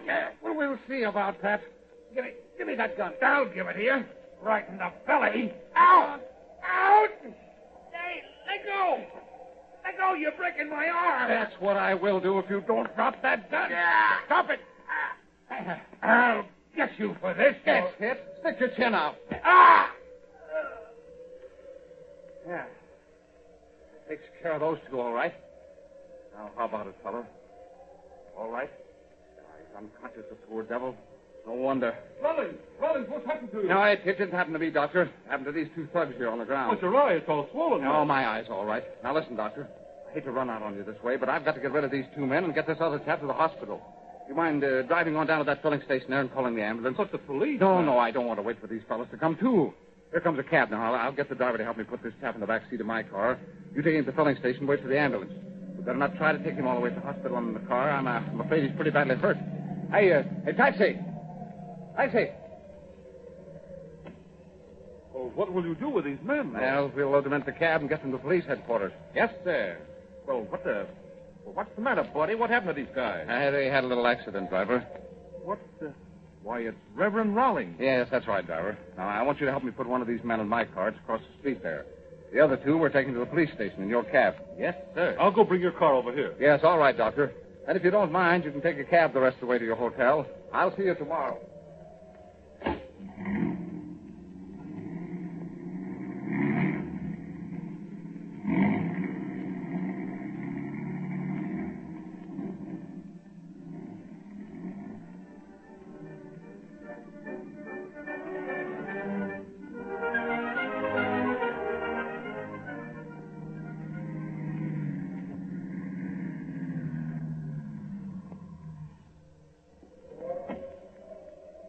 Here's the police station, Reverend. Yes, all right, driver. They're both coming, too. I guess they can make it up the steps under their own power, all right. What hit me? All right. Come on, you two. Come on, get out. The station house, huh? Yeah, the inspector will be tickled to death to see us again. Close your trap, Mike. You have to blab all you know to this yokel. Hey, you mug. Don't you know that's no way to talk to him? Maybe you don't know who he No, is. it's all right. Never mind, driver. Just get his arm around behind him there like I have this one. We'll take them in all right. Oh, yeah, that's what you said. Come on, Mike, run for it. I wouldn't if I were you, Mike. Out! Get that fellow, driver. Get him. Got him. Got him. Come back here, you lug. Maybe I'm driving a cab now, buddy, but I ain't forgot my football days. Good work, driver. Good work. All right, come on now. Come on, let's get inside. Go with you.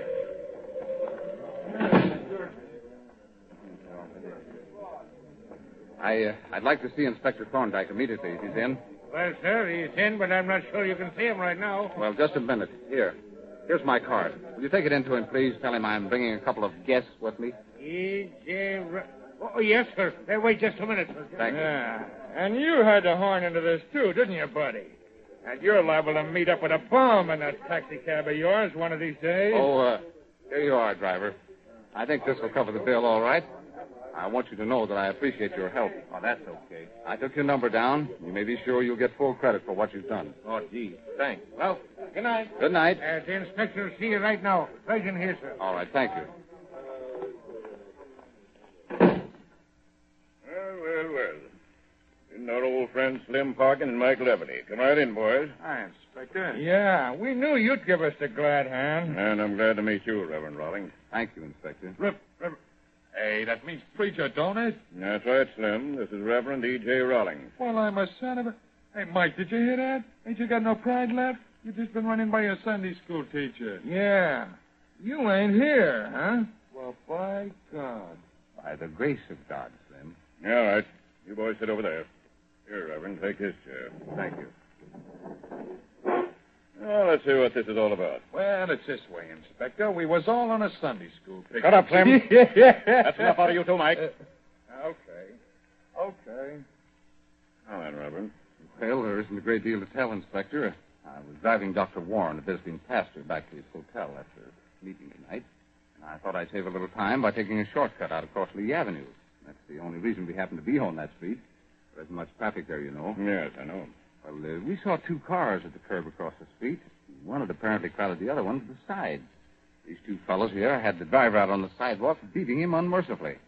Just as I got over there, one of them, Slim, I think it was, kicked this poor chap in the stomach. You dirty rat. Of course, he was unconscious. I got there just in time to settle with Slim. Yeah. Then he started in on me. I was just about to rub him out when he took my rod away from me. Just then, all the street lights went out, and I couldn't see what happened. I hailed a cab, and the driver helped me put the other man in my car. Dr. Warren drove him to a filling station to call the ambulance, and then we brought these two here. That's the story. And now, good night, boys and Shut up, Slim. Come on over there, you. Stand up there. You're just about my size, aren't you? Yeah, I guess so. Yeah. A little skinny, that's all. I'm 6'3", weigh 200 pounds. See these arms, Slim? These fists? I'm a pretty good fighter, Slim. I keep myself in shape. Yeah? Yeah. See these fists? These knuckles? I wonder how you'd like for somebody to hold you while I slug you with that fist. Like you did that poor devil out in the snow. Oh. Sit down.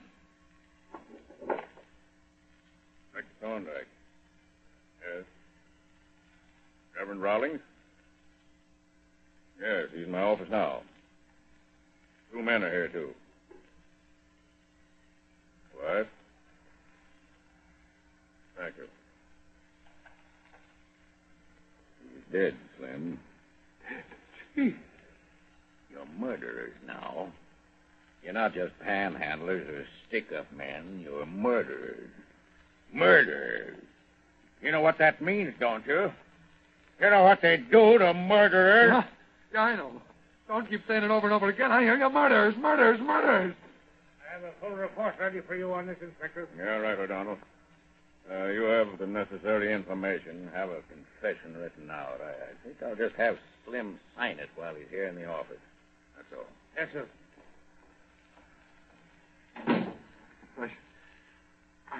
I ain't going to sign any confession. No, you ain't got anything on me. I think you'll sign it all right, No, Slim. No, I won't. You ain't got anything on me, I tell you. Haven't got anything on you. What about that poor devil out there in the snow? What about what Reverend Rawlings just said? You heard all that, didn't you? No. I better get a mouthpiece. Shut up, Mike. Yeah, a mouthpiece. Yeah, that's it. I won't say another word. You give me a mouthpiece. Get some crooked faster lawyer in here to figure out a way for you to lie out of it? Oh, no. You managed to wiggle out of everything else we've had you up for, but not this time. You're going to get the long stretch with this. No, not the big house, not that. Hey, listen, Inspector, I tell you, it was this that I... Look out, Slim. I ain't doing nothing. You just killed the man, Slim. Yeah. You didn't have any heart about it. You didn't do it mercifully. You got him out in the snow and the cold, out in the dark street where you thought nobody'd see you. No, really. Then you beat him, the two of you. Beat him with your filthy fists like the dirty yellow rat that you are. Beat him till he was so bruised and swollen that he couldn't see. And still you weren't satisfied. So you kicked him to death. Shut up! Here's the confession, Inspector. Lay it on the desk. Yes, sir. I ain't going to sign it. I tell you, I ain't going to sign it. You've been in fights, haven't you, Slim? You know what this feel like. Yeah. But have you ever been lying down flat on your back? Have you ever had somebody come along and kick you as hard as he could? You know what it feels like to have your insides busted up so they burn like they was on fire, like you had a belly full of red-hot coals? No. You know what it feels like to be bleeding to death inside? Stop it, Inspector, for God's sake, stop it! Well, if you don't know, Slim, how'd you like to find out? How'd you like to be kicked in the stomach like you did to that poor guy out in the snow? No, please! Please, Inspector, let me go. I'll sign the confession. I'll sign it. I'll do anything you want me to, but don't do that to me. Don't do that. All right, sign it!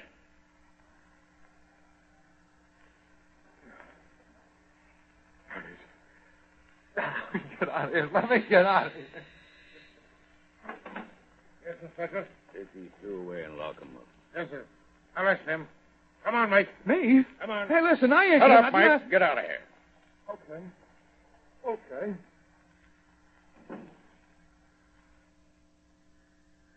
Not a very pretty picture, was it, Reverend? Well, you got the confession. Yeah. That's what I was after. The only language these birds can understand. If I'd locked him up, let him have a lawyer, had him out of here on bail by tomorrow. By time for the trial, he'd have had something else cooked up. That is, if he didn't have the case thrown out altogether. This way, Slim will be convicted. Probably Mike along with him. Yeah, you know, Inspector, it's hard to believe that any human being could be so merciless as he was. Yes, Reverend. Pretty far cry from the way you see life in your work to the way I see it in mine. I'd like to bring the two closer together. What do you mean? Inspector, my congregation are good Christian people. They come to listen to me simply as an interpreter of the Lord's Word. That's my calling, and I'll stick to it because I love it. But because they are good Christians, they're not the ones who need me most. You know, it seems to me that I might even do more good by spending part of my time with you, Inspector. You mean by trying to redeem some of those who've gone astray? Well, partly so, yes. But not altogether. We have prison chaplains for that. What I mean is that I'd like to actually work with you in the apprehension and the conviction of such men as Slim. It's a pretty awful story when you see it all acted out in front of you as I've seen this one. And the public. Well, I know you'll forgive me for saying this, Inspector. I'm sure you realize it as well as I do. The public's inclined too much toward a feeling of sympathy for the criminal, and a feeling of either disregard or perhaps even disrespect for police officials. Yes, I know. Now, perhaps if a minister were to actually know the inside of some of these things and then tell the public about them, they might listen to him. Yes, I think I see what you mean. But some of the things we go out on are pretty tough, you know. Well, I'm not afraid. No, please don't misunderstand. That's all right, Inspector. As a matter of fact, I'd like the experience of getting up against some things that are pretty tough, as you call them. Might give me a chance to make use of my wrestling and boxing training. Yes, perhaps even a few football tricks. That's the way they train ministers nowadays? Well, no, I wouldn't say that exactly. But it is true that most of us enjoy athletics just as much as anyone else.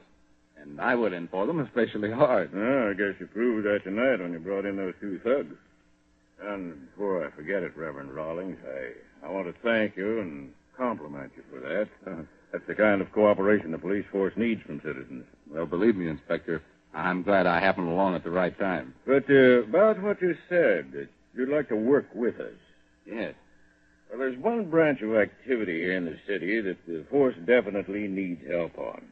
That's in the district, as we call it. The district? That's a section frequented by narcotic addicts.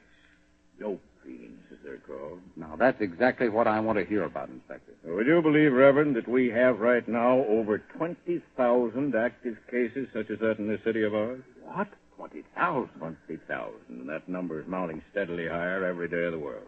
It isn't because we disregard it. It's simply that we haven't enough men on a regular force to handle that along with everything else that we have to handle. I see. And no appropriation for a special narcotic squad.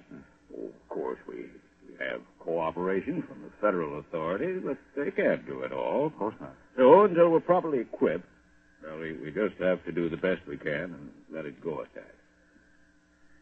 You've no idea how low people really sink when dope once gets them. I suppose the district, as you call it, is full of the very hardest kind of criminals. That's what most people think. Matter of fact, a great percentage of them are young people of college age, 20, 22, some even younger. Well, that's awful, Inspector. Well, just to show you how awful it really is, and how a lot of them end up, let me tell you about a raid we made a few weeks ago. It was in an old ramshackle building right beside the railroad tracks. So we got there just a little bit after.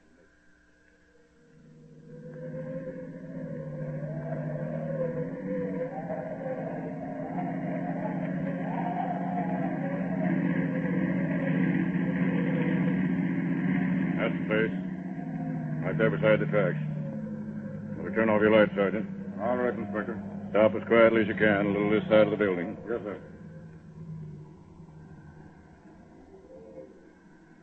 Here we are, sir. Quiet, opening the doors now. Come on, O'Donnell. Front's boarded up. We'll all three go down to the back. All right, Inspector. Sure they don't have a lookout at the door? Not this late at night, no, sir. According to information, there's a wooden bar they drop across inside the door. I think we can pry it off all right with this crowbar. All right, here we are. Quiet now. Try the bar on the door, Sergeant. Okay. All right. Easy. Come on, all right. Once more now. Come on. That's it. Oh, blast the thing. Listen. Yeah, I don't hear anyone coming. I'll try the door. All right, then. Come on in. They're in a room upstairs, Inspector. Here are the steps over here. All right.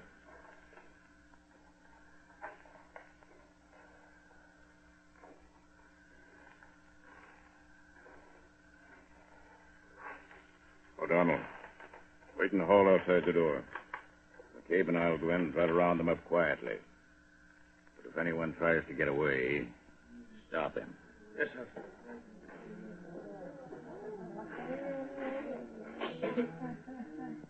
There's the room we're in. Quiet now, quiet. I'll try the door. It's locked. Yeah, we'll have to take a chance on them opening up, so.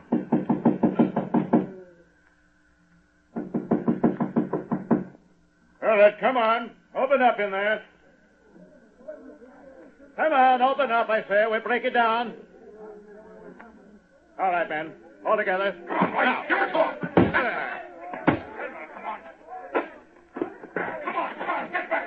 All right, leave your stuff right where it is. Come on now, line up against the wall over there, all of you. Hey, look out. Don't try that. Hey, look, Inspector. Look at this girl. Yeah, good Lord, what a mess. Look at the rest of them, mostly all high school and college age. All right, who runs the joint? Come on, speak up. I do. I run it. I said I'm drunk because I got a habit. Go on, we're all right. Go on away, leave us alone. Go on away. Yeah, go away, all right, son. We'll take you and your friends right along with us. Not me, you won't. You won't take me away because I... Stay in that window. Okay, stop it.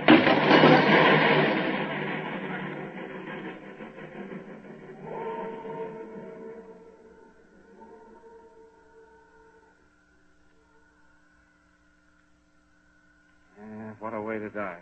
Well, that's the way he ended up, Reverend. Maybe he's better off. And only a boy.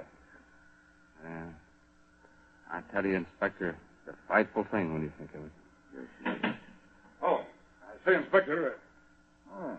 Excuse me. I thought you were alone. That's all right, Sergeant. Come on in.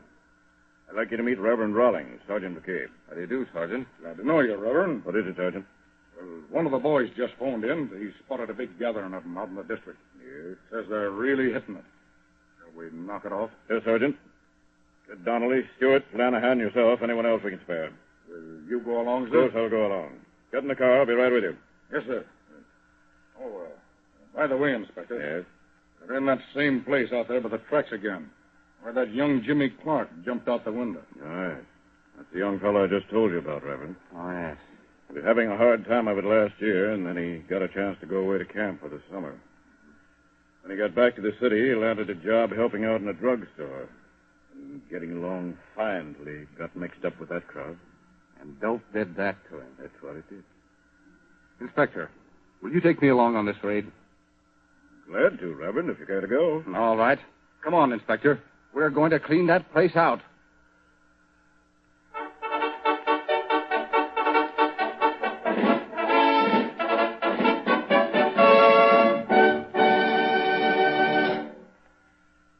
In this first episode of The Fighting Parson, you have heard in what manner the Reverend E.J. Rawlings first became associated with police work. And now, Reverend Rawlings, will you tell our audience what to expect next week? Next week, we will dramatize the first of a series of hair-raising experiences in the district itself. In this case, you will hear of how a dangerous underworld character, who was a wholesale dealer in morphine, upset our plans for his capture and nearly got me with a .45 automatic before I could get him with a pair of handcuffs. It is an exciting episode based upon actual facts. And among the highlights in this Fighting Parson series will be the detailed dramatization of Reverend Rawlings' harrowing experiences during the 2 months he lived in a colony of dope smugglers, posing as a dope buyer from Chicago. In an effort to convince our listeners of the genuineness of these stories, we have accepted the gracious offer of a distinguished personage, Circuit Judge James Cheneau of Wayne County, Michigan, to make a special trip to Chicago in order to tell you in his own words with what high esteem the citizens of Detroit regard Reverend Rawlings. Judge Cheneau. Good evening, ladies and gentlemen. Several weeks ago, my very good friend E.J. Rawlings mentioned to me that he'd been approached regarding a radio program in which his experiences would be dramatized. Now, I felt as he did, that in this way, perhaps more than any other, it could be brought home to the listening public more forcibly just what police officials have had to contend with as regards the traffic in narcotics. His experiences, as recorded here, are basically true, with, of course, the necessary dramatic liberties being taken.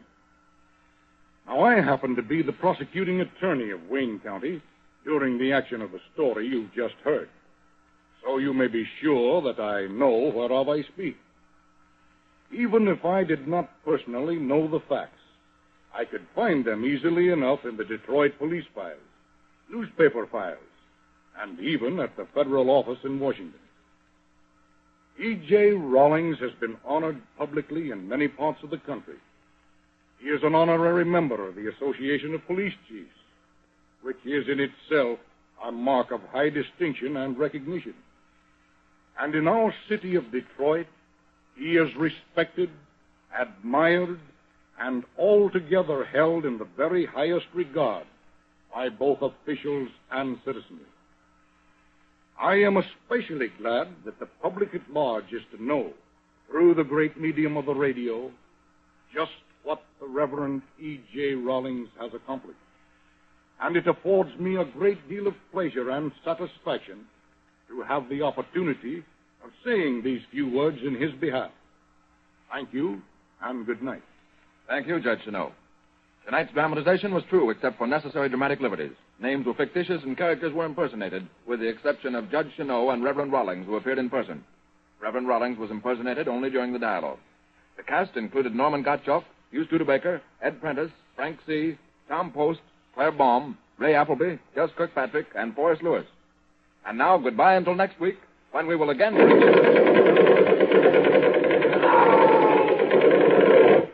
Forgive them, Father, for they know not what they do. The Fighting Parson.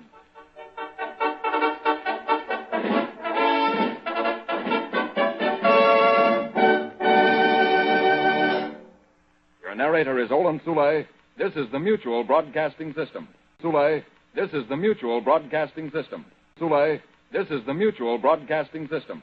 Soule, this is the Mutual Broadcasting...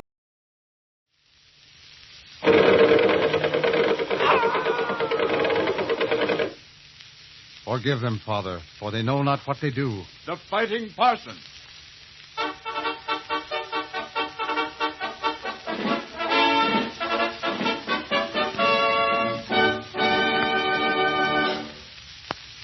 Good evening. We bring you the premiere in a new series of programs dramatizing the true experiences of that quiet, commanding, forceful little man, the Reverend E.J. Rawlings. Acclaimed throughout the nation, revered by clergy and laymen, exalted by law enforcement officers and high public officials, feared by criminals, he has been named by press and public the Fighting Parson. To any listeners who may not have heard or read of the man who will appear in person on this program, we wish to make it clear that he is an ordained minister of the gospel, and that the material upon which these dramatizations are based has been taken from records in his personal files, records dealing with his activity in cooperating with law enforcement officials to suppress that most devastating of all evils, the narcotic habit. Reverend Rawlings will tell you in his own words of the events leading up to his association with this work. We present Reverend E.J. Rawlings, known to thousands as the Fighting Parson. Good evening, ladies and gentlemen. It was back in 1925 that a Detroit businessman who was a personal friend of mine told me of a lecture he had heard in which the evils of the narcotics situation were set forth. I immediately became interested in the subject, feeling that here at last was the opportunity I'd been looking for to do something worthwhile for real down and outers. I made an appointment to meet the speaker, who was a police official. Just at this point, something happened. But before I get ahead of the story, I'll return you to your narrator, who will set the scene for tonight's dramatization. It was a bleak night in January 1925 in the city of Detroit. The mercury had fallen, and a heavy snow had blanketed the city. A chill, biting wind howled ominously. Newsboys shivered as they stood at their corners. Pedestrians scurried to their destinations through the ever-changing drifts, shoulders drawn together, collars turned high, hands shoved deep in overcoat pockets, feet hurrying home to the protecting warmth of a cozy fireside. We meet Reverend Rawlings just after he has dismissed his Wednesday night congregation and is about to drive a visiting pastor back to his hotel. Have you all ready, Doctor? Yes, Rawlings, I think so. My, I hate to go outside. Will you listen to that wind? Yeah, well, we'll take the shortcut to your hotel. It won't take so long. Good night, Tom. Good night, Doctor. I suppose we might as well get started. I hope your car starts all right. Yes, well, I think it will. I had the antifreeze checked again this afternoon. Good night, Reverend. Well, what's wrong? Having trouble getting it started? Oh, little. It's all right now, though, I think. All right. Well, good night. Good night. Look out for the drift here at the side of the car. All right. There you are. Say, that wind is strong tonight. I say it is. It'll feel good to get inside again. I say, Rollins, you have a nice place here. Well, thanks, Doctor. You know, I think sometimes that ministers' places are too nice. Why, I'm afraid I don't understand. Well, perhaps I'd have to talk a long time to make you understand just what I mean. But briefly, it's this. You know, sometimes I think we preachers have failed in not getting closer to humanity. Why, we preach the gospel to humanity. That's it exactly. We preach. But the Bible tells us that the Master went about doing good, helping blind beggars and sick people. Well, nowadays, we preachers entrench ourselves in big, costly churches and depend on people to come there and listen to us preach. I just wonder sometimes if we haven't about forgotten the unfortunate down and outer, the fellow who may feel out of place coming to our churches to worship. But the rescue missions take care of those who aren't regular church members. Yes, I know they do, Doctor. Some of the greatest satisfaction that I've experienced has come from the work I've done at the City Rescue Mission here in the past 15 years. But I still feel that we've got to find some way to... hey, here's the corner where I want to turn for the shortcut. I hardly recognize it with all this snow. Oh, then you believe we should go outside our congregations more, is that it? Yes, but... Well, what's that up ahead, an accident? Yes, it must be. No, it looks like that one car has crowded the other one over to the curb. Well... Look what are those men doing on the sidewalk? Well, what do you know... Will you look at those two men pounding that one poor fellow? Why, it's a holdup, that's what it is. I say, Rollins, let's get up to the filling station at the next corner and call the police. Police nothing. They'll be gone by the time anyone can get here. I'm going over there. You're not going to try to stop here in the middle of the car track. You drive the car over to the side, Doctor. I've got to get over there. Well, now, really, Billings, I think you should... There's another one for you, sweetheart. Oh, not anymore. Stop it. Oh, stop it. You're killing me. Yeah? Well, that's what we would do if our rods wouldn't make so much racket. Come on, get up off the ground. I can't. Honest, I can't. Oh, leave me alone now, won't you? You've got my money, and there's my car. Oh, please, I can't stand anymore. Oh, ain't that too bad? You can't stand anymore. But you can still squawk and holler for the bulls to come after us. So maybe a nice kick in the breadbasket will quiet you down a little. How does this feel? Hey, Slim, look out. Wait a minute, Chew. How does this feel? Oh, Budinsky, huh? And you knocked Slim out cold, didn't you? Why, you little shrimp, No, you don't. Why, you son of a... There's one you won't duck. All right, mister. You asked for it. Well, you're gonna get the old sure silent. Well, we'll see about that. Give me that gun. I'll give it to you. Right in the belly. Out! Out! Hey, let go! Let go, you're breaking my arm. That's what I will do if you don't drop that gun. Stop it. I'll get you for this. That's it. Stick your chin out. Yeah. Takes care of those two, all right. Now, how about it, fella? All right? He's unconscious, the poor devil. No wonder. Rollins, what's happened to you? No, it didn't happen to me, Doctor. It happened to these two thugs here on the ground. But your eye, it's all swollen. No, my eye's all right. Now, listen, Doctor. I hate to run out on you this way, but I've got to get rid of these two men and get this other chap to the hospital. Do you mind driving on down to that filling station there and calling the ambulance? But the police... No, I don't want to wait for these fellas to come, too.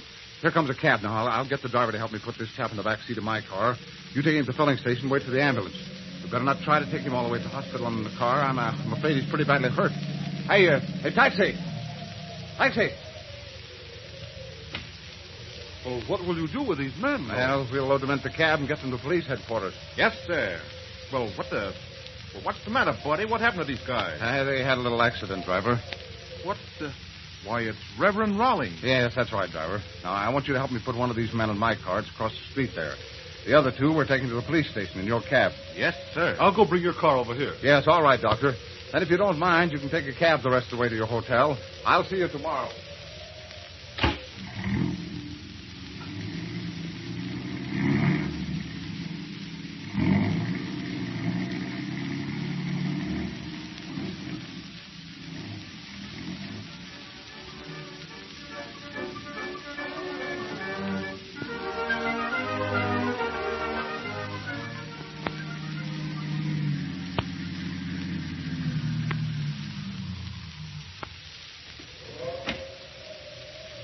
Here's the police station, Reverend. Yes, all right, driver. They're both coming, too. I guess they can make it up the steps under their own power, all right. Oh, what hit me? All right, come on, you two. Come on, get out.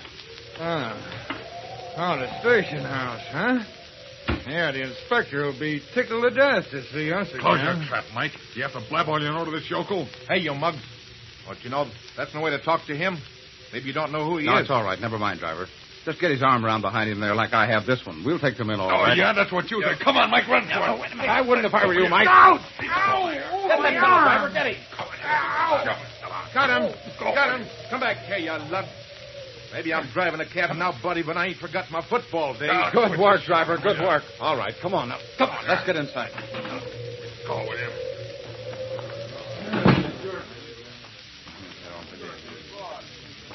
I'd like to see Inspector Thorndyke immediately if he's in. Well, sir, he's in, but I'm not sure you can see him right now. Well, just a minute. Here's my card. Will you take it in to him, please? Tell him I'm bringing a couple of guests with me. Oh, yes, sir. Wait just a minute, sir. Thank you. And you had to horn into this, too, didn't you, buddy? And you're liable to meet up with a bomb in that taxi cab of yours one of these days. Oh, here you are, driver. I think this will cover the bill, all right. I want you to know that I appreciate your help. Oh, that's okay. I took your number down. You may be sure you'll get full credit for what you've done. Oh, gee. Thanks. Well, good night. Good night. The inspector will see you right now. Right in here, sir. All right, thank you. Well. Isn't our old friend Slim Parkin and Mike Levity? Come right in, boys. Hi, Inspector. Yeah, we knew you'd give us the glad hand. And I'm glad to meet you, Reverend Rawlings. Thank you, Inspector. Hey, that means preacher, don't it? That's right, Slim. This is Reverend E.J. Rawlings. Well, I'm a son of a... Hey, Mike, did you hear that? Ain't you got no pride left? You just been running by your Sunday school teacher. Yeah. You ain't here, huh? Well, by God.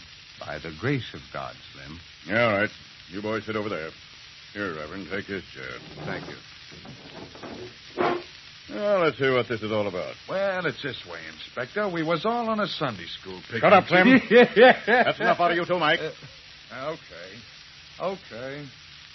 Now then, Reverend. Well, there isn't a great deal to tell, Inspector. I was driving Dr. Warren, a visiting pastor, back to his hotel after meeting tonight, and I thought I'd save a little time by taking a shortcut out across Lee Avenue. That's the only reason we happen to be on that street. There isn't much traffic there, you know. Yes, I know. Well, we saw two cars at the curb across the street. And one had apparently crowded the other one to the side. These two fellows here had the driver out on the sidewalk, beating him unmercifully. Just as I got over there, one of them, Slim, I think it was, kicked this poor chap in the stomach. You dirty rat. Of course, he was unconscious. I got there just in time to settle with Slim. Yeah. And then he started in on me. I was just about to rub him out when he took my rod away from me. Just then, all the street lights went out, and I couldn't see what happened. I hailed a cab, and the driver helped me put the other man in my car. And Dr. Warren drove him to a filling station to call the ambulance, and then we brought these two here. That's the story. And now, good night, boys and Shut up, Slim. I'm coming over there to you. Stand up there. You're just about my size, aren't you? Yeah, I guess so. Yeah. Little skinny, that's all. I'm 6'3", weigh 200 pounds. See these arms, Slim? These fists? I'm a pretty good fighter, Slim. I keep myself in shape. Yeah? Yeah. See these fists? These knuckles? I wonder how you'd like for somebody to hold you while I slug you with that fist. Like you did that poor devil out in the snow. Oh. Sit down. Inspector Thorndyke. Yes. Reverend Rawlings? Yes, he's in my office now. 2 men are here, too. What? Thank you. He's dead, Slim. Dead? Gee. You're murderers now. You're not just panhandlers or stick-up men. You're murderers. Murderers. You know what that means, don't you? You know what they do to murderers? Yeah, I know. Don't keep saying it over and over again. I hear you. Murders, murders, murders. I have a full report ready for you on this, Inspector. Yeah, right, O'Donnell.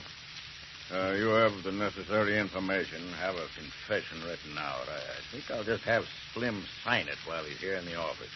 That's all. Yes, sir. Confession. I ain't going to sign any confession. No, you ain't got anything on me. I think you'll sign it all right, No. Slim. No, I won't. You ain't got anything on me, I tell you. Haven't got anything on you. What about that poor devil out there in the snow? What about what Reverend Rawlings just said? You heard all that, didn't you? No. I better get a mouthpiece. Shut up, Mike. Yeah, a mouthpiece. Yeah, that's it. I won't say another word. You give me a mouthpiece. Get some crooked shyster lawyer in here to figure out a way for you to lie out of it? Oh, no. You managed to wiggle out of everything else we've had you up for, but not this time. You're going to get the long stretch for this. No, not the big house, not that. Hey, listen, Inspector, I tell you, it was this that I... Look out, Slim. Oh, yeah. I ain't saying nothing. You just killed a man, Slim. Yeah. You didn't have any heart about it. You didn't do it mercifully. You got him out in the snow and the cold, out in the dark street where you thought nobody'd see you. No, really. Then you beat him, the two of you. Beat him with your filthy fists like the dirty yellow rats that you are. Beat him till he was so bruised and swollen that he couldn't see. And still you weren't satisfied, so you kicked him to death. Shut up! Here's the confession, Inspector. Lay it on the desk. Yes, sir.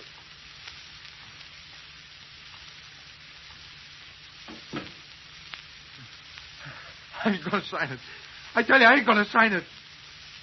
You've been in fights, haven't you, Slim? You know what fists feel like. Yeah. But have you ever been lying down flat on your back? Have you ever had somebody come along and kick you as hard as he could?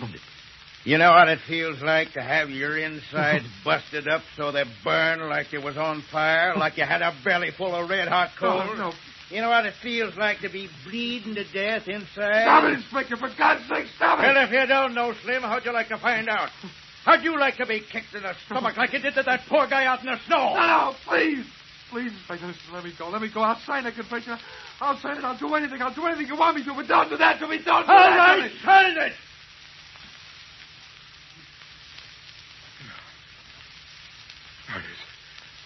Let me get out of here. Let me get out of here. Yes, Inspector. Take these two away and lock them up. Yes, sir. All right, Slim. Come on, Mike. Me? Come on. Hey, listen, I ain't... Shut up, Mike. Get out of here. Okay.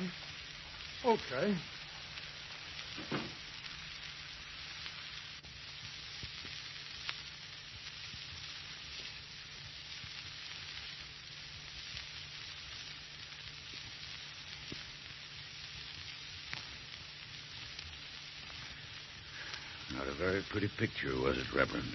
Well, you got the confession. Yeah, that's what I was after. The only language these birds can understand. If I'd locked him up, let him have a lawyer, had him out of here on bail by tomorrow. By time for the trial, he'd have had something else cooked up. That is, if he didn't have the case thrown out altogether. This way, Slim will be convicted. Probably Mike along with him. Yeah, you know, Inspector, it's hard to believe that any human being could be so merciless as he was. Yes, Reverend. It's a pretty far cry from the way you see life in your work to the way I see it in mine. I'd like to bring the two closer together. How do you mean? Well, Inspector, my congregation are good Christian people. They come to listen to me simply as an interpreter of the Lord's Word. That's my calling, and I'll stick to it because I love it. But because they are good Christians, they're not the ones who need me most. You know, it seems to me that I might even do more good by spending part of my time with you, Inspector. You mean by trying to redeem some of those who've gone astray? Well, partly so, yes. But not altogether. We have prison chaplains for that. What I mean is that I'd like to actually work with you in the apprehension and the conviction of such men as Slim. Mm-hmm. It's a pretty awful story when you see it all acted out in front of you as I've seen this one. And the public... Well, I know you'll forgive me for saying this, Inspector. I'm sure you realize it as well as I do. The public is inclined too much toward a feeling of sympathy for the criminal. and a feeling of either disregard or perhaps even disrespect for police officials. Yes, I know. Well, now, perhaps if a minister were to actually know the inside of some of these things and then tell the public about them, they might listen to him. Yes, I think I see what you mean. But some of the things we go out on are pretty tough, you know. Well, I'm not afraid. If that's what you mean. No, please don't misunderstand. That's all right, Inspector. As a matter of fact, I'd like the experience of getting up against some things that are pretty tough, as you call them. Might give me a chance to make use of my wrestling and boxing training. Yes, perhaps even a few football tricks. That's the way they train ministers nowadays? Well, no, I wouldn't say that exactly. But it is true that most of us enjoy athletics just as much as anyone else. And I would in for them especially hard. I guess you proved that tonight when you brought in those two thugs. And before I forget it, Reverend Rawlings, I want to thank you and compliment you for that. That's the kind of cooperation the police force needs from citizens. Well, believe me, Inspector, I'm glad I happened along at the right time. But about what you said, that you'd like to work with us. Yes. Well, there's one branch of activity here in the city that the force definitely needs help on. That's in the district, as we call it. The district? That's a section frequented by narcotic addicts. Dope fiends, as they're called. Now, that's exactly what I want to hear about, Inspector. Well, would you believe, Reverend, that we have right now over 20,000 active cases such as that in this city of ours? What? 20,000? 20,000. And that number is mounting steadily higher every day of the world. It isn't because we disregard it. It's simply that we haven't enough men on a regular force to handle that along with everything else that we have to handle. I see. And no appropriation for a special narcotic squad. Oh, of course, we have cooperation from the federal authorities, but they can't do it all. Of course not. So until we're properly equipped, well, we just have to do the best we can and let it go at that. You've no idea how low people really sink when dope once gets them. Well, I suppose the district, as you call it, is full of the very hardest kind of criminals. That's what most people think. Matter of fact, a great percentage of them are young people of college age, 20, 22, some even younger. Well, that's awful, Inspector. Well, just to show you how awful it really is and how a lot of them end up, let me tell you about a raid we made a few weeks ago. It was in an old ramshackle building right beside the railroad tracks. Well, we got there just a little bit after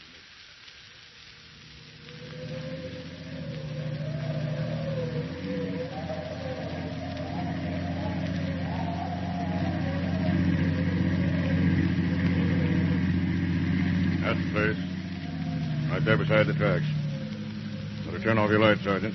All right, Inspector. Stop as quietly as you can, a little this side of the building. Yes, sir.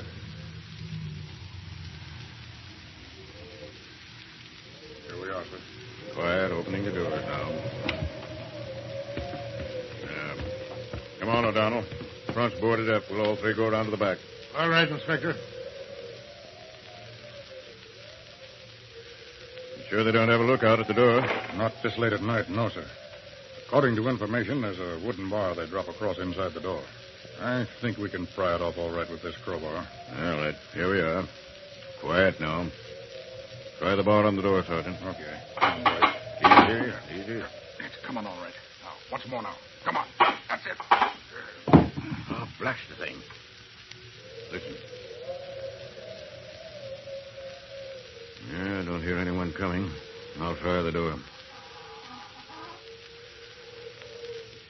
All right, then. Come on in. They're in a room upstairs, Inspector. Here are the steps over here. All right.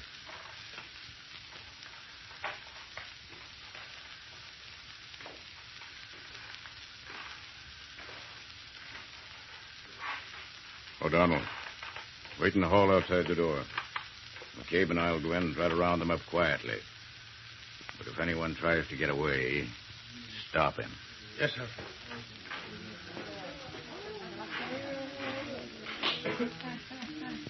Here's the room they're in. Quiet now, quiet. I'll try the door. It's locked. Yeah, we'll have to take a chance on them opening up, so.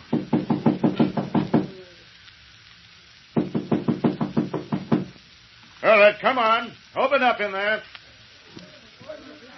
Come on, open up, I say. We'll break it down. All right, men. All together. Come on, Royce. Give it to him. Get back there, you. All right, leave your stuff right where it is. Come on now, line up against the wall over there, all of you. Hey, look out. Don't try to push up. Hey, look, Inspector. Look at this girl. Yeah, good Lord, what a mess. Look at the rest of them, mostly all high school and college age. All right, who runs the joint? Come on, back. Come on, speak up. I do. I run it. I tell them drunk because I got a habit. Go on, we're all right. Go on away, leave us alone. Go on away. Yeah, go away, all right, son, and we'll take you and your friends right along with us. Not me, you won't. You won't take me away because I'm... Stay away from that window. McKay, stop it.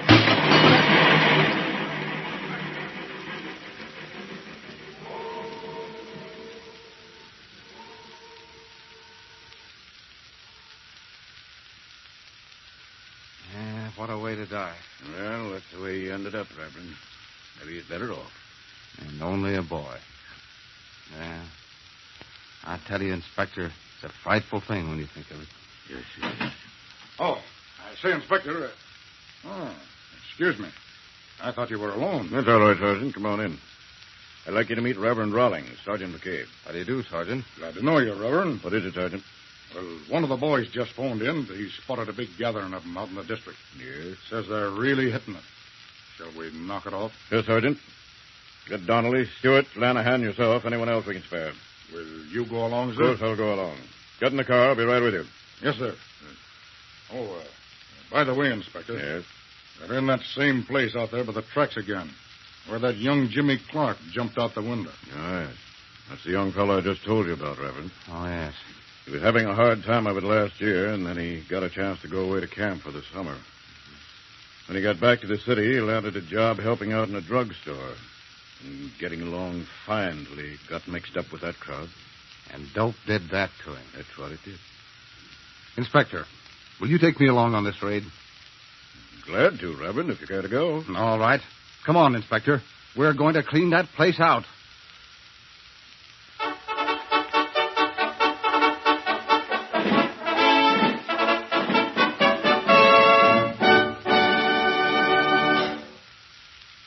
In this first episode of The Fighting Parson, you have heard in what manner the Reverend E.J. Rawlings first became associated with police work.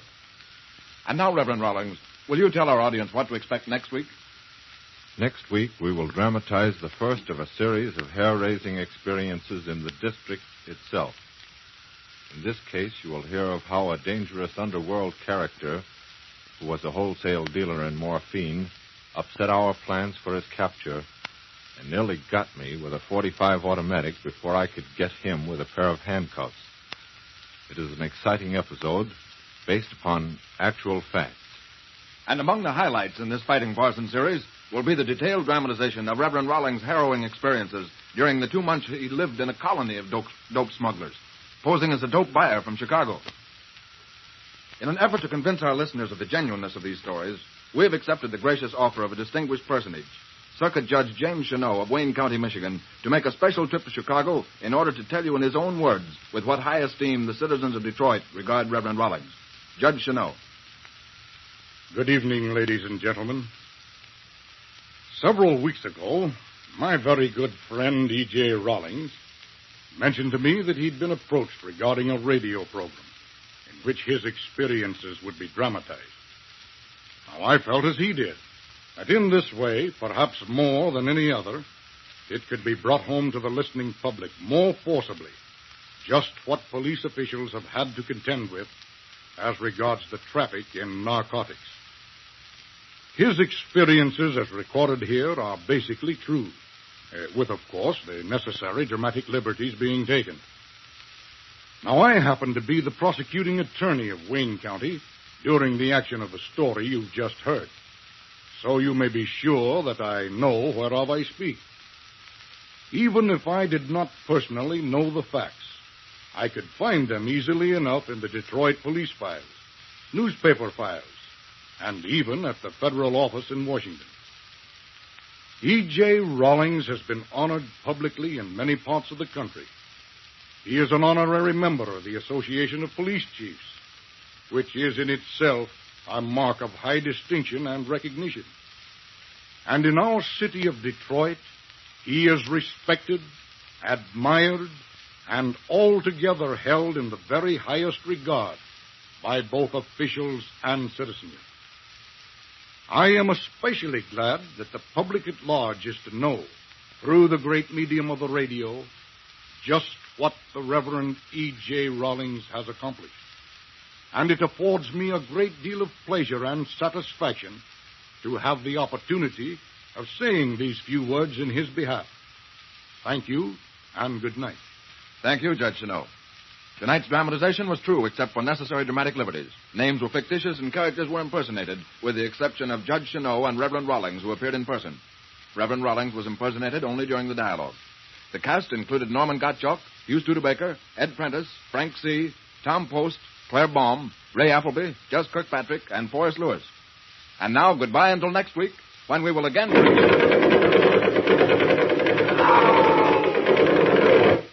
Forgive them, Father, for they know not what they do. The Fighting Parson.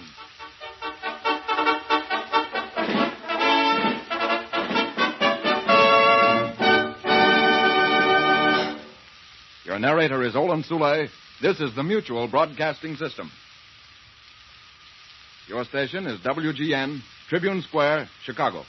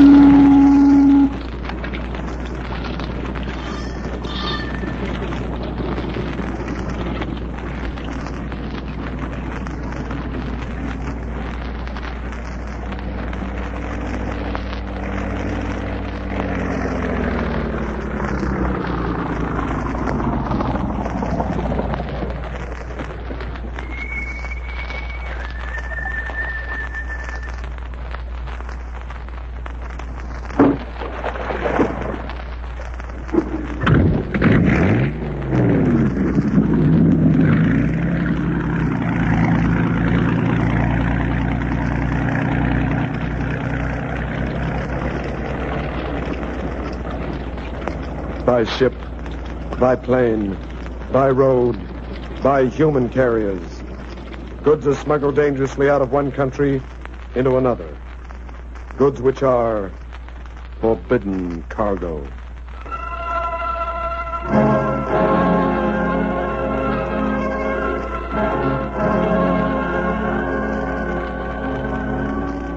Revealing the inside story of The Black Book.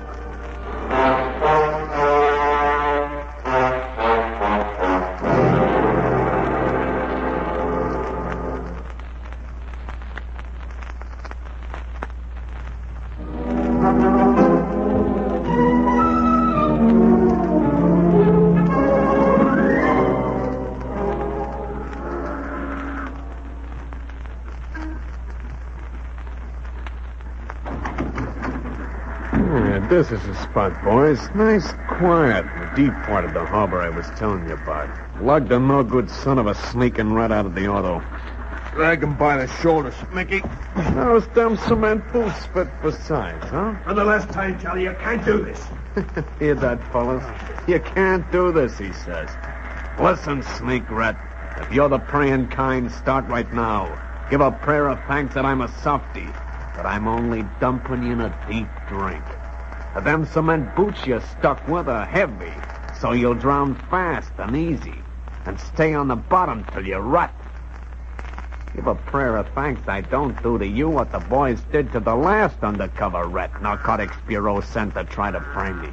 Oh, you should have let us, boss.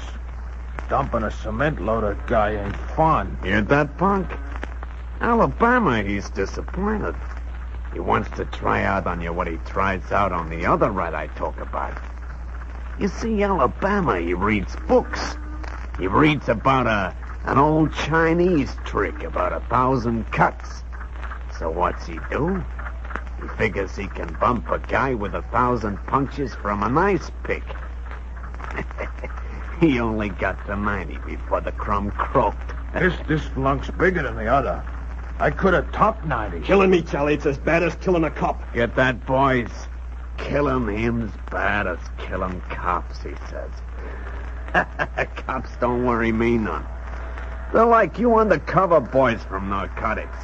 Bunch of punks when you come up against me, Charlie Alberto. Okay, boss. Let's do the job. Get out of here. All them ships on the harbor gets me nervous. How we know some guys ain't watching us through glasses? When I pick a spot, Alabama, I pick a spot, Sabby. Oh, sure. Well, let's slide him over. I want a drink. Okay, he said time to pray. Toss him in, boys. Charlie, not me. Not me. Yeah, you rat. Charlie!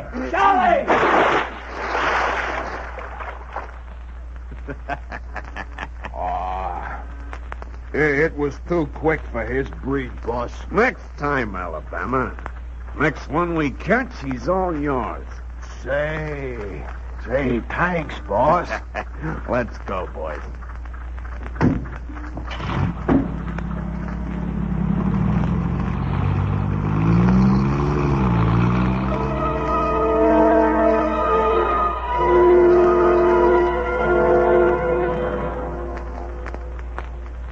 I tell you, man, this outfit we're after, it's replaced without a doubt Murder Incorporated as the principal source of heroin east of the state line. On a conservative basis, we estimate its annual sales at about $3.5 million. $3.5. You've seen the names of these narcotic smugglers in the Black Book. They're right at the top of the heap, far removed from the actual peddling of the forbidden cargo. For years now, they've hired others to run their risk for them. Our urgent problem is get evidence which will lead to their arrest and conviction. I take it, sir, there's to be a change in our methods. A change in methods, a change in attack. We've worked out a new scheme. Huh? If it succeeds, fine. If it fails, well, I guess the boys in the Black Book can boast of having murdered a few more from this bureau. Undercover agent Max Rosen was found this morning. A man fishing from a deserted pier got his line caught and tugged it up. Had a piece of cloth on the hook. Fortunately, he showed intelligence, reported to the police. Rosen's feet had been cemented in a drum of concrete. Any leads on the killer, sir? Yeah, like everything else in this dirty game. Nothing but leads which vanish in thin air before they turn into solid evidence. But we feel if we concentrate on Charlie Alberto, otherwise known as Little Bullets, and get him, we've grabbed the top man. The rest will fall easily. But to get back to our proposed scheme, the broad strategy is this. Tomorrow we're bringing in secretly from the Midwest an undercover agent who'll be known as Frankie Heimer. He'll check in at the Cosmo Hotel on Church Street and there establish himself.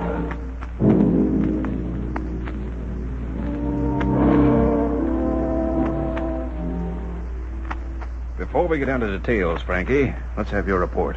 Well, naturally, I can't say for certain, but I've a hunch the small fry peddlers are looking me over carefully. I've put out a couple of feelers to buy the stuff, saying I don't want adulterated, but pure. But I'll pay the ruling price. You bought any yet? No, sir. Boys are mighty careful.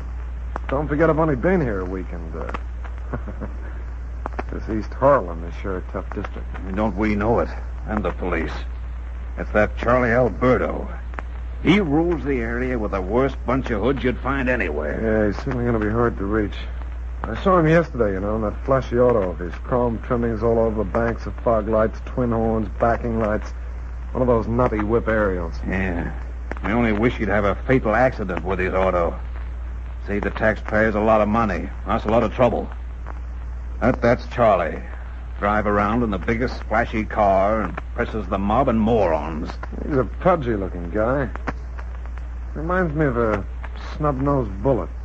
That's why they call the punk Little Bullets. Tell me, you get the names of any of the peddlers showing interest? Oh, well, there's one I'm trying to cultivate. A creep by the name of Tony Gazzardo. Tall, dark, thin. Cadaverous guy. Type you'd expect to find as a charnel house attendant. Tony Gazzardo. Yeah. Yeah. He's one of Charlie's runners, but cunning. Very cunning. I can't ping a thing on him that'll stick. Strictly a vicious hood. I concentrate on him? Yeah. Now, who else you got to know? Give me their names. Oh, let's see. There's Mibbs Callahan, Barney Gondoff, Detroit Paul, Johnny Strassnyder. Oh, yeah, and the one I've just met called the Clinic Kid. Yeah, we know the whole pack. All in the black book. You've worked fast, Frankie. Only hope it hasn't been too fast. Oh, no, I don't think so. No, I've let dribble around the district that things got too hot for me over in the Midwest, but I still got my clients, and I'll buy good stuff. Oh, I play it itchy. They're still standing off, conning me carefully. All right. How do you feel about putting the second strategy into operation? Suits me. Provided your boys don't play it too well. We'll watch it, but it's got to be convincing. At least bruises. Oh, okay. I guess I've been beaten up by tougher boys. But never officially, eh? Not yet. Good man. Okay, when's it to be? I'll leave that to you. You know the way these animals are looking at you. Uh-huh. Well, I say let it be as soon as possible. Tomorrow? Fine. Where shall we pick you up for questioning? Oh, say 2 o'clock at a gas station in the South Bronx. Corner Willis Avenue on 140th Street. Perfect. I'll send Dick Both, Rod Clark, and Bern Frizzell. They're 3 officers well hated in that part of the Bronx. Yeah, I don't think I know them. They know you by sight. I'll brief them in the morning. Who else are you picking up? To make the whole affair look on the level, we'll spring a mass raid. Pick up, bring in for questioning the ones you mentioned. Callahan, Strassnyder, Paul, the Clinic Kid, and say about 8 or 9 others. Uh-huh. How's it to be handled? We grab them all up around the same time as we snatch you. They'll be brought to narcotics headquarters on Broadway. Now, here's the angle. You'll be herded together on the 5th floor. Yeah. My boys look you over, cite you as their latest suspect, take you in a room for questioning.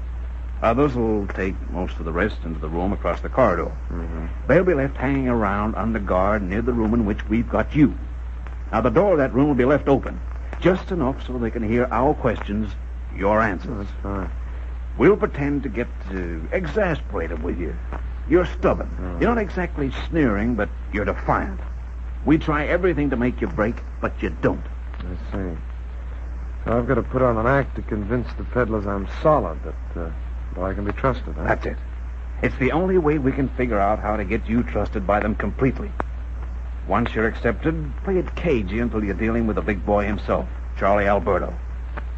Now, anything you're not clear on? No, I've got it. Your men will know the car I'll be in. Yeah.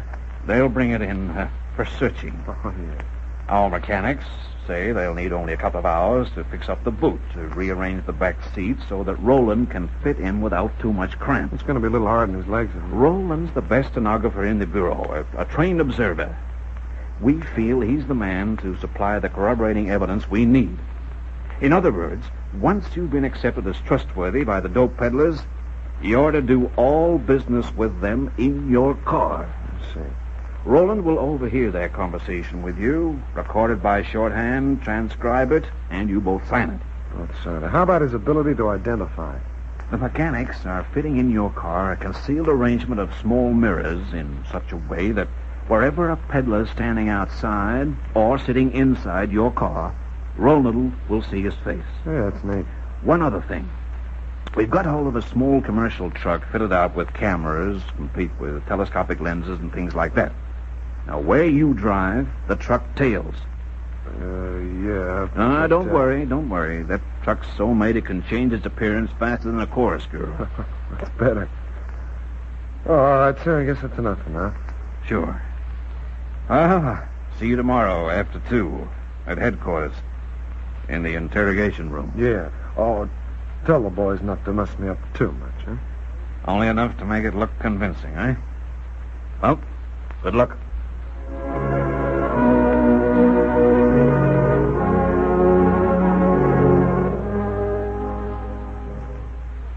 Hey, this joint gives me the creeps. Yeah, they got the Clinic Kid in a long time. Hope he don't sing, Tony. If he does, he can't do much. Sure putting the heat on that Frankie Heimer. Yeah. See, Alabama, I seen him around. Wanted to do business, but I thought... Watch your mouth, Tony. You want I told you lugs a million times you can't make a case on me, and I'll never help you make a case Frankie with up anybody again. else. I go, ooh! You can kick my teeth in, but I ain't talking. I ain't gonna help. All right. Let the punk go. But I'm warning you. You're warning me. Look at me. I'm all scared into a twitch. Get out of here. Beat it back to the gutter. So long, fellas. Next time, pick on a guy you can scare. Say, Tony, there goes the kind of guy little bullets could use. Yeah. Figure we ought to pass the word on to the boss he's okay. Charlie said to look out for new business, and that Frankie's it.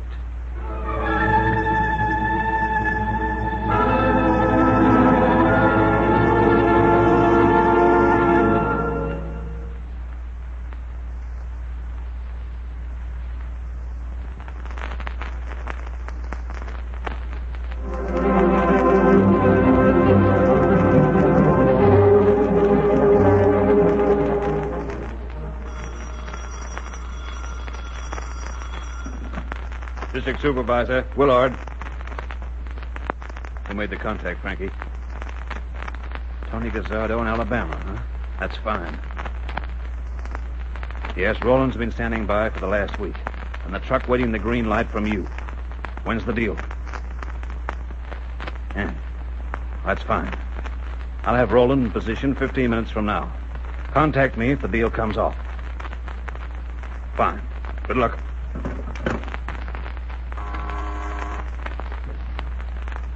The green light, Roland. Frankie make contact? Just phoned. According to what he can figure, our little stunt last week, letting some of Charlie Alberto's boys overhear us grilling him, is showing signs of dividends. Well, let's hope we'll get the sons of sin this time. Don't work up a sweat. Let the ball bounce, but don't miss a word. Don't miss a syllable. Shorthand down everything said by Frankie and every guy who speaks to him. And make sure you get a good look at their faces. I'll watch it close. I don't have to tell you we're relying on you. I meet Frankie where, sir?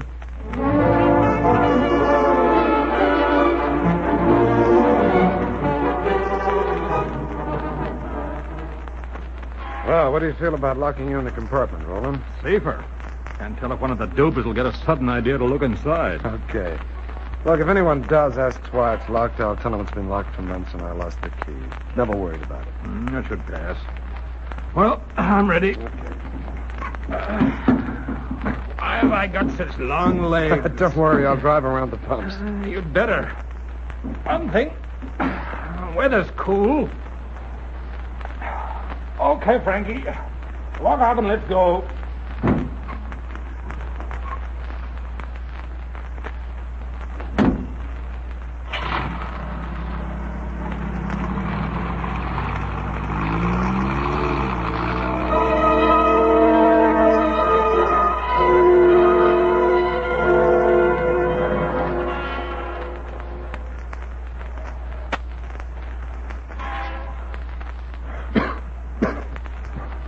Hi, Frankie.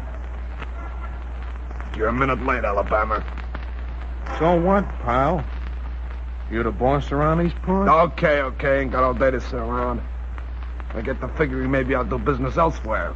Oh, no. Ain't that a no good mouth of words to say to a pal? You got the stuff on you? Man, you sure are impatient. 5 ounces will do for a start. If it's pure enough, I'll be in a big way. $350 an ounce, Frankie. Okay, I got it. You got it? You giving me the runaround, Alabama? You're all right, Frankie. Me and Tony, we was up there, too, the day they grilled us all. You did fine. Now listen, pal, and listen good. I'm used to dealing with a big brain, not with peanut-headed sidekicks. Frankie, some guys use a gun. Some use a knife. Know something? I'm different, Frankie. I use an ice pick. If I don't hate a guy, I stab once. If I really hate a guy, I stab 90 times. And ain't he glad to hand in his checks? I won't do business with you. Where's Charlie? Hey, it's funny you ask that. I'm here to pass on that Charlie wants to meet you before we make a deal. Well, why didn't you say instead of doing a samba on your gums? Okay, now where I'll find him? Around 6, look for his car. He'll pull into this filling station for gas. Get his okay, and we do a deal. I'll be here. Tell Charlie don't be late. You kidding?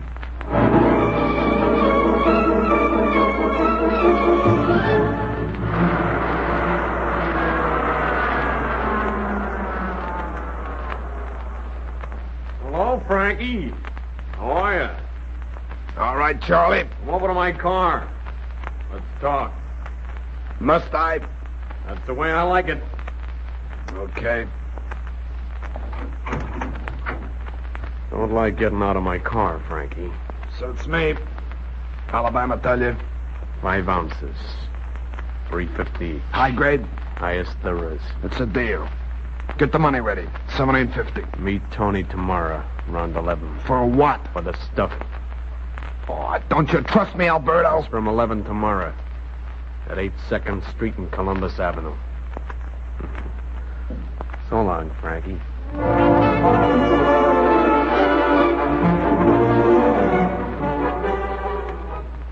Would you say Charlie's onto us, Frank? I don't know, sir. Unless that's his psychology, sitting in his flashy car, order people to go to him, not the other way around. It could be that, sir. Alabama showed no hesitation in leaning half in our car. Yeah, it made me half jump out of my skin. Suddenly appeared as if out of the ground. You saw him clearly, Roland? Yes, unfortunately. Listen, did you notice in Roland's notes Alabama's boast about the ice pick? I noticed it. When we found our man full of holes as a coffee strainer, both the homicide boys and ourselves weren't 100% sure it was a smuggler's killing. We figured it could have been done by a maniac, some psycho in a blood frenzy. Yeah. Alabama mentioned the figure 90. And that's why, if and when we get Charlie Alberto, we're pulling in Alabama. Let the cops work on hooking him to the murder. Did I say if and when? I should say if we get Alberto or not. Then there's Max Rosen. I know. Look, listen, how do you say we try this? I meet Tony Gazzardo, complete the deal, arrange for another in, say 2 days' time. I tell him then my clients weren't satisfied with the heroin's quality, that he sold me short. That's why I demand a talk with Charlie Alberto. And you see Charlie? Yeah, I can't get out of my car. I got drunk, fell downstairs, chipped a bone in my ankle. I got my foot and ankle wrapped up in gauze. On the seat with me is a pair of crutches. Well, what's the reaction? Though Charlie is clearing at least $2 million a year running in forbidden cargo, information has it he's money hungry. Could you send word that you're in the market for a really big deal, say 20 ounces? That's $7,000. Yeah, well, if it's cash on delivery, it's my guess that his money hunger will overcome his vanity. Probably fall out of his chrome chariot to snatch the greenbacks. If he does, you witness it, Roland. Record the talk, and the boys in the truck managed to photograph the whole thing. Yes. With that corroborating evidence, Charlie could hire the smartest attorney in the States, and our charges would still stick. Provided he doesn't insist on making the meet at night. Some dark spot. And if he does, Frank? He's been known to operate after that. Anytime, any place, anywhere, provided it's a cash deal. Well, what's another risk? If you can pull it off in daylight, if Charlie makes the delivery personally, Roland records, truck photographs, we've got him, and we can wrap up the case. I'll stick with it, even if I have to take smelling salts to whip those gas fumes in the boot. Provided Charlie Alberto trusts me.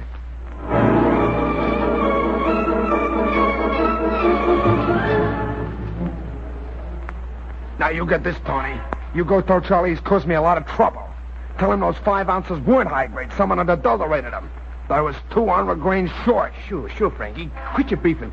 When Charlie slapped me around, you got complaints, you tell him yourself. Yeah, you figure I got nothing to do but chase the knuckle brain all over Harlem? Take your foot off the gas, Frankie.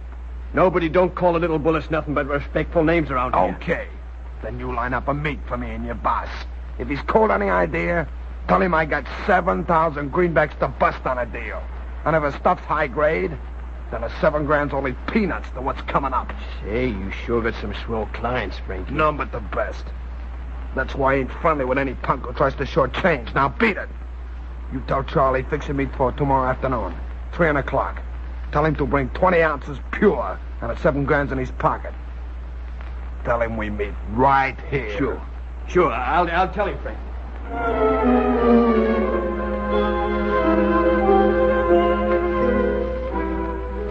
Nice work, Frank. 3 o'clock. I checked with the Met boys. They promised the weather tomorrow afternoon at that time will be cold but clear. Strong light. I sure hope nothing slips. If Charlie or his killer punks catch on of us, no flowers, by request. This time, leave the rear compartment unlocked. Should there be trouble, Roland can help. Pack shoulder holsters. But if you do use your guns, don't shoot to kill. We want these boys alive to make them wish they were dead. Good luck.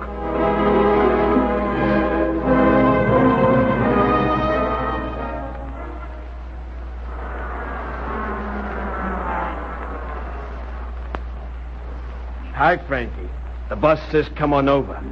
Next, Charlie says... Say, what's that? A crutch, you blind. See my foot and ankle? I got drunk last night, fell down some blasted stairs, chipped my ankle bone. Yeah? Got much pain, Frankie? Yeah. Turns white out if I gotta use the crutch. Oh, you tell Charlie, will you? And tell him I got her $7,000. Gee, you ain't gonna like it, but... Sure, it's dirty luck about your ankle. Look, I ain't got all afternoon to wait around. Sure. I'll go tell the boss.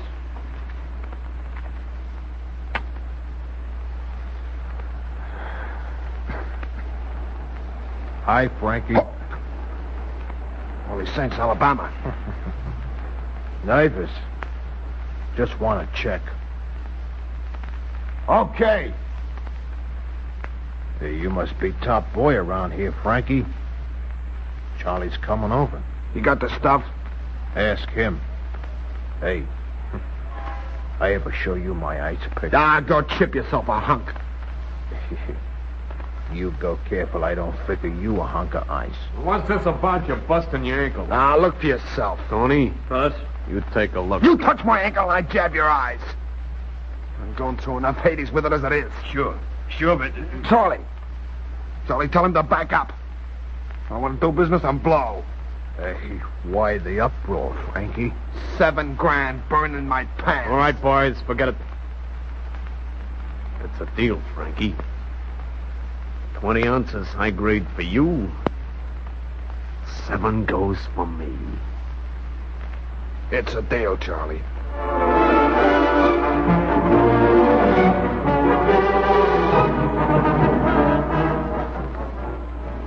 This is Willard, New York District Supervisor, Narcotics Bureau. Thanks to our cold-nerved undercover agent we call Frankie Heimer, our scheme to get Charles Alberto succeeded. This man, who topped the international list of narcotics violators, realized his defense was hopeless, entered a plea of guilty, was sentenced from 5 to 10 years in Bronx County Jail. His associates received sentences up to 8 years, but not Alabama. He finally confessed to murder, died in the electric chair.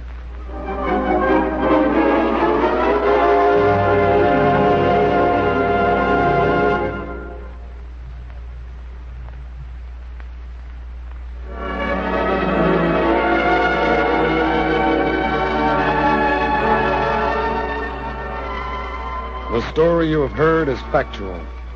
Names have been changed to protect the identities of those concerned.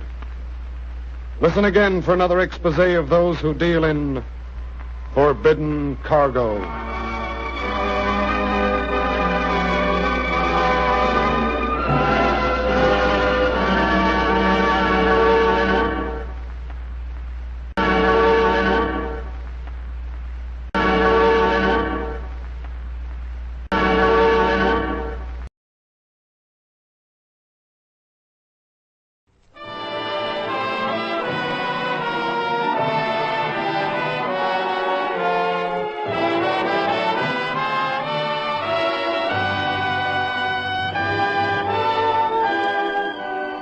Good evening, ladies and gentlemen.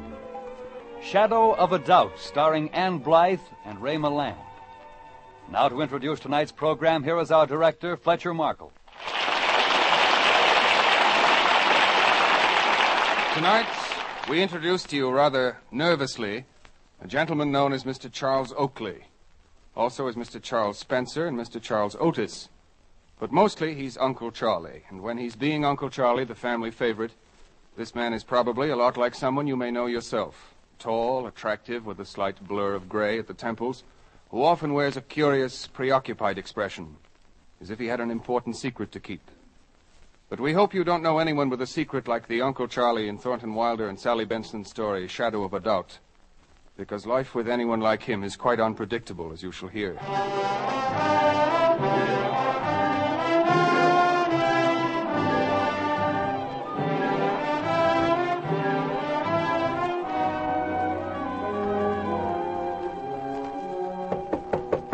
Mr. Spencer. Mr. Spencer. Yes? Oh. Mr. Spencer, I hate to bother you. I knew you was resting, but I thought you'd like to know there was 2 men here. 2 men asking for you, a young man and a kind of a older man. The older man was here twice before. I was sorry you wasn't in. I said you wasn't. Mrs. Teeler, don't stand there. Don't behave like a landlady. Come in and sit down. Well. And close the door. Forgive me for not getting up. It's good to lie down and rest on a hot day. Did they say they'd be back? They didn't say exactly, but I think they will. Just now when I had to walk down the A&P, I seen them standing there at the corner. Maybe I should have let them in, only you said not to disturb you, and... Yes? And I'm sure they'll be back. Mr. Spencer, you do look awful tired to me, and that's a fact. Maybe New Jersey doesn't agree with you. Have you got a headache or something? I think maybe you need a real rest. That's what I think. Maybe I do, Mrs. Teeler.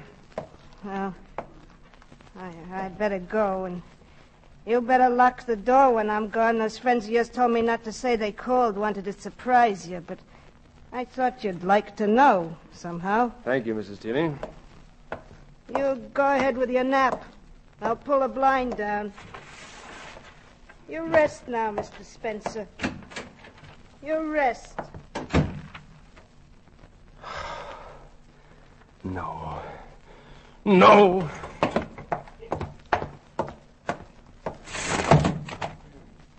Yes. You're there.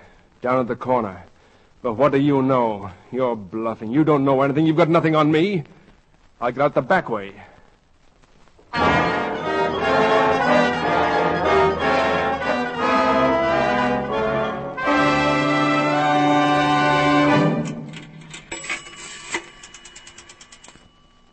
Operator, Western Union, please. What do they know? They're bluffing. And it was very easy getting out the back way. Western Union? Oh, I want to send a telegram to Mrs. Joseph Newton, Santa Rosa, California. That's right. Here's the message. You ready? Homesick for you all. Coming to stay a while, arriving Wednesday. We'll wire exact time later. Love to everybody and a kiss for little Charlie from her Uncle Charlie. Yes, operator, that's the signature, Uncle Charlie. Yeah, that's right. Going to Santa Rosa, California.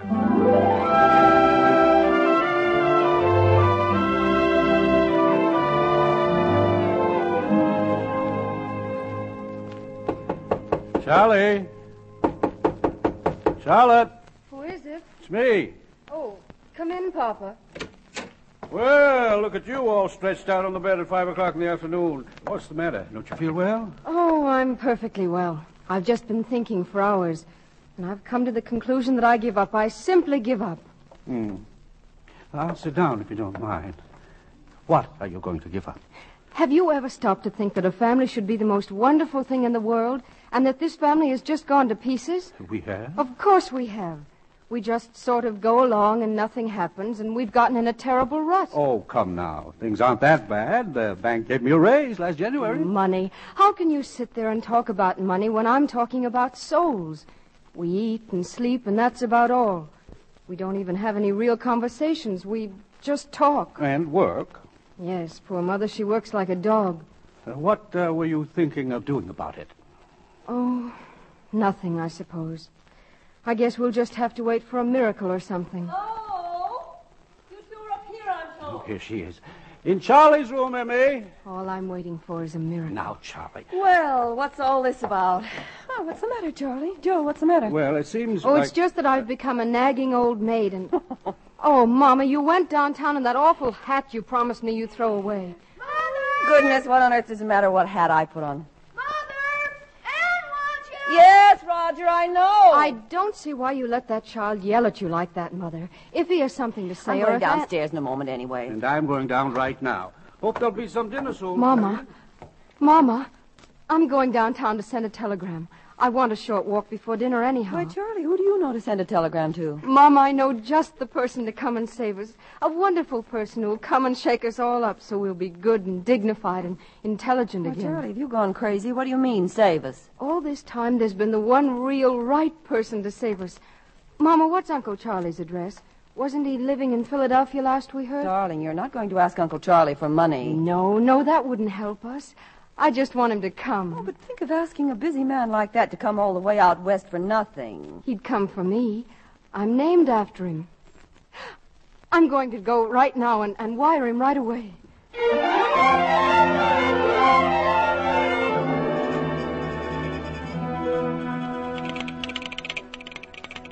Well, hello, Charlotte. I just called up your house a little while ago. A telegram for your mother. Oh, did you, Mrs. Seastrom? Uh-huh. Here you are. It's from your uncle, the spoiled one. My uncle? My Uncle Charlie? Oh, let me look. Yes, youngest ones in a family always get spoiled the most, I guess. That's the way it was with my young brother. Mrs. Seastrom, do you believe in telepathy? Well, I ought to. It's my business. Oh, no, not telegraphy. Mental telepathy. Like, well, suppose you have a thought, and suppose the thought's about someone who's in tune with you. And then over thousands of miles, that someone knows what you're thinking, and they answer you. And it's all mental. Well, I don't know what you're talking about. I send telegrams the normal way. Give my regards to your mother. He heard me. Uncle Charlie heard me.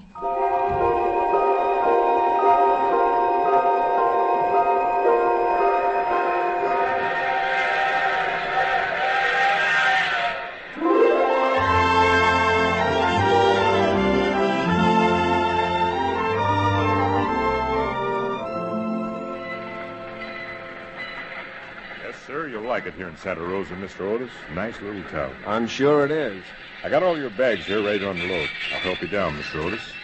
Here, let me take your arm. Thank you. That's it. I sure hope you feel better, Mr. Otis. Too bad you had to stay in your room all the way. There you are, sir. Thank you very much. Here, you've been very kind. Oh, thank you, Mr. Otis. Thank you, sir. Look, down there. I think that's him. Oh, I think it is, too. Yes, I think so. Are you... Why, young Charlie. Oh, gosh, at first I didn't know you. You look so sick standing there. Why, you aren't sick, are you? Me sick? Papa, here he is. I thought so. Why, Uncle Charlie, you aren't sick. That was the funniest thing, the way you were standing there. Come on, let's go. Mother's waiting at home.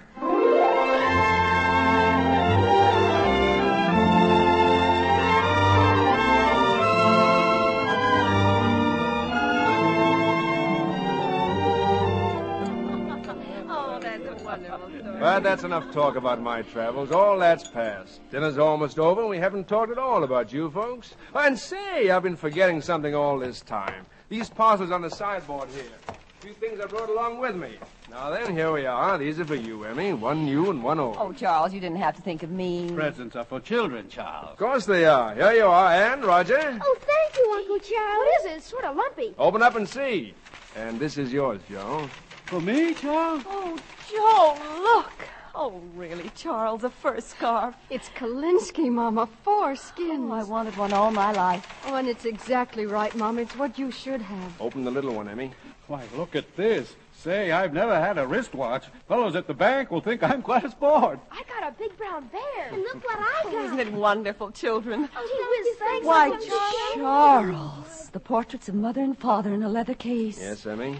Charles, did you have these all along? All along. All these years, safe in a deposit box, stored away safe, no matter where I was. Grandpa and Grandma? Yes. Look, everybody. Let me see, Mama. Gee, 1888 it says. That's over 60 years ago. Oh, she was pretty, and he's sweet, isn't he? Everyone was pretty and sweet then, Charlie. The whole world. A wonderful world, not like the world today. It was great to be young then. But we're happy now, Uncle Charlie, now that you're here. Why, look at us. For once, we're all happy at the same time. And now for your little present, Charlie. Oh, I don't want anything. Right now, I have enough. Before you came, I didn't think I had anything, but now I don't want another thing. I'll go get the coffee. Excuse me. Charlotte! She's crazy. She doesn't mean it, really. If you ask me, I think she's putting on. She's not crazy. Smartest girl in her class at school.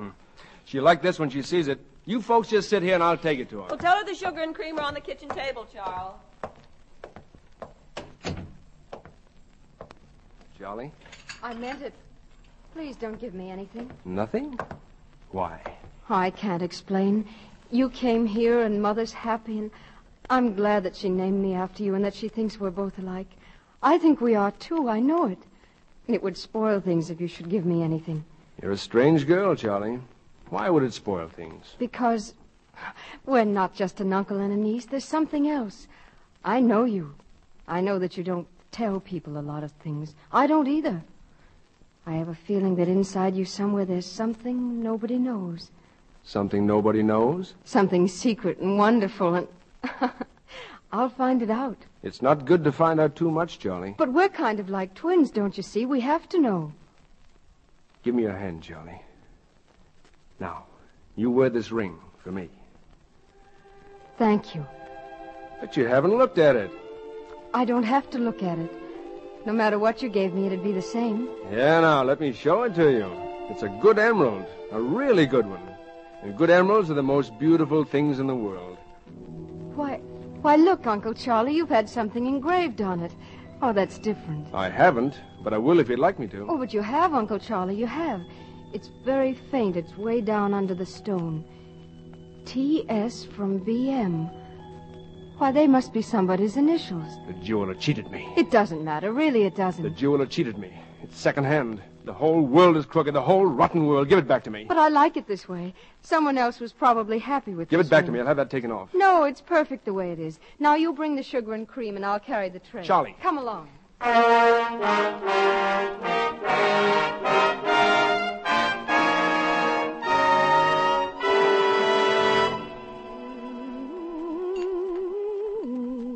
Charles, more coffee? Not yet, thank you, Emmy. What is that tune I'm singing? Anybody know? Sing at the table, you marry a crazy husband. Superstitions have been proved 100% wrong. Well, to finish what I was about to say, Emmy, I've been thinking about transferring some of my money out here from the East. Deposit it in Joe's bank, say, until I see what's what. I suppose you take money to your bank, Joe? That's one thing we do all right, Charles. Rake in the dough. Can't promise to give it back, of course. Well, I'll go down tomorrow morning and open an account, 30 or 40,000, just to start things off right. Say, that's a lot of money. I can't get that tune out of my head. If somebody will tell me what it is, maybe I'll stop. It's a waltz, dear. Of course it's a waltz, but what waltz? You know, it's the funniest thing, but sometimes I think of a tune and I can't get it out of my head. And then pretty soon I hear somebody else whistling it or humming it, too. I think tunes jump from head to head. What is it, Uncle Charlie? I don't know. I know what it is. It's right on the tip of my tongue.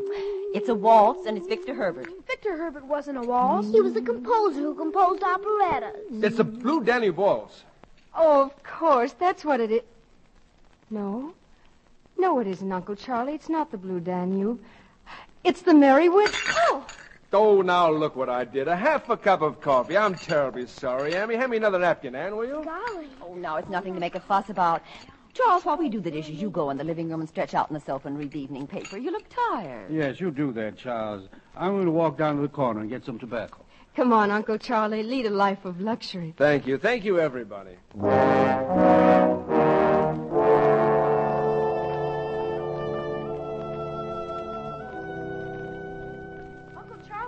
Mama wants to know if you'd like another cup of coffee or anything.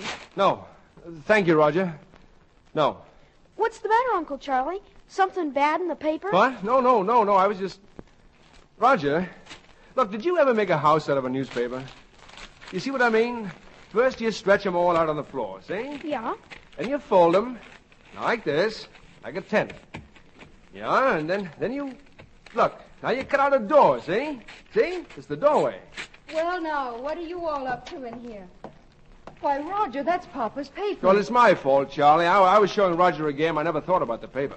Well, it's all right. Let's see. Page 5, page 1, page 7. Here's part 2.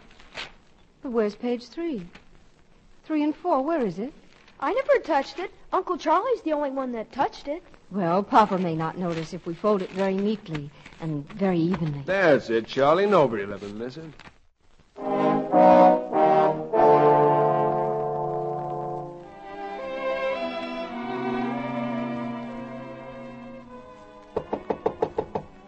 Uncle Charlie.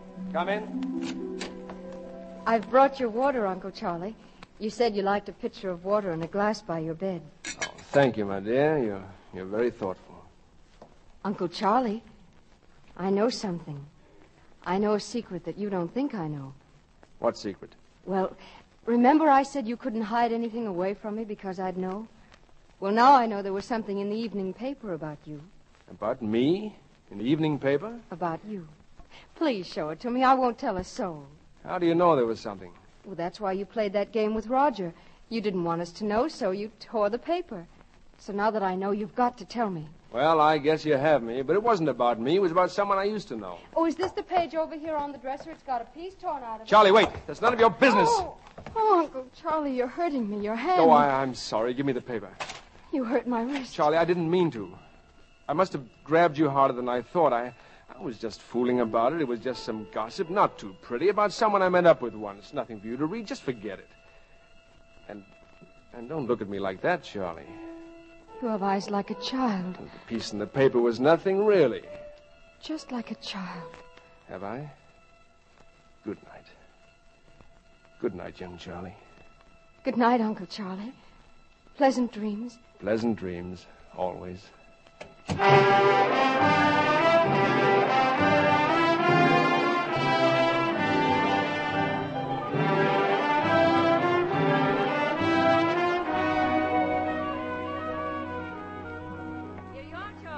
Breakfast in bed. Such spoiling. Oh, Emmy, you're magnificent. You know, I really can't face the world in the morning. I must have coffee before I can speak.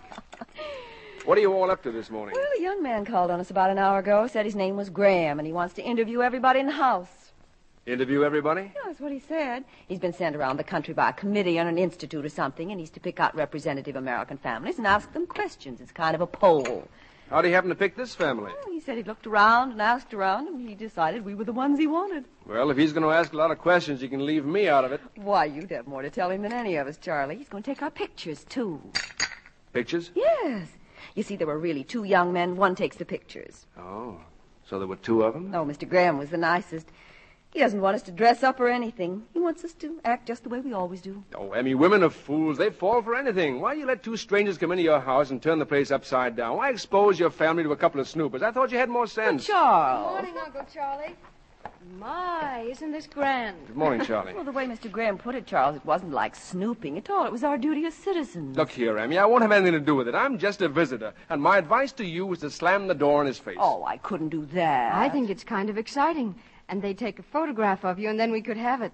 It would be free. No, thank you. I've never been photographed in my life, and I don't want to be. Why, Charles, what makes you talk that way? I had a picture of you. I gave it to Charlie. I tell you, there are none. Oh, I guess you've forgotten all about it. Get it, Charlie. Oh, that. It's over here on my desk. I think you were cute, Uncle Charlie. Let me see it. Here you are. See? Oh, I don't remember this at all. Well, you were 9, Charles. You had it taken the Christmas you got your bicycle. Uncle Charlie, you were beautiful. Oh, wasn't he, though? I always said Papa should never have bought him that bicycle. Yeah. Charlie, he took it right out on the icy road and skidded into a streetcar. We thought he was going to die. I'm glad he didn't. Well, he almost did, let me tell you. He had a fractured skull, and he was laid up so long, and when he got well, there was no holding him. It was though all that rest was too much for him, and he had to get into all sorts of mischief to blow off steam. The whole world is rotten. The whole world's changed. Oh, I can remember that Christmas day when this picture was taken. Mama wanted a picture of you with your curls. Did she? Then that very afternoon you had your accident. And when the picture came a few days later, how Mama cried.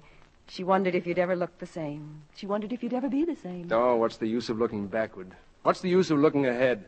Today's the thing. That's my philosophy. Today. Well, Charles, if today's the thing, you better get your clothes on and get down at the bank. Joe'll be waiting. He's arranged for you to meet Mr. Green. Mr. Green? He's the president of the bank. And don't be late back. The questionnaire man's coming at 4 o'clock.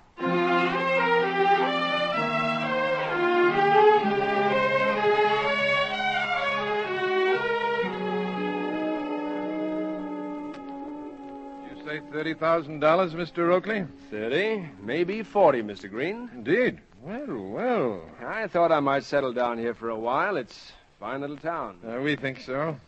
What have you been doing, Mr. Oakley? Well, I suppose you'd call me a promoter. I've done a little bit of everything. You know, it's not hard to make money, Mr. Green. The only trouble I find is that once I make it, I'm not interested in it. Not interested in money? Well, you know as well as I do that there's plenty of money lying around waiting for someone to pick it up. Making money's a boring business. Shall we start with 40,000? Yes, yes, Mr. Oakley, if you'll just fill out this slip. Details. Well, I'm glad to see you're a man that understands details, Mr. Green. They are most important to me, most important. All the little details. Harry, I wonder if you... Oh, dear, I'm sorry. I didn't know you were busy. We can come back. Come in, Margaret, now that you're here. Come in. I am sorry, dear. This is Mr. Oakley, ladies, my wife, Mr. Oakley, and Mrs. Potter. Oh, you're Emma Newton's brother. We've heard so much about you. Oh, how do you do, Mrs. Green and Miss Potter? Mrs. Potter. Oh, I'm sorry. You know, there was something about you that made me think that... Yes. What did you want, Margaret? Oh, well, we were going shopping, Laura and I only have $5, and I thought... Here you are, my dear. Thank you, Harry. There is something to being a widow, isn't there, Mr. Oakley?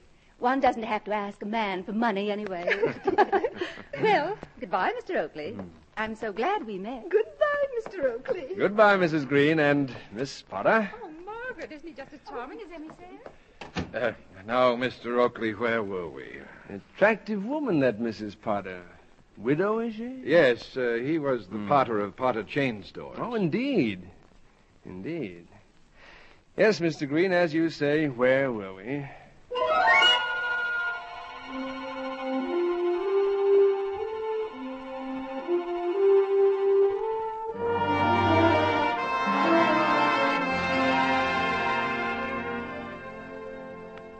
My room here, gentlemen, but my Uncle Charlie's visiting us, and I've given it to him for as long as he stays. Can we have a look, Miss Newton? Mr. Saunders might be interested. Well, if you like. Thank you. Hey, nice room. You mind if I take a picture or two as long as your uncle isn't around? I sure don't want to disturb your uncle after what you said. Well, I suppose so. But I can't imagine anyone being interested in my room. I mean, it isn't really the way I'd like to have it. I like it fine. Worth a few shots. We'll stay out here in the hall, Miss Newton. Might as well let him work in peace. Besides, I'd like to talk to you. It's funny your survey happened to our family. Why did you pick us? Oh, we looked around, asked some questions. Thought you were about what we wanted. And why not choose your family? You haven't got any skeletons in your closets, have you? Of course we haven't. I wish we did have a few. We're pretty prosaic. You know, your picking us out as an average family gave me kind of a funny feeling. What kind of a funny feeling? Oh, I don't know. I guess I don't like to be an average girl in an average family. Oh, average families are the best. Look at me. I'm from an average family. As average as ours? Sure. Besides, I don't think you're average. Oh. Oh, why, Uncle Charlie, you scared me. I got the back stairs in the kitchen, Charlie. All through in here, now I better get one in the hall. Mr. Saunders has been taking pictures of my room. Well, my sister's just asked me to tell you she was ready for pictures in the kitchen, gentlemen, and I don't like to be photographed. I'm afraid I'll have to ask you for that roll of film.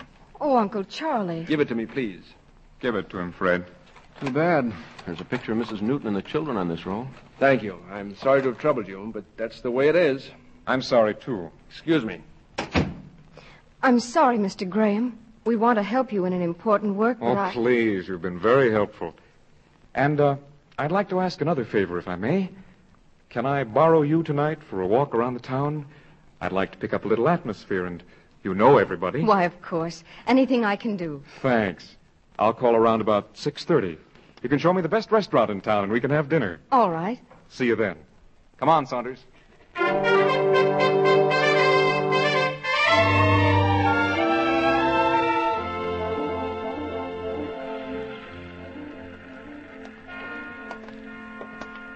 Much of a park, really, but it's better than just an empty town square. It's very pretty. I can't get over your breaking your arm when you were 10, and my breaking my arm when I was 10 in exactly the same place. Right at the elbow. And my wanting to run away from home, and you're wanting to run away from home. Oh, I didn't want to, really. It was just a gesture. I didn't want to either. Want to sit down? Sure. This is a peaceful sort of town. Yeah, it seems to be. I think you have an awfully interesting job. Going into people's houses, taking pictures, asking a lot of questions. Why, just like an international spy.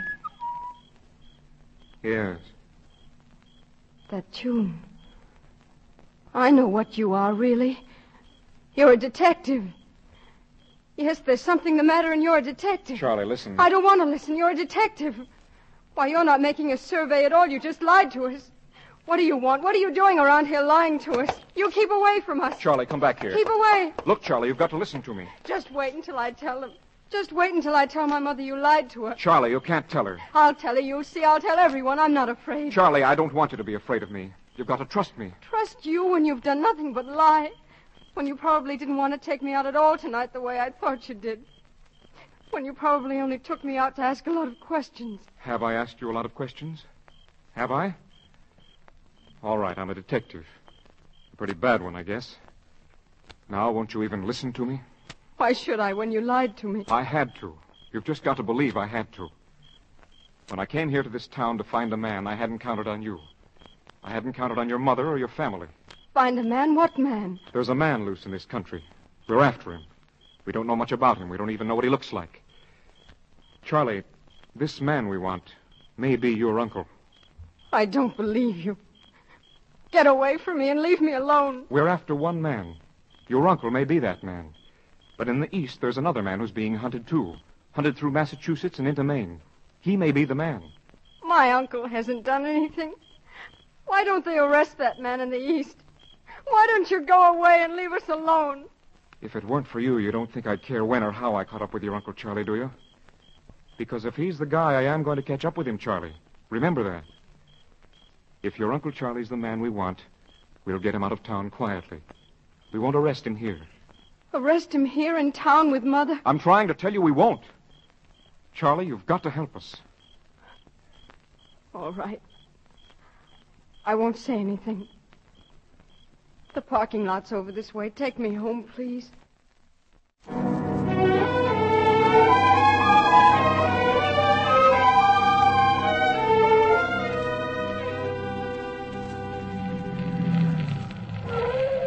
Here we are. Charlie, he may not be the one. It may be the other guy, the one in the east. Of course. It's probably all a mistake. I hope I'm wrong. I never wanted to be wrong so much in all my life. Well, good night. Oh, this handle. Oh, you have to give it a good yank. Here. Thank you. Oh, something fell. What's this? Oh, it's nothing. Just yesterday's paper. This car gets to be a regular goat's nest sometimes. Yesterday's paper? May I have it, please? Sure, you're welcome to it. Thank you. Good night. Good night, Charlie. I'll be in touch with you. Yesterday's paper. It was page 3. Page 3 and 4. Let me see. Record storms in Midwest. Edward Fairbairn appointed to new post. No, that couldn't be.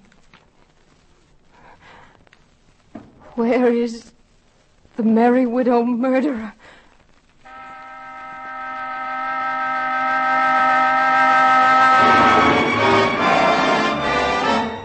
Boston, Massachusetts, February 8th. The whereabouts of the so-called Merry Widow murderer, strong-handed strangler of 3 wealthy women, is a question baffling detectives today who are conducting a coast-to-coast search for the killer. Couldn't be Uncle Charlie. The trailing detectives are after 2 men, one of whom they are certain is the actual One murderer. was in the east, Jack said, in the east. The fact that all the victims were wealthy widows accounts for his being known to the police as the Merry Widow murderer. His latest victim was Mrs. Barton Madison, the former musical comedy star known to audiences at the beginning of this century as the beautiful Thelma Shenley. My ring. The ring he gave me. T.S. from B.M. T.S. from B.M. Oh, no. No. Please, no.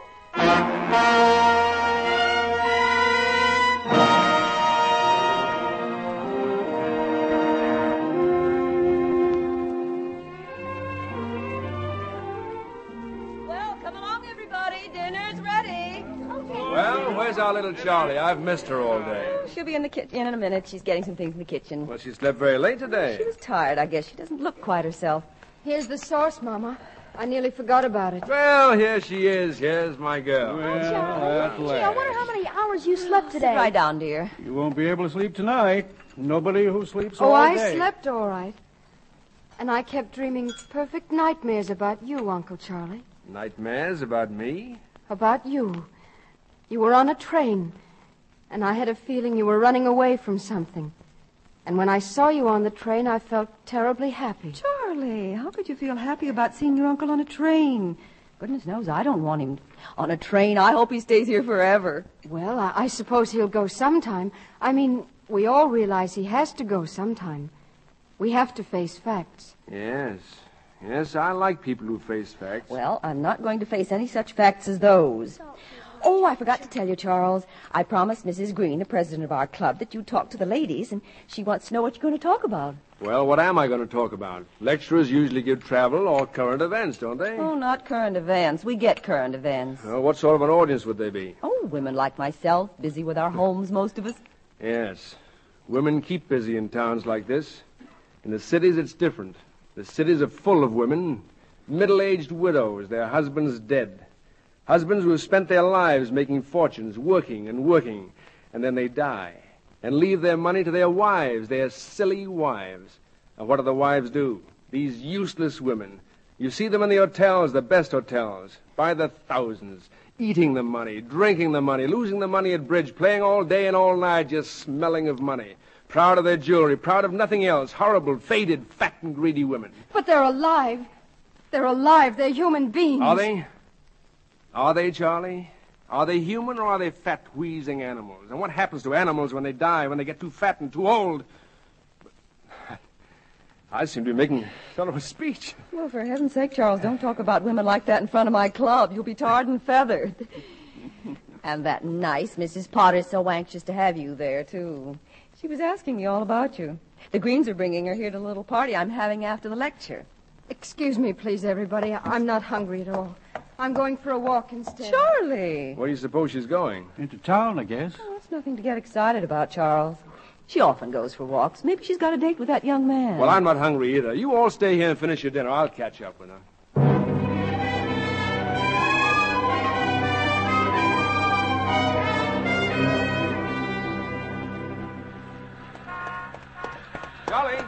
Charlie, wait. Please go away. What's the matter, Charlie? What's the matter with you? Oh, please, you're hurting my arm again. Look, I've got to talk to you. Come along. Let's go in here, this little bar.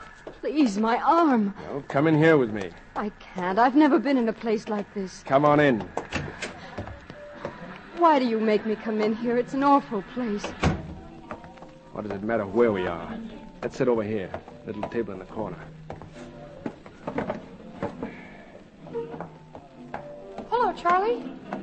Hello. Oh, hello, Louise. Uncle Charlie, this is Louise Finch. Hello. Glad to meet you. This is my uncle. I was in Charlie's class in school. Gee, I sure was surprised to see you come in, Charlie. I never thought I'd see you here. I've been here 2 weeks. I lost my job at Kearns. What do you have, Charlie? Oh, I'll have a chocolate milkshake. We haven't got anything like that. Bring her a ginger ale. I'll have a double brandy. Brandy? We may have some. Never heard of anybody wanting brandy. I'll see. Well, Charlie? Well? You think you know something. That young fella told you something. Jack? Why should he know anything about you? Now, look, Charlie. Something's come between us. I don't want that to happen. We're like twins, you said so yourself. Give me your hand. Don't touch me, Uncle Charlie. What did he tell you? What did that boy tell you? He's got nothing to do with it. I hope he never knows anything about you. Charlie, you're a pretty understanding sort of girl. Now, if you've heard some little things about me, I guess you're a woman of the world enough to overlook them. I guess I've done some pretty foolish things. Made some pretty foolish mistakes. Nothing serious. Just foolish. How could you do things like that? You're my uncle. You're my mother's brother. We thought you were the most wonderful man in the world. Charlie, what do you know? Here's your ring back, Uncle Charlie. I'm sorry I was so long. We're awful busy. Oh, whose ring? Ain't it beautiful? Oh, I could just die for a ring like that. Yes, sir, for a ring like that, I just about die. I love jewelry, real jewelry. You notice I didn't even have to ask if it was real. You can tell. I can. Bring me another double brandy. Sure. Gee, I just die for a ring like that. Someone will. Will what? Die. Someone did. Oh. Sit down. Sit down. You think you know something, don't you? Or what do you know? You're just an ordinary little girl living in an ordinary little town. You wake up every morning of your life. You know perfectly well that there's nothing in the world to trouble you. You go through your ordinary little day, and at night you sleep your untroubled, ordinary little sleep, filled with peaceful, stupid dreams. And I brought you nightmares, did I? Charlie, how do you know what the world is like? Do you know the world is a foul sty? Do you know if you ripped the fronts off houses, you'd find swine? The world's a hell. What does it matter what happens in it? Wake up, Charlie! Oh, please. Please.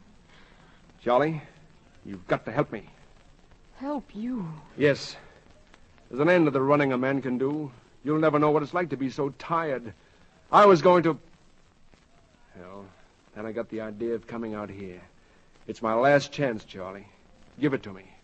Graham and the other fellow, they don't know. There's a man in the East. They suspect him, too. And if they get him, why, Oh, Charlie, give me this last chance.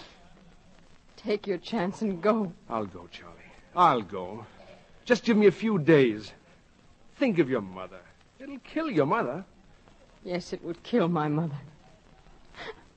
Oh, take your few days and then get away from here.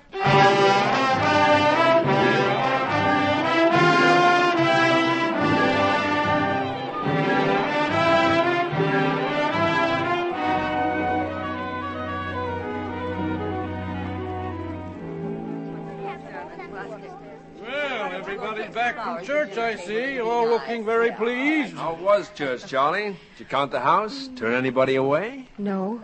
Seats enough for everyone. Well, I'm glad to hear it. Show's had such a long run, I thought maybe attendance might be falling off. Anything special on the noon broadcasts, Charles? No, I haven't been listening, Emmy. Joe has. I've been out on the back porch. Nothing special, but they said they'd caught that fellow. Did Roger go The Mm. upstairs? fellow they call the Merry Widow Murderer. Mama, did Roger...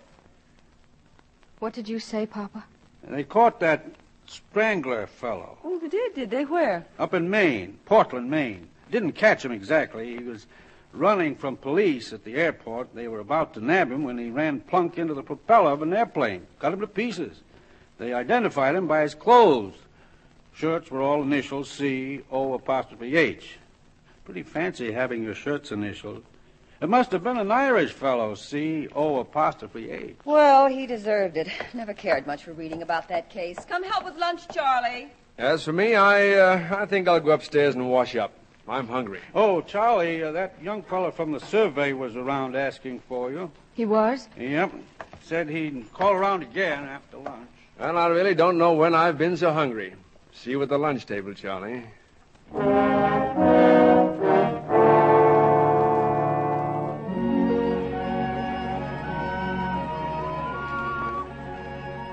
Glad I came along while you were out in the front yard, Charlie. It's more private out here. Yes, I know.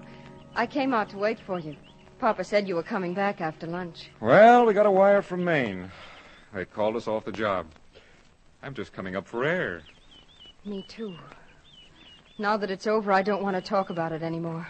I want to pretend that the whole dreadful thing never happened. You won't have to pretend much. Nothing did happen. Oh, look, here are Mother's gloves. She must have dropped them. Oh, Mother and her gloves. She's always losing things. What's the matter? I was laughing. It's been so long since I laughed. I like it when you laugh. And I like it when you don't. I guess I like you whatever you do. I guess I like you. I'm glad. I like you, too. Funny how you happen to meet someone and like them and like them. Isn't it, Charlie? Yes, it is. I'd like us to be friends. I know that we are friends. I'd like to have that to think about. Nothing more? I don't know, Jack. I just don't know yet. All right. But I'd like to come back. Oh, please do. Please come back. Well, what are you two doing standing out here in the middle of the lawn? When I was your age, we sat in the parlor. Hello, Mr. Oakley. I was saying goodbye to Charlie. You all finished here, Mr. Graham? All finished, but I'll be back. You'll be seeing me around. Oh? Not on business, though. Well, I can understand you coming back. Charlie's a fine girl. She's the thing I love most in the world. Really? Yes, I mean it. Well, have a nice trip, Mr. Graham, but don't take any more photographs without permission. Rights of man, you know. Freedom. We'll have a talk about freedom someday, Mr. Oakley. Goodbye. Goodbye, Mr. Graham. Goodbye, Charlie. For now. Goodbye. You like to go for a walk, Charlie? When are you leaving, Uncle Charlie? Oh, come now. That other business, it's all over. I'd like to forget it. We're all happy here, and I'm going to build a new house for you folks. Give it to you as a present. When are you leaving? But I'm not going, you see. I'm not going. I want to settle down. Live in a place where people know me, have some money in the bank, some sort of business, be part of the family. I see. The most sensible thing for you to do is to be friends with me. I can do a lot for you, Charlie. I can do a lot for all of you. No, not you. We don't want anything from you. Oh, I wish I'd told my mother about you. I wish I had. What could you tell? Who'd believe you? A waltz running through your head? You don't like the initials in a ring, and you connect it all up with a newspaper clipping. And now you haven't even got the ring. I don't know what became of it. Why, you have it. I gave it to you in that little bar that night. And I gave it back to you. No. No, you didn't at all. Yes, I did, Charlie. I don't want you here, Uncle Charlie. You and your lies and your fears and your evil. I don't want you to touch my mother. So go away. I'm warning you. Go away or I'll kill you myself. You see, that's the way I feel about you. Charlie,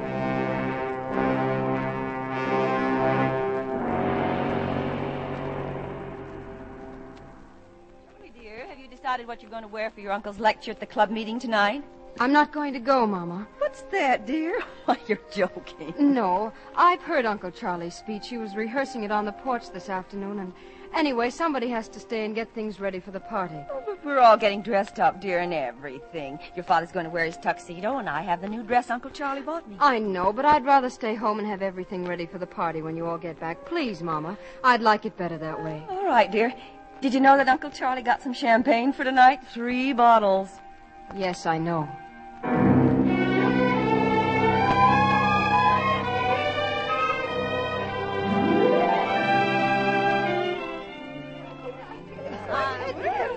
Now, Mr. Oakley, I thought champagne was only for battleships. Not tonight, Mr. Green. I'd like to propose a toast to... Well, where did young Charlie go? Yeah, she disappeared a moment ago. I guess she's out in the kitchen for a moment, Mrs. Potter. Will you have another sandwich? Oh, thank you, Emmy. No, I have to remember my figure, you know. Well, then how about you, Mrs. Green? What would you like? Oh, I'll have just one more little one, Emmy. Ladies and gentlemen, I'd like to propose a toast myself.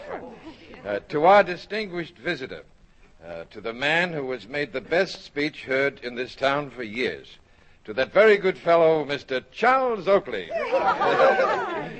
We don't get many speakers of your caliber, Mr. Oakley. Yes, isn't he just wonderful? Why, thank you, Mrs. Potter. I particularly appreciate that from you. Why, here's Charlie now. Where have you been, for goodness sake, dear?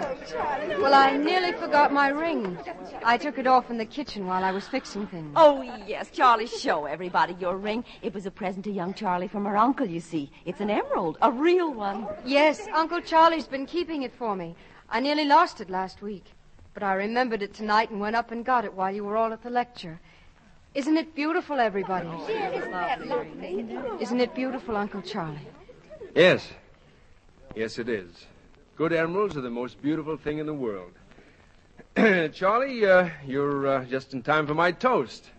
A farewell toast. I hate to break the news to you like this, but tomorrow I must leave Santa Rosa. Why, Charles?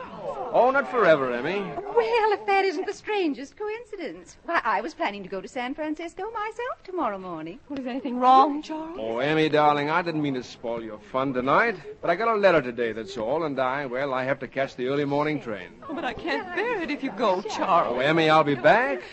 Well, you see, everybody, we were so close growing up, and then Charles went away, and I got married, and then, well, you know how it is. You sort of forget you're you. You're your husband's wife.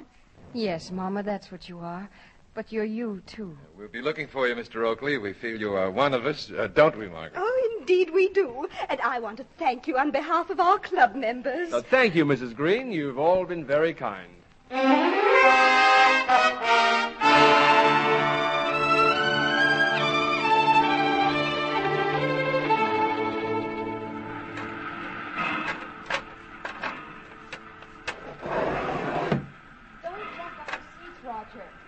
Roger, what did I tell you?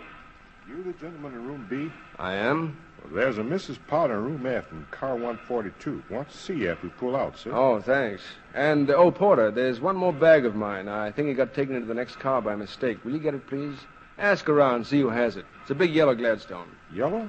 Yes, sir. I'll go back and look. Gee, the train's going to start. I don't want to get carried away. Oh, boy. Maybe it's too late. Maybe I'll have to go along. Oh, there's plenty of time, children. You run along and we'll follow. Race you to the platform, man. Oh, you can run if you want to. I'm a lady, and ladies Charlie, don't just a run. minute. Give me your hand. Please. You know what I think about you. I want you to know that I think you were right to make me leave, Charlie. Best for your mother, best for all of us. You saw what happened to her last night. She's not very strong, you know, and I don't think she could stand the shock. I remember once when she was a little girl. Oh, the train's moving now. Don't be silly. There's lots of time. Listen, Charlie, I want you to forget all about me. Forget that I ever came to Santa Rosa. Your hands. Please let me get the door open, Uncle Charlie. The train's really moving now. I know it is, and we'd better get the door open. Let me go, Uncle Charlie. No, my dear, no, I won't. I'm going to help you forget me. I've got to do this, Charlie, so long as you know what you do about me. Let me go. Let's get the outside door open, too. Here, this way. Not yet, Charlie. Let it get a little faster. A little faster. And there's another train coming along the other track. You can meet it. Charlie, you can meet it. Soon now. No. Soon. Now. Grab him, Saunders. Grab him.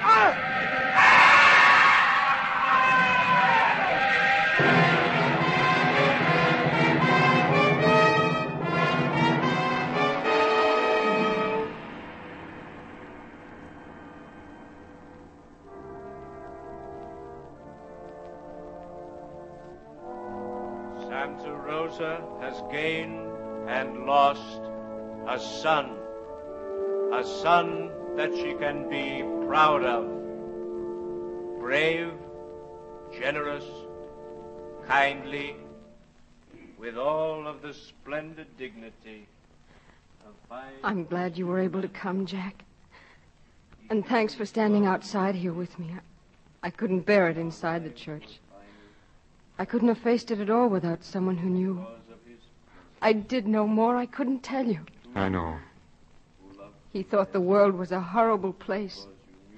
He couldn't have been very happy ever. No. He didn't trust people. He seemed to hate them. He hated the whole world. You know, he said that people like us had no idea what the world was really like. Well, it's not quite as bad as he thought, but it needs a lot of watching. Seems to go crazy every now and then. Like your Uncle Charlie. The memory of our loved ones, the beauty of their souls, the sweetness of their characters, live on with us forever.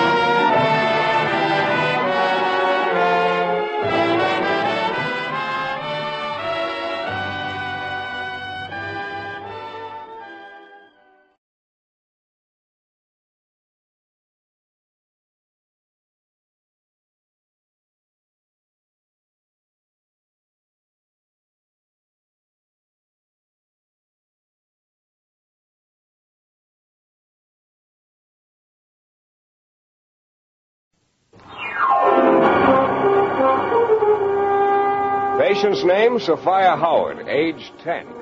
Remarks, if there's anything wrong with this patient, I hope it's contagious. It'll be one epidemic the world could really stand.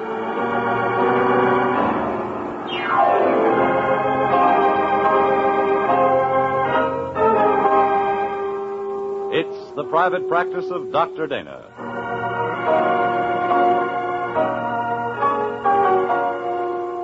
Starring Jeff Chandler and brought to you each Sunday afternoon at 5 Pacific Standard Time. Another story from the colorful career, The Private Practice of Stephen Dana, M.D.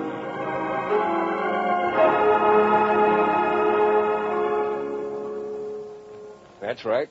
I'm Steve Dana. You never know how things are going to turn out, I guess. I started out by trying to do something for Sophia Howard. But when it was all over, I found out I hadn't done a tenth as much for her as she'd done for me.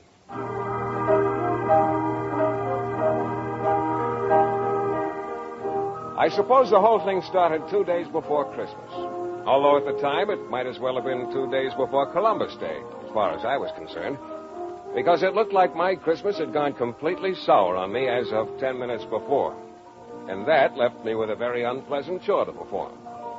So I called Gorsey, my nurse, into my office. Yes, Doctor. Gorsey, you know that plane reservation I made? Plane reservation? Well, yes, Doctor. You can unmake it, if you will. Unmake it? Cancel it. Oh, yes, Doctor. But, Doctor, you don't mean you can't go. You are unpleasantly accurate, Gorsey. That's exactly what I do mean. Oh, then you're not going back to your hometown for Christmas. Well, let's not rub it in, Gorsey. Let's just cancel the plane reservation. Well, yes, of course, Doctor. But what happened? Oh, Mrs. Williamson's pretty bad. I just had her taken to the hospital 10 minutes ago. Oh. May have to operate. In any case, I'm going to watch her pretty closely the next few days. Oh, I'm awfully sorry, Doctor. Thanks. So am I. You want me to stay in town? I mean... You mean if I said yes, you'd never forgive me. No, Garcia, on your way. Thank you, Doctor. But is there anything I can do for you before I go? No, Yes, suppose you put in a call for me to Dr. Tracy. Dr. Carol Tracy. Yes, Doctor. I certainly will.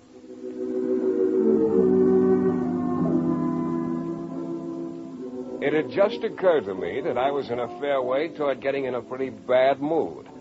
I couldn't think of anything more likely to snap me out of it than talking to Trace. Yeah, her voice sounded just as good to me as ever. Interested in the general subject of dinner tonight? You know, Steve, just about every time I suddenly realize I'd like to talk to you, you call up and ask me to dinner. It's wonderful. Maybe that ought to prove something. Maybe. In any case, I'd like to have dinner with you very much. Fine, I will pick you up at 7. All right. Oh, incidentally, how's your shoulder for crying on these days? Well, that's an interesting question. Why? It looks like I'm stuck in town over Christmas. Oh, Steve, why? One of my patients went bad. I'm awfully sorry to hear that. So let's make it a good dinner tonight, huh? We'll give it a try.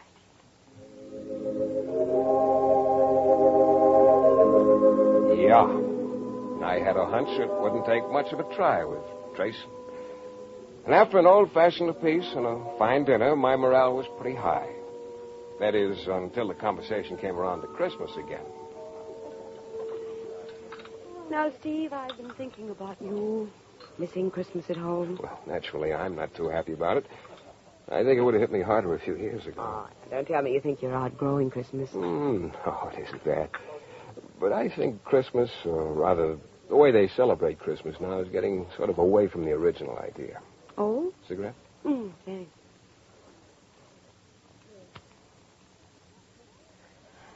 What do you mean? Well, take Christmas cards, for instance. Mm-hmm. I can remember not so long ago when most of them had pictures of Santa Claus or holly or Christmas trees, something like that on them.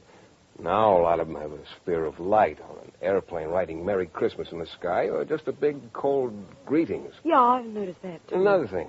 When the subject of Christmas comes up, a lot of people throw up their hands and get a horror-stricken look on their face.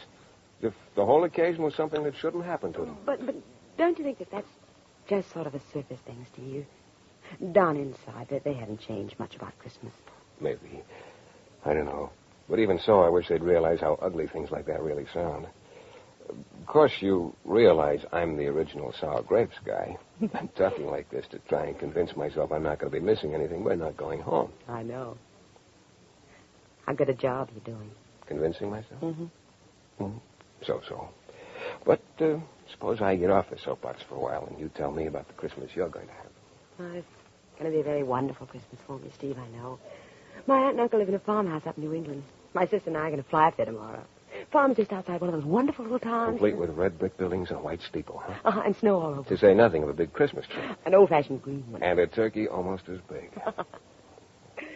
Oh, you know what my Christmas is going to be like as well as I do. Yeah. Will this be your first Christmas up there? No, we've been going up there every year for a long time. So like home. Oh. Not afraid of that you can't go home again business, huh? From the book of the same name. Mm-hmm. The guy who wrote that book proved his point pretty eloquently, it seems to me. Yeah, he did. But no. Oh, I'm not afraid of that you can't go home again business. Goodness to you. You're in a strange mood. Yeah, I guess I am. Just my end-of-the-year mood, I guess. Look, I've been glooming around long enough. Suppose we... I don't know as I'd call it glooming, Steve. You know, I wish you could come up to that farm with me. You know, I'd like to, Trace. Come on, let's dance, huh?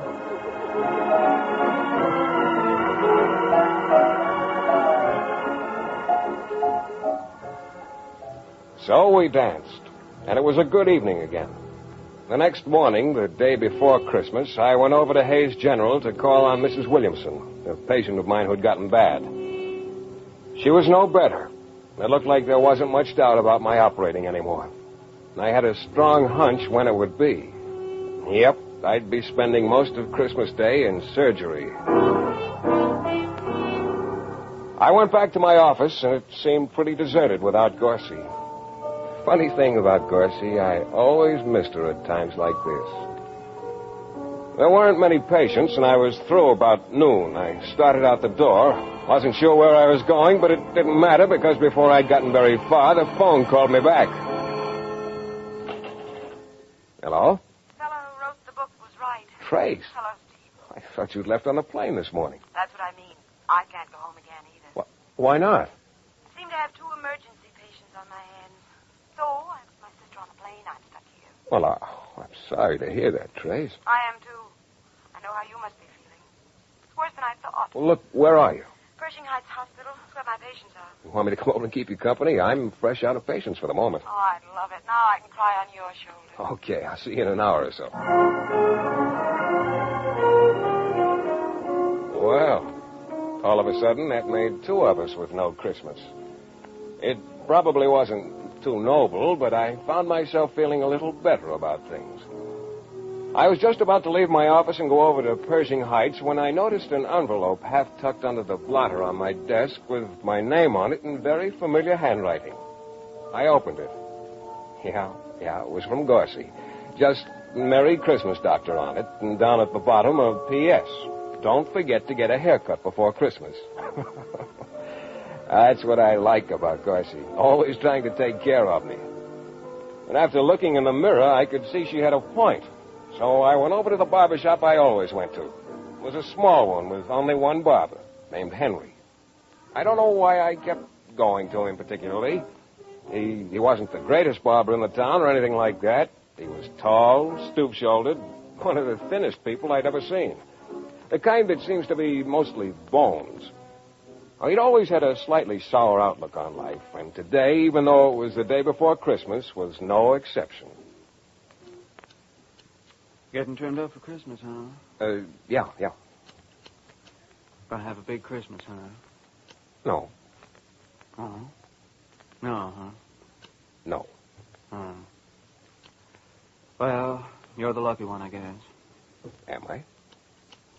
Yeah, Doc. You're the lucky one, all right. How so, Henry? 'Cause you're not having a big Christmas. Me, I'm having a big Christmas. 4 kids. That's a big Christmas, Doc. Yeah, I guess it is, but you don't like it, huh? Why should I? Prices what they are. Yeah, there's always that, I guess. I don't guess, Doc. I know. Hey, easy. No, sorry. Yeah, spend all year just holding your nose above water. Maybe put away a few bucks. Maybe you can't. So what happens?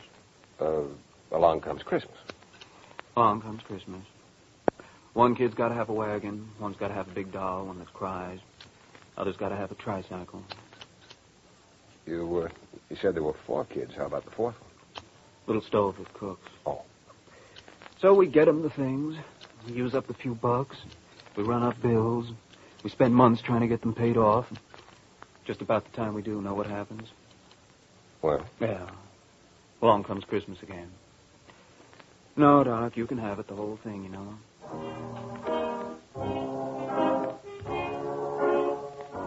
Like I say, Henry doesn't have a particularly sunny outlook on life. But I must admit he sort of fitted into my mood at the moment. I got to Pershing Heights Hospital about 2 that afternoon. There were only 2 people in the waiting room. One was a little girl of about 9 or 10 with 2 pigtails and an awful lot of freckles who sat very quietly over near the windows.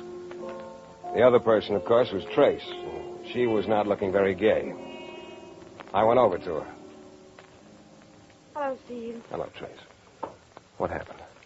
My sister and I just started for the airport. We were approaching an intersection. Car ahead of us was going pretty fast, I guess. Anyway, 2 people got off the streetcar at the corner. A man and his wife, apparently. And this car in front of us hit them. I stopped, of course, to give them first aid, so they're my patients. Mm-hmm. Well, how are they? They're still unconscious, both of them. But it doesn't look like skull fracture in either case. Probably simple concussion. So, I'm standing by. Well, that's too bad. Is there anything I can do? Yes. What? Take me to dinner tonight. That'll have to do for our Christmas, I guess. I think it can be arranged. Dr. Tracy. Yes, nurse? I'm going off duty now. Oh, any change in the patient? No. All right. The other nurse will keep me informed. Yes. That little girl across the room. Yes? She's their daughter. What? What? I didn't know that. Yes, she came in about an hour ago. Asked if they were here. Oh, thank you, nurse. Yes. Come on, Steve. We'd better go over. Yeah. I saw her sitting here. I didn't pay any attention. It never occurred to me. She wasn't with them at the time? No. Hello. Good afternoon. I'm Dr. Tracy. This is Dr. Dana. How do you do? I'm Sophia Howard. Hello, Sophia. I'm your parents' doctor. I didn't know you were their daughter. How did you find them? The people at the corner told me that there had been an accident and described who was in it. So I knew it was Mother and Daddy. They were to meet me at that corner, and I was a little late. I've been looking in the windows. Are they... They're getting along all right, Sophia. I'm afraid you can't see them right now, though. I know. That's what the nurse said. But I know that they'll be all right. I'm sure they will. Because I've been praying. Oh. You live around here, Sophia? No. Where do you live? Well, that's rather hard to say. What do you mean? Mother and Daddy are missionaries. We've lived in Africa ever since I was born. Missionaries? Yes. We just got off the boat this morning. Do you have relatives around here? No. We're just passing through on our way out to some place in China. I see. But I guess it will have to wait a few days before we can leave. It shouldn't be very long, dear. What will you do in the meantime? Wait. Oh, but this is Christmas Eve. I know. Have you any plans, Sophia? No. Steve? Yeah. Would you like to have dinner with us, dear? Why, thank you very much. I'd like to, if I wouldn't be a bother. I'm pretty sure you won't be. Where are we going to have dinner, Steve? Well, yeah, I hadn't given it much thought. Wait a minute. I hadn't fixed up my apartment because I was going away. I don't even have a tree. Oh, yeah. Sophia, you've never had a Christmas in this country, have you? No. Well, then it's high time you had one. Trace, can you leave the hospital? No, I think so. They'll get in touch with me if there's any change. Okay, you and Sophia go on over to your apartment. I'll be along in an hour with all the trimmings.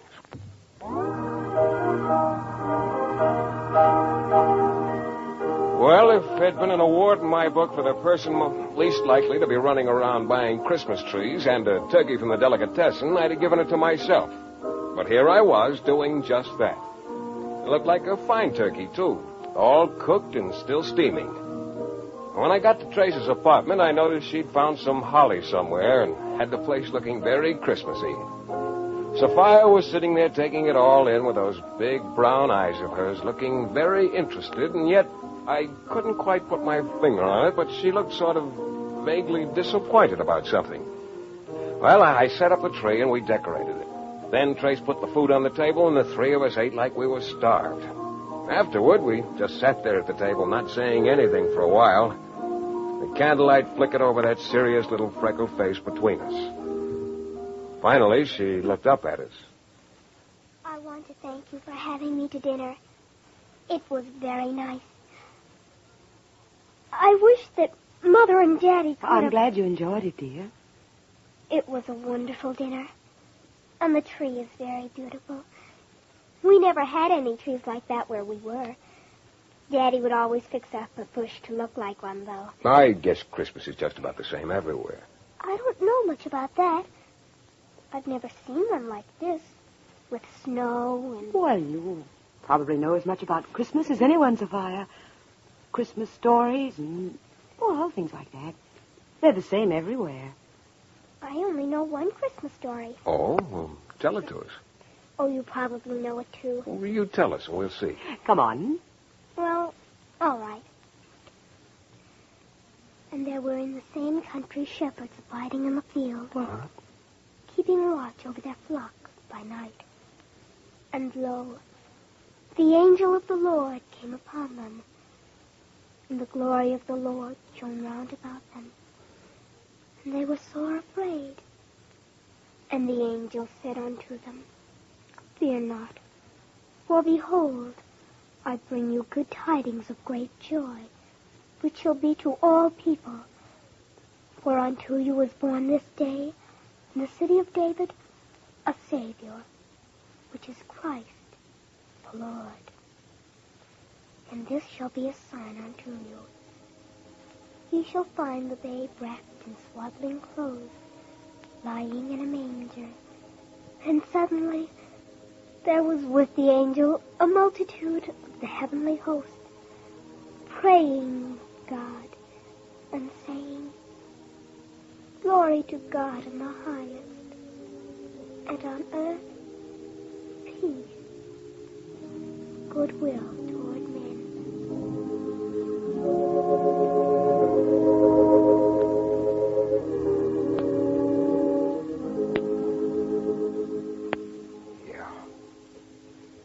Sophia knew a Christmas story, all right. The Christmas story. There wasn't much to say after that. Then, pretty soon, Sophia went over to the window and stood looking out. Trace and I both knew she was thinking about two people unconscious in the hospital. When she turned around again, her eyes were dry, but I noticed a sort of disappointed look in her face. Sophia, what is it? Oh, it's not anything, Dr. Dana. Come on, dear, tell us. Well, no. You'd think it was silly. No, we won't. What is it? Oh, I know I'm too old, really, and I know better. But you see, well, this is my first Christmas here, and because I lived in Africa all my life, and I didn't have time today, and then after the accident, I went right to the hospital and came up here. So I never had a chance to... Oh, but I know it's silly. Chance to what, dear? Well, I've never seen Santa Claus. I've never even seen a make-believe Santa Claus.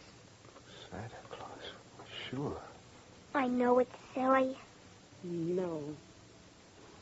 No, Sophia, it isn't silly. It's pretty silly of us not to have thought of it. Look, just sit tight, both of you. Where are you going? To find Santa Claus. Steve, isn't it too late? 10:15. Where can you get one? All the stores are closed. I don't know, but I'll get one somewhere.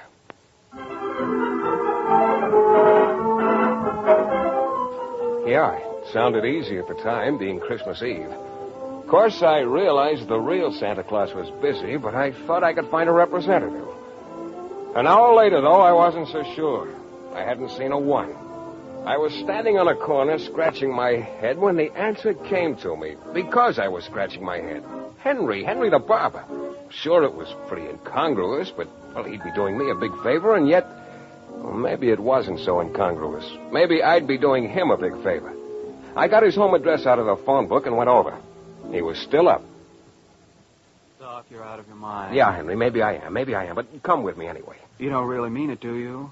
You don't really mean you want me to go traipsing over to somebody's place with you and play Santa Claus for some kid who should have been in bed 2 hours ago? Yes, Henry, I mean it. That's just what I mean, and I think you'll do it. I talked to him. I told him about Sophia, about her parents in the hospital. Maybe I laid it on pretty thick. I don't know. But I kept talking, and finally he held up a hand. That was a dirty trick, Doc. What was? Throwing in that part about the hospital and the freckles. Yeah, maybe it was. Oh, come on. Let's go.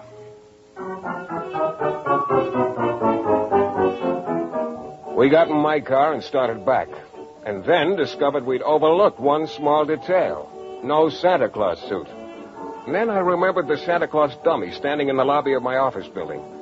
The night watchman let us in, and after I talked to him a few minutes, he promised to look the other way.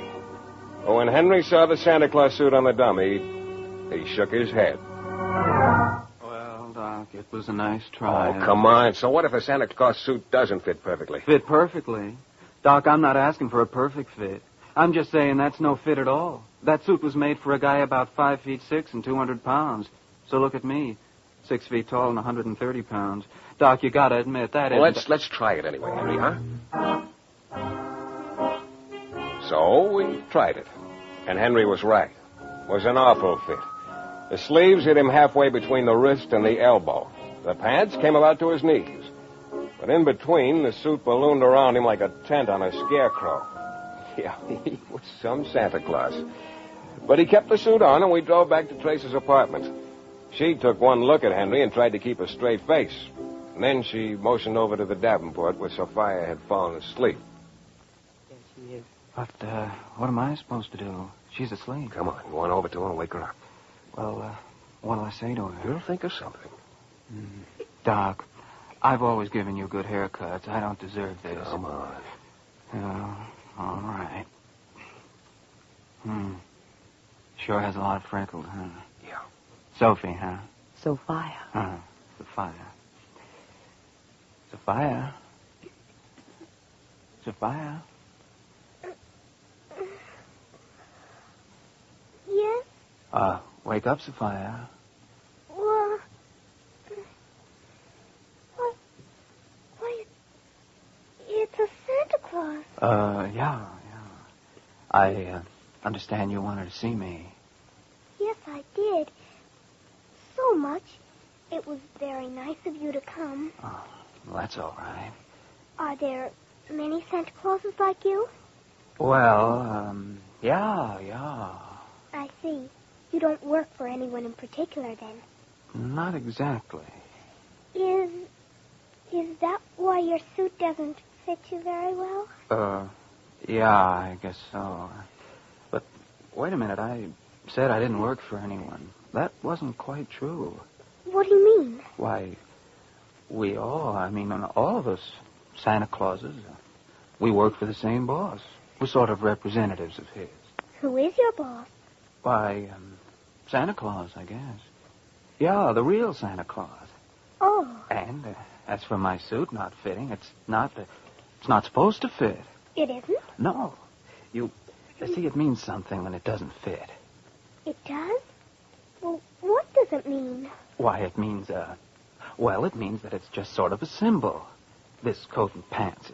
See how they hang on me? Well, that means that it isn't the outer stuff that matters so much. It's what's inside. I didn't realize that. Yeah. Well, I've got to go, Sophia. I'm very glad I met you. And thank you so much for talking to me. Oh, it's quite all right, Sophia. Doc. Yeah, I'll show you to the door. Was I, okay, Doc? You were very okay, Henry. I want you to know how much I appreciate it. Oh, that's okay, Doc. I didn't really mind. Sure has a lot of freckles, huh? Sure does. Funny. Kind of reminds me a little of my second oldest kid. Oh? Maybe it's the pigtails. Maybe. Well, I'll be getting along, I guess. Doc. What? You suppose they'd mind very much over at your office building if if I didn't get this Santa Claus suit back to them until day after tomorrow? No, Henry. I don't think they'd mind at all.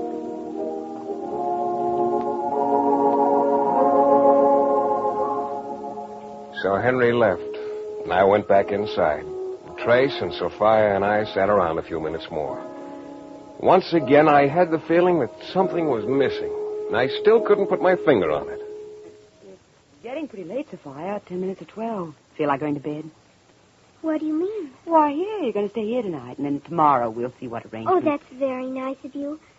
But I don't want to be in the way. There's an extra bed, so don't you worry about it. Well, all right. Thank you. Excuse me? Sure. Well, what do you think of it, Sophia? Of what? Oh, the dinner, the tree, Santa Claus, the Christmas. I thought it was very nice. You know, I just figured out what's the matter. You've never thought that Christmas applied to you specifically, have you? You've never thought that all of this, well, included you. I don't know. Our Christmases have always... Sure, you've always been on the giving end instead of the receiving end. You and your parents have probably spent all your Christmases doing for others. We try to. I thought that was the way Christmas was supposed to be. Sort of, well, for others. Oh, it is. But don't you see, honey, you're included. Why, people like you, the ones who give, they are Christmas. They're what Christmas is all about, really. Can you understand that? I think I can. It does make it a little different than I thought. And better. Why, sure. And all the Christmas trees and turkeys and presents in the world. What? What's the matter? The presents. We never even got you a present. Oh, I didn't expect one. I know, but... I don't think you have to worry about a present at the fire, Steve. I have one. You do? Yes. I think she'll like it better than anything else. That was the hospital that caused the fire. It was? Yes. Your mother and father are both conscious now. They're going to be all right. They know you're here, and they said not to worry about them. You can see them tomorrow. Oh.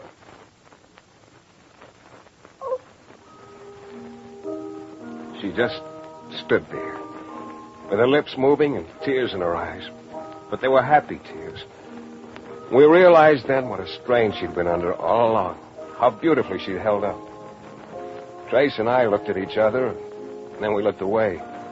Trace took Sophia's hand and led her into bed. I stood looking out the window, thinking a lot of things. And finally, when I looked around, Trace was by my side. You went right to sleep. Must have been peace now. Mm-hmm. You know, it's funny, Trace. What is? We were the ones who were going to give Sophia Christmas.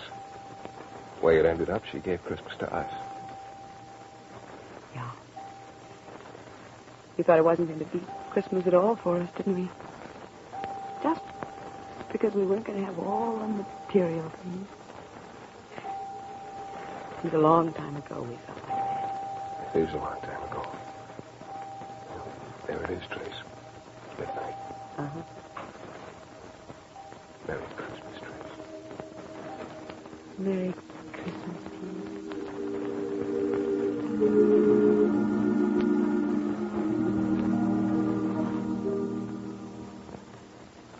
And there you have The Private Practice of Dr. Dana, starring Jeff Chandler. Betty Lou Gerson was Dr. Carol Tracy. Mary Lanson was Gorsey. Marlene Ames was Sophia. And Henry was Bob Young. Tonight's story was written by Bob Wright. Produced and directed by Sterling Tracy with music by Eddie Dunstetter. This is CBS, the Columbia Broadcasting System.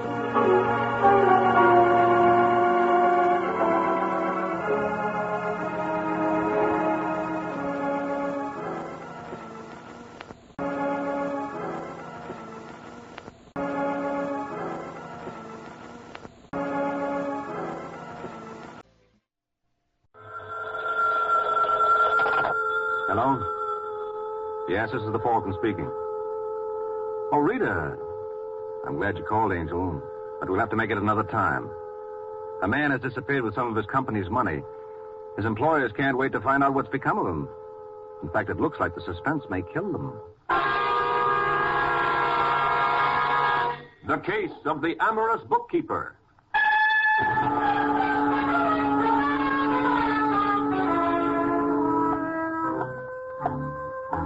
It's late Sunday night in New York, and Lucille Landis is worried. Lucille is the tall, willowy brunette who is gliding down the hall of the third floor in the Tremont building. She stops at the door of the Style Center Dress Company, pauses briefly with her hand on the knob, then shrugs daintily and opens the door. Her partner, large, paunchy Barney Murdoch, looks up from the books on the desk in front of him as she enters. Ah, at last. Come in, come in. All right, Barney. Now, what is it? You were so excited on the phone. Come here. Sit down. Well? I've been suspicious for some time. Didn't say anything because I didn't want to alarm you if I was wrong. Unfortunately, I am not. Well, for heaven's sake, will you tell me what it's all about? Must be pretty important to get you to the office on Sunday and then have you send for me. Yes, it's pretty important. I've had an accountant down here all day. What do you think? Something wrong with the books? Hard to believe. Finch has been with us for, almost from the beginning, and he's such a mild little guy. What's wrong? Has he made a mistake? Mistake? Yeah, quite a mistake to think he could get away with it. He's been taking us, Lucille, for the last 6 months. Are you sure? Oh, I can't believe it. It's all here, black and white. How much? Nearly $30,000. Oh, no, that's impossible. $30,000 in 6 months. I thought our profit was off for the volume we were doing, but I couldn't find anything. So I've had an expert go over it. He's found where Finch has been juggling. Well, what do we do? What can we do? Have the police here when Finch comes to work tomorrow. I hope he hasn't spent it all. Yes, I suppose so. Oh, poor little fella. But if he's a thief... For $30,000, we can waive sympathy. Well, now, come on, let me show you. That's why I asked you down. I want you to see what the accountant pointed out so you'll understand. You know I can't make heads or tails out of figures. I leave all that part of the business to you. If you say Finch has been robbing us, well, that's it. You ought to take more of an interest. Well, I do in designing and production. But believe me, Barney, when it comes to bookkeeping, I don't know a debit from a ledger. All right, Lucille, if that's the way you want it. That's the way. Now, let's call the police, shall we? Here I am, Finchy. Oh, Lucille, I've been looking for you. I didn't see you in this back booth. Oh, that's why I picked it. I don't want it to be seen. Sit down. You don't have to worry. Cora doesn't know about us. It's not your wife we have to worry about anymore, Finchy. What do you mean? The jig's up. Barney had an accountant work on the books today. Oh, dear. To put it mildly. What'll we do? Well, you've got to get out of town. Oh, I knew it would come to this sooner or later. I knew it. Good. Nothing like being prepared. We'll go to California. We? Oh, are you taking Cora? No, you. Oh, Finchy, don't be silly. What? But I don't want to leave you. Hey, you don't have much choice. You'll join me later? Now, think about it. You won't join me. You want to get rid of me? Now, Finchy. Well, you're acting so cold. But I'm worried, that's all. I should think you'd want to go with me. If you really love me. Let's not go into that now. Sometimes I think... I just wonder if you've just been using me to juggle the books for you now that I'm no more use to I'm tipping you off, aren't I, so you can get away? Yes, but...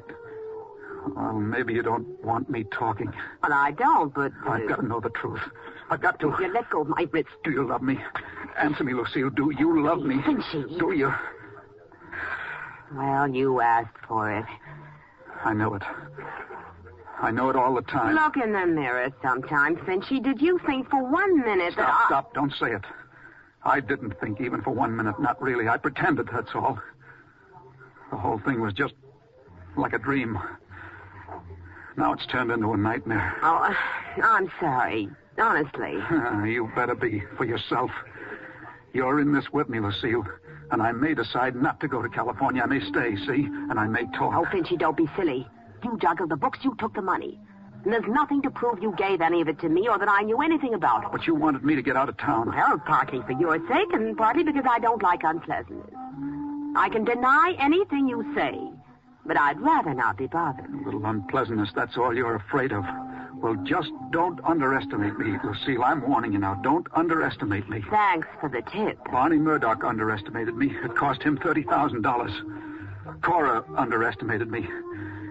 She wouldn't believe I could ever have a woman like you. Maybe someday people will find out that Elliot Finch is... Oh, what am I talking about? Lucille, don't leave me, please. I'm scared. Good night, Finchy. Lucille. She hates me. No, she doesn't even hate me. What am I going to do? What am I going to do?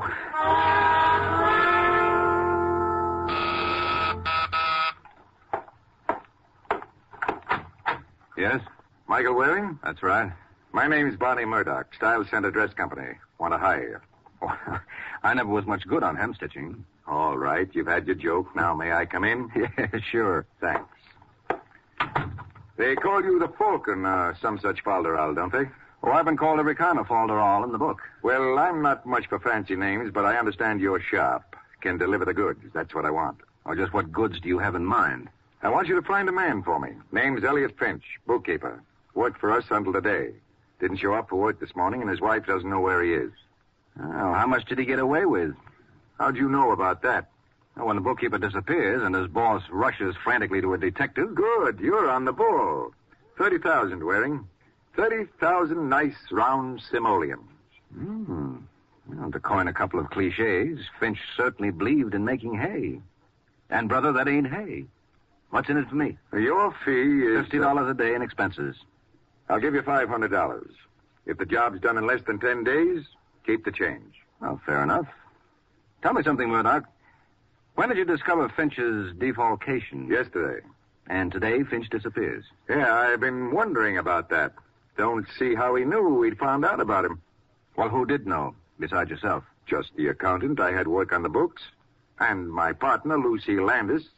But surely neither of them... You trust them implicitly? Of course. As much as you trusted Finch until this happened?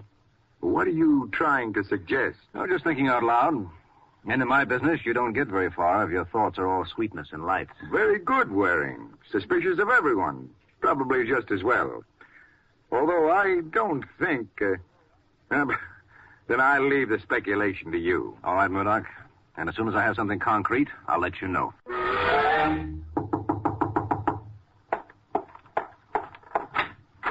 What is it? Are you Mrs. Finch? Yes. My name's Michael Waring. I'm looking for your husband. He isn't here. I know that. How do you know? What do you want with him? Are you from Style Center? In a way. Get out of here. Go on back to Mr. Murdoch. Tell him all he's lost is $30,000. I've lost a husband. Oh, perhaps I can help. Help! Elliot's gone. Run away. And he's not too well, Mr... What did you say your name was? Waring. I'm telling you this. Jail would kill him. He's never been strong. But he was a good husband and a good employee. For 25 years, and then... Well, we all make mistakes. Temptations. Yes, I know how you feel, Mrs. Finch, but... Oh, no, you don't. You wouldn't be here. Trying to find him so you can take him to jail, so you can kill him. All right, Mrs. Finch. What was that? I didn't hear anything. Maybe the wind. Maybe your husband. No, he isn't here. How do you know? Maybe he just came in the back. He didn't. He wouldn't. Come on, let's go see. No, Elliot. Elliot, if you're here, get out. There's somebody here looking for you. All right, Cora. Elliot, he wants to take you to jail. He's not going to take me to jail. But where did you get that gun? I found it. Now, look, Finch. Please, I don't want to listen to any lectures. I took the money, I admit it. I can't pay it back either. But I'm not going to jail. I'm sorry about this, Cora, but you know the whole story. You know there's nothing I can do. So this is all that's left. Goodbye, Cora. Finch, wait.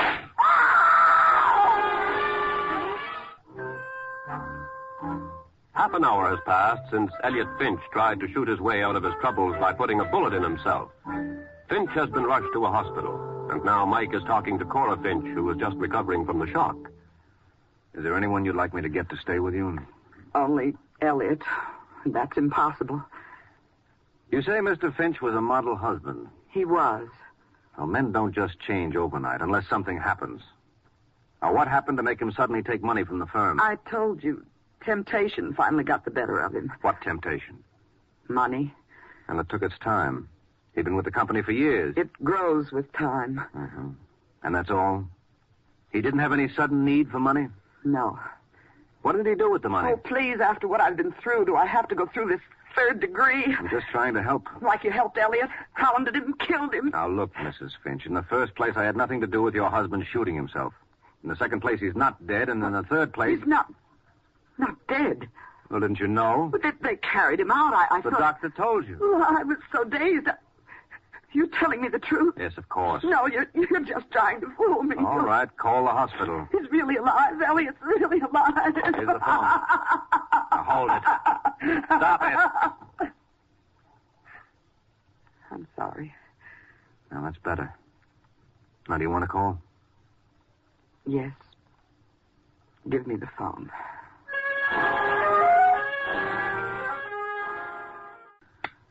Yes? Mr. Waring is here, Mr. Murdoch. All right, send him in. Already. Ah, Waring, come in. Come in. Any news? Yeah, I found Finch. What? Good boy. That was fast. And I love to take bows, Murdoch, but I'm afraid I don't rate one on this. He walked in on me, that's all. Walked in on you? Where? At his home. I thought he'd skipped.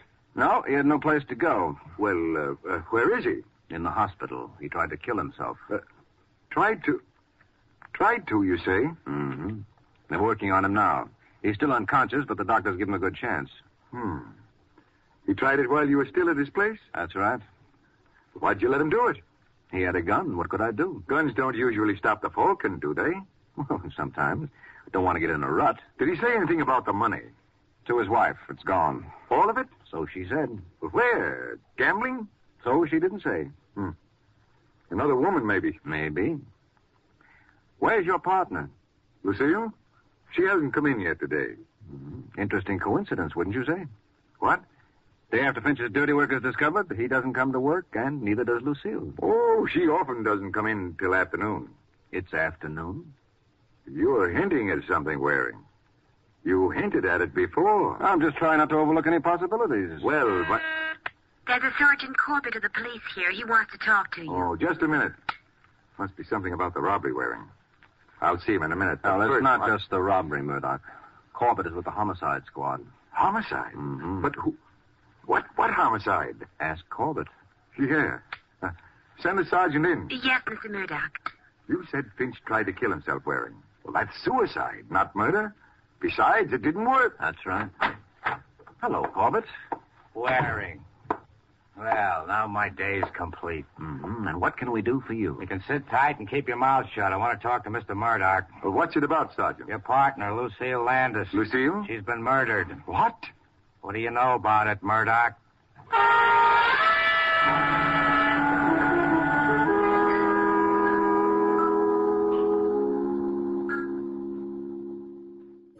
I guess that's about all I can tell you, Sergeant. All right, Murdoch, stick around. We may want to talk to you again. Sure thing.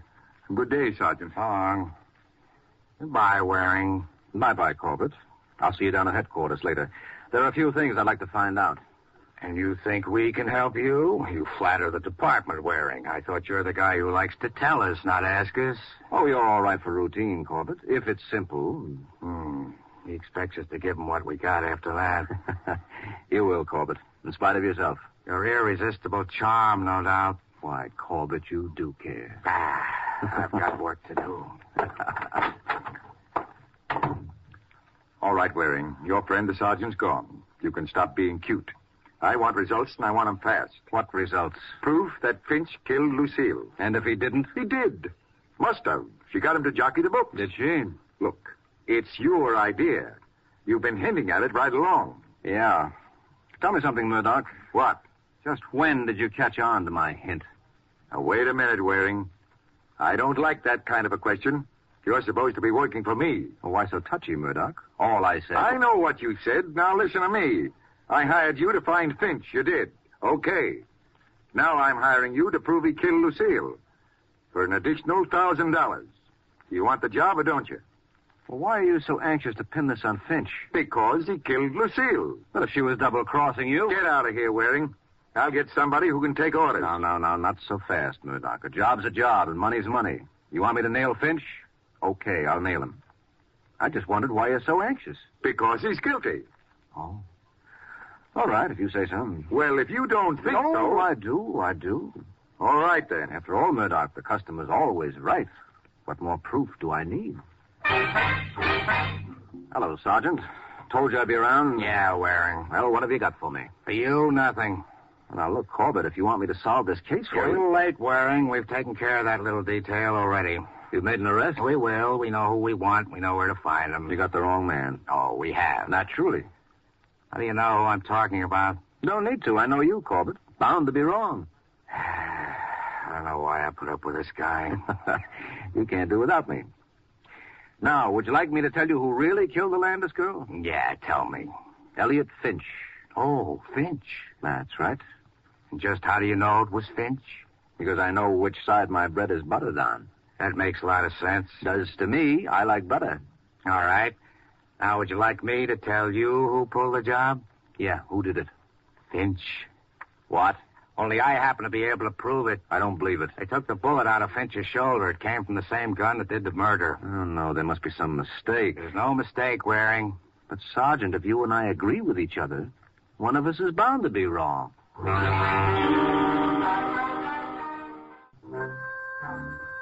It's 20 minutes since Mike Waring and Sergeant Corbett startled each other by seeing eye to eye on a case. Now they're at the hospital to see Elliot Finch. They find Mrs. Finch in the waiting room. Hello, Mrs. Finch. How's your husband? He's regained consciousness, but I haven't been able to talk to him yet. They're giving him a transfusion, and then they say I can go in again. Not until I do. What? Who are you? Oh, excuse me. Mrs. Finch, this is Sergeant Corbett of the police. I might have known. Can't they give him any rest even now? I'm sorry, Mrs. Finch. I'll bet you are. I can see it written all over you. Why do they always have to have families? You stay here with her, Waring. I'm going inside. But, Sergeant, You'd better do as he says, Mrs. Finch. I don't know why you all have to pick on Elliot anyway. He doesn't have the money. He only took it because that woman made him. She's the one who has it. Lucille Landis? Yes. If you want the money, ask her. We'd like to, but there's one catch. Well, what's that? She's dead. How did that happen? Somebody killed her. But what I'd like to know, Mrs. Finch, since you know about your husband and Miss Landis, how come you didn't tell me about her before? Because I didn't want to. I don't have to account to you. No, but you did account to me. Everything except that you knew about Miss Landis. Why do you make so much of that? Because you must have had some reason for holding back. I'm not holding back. I've just told you about her. Yeah, I know. That's what puzzles me. It must be awful. What? Your kind of work makes you suspicious of everybody and everything. Uh-huh. Still, it's better than being afraid of everybody and everything. What do you mean by that? I'll tell you later. Here comes the sergeant again. Well, Corbett? Mrs. Finch can go in now if she wants. What did he say to you, Corbett? He has a story. Yeah? He admits he was at Lucille Landis's, but he says he got there after the murder. He found the gun then and took it with him. That's how he got it. Gun, Miss Landis's. You weren't here about the money. This was about the murder. Easy, Mrs. Finch. You can't think Elliot did it. He'd never hurt anyone. He didn't do it. Why can't you leave him alone? When a man has a murder gun, you don't just leave him alone. But he told you. Yeah. You buy his alibi, Corbett? For now, he's not going anywhere. That's right. But suppose I could rip his alibi right down the middle. What? How? I suppose I could prove he took the gun with him to Miss Landis's, that he went there to kill her. Go ahead. He can't. It's a lie. Mrs. Finch told me her husband admitted taking the money, but she tried to conceal his connection with Miss Landis. Now, why? I told you. Was it because she knew what was going to happen? And she wanted to protect Finch? No. Couldn't she have seen him take the gun? That would frighten her into trying to hide his affair with Miss Landis. No, you must believe me. I wouldn't shield Elliot. Not if he were a murderer. You tried to protect him when you knew he was a thief. I didn't. You didn't want him jailed for it. You seemed to think it was all right for him to take the money. You said he was just yielding to temptation. Your only criticism was of the police and me for wanting to catch him. Well, what could I do? He's my husband. I love him. Naturally, I don't want to see him go to jail. Nice code of ethics. Anything he does is okay, as long as he's your husband. Embezzlement, murder. You don't understand. No, the trouble is, I do. Corbett, I think you have a case. You can make an arrest. No, Elliot didn't kill that woman, I tell you. He didn't. Now, we'll see. But he's sick. This might kill him. Let him alone till he's stronger. Then you'll see. He'll be able to prove You mean there'll be time to think up another alibi? It's no use, Mrs. Finch. Why do you have to be so hard, so unfeeling? I know. It's another side of that rotten work I'm in. Well, Corbett? Okay. No, please. If nothing else will stop you, I'll confess. I killed her. I did it. She's sure determined to protect that guy. Yeah, only she happens to be telling the truth. Huh? But you said... I didn't say anything. I simply asked some hypothetical questions. But now I am saying Mrs. Finch killed Miss Landis, Corbett. You said before I could arrest Finch for the murder. No. I said you could make an arrest. You can. So what are you waiting for?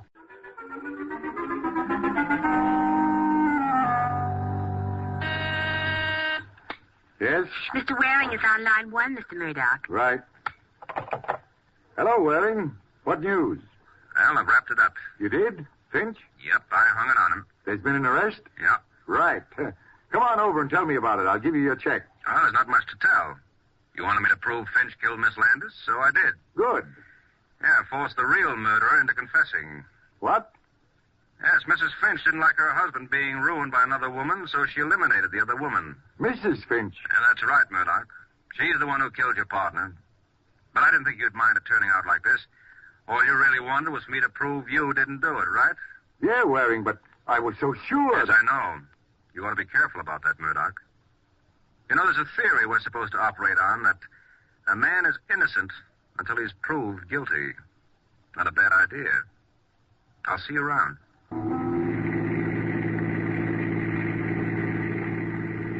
Don't look so smug, Waring. You were lucky, that's all. Was I, Corbett? You thought Finch was our boy. It just happened Mrs. Finch broke down. Mm-hmm. And I had nothing to do with it? Not intentionally. I suppose I'd tell you I suspected her almost from the first minute I met her. More hypothetical questions? No. On the level. Okay, you suspected her. You suspect everyone. Yeah, that's what she said. But I picked her as the best bet. Why? Because one of the first questions she asked me was, are you from Style Center? What does that prove? Nothing. But she followed it up with, get out of here, go on back to Mr. Murdoch. The Style Center isn't just Mr. Murdoch. It is, or was, Murdoch and Lucille Landis. But Cora Finch had already crossed off Landis. And I couldn't help wondering why. I see. Then what clinched it was her holding back on me about Finch's tie-up with the Landis woman. Although she knew about it all the time. Could have been she was protecting her husband, like you suggested at the hospital. Yeah. Except that when she heard her husband was better, that he would live and could talk, suddenly she told me about him and Lucille Landis. Oh, I didn't know that. Yeah, so she couldn't have been trying to protect him, or she would have continued to keep quiet. So you figured she wasn't covering for him, but for herself? Sure. She didn't want us to know that she was wise to her husband and the Landis woman, because then we wouldn't know she had a motive to kill her. Uh-huh. But when she found out her husband was going to live and might admit he had told her the whole story, she decided to spill the works. That's right. She thought it would look better coming from her than it would if we latched onto it ourselves. But instead, it cooked her. Well, she's not cooked yet, Corbett. Just about, with the confession and all, but I reserve final judgment until the jury comes in. Why so cautious all of a sudden, Mike? I just like to practice what I preach. And I've been preaching. Isn't that a little out of character for you? Well, could be. Fact seems to me this whole case is out of character for you. How come? Well, there are only two gals in it. One of them gets herself bumped off. You pin the job on the other one, and that leaves you holding hands with me. Oh, no. You're overlooking one thing, Corbett. What's that, Mike? The receptionist in Murdoch's office. She's waiting. And I'll just have time to pick her up. So here's where you get off. Good night, Sergeant.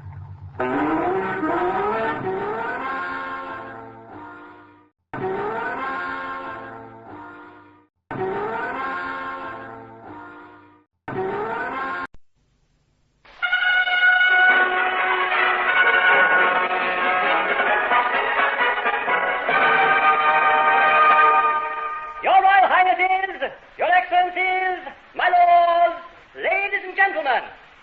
And after that dollop of diction, surely they'll put my photograph on the front page of the Radio Times. The Embassy Lark by Laurie Wyman, starring Derek Francis and Frank Thornton.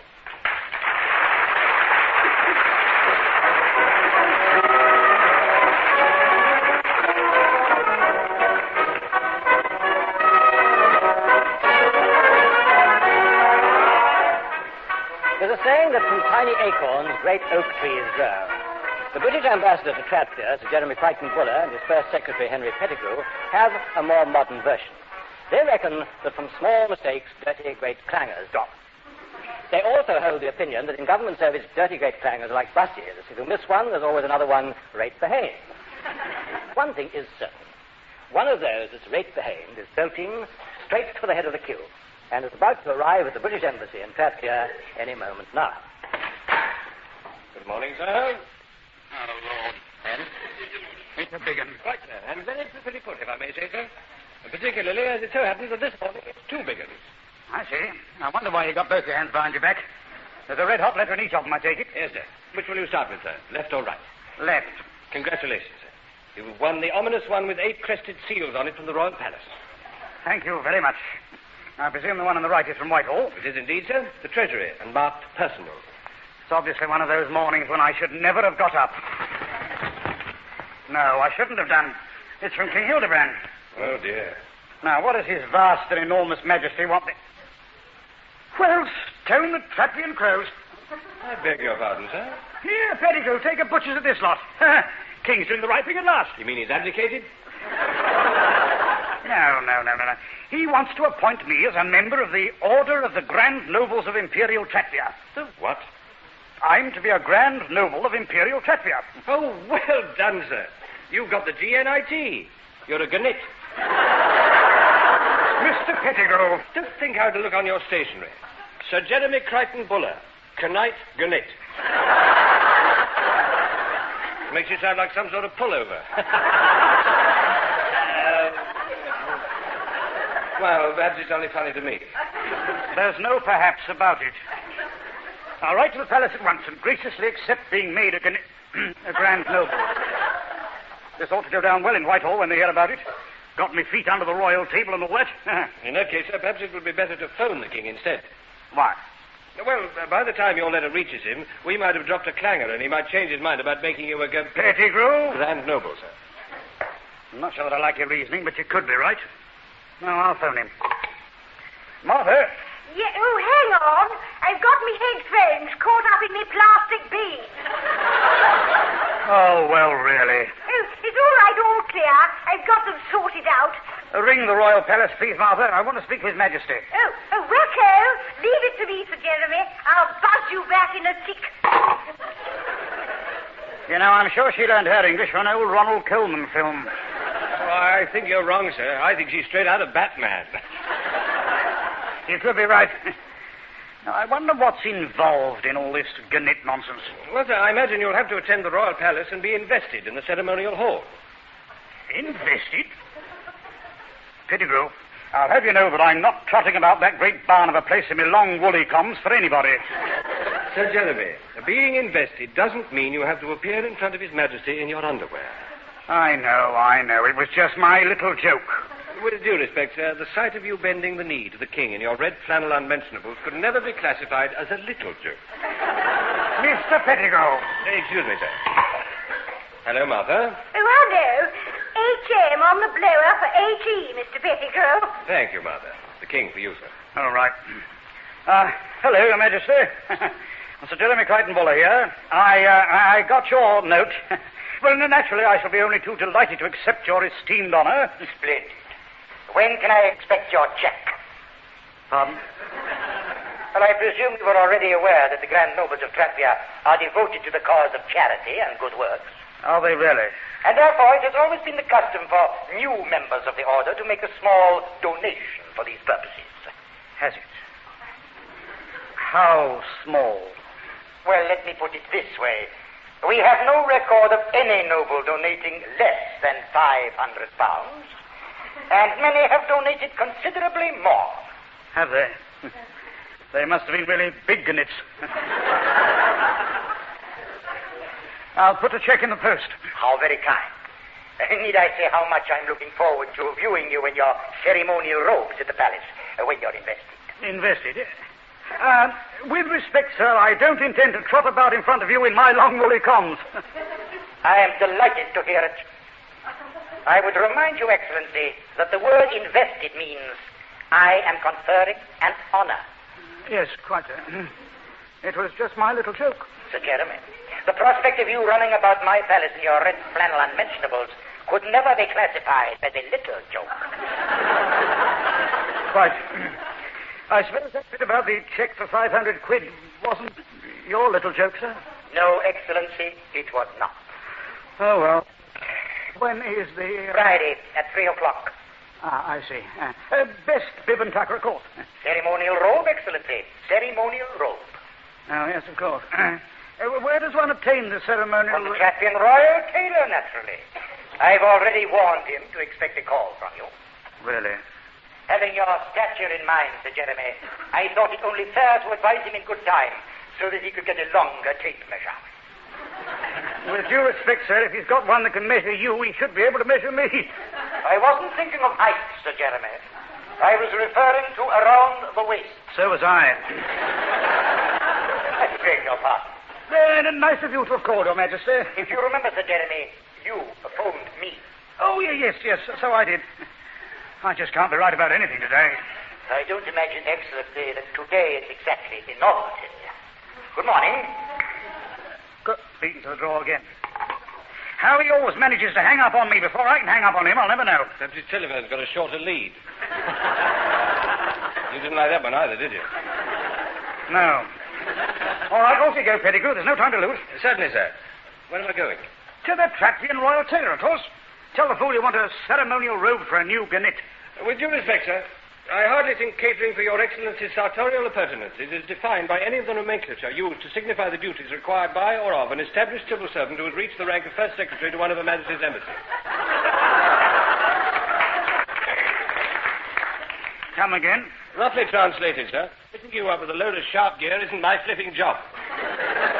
Oh, Lord. I suggest all consultations about your heraldic clobber should be left in the capable hands of Mr. Edward Pomeroy. Oh, good thinking, Pettigrew. Who the blazes is Edward Pomeroy?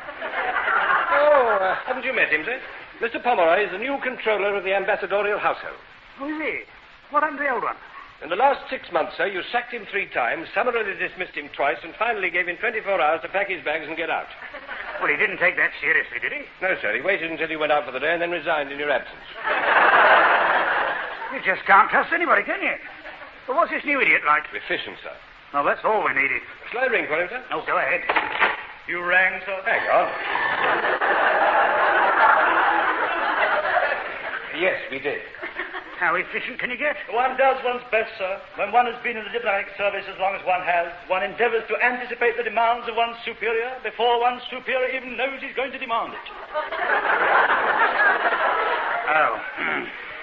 You've tried your hand at this controller nonsense before, then? He's been posted here straight from Downing Street, sir. Has he? What number? Oh, I'm not at liberty to say, sir, but if it's a question of confidence, I could give you a bit of a clue. Oh, carry on. Well, sir, after a number of years in my last position, the moment I enter a room, I can tell immediately whether the occupant has been smoking 10 inches of finest Havana or puffed his way through half an ounce of nut-brown shag. I get the message. Very astute of you, sir. Why did you leave there, Mr. Pomeroy? It was hardly my choice, sir, but after the last change, somebody had to go. There wasn't room for us all in the kitchenette. Ah, bad luck. How does it feel to be a bit of government surplus? I don't know where I get them all from. Neither do I, but wherever it is, you can cancel the order. Mr. Pomeroy, King Hildebrand III of Trattia has just made me a Grand Noble of Imperial Trattia. I'm well aware of the order, sir. I take it Sir Jeremy wishes me to make arrangements for his ceremonial robe. Well, the thought had crossed our mind. Apparently, the only place you can get the thing is the Tratvian Royal Tailor, sir. Quite. Now, I don't know exactly how much this £100, sir, and a flagrant example of rank profiteering, if I say so, sir. Well, I'm not too sure what it actually consists. An ankle-length velvet cloak in alternate stripes of royal blue and royal purple trimmed with waffle bird down, sir. You know it all, don't you? Usually, sir. Well, in that case, you better make an appointment with the tailor. He's coming at 9:30 tomorrow morning, sir. If that's convenient. Oh, perfectly. Very, very, efficient, sir? Look, won't anybody let me finish a sentence round here this morning? I'll make inquiries at once, sir. Tell me, sir, have you ever had the feeling that you're on the wrong end of a takeover bid? Yes, the whole blasted morning. In fact, I think I'll have to go into voluntary liquidation. £500 for the king, £100 for his tailor. Where the blazes am I going to find 600 quid? You don't have to, sir. You can draw it from the unclassified emergency fund. You are joking, of course. That fund is specifically reserved for the financial aid of British nationals who find themselves in distressed circumstances whilst in a foreign country. Well, sir? Good man. Bung in a chit straight away. Consider it bunged, sir. Right. Anything else you want my advice about? Perhaps we should try the other letter from the Treasury, sir. It might be a little less personal. Oh, Lord, I've forgotten about that. All right, open it up. Tell me what little tea-stained token of endearment we've had from them. Certainly, sir. It reads, oh, dear. I was right, it's a big one. Yes, sir. All right. What does it say? Nothing much, sir. Merely that in line with the government's present economic policy, the Treasury, in their wisdom, advise all overseas diplomatic units that facilities granted under paragraph C, subsection 7 of the Diplomatic Procedures Act are withdrawn as from the above date. Short and to the point as usual. And what in the name of Stafford Cripps is paragraph C, subsection whatever it is? That, sir, is the Unclassified Emergency Fund. And what was the above date? Yesterday, sir. Charming. Now what the blazes do we do? We must do what the British always do when they're as deeply in the muck as you are, sir. Run like hell? No, sir. We must use our initiative. We must improvise. Oh, must we? That's going to be good.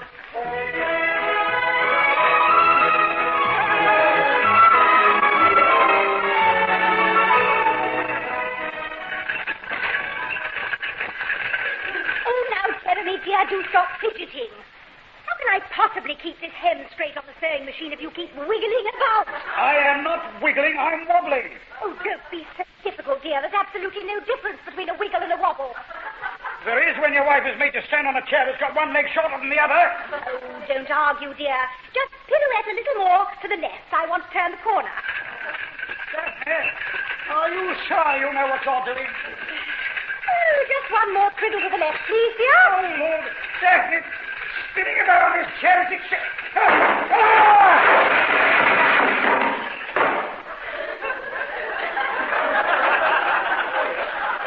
Daphne.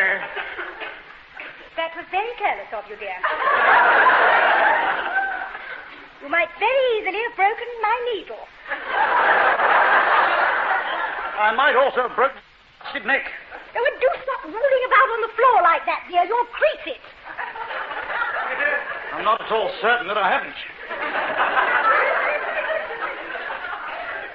Up the daisy now and let me have a look at you. Oh! Ah, yes, oh yes. If I say so myself, it's a perfect fit. In fact, I'd go so far as to say that I have made you into an absolutely super and complete gunnet. Daphne, the way I feel in this thing, the G is silent as in clot. Oh, well, don't take my word for it, dear. We'll get a second opinion. Mr. Pettigrew? Mr. Pettigrew! Daphne! I didn't want him to see me like... Are you sure it's all right for me to come in, Lady Daphne? Of course, Mr. Pettigrew, dear. I am. Well, that's really never bride until the present.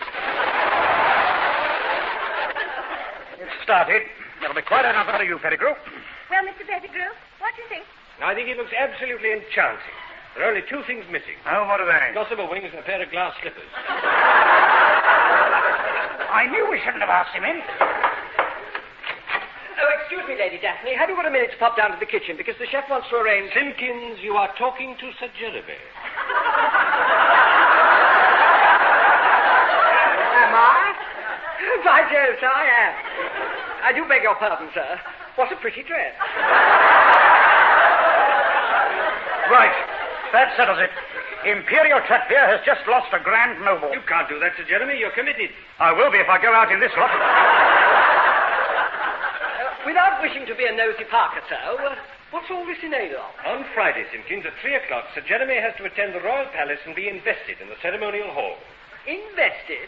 Good gracious. It's going to be jolly drafty for him trotting about that barn of a place in his long woolly coat. Simpkins, I'm... Simmer down, dear. It was just Mr. Simpkins' little joke. Saving your presence, Lady Daphne, the sight of Sir Jeremy in his red flannel unmentionables is hardly a little joke. Fascinating, isn't it?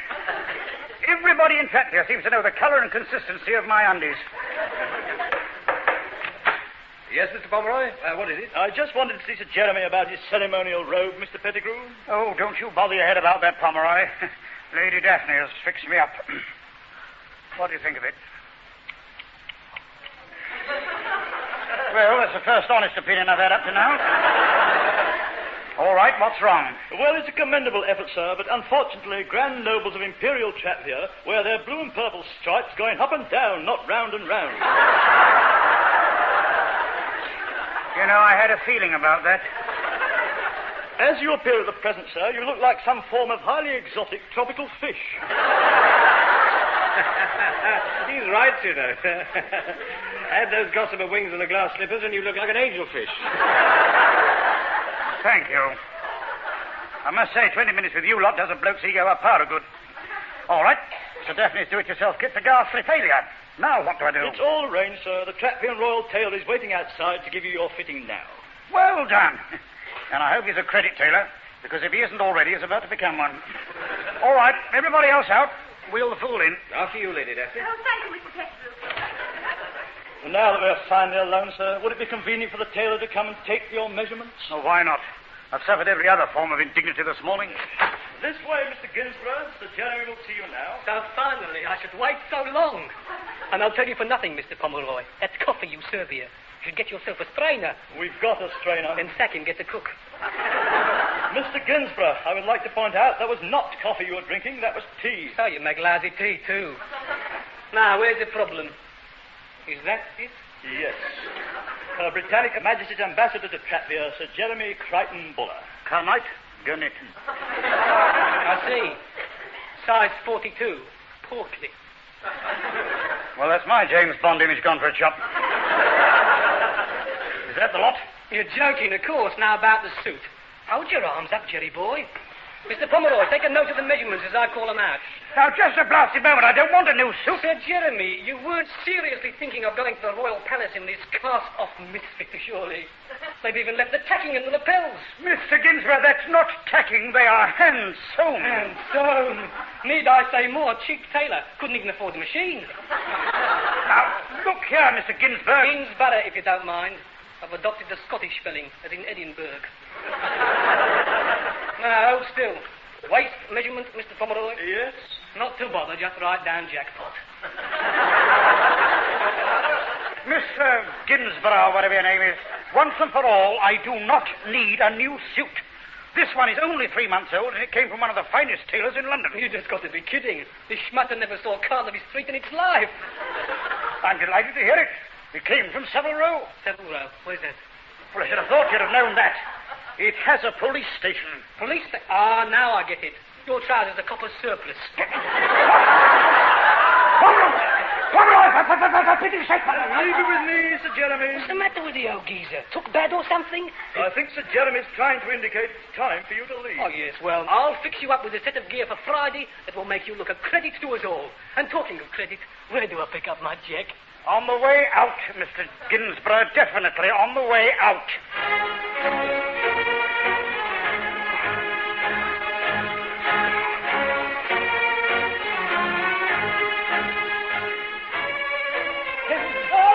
It's the elder Grand Noble of Imperial Cassia. It falls to me to declare this investiture of our brother-in-law, Sir Jeremy Crichton.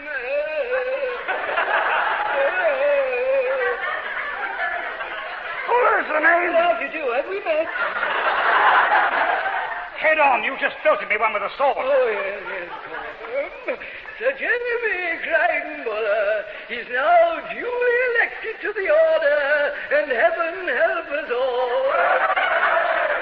Grand nobles and your guests, let the festivities commence.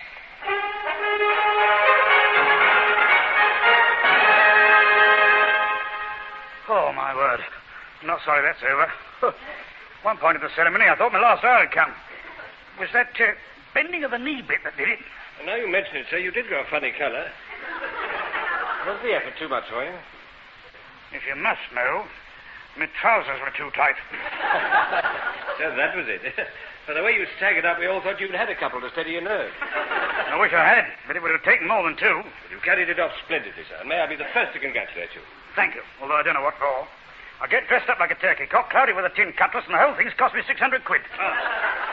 I've been thinking about that money, sir, and I've got a theory. Oh, there you are, Sir Jeremy. May I be the first to congratulate you? No, you can't, Simpkins. You can be the second.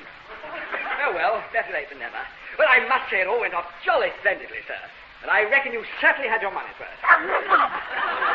Mr. Simpkins, £600 for a bit of blue and purple ribbon that cost 1 11.3 a yard can hardly be considered a bargain. Oh, I don't know, sir. For a waist of Jeremy's size, you'd need more than 1 11. I'll go and get us all a drink. Very good idea, sir.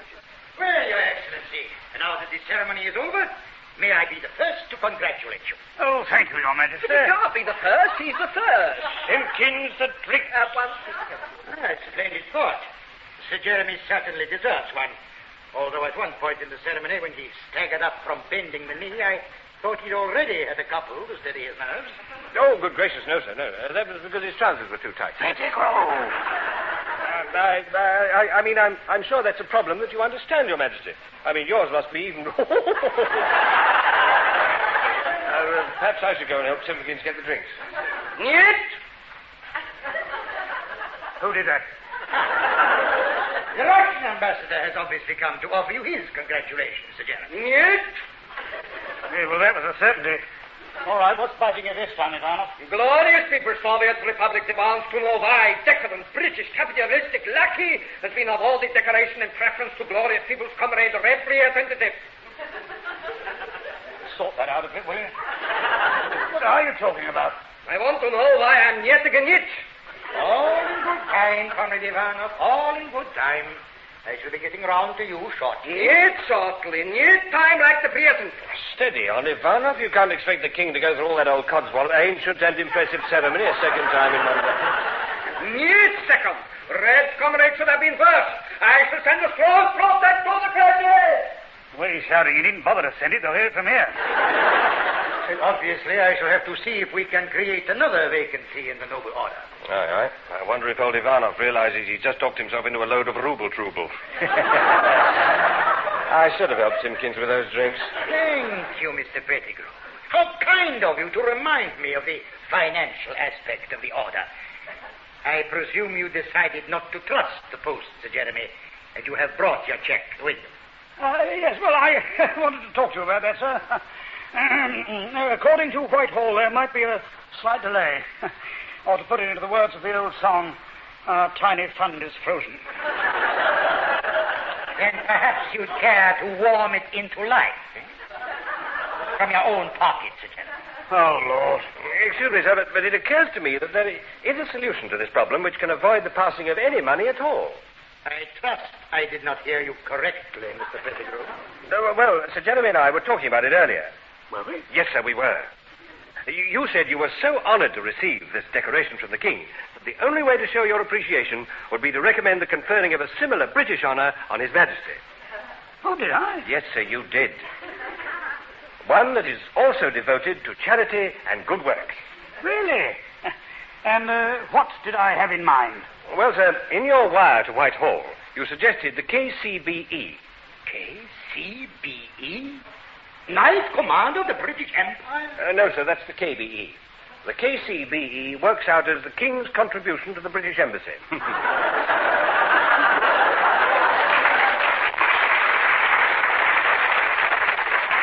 I see. Very ingenious, Mr. Pettigrew. I call it downright brilliant. Unfortunately, I cannot believe that your government would ever let you get away. Possibly not, sir, but if the idea of reciprocal honors with reciprocal financial donations were somehow to get around to all the other embassies... I see. I think we fully understand each other. From now on, I shall consider Sir Jeremy as an honorary gnit. But at the same time, I shall consider you, Mr. Pettigrew, for a new decoration. The GMDB. Sir? Grand Master of Diplomatic Blackmail. How kind. Well, now, if you'll excuse me, gentlemen, I must go and have an urgent word with the Russian ambassador. Good day, gentlemen. Well done, Pettigrew. That's 500 quid off my plate. Now all I've got to do is to find 100 to pay for the blasted robe. Oh, not necessarily, sir. I think there's a way out of that, too. Well, if there is, Pettigrew, you're a flaming marvel. Well, sir, from the way the king is talking to Ivanov over there, I'd say that you might well be able to flog your surplus knitwear to him. Mr. Pettigrew, you are a flaming marvel. Hey, Ivanov, when the king's finished, could I have a word with you?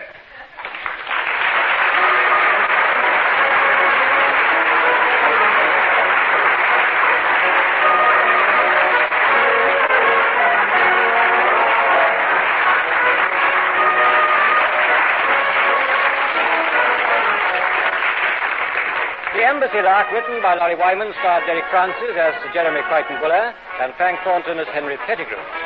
King Hildebrand was played by Francis de Wolfe. Lady Daphne Crichton Buller was Charlotte Mitchell. Mr. Pomeroy was Anthony Stegar. Simpkins was Michael Spice, and Mr. Ginsborough was played by David Valler. The show was produced by Alistair Scott Johnston.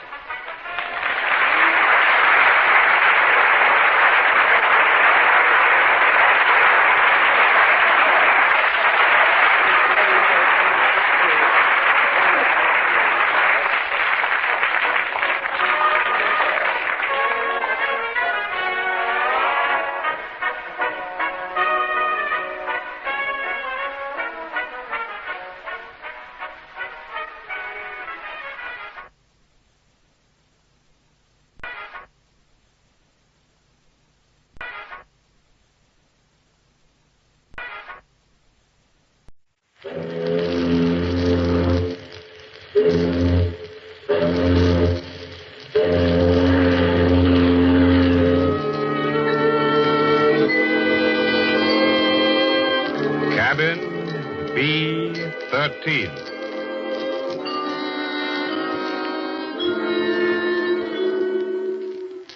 My name is Fabian, ship surgeon of the luxury liner Mauravania. Tonight, as we lie alongside the docks at the great port of Southampton, the ship is ghostly, deserted. Our passengers on this world cruise have gone to London. And as I sit here in my cabin, B-13, I'm reminded how the tides and storms of 1,000 voyages have wrought nothing more strange, more sinister than man's desire for adventure in the strange ports and lands we touch. I remember Bill and Brenda Leslie. It was years ago, before the war, and the effect on their characters of the mortal terror that overtook them in London. CBS brings you John Dixon Carr's famous Dr. Fabian, ship surgeon, world traveler, and host in Cabin B-13 for strange and incredible tales of mystery and murder, directed by John Dietz.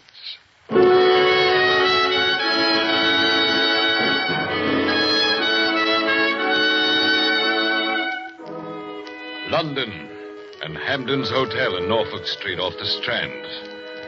A quiet little street sloping down to the river. Quiet little hotel. So dingy with its stuffiness of old carpets and yesterday's tea trays that you'd never suspect how fashionable it is or how expensive.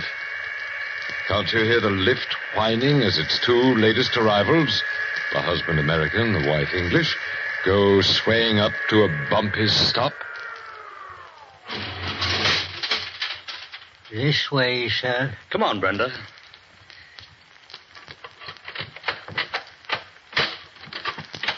Will there be anything else, sir? That's all, thanks. Oh, wait a minute. Here. Oh, thank you, sir. Bill, darling, please don't look so bewildered. Was I looking bewildered? I know the furniture's red plush and dates back to the 1860s.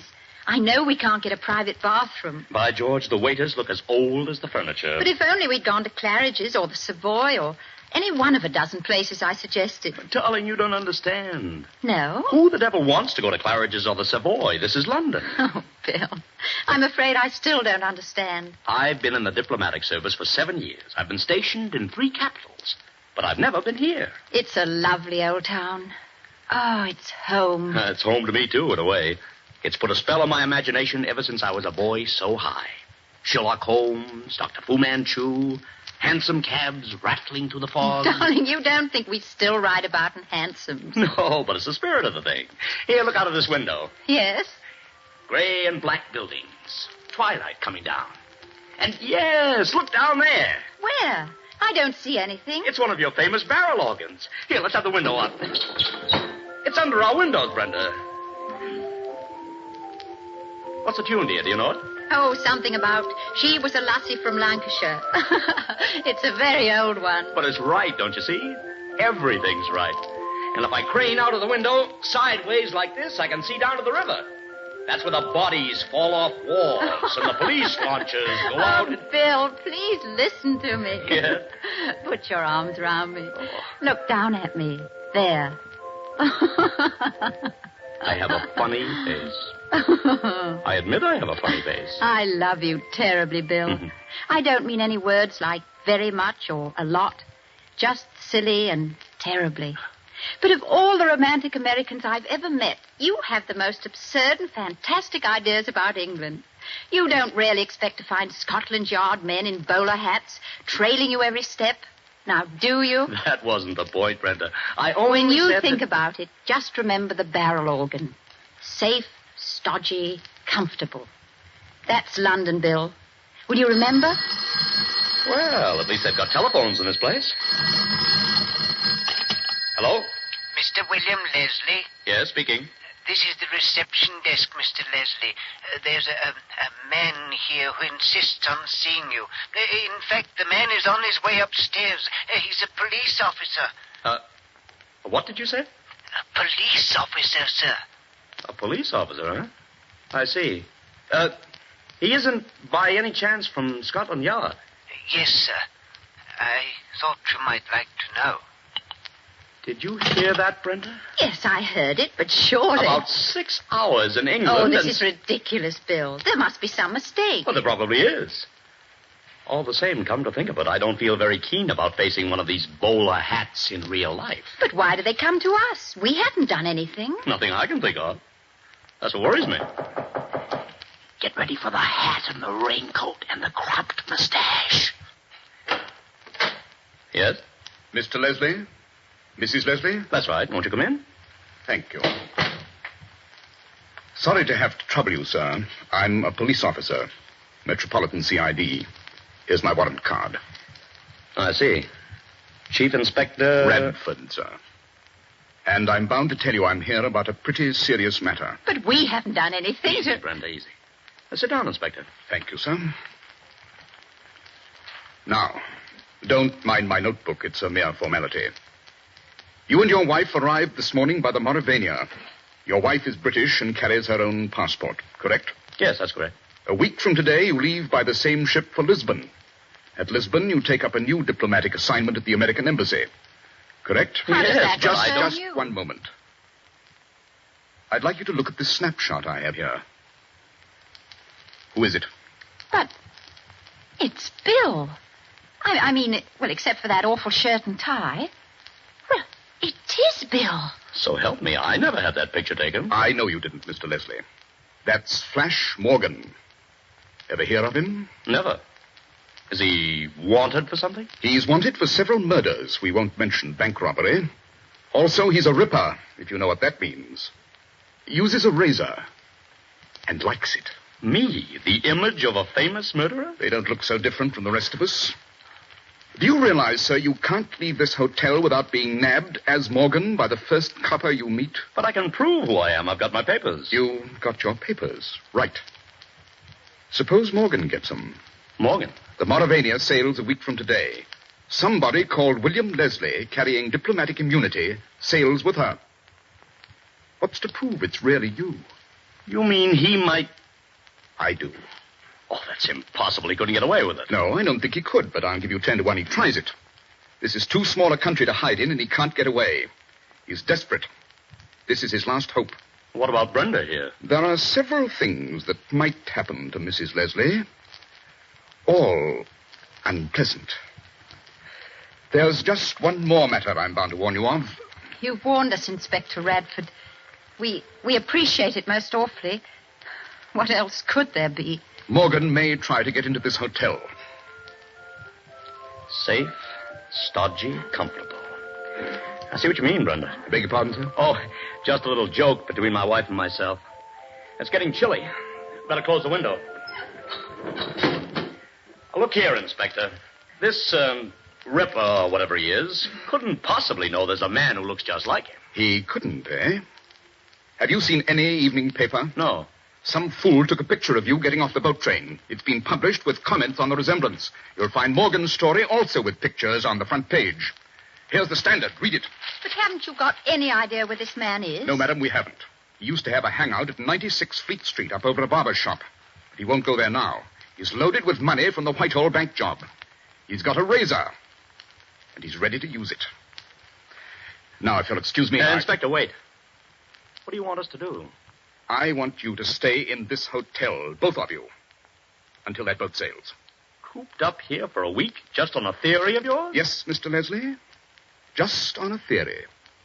Suppose I do go out. I can't stop you, sir. The guard I'm leaving here can't stop you. But I might send you some photographs of people with their throats cut. Sorry to have upset you.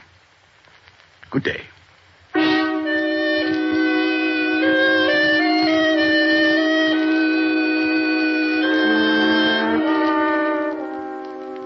Hardly any change yet in the purplish-white tinge of early evening. No street lamps alight. But a thin mist, white with late October chill, is creeping up from the river as Bill and Brenda Leslie still sit in the red plush room, staring at nothingness. Brenda. Yes, dear? What was the number of that address Radford gave us, where Morgan used to hang out? I don't remember. 96, wasn't it? 96 Fleet Street? Why do you want to know? Because I'm going there. And I'm going now. Yes, I thought that was it. Bill, you can't. You mustn't. You can't do anything there. I know. Then why go at all? Sweetheart, you know what our life is. It's a wonderful life. Oh, with you, yes, every minute of it. But the diplomatic service. Vous allez bien, Madame la Comtesse? I am sure, Signor, that the Rio Alta Bridge will be a great success. Who precedes whom at dinner? Does the envoy's wife eat artichokes? Look, Brenda, suppose I captured Morgan before the police do. Bill, are you absolutely mad? No, darling. Once or twice in every man's life, something taps him on the shoulder and says, come on, I dare you. Mostly we turn away and pretend we don't notice. But not this time. I'm taking the dare. Bill, come back here. You're not to go. Where's my overcoat? I've got it. Now, this address... If you go, I'm going with you. Oh, no. This isn't a woman's kind of dare, and you know it. It's as much my dare as it is yours. 96 Fleet Street, up over a barber shop. How do I get there? If you well... don't tell me, Brenda, I can easily find out. Oh. Well, as a matter of fact, it's not very far from here. You could walk it in 10 minutes. That's better. That's much better. What about your identification papers? I'm throwing them out here on the bed. Morgan won't get those. But if you haven't got those papers, you won't be able to prove who you are. I'll have to risk it, Brenda. See you later. Bill, come back. If you had any reason for going there, I wouldn't mind. But it's idiotic. Oh, don't leave me. Please come back. Please.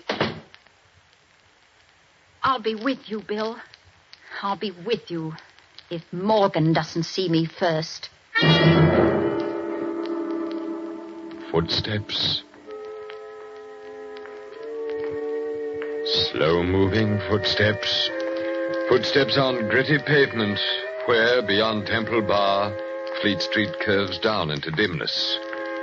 A dead street, hushed and shadowy, with St. Paul's like a gray cloud far ahead. Too late for office workers, too early for newspaper offices. That's Bill Leslie on the left-hand pavement. I can tell you, believe me, every half-thought that tumbles through his brain as he walks. Can't see the numbers, that's the trouble. Fool stunt, I wish I hadn't tried it. Can't turn back now, seem afraid. What if something jumped out of one of these doorways? He's a ripper, if you know what that means. Are you absolutely mad? Mustn't remember things like that. Fleet Street.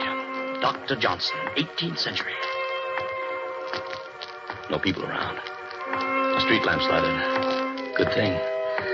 Might walk a little faster. No harm in walking a little faster. There. Number 34. Even on the number side of the street, too. Can't be far off now. Mist rising and as cold as... Is that a policeman's helmet? Behind me, up against the sky? Doesn't matter. Police mean safety. If you haven't got those papers, you won't be able to prove who you are. Still doesn't matter. Nobody can see my face. Another policeman's helmet. Swear to it. Over in that alley. A little faster. Take it easy now. Don't run. They can't possibly... You there! Stop! Wait a minute! Mustn't get panicky. How do you stop panic? Got to find that address. Got to justify myself. Got to... Run, run.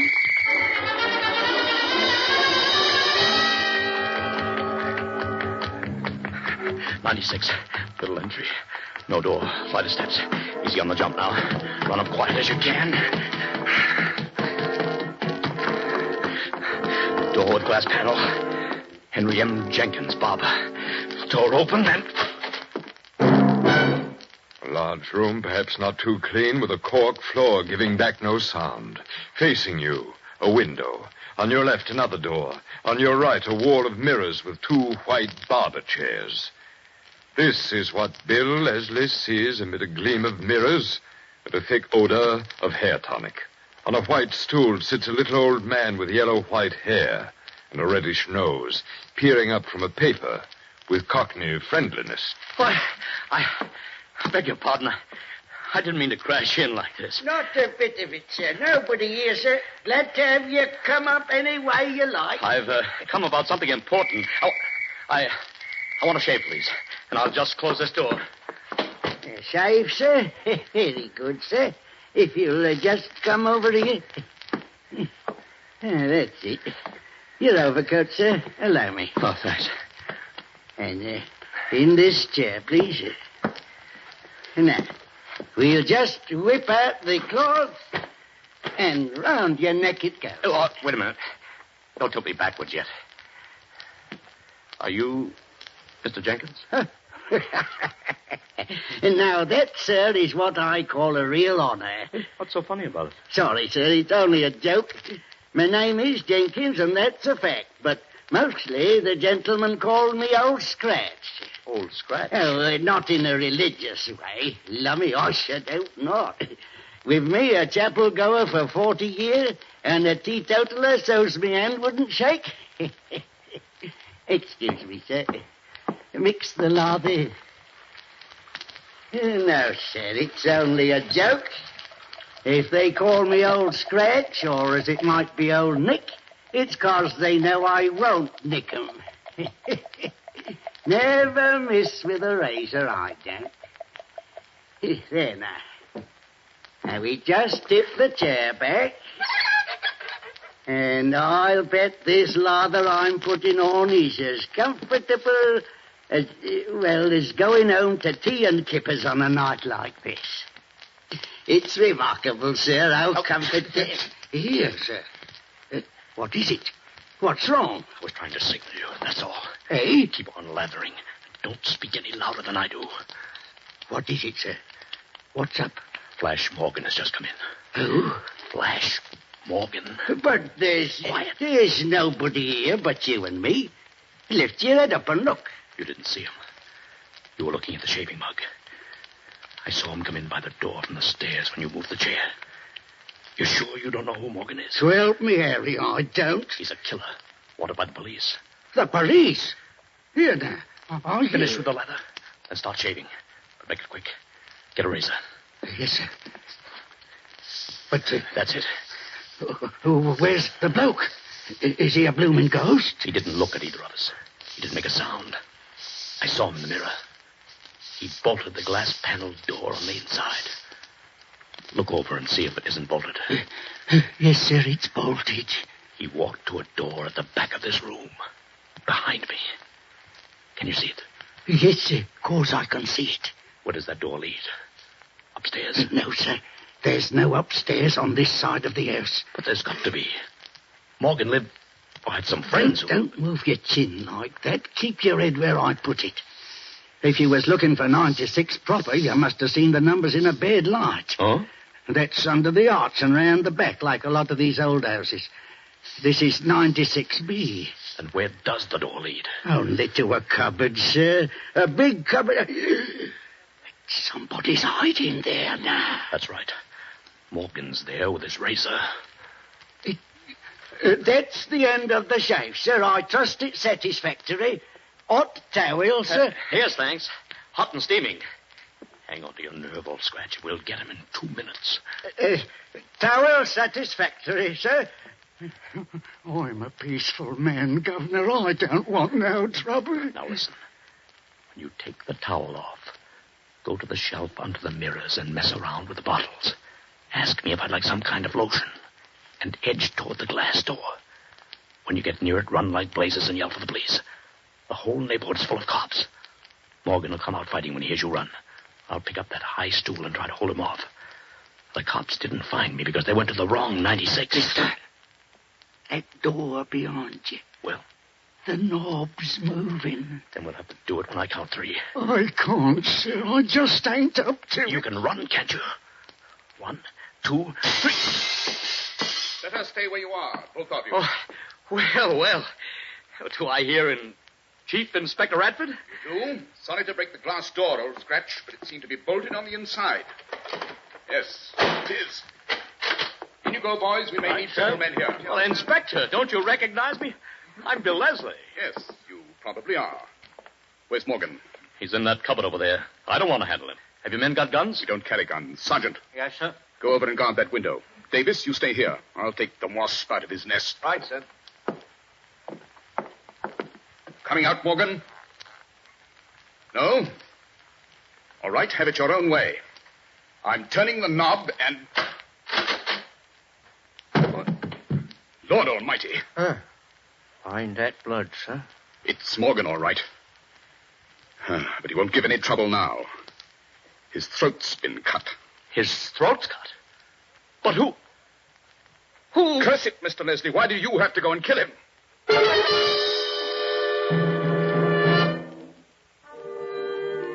There's a famous building on the Thames embankment. Once red brick with white trimming. Now smoke darkened, redolent of old stone.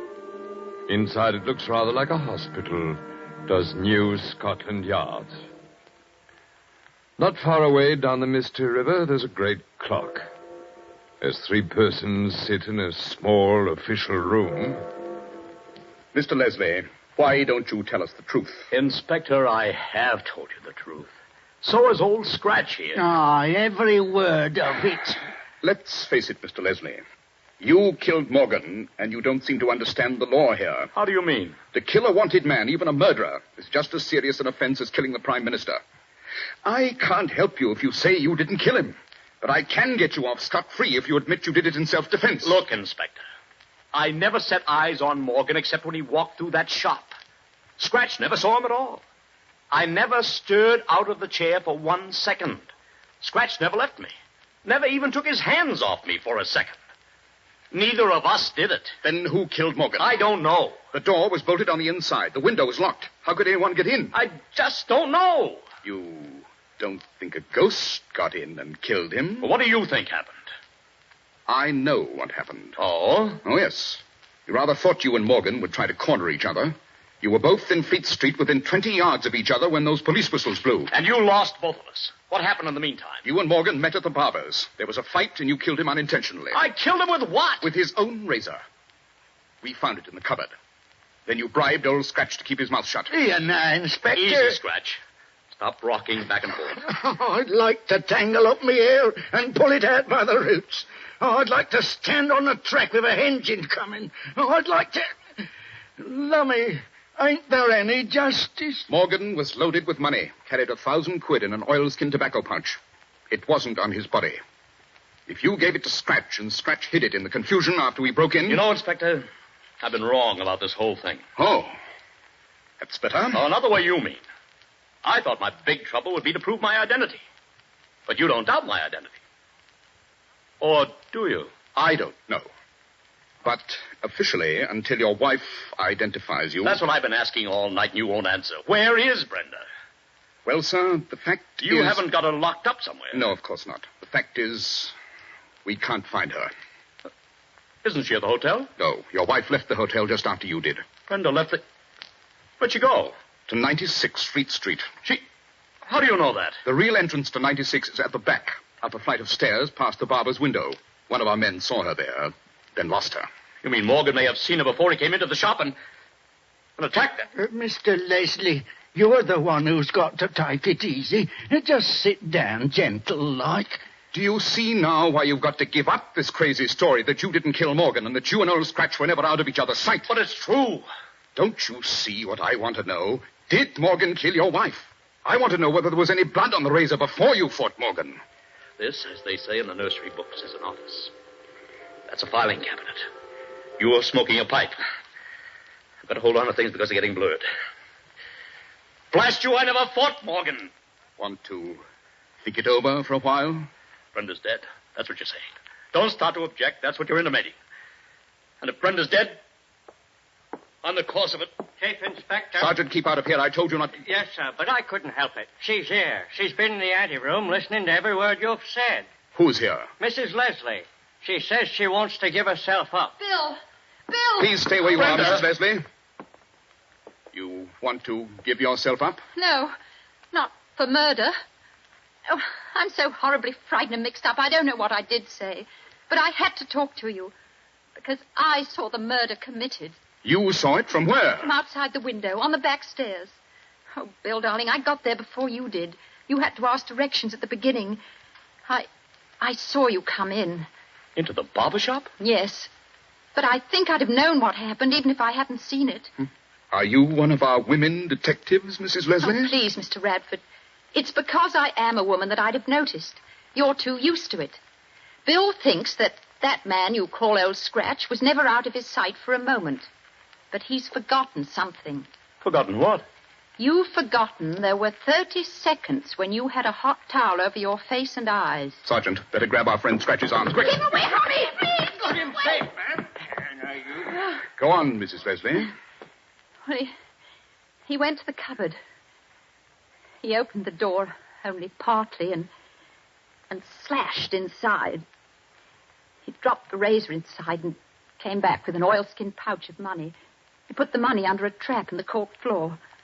It took less than 30 seconds if you timed it. It's a pity I ain't got another razor. Old Scratch never misses with a razor. Better put the cuffs on him, Sergeant. You see, I already guessed he was an accomplice of Morgan's. You what? Oh, Bill, you're so adventurous you won't use common sense. He was reading an evening paper with pictures of Morgan and you, too. But he said he'd never heard of Morgan. You spoke first, so he knew you were the American. And he saw a way of killing his partner, Morgan, for the money. If he just dropped that razor in the cupboard, the police would think it belonged to Morgan, wouldn't they? I'm afraid they would. Only I'm an awful coward. I was so paralyzed I couldn't even scream. Somebody chased me. Maybe it was the police. And I fainted in some old woman's room. Oh, Inspector, may I go to my husband now? You may, Mrs. Leslie, with the apologies of the CID. Bill, please take me away from London before your sense of adventure starts again. I don't understand these detective stories.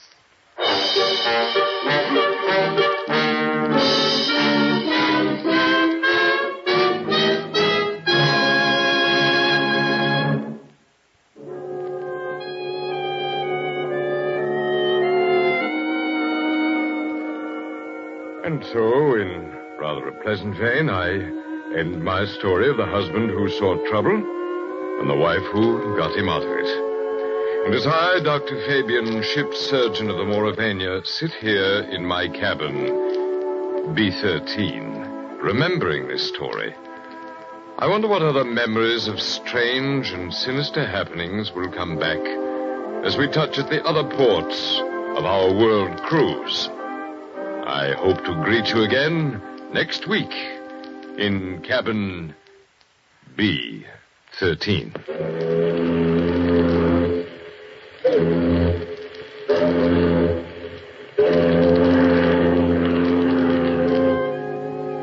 Next week, as the Mauravania docks at Cherbourg, Dr. Fabian will bring you from his cabin, B13, a story in which he himself plays a small part. A tale with not quite so pleasant an ending as tonight's.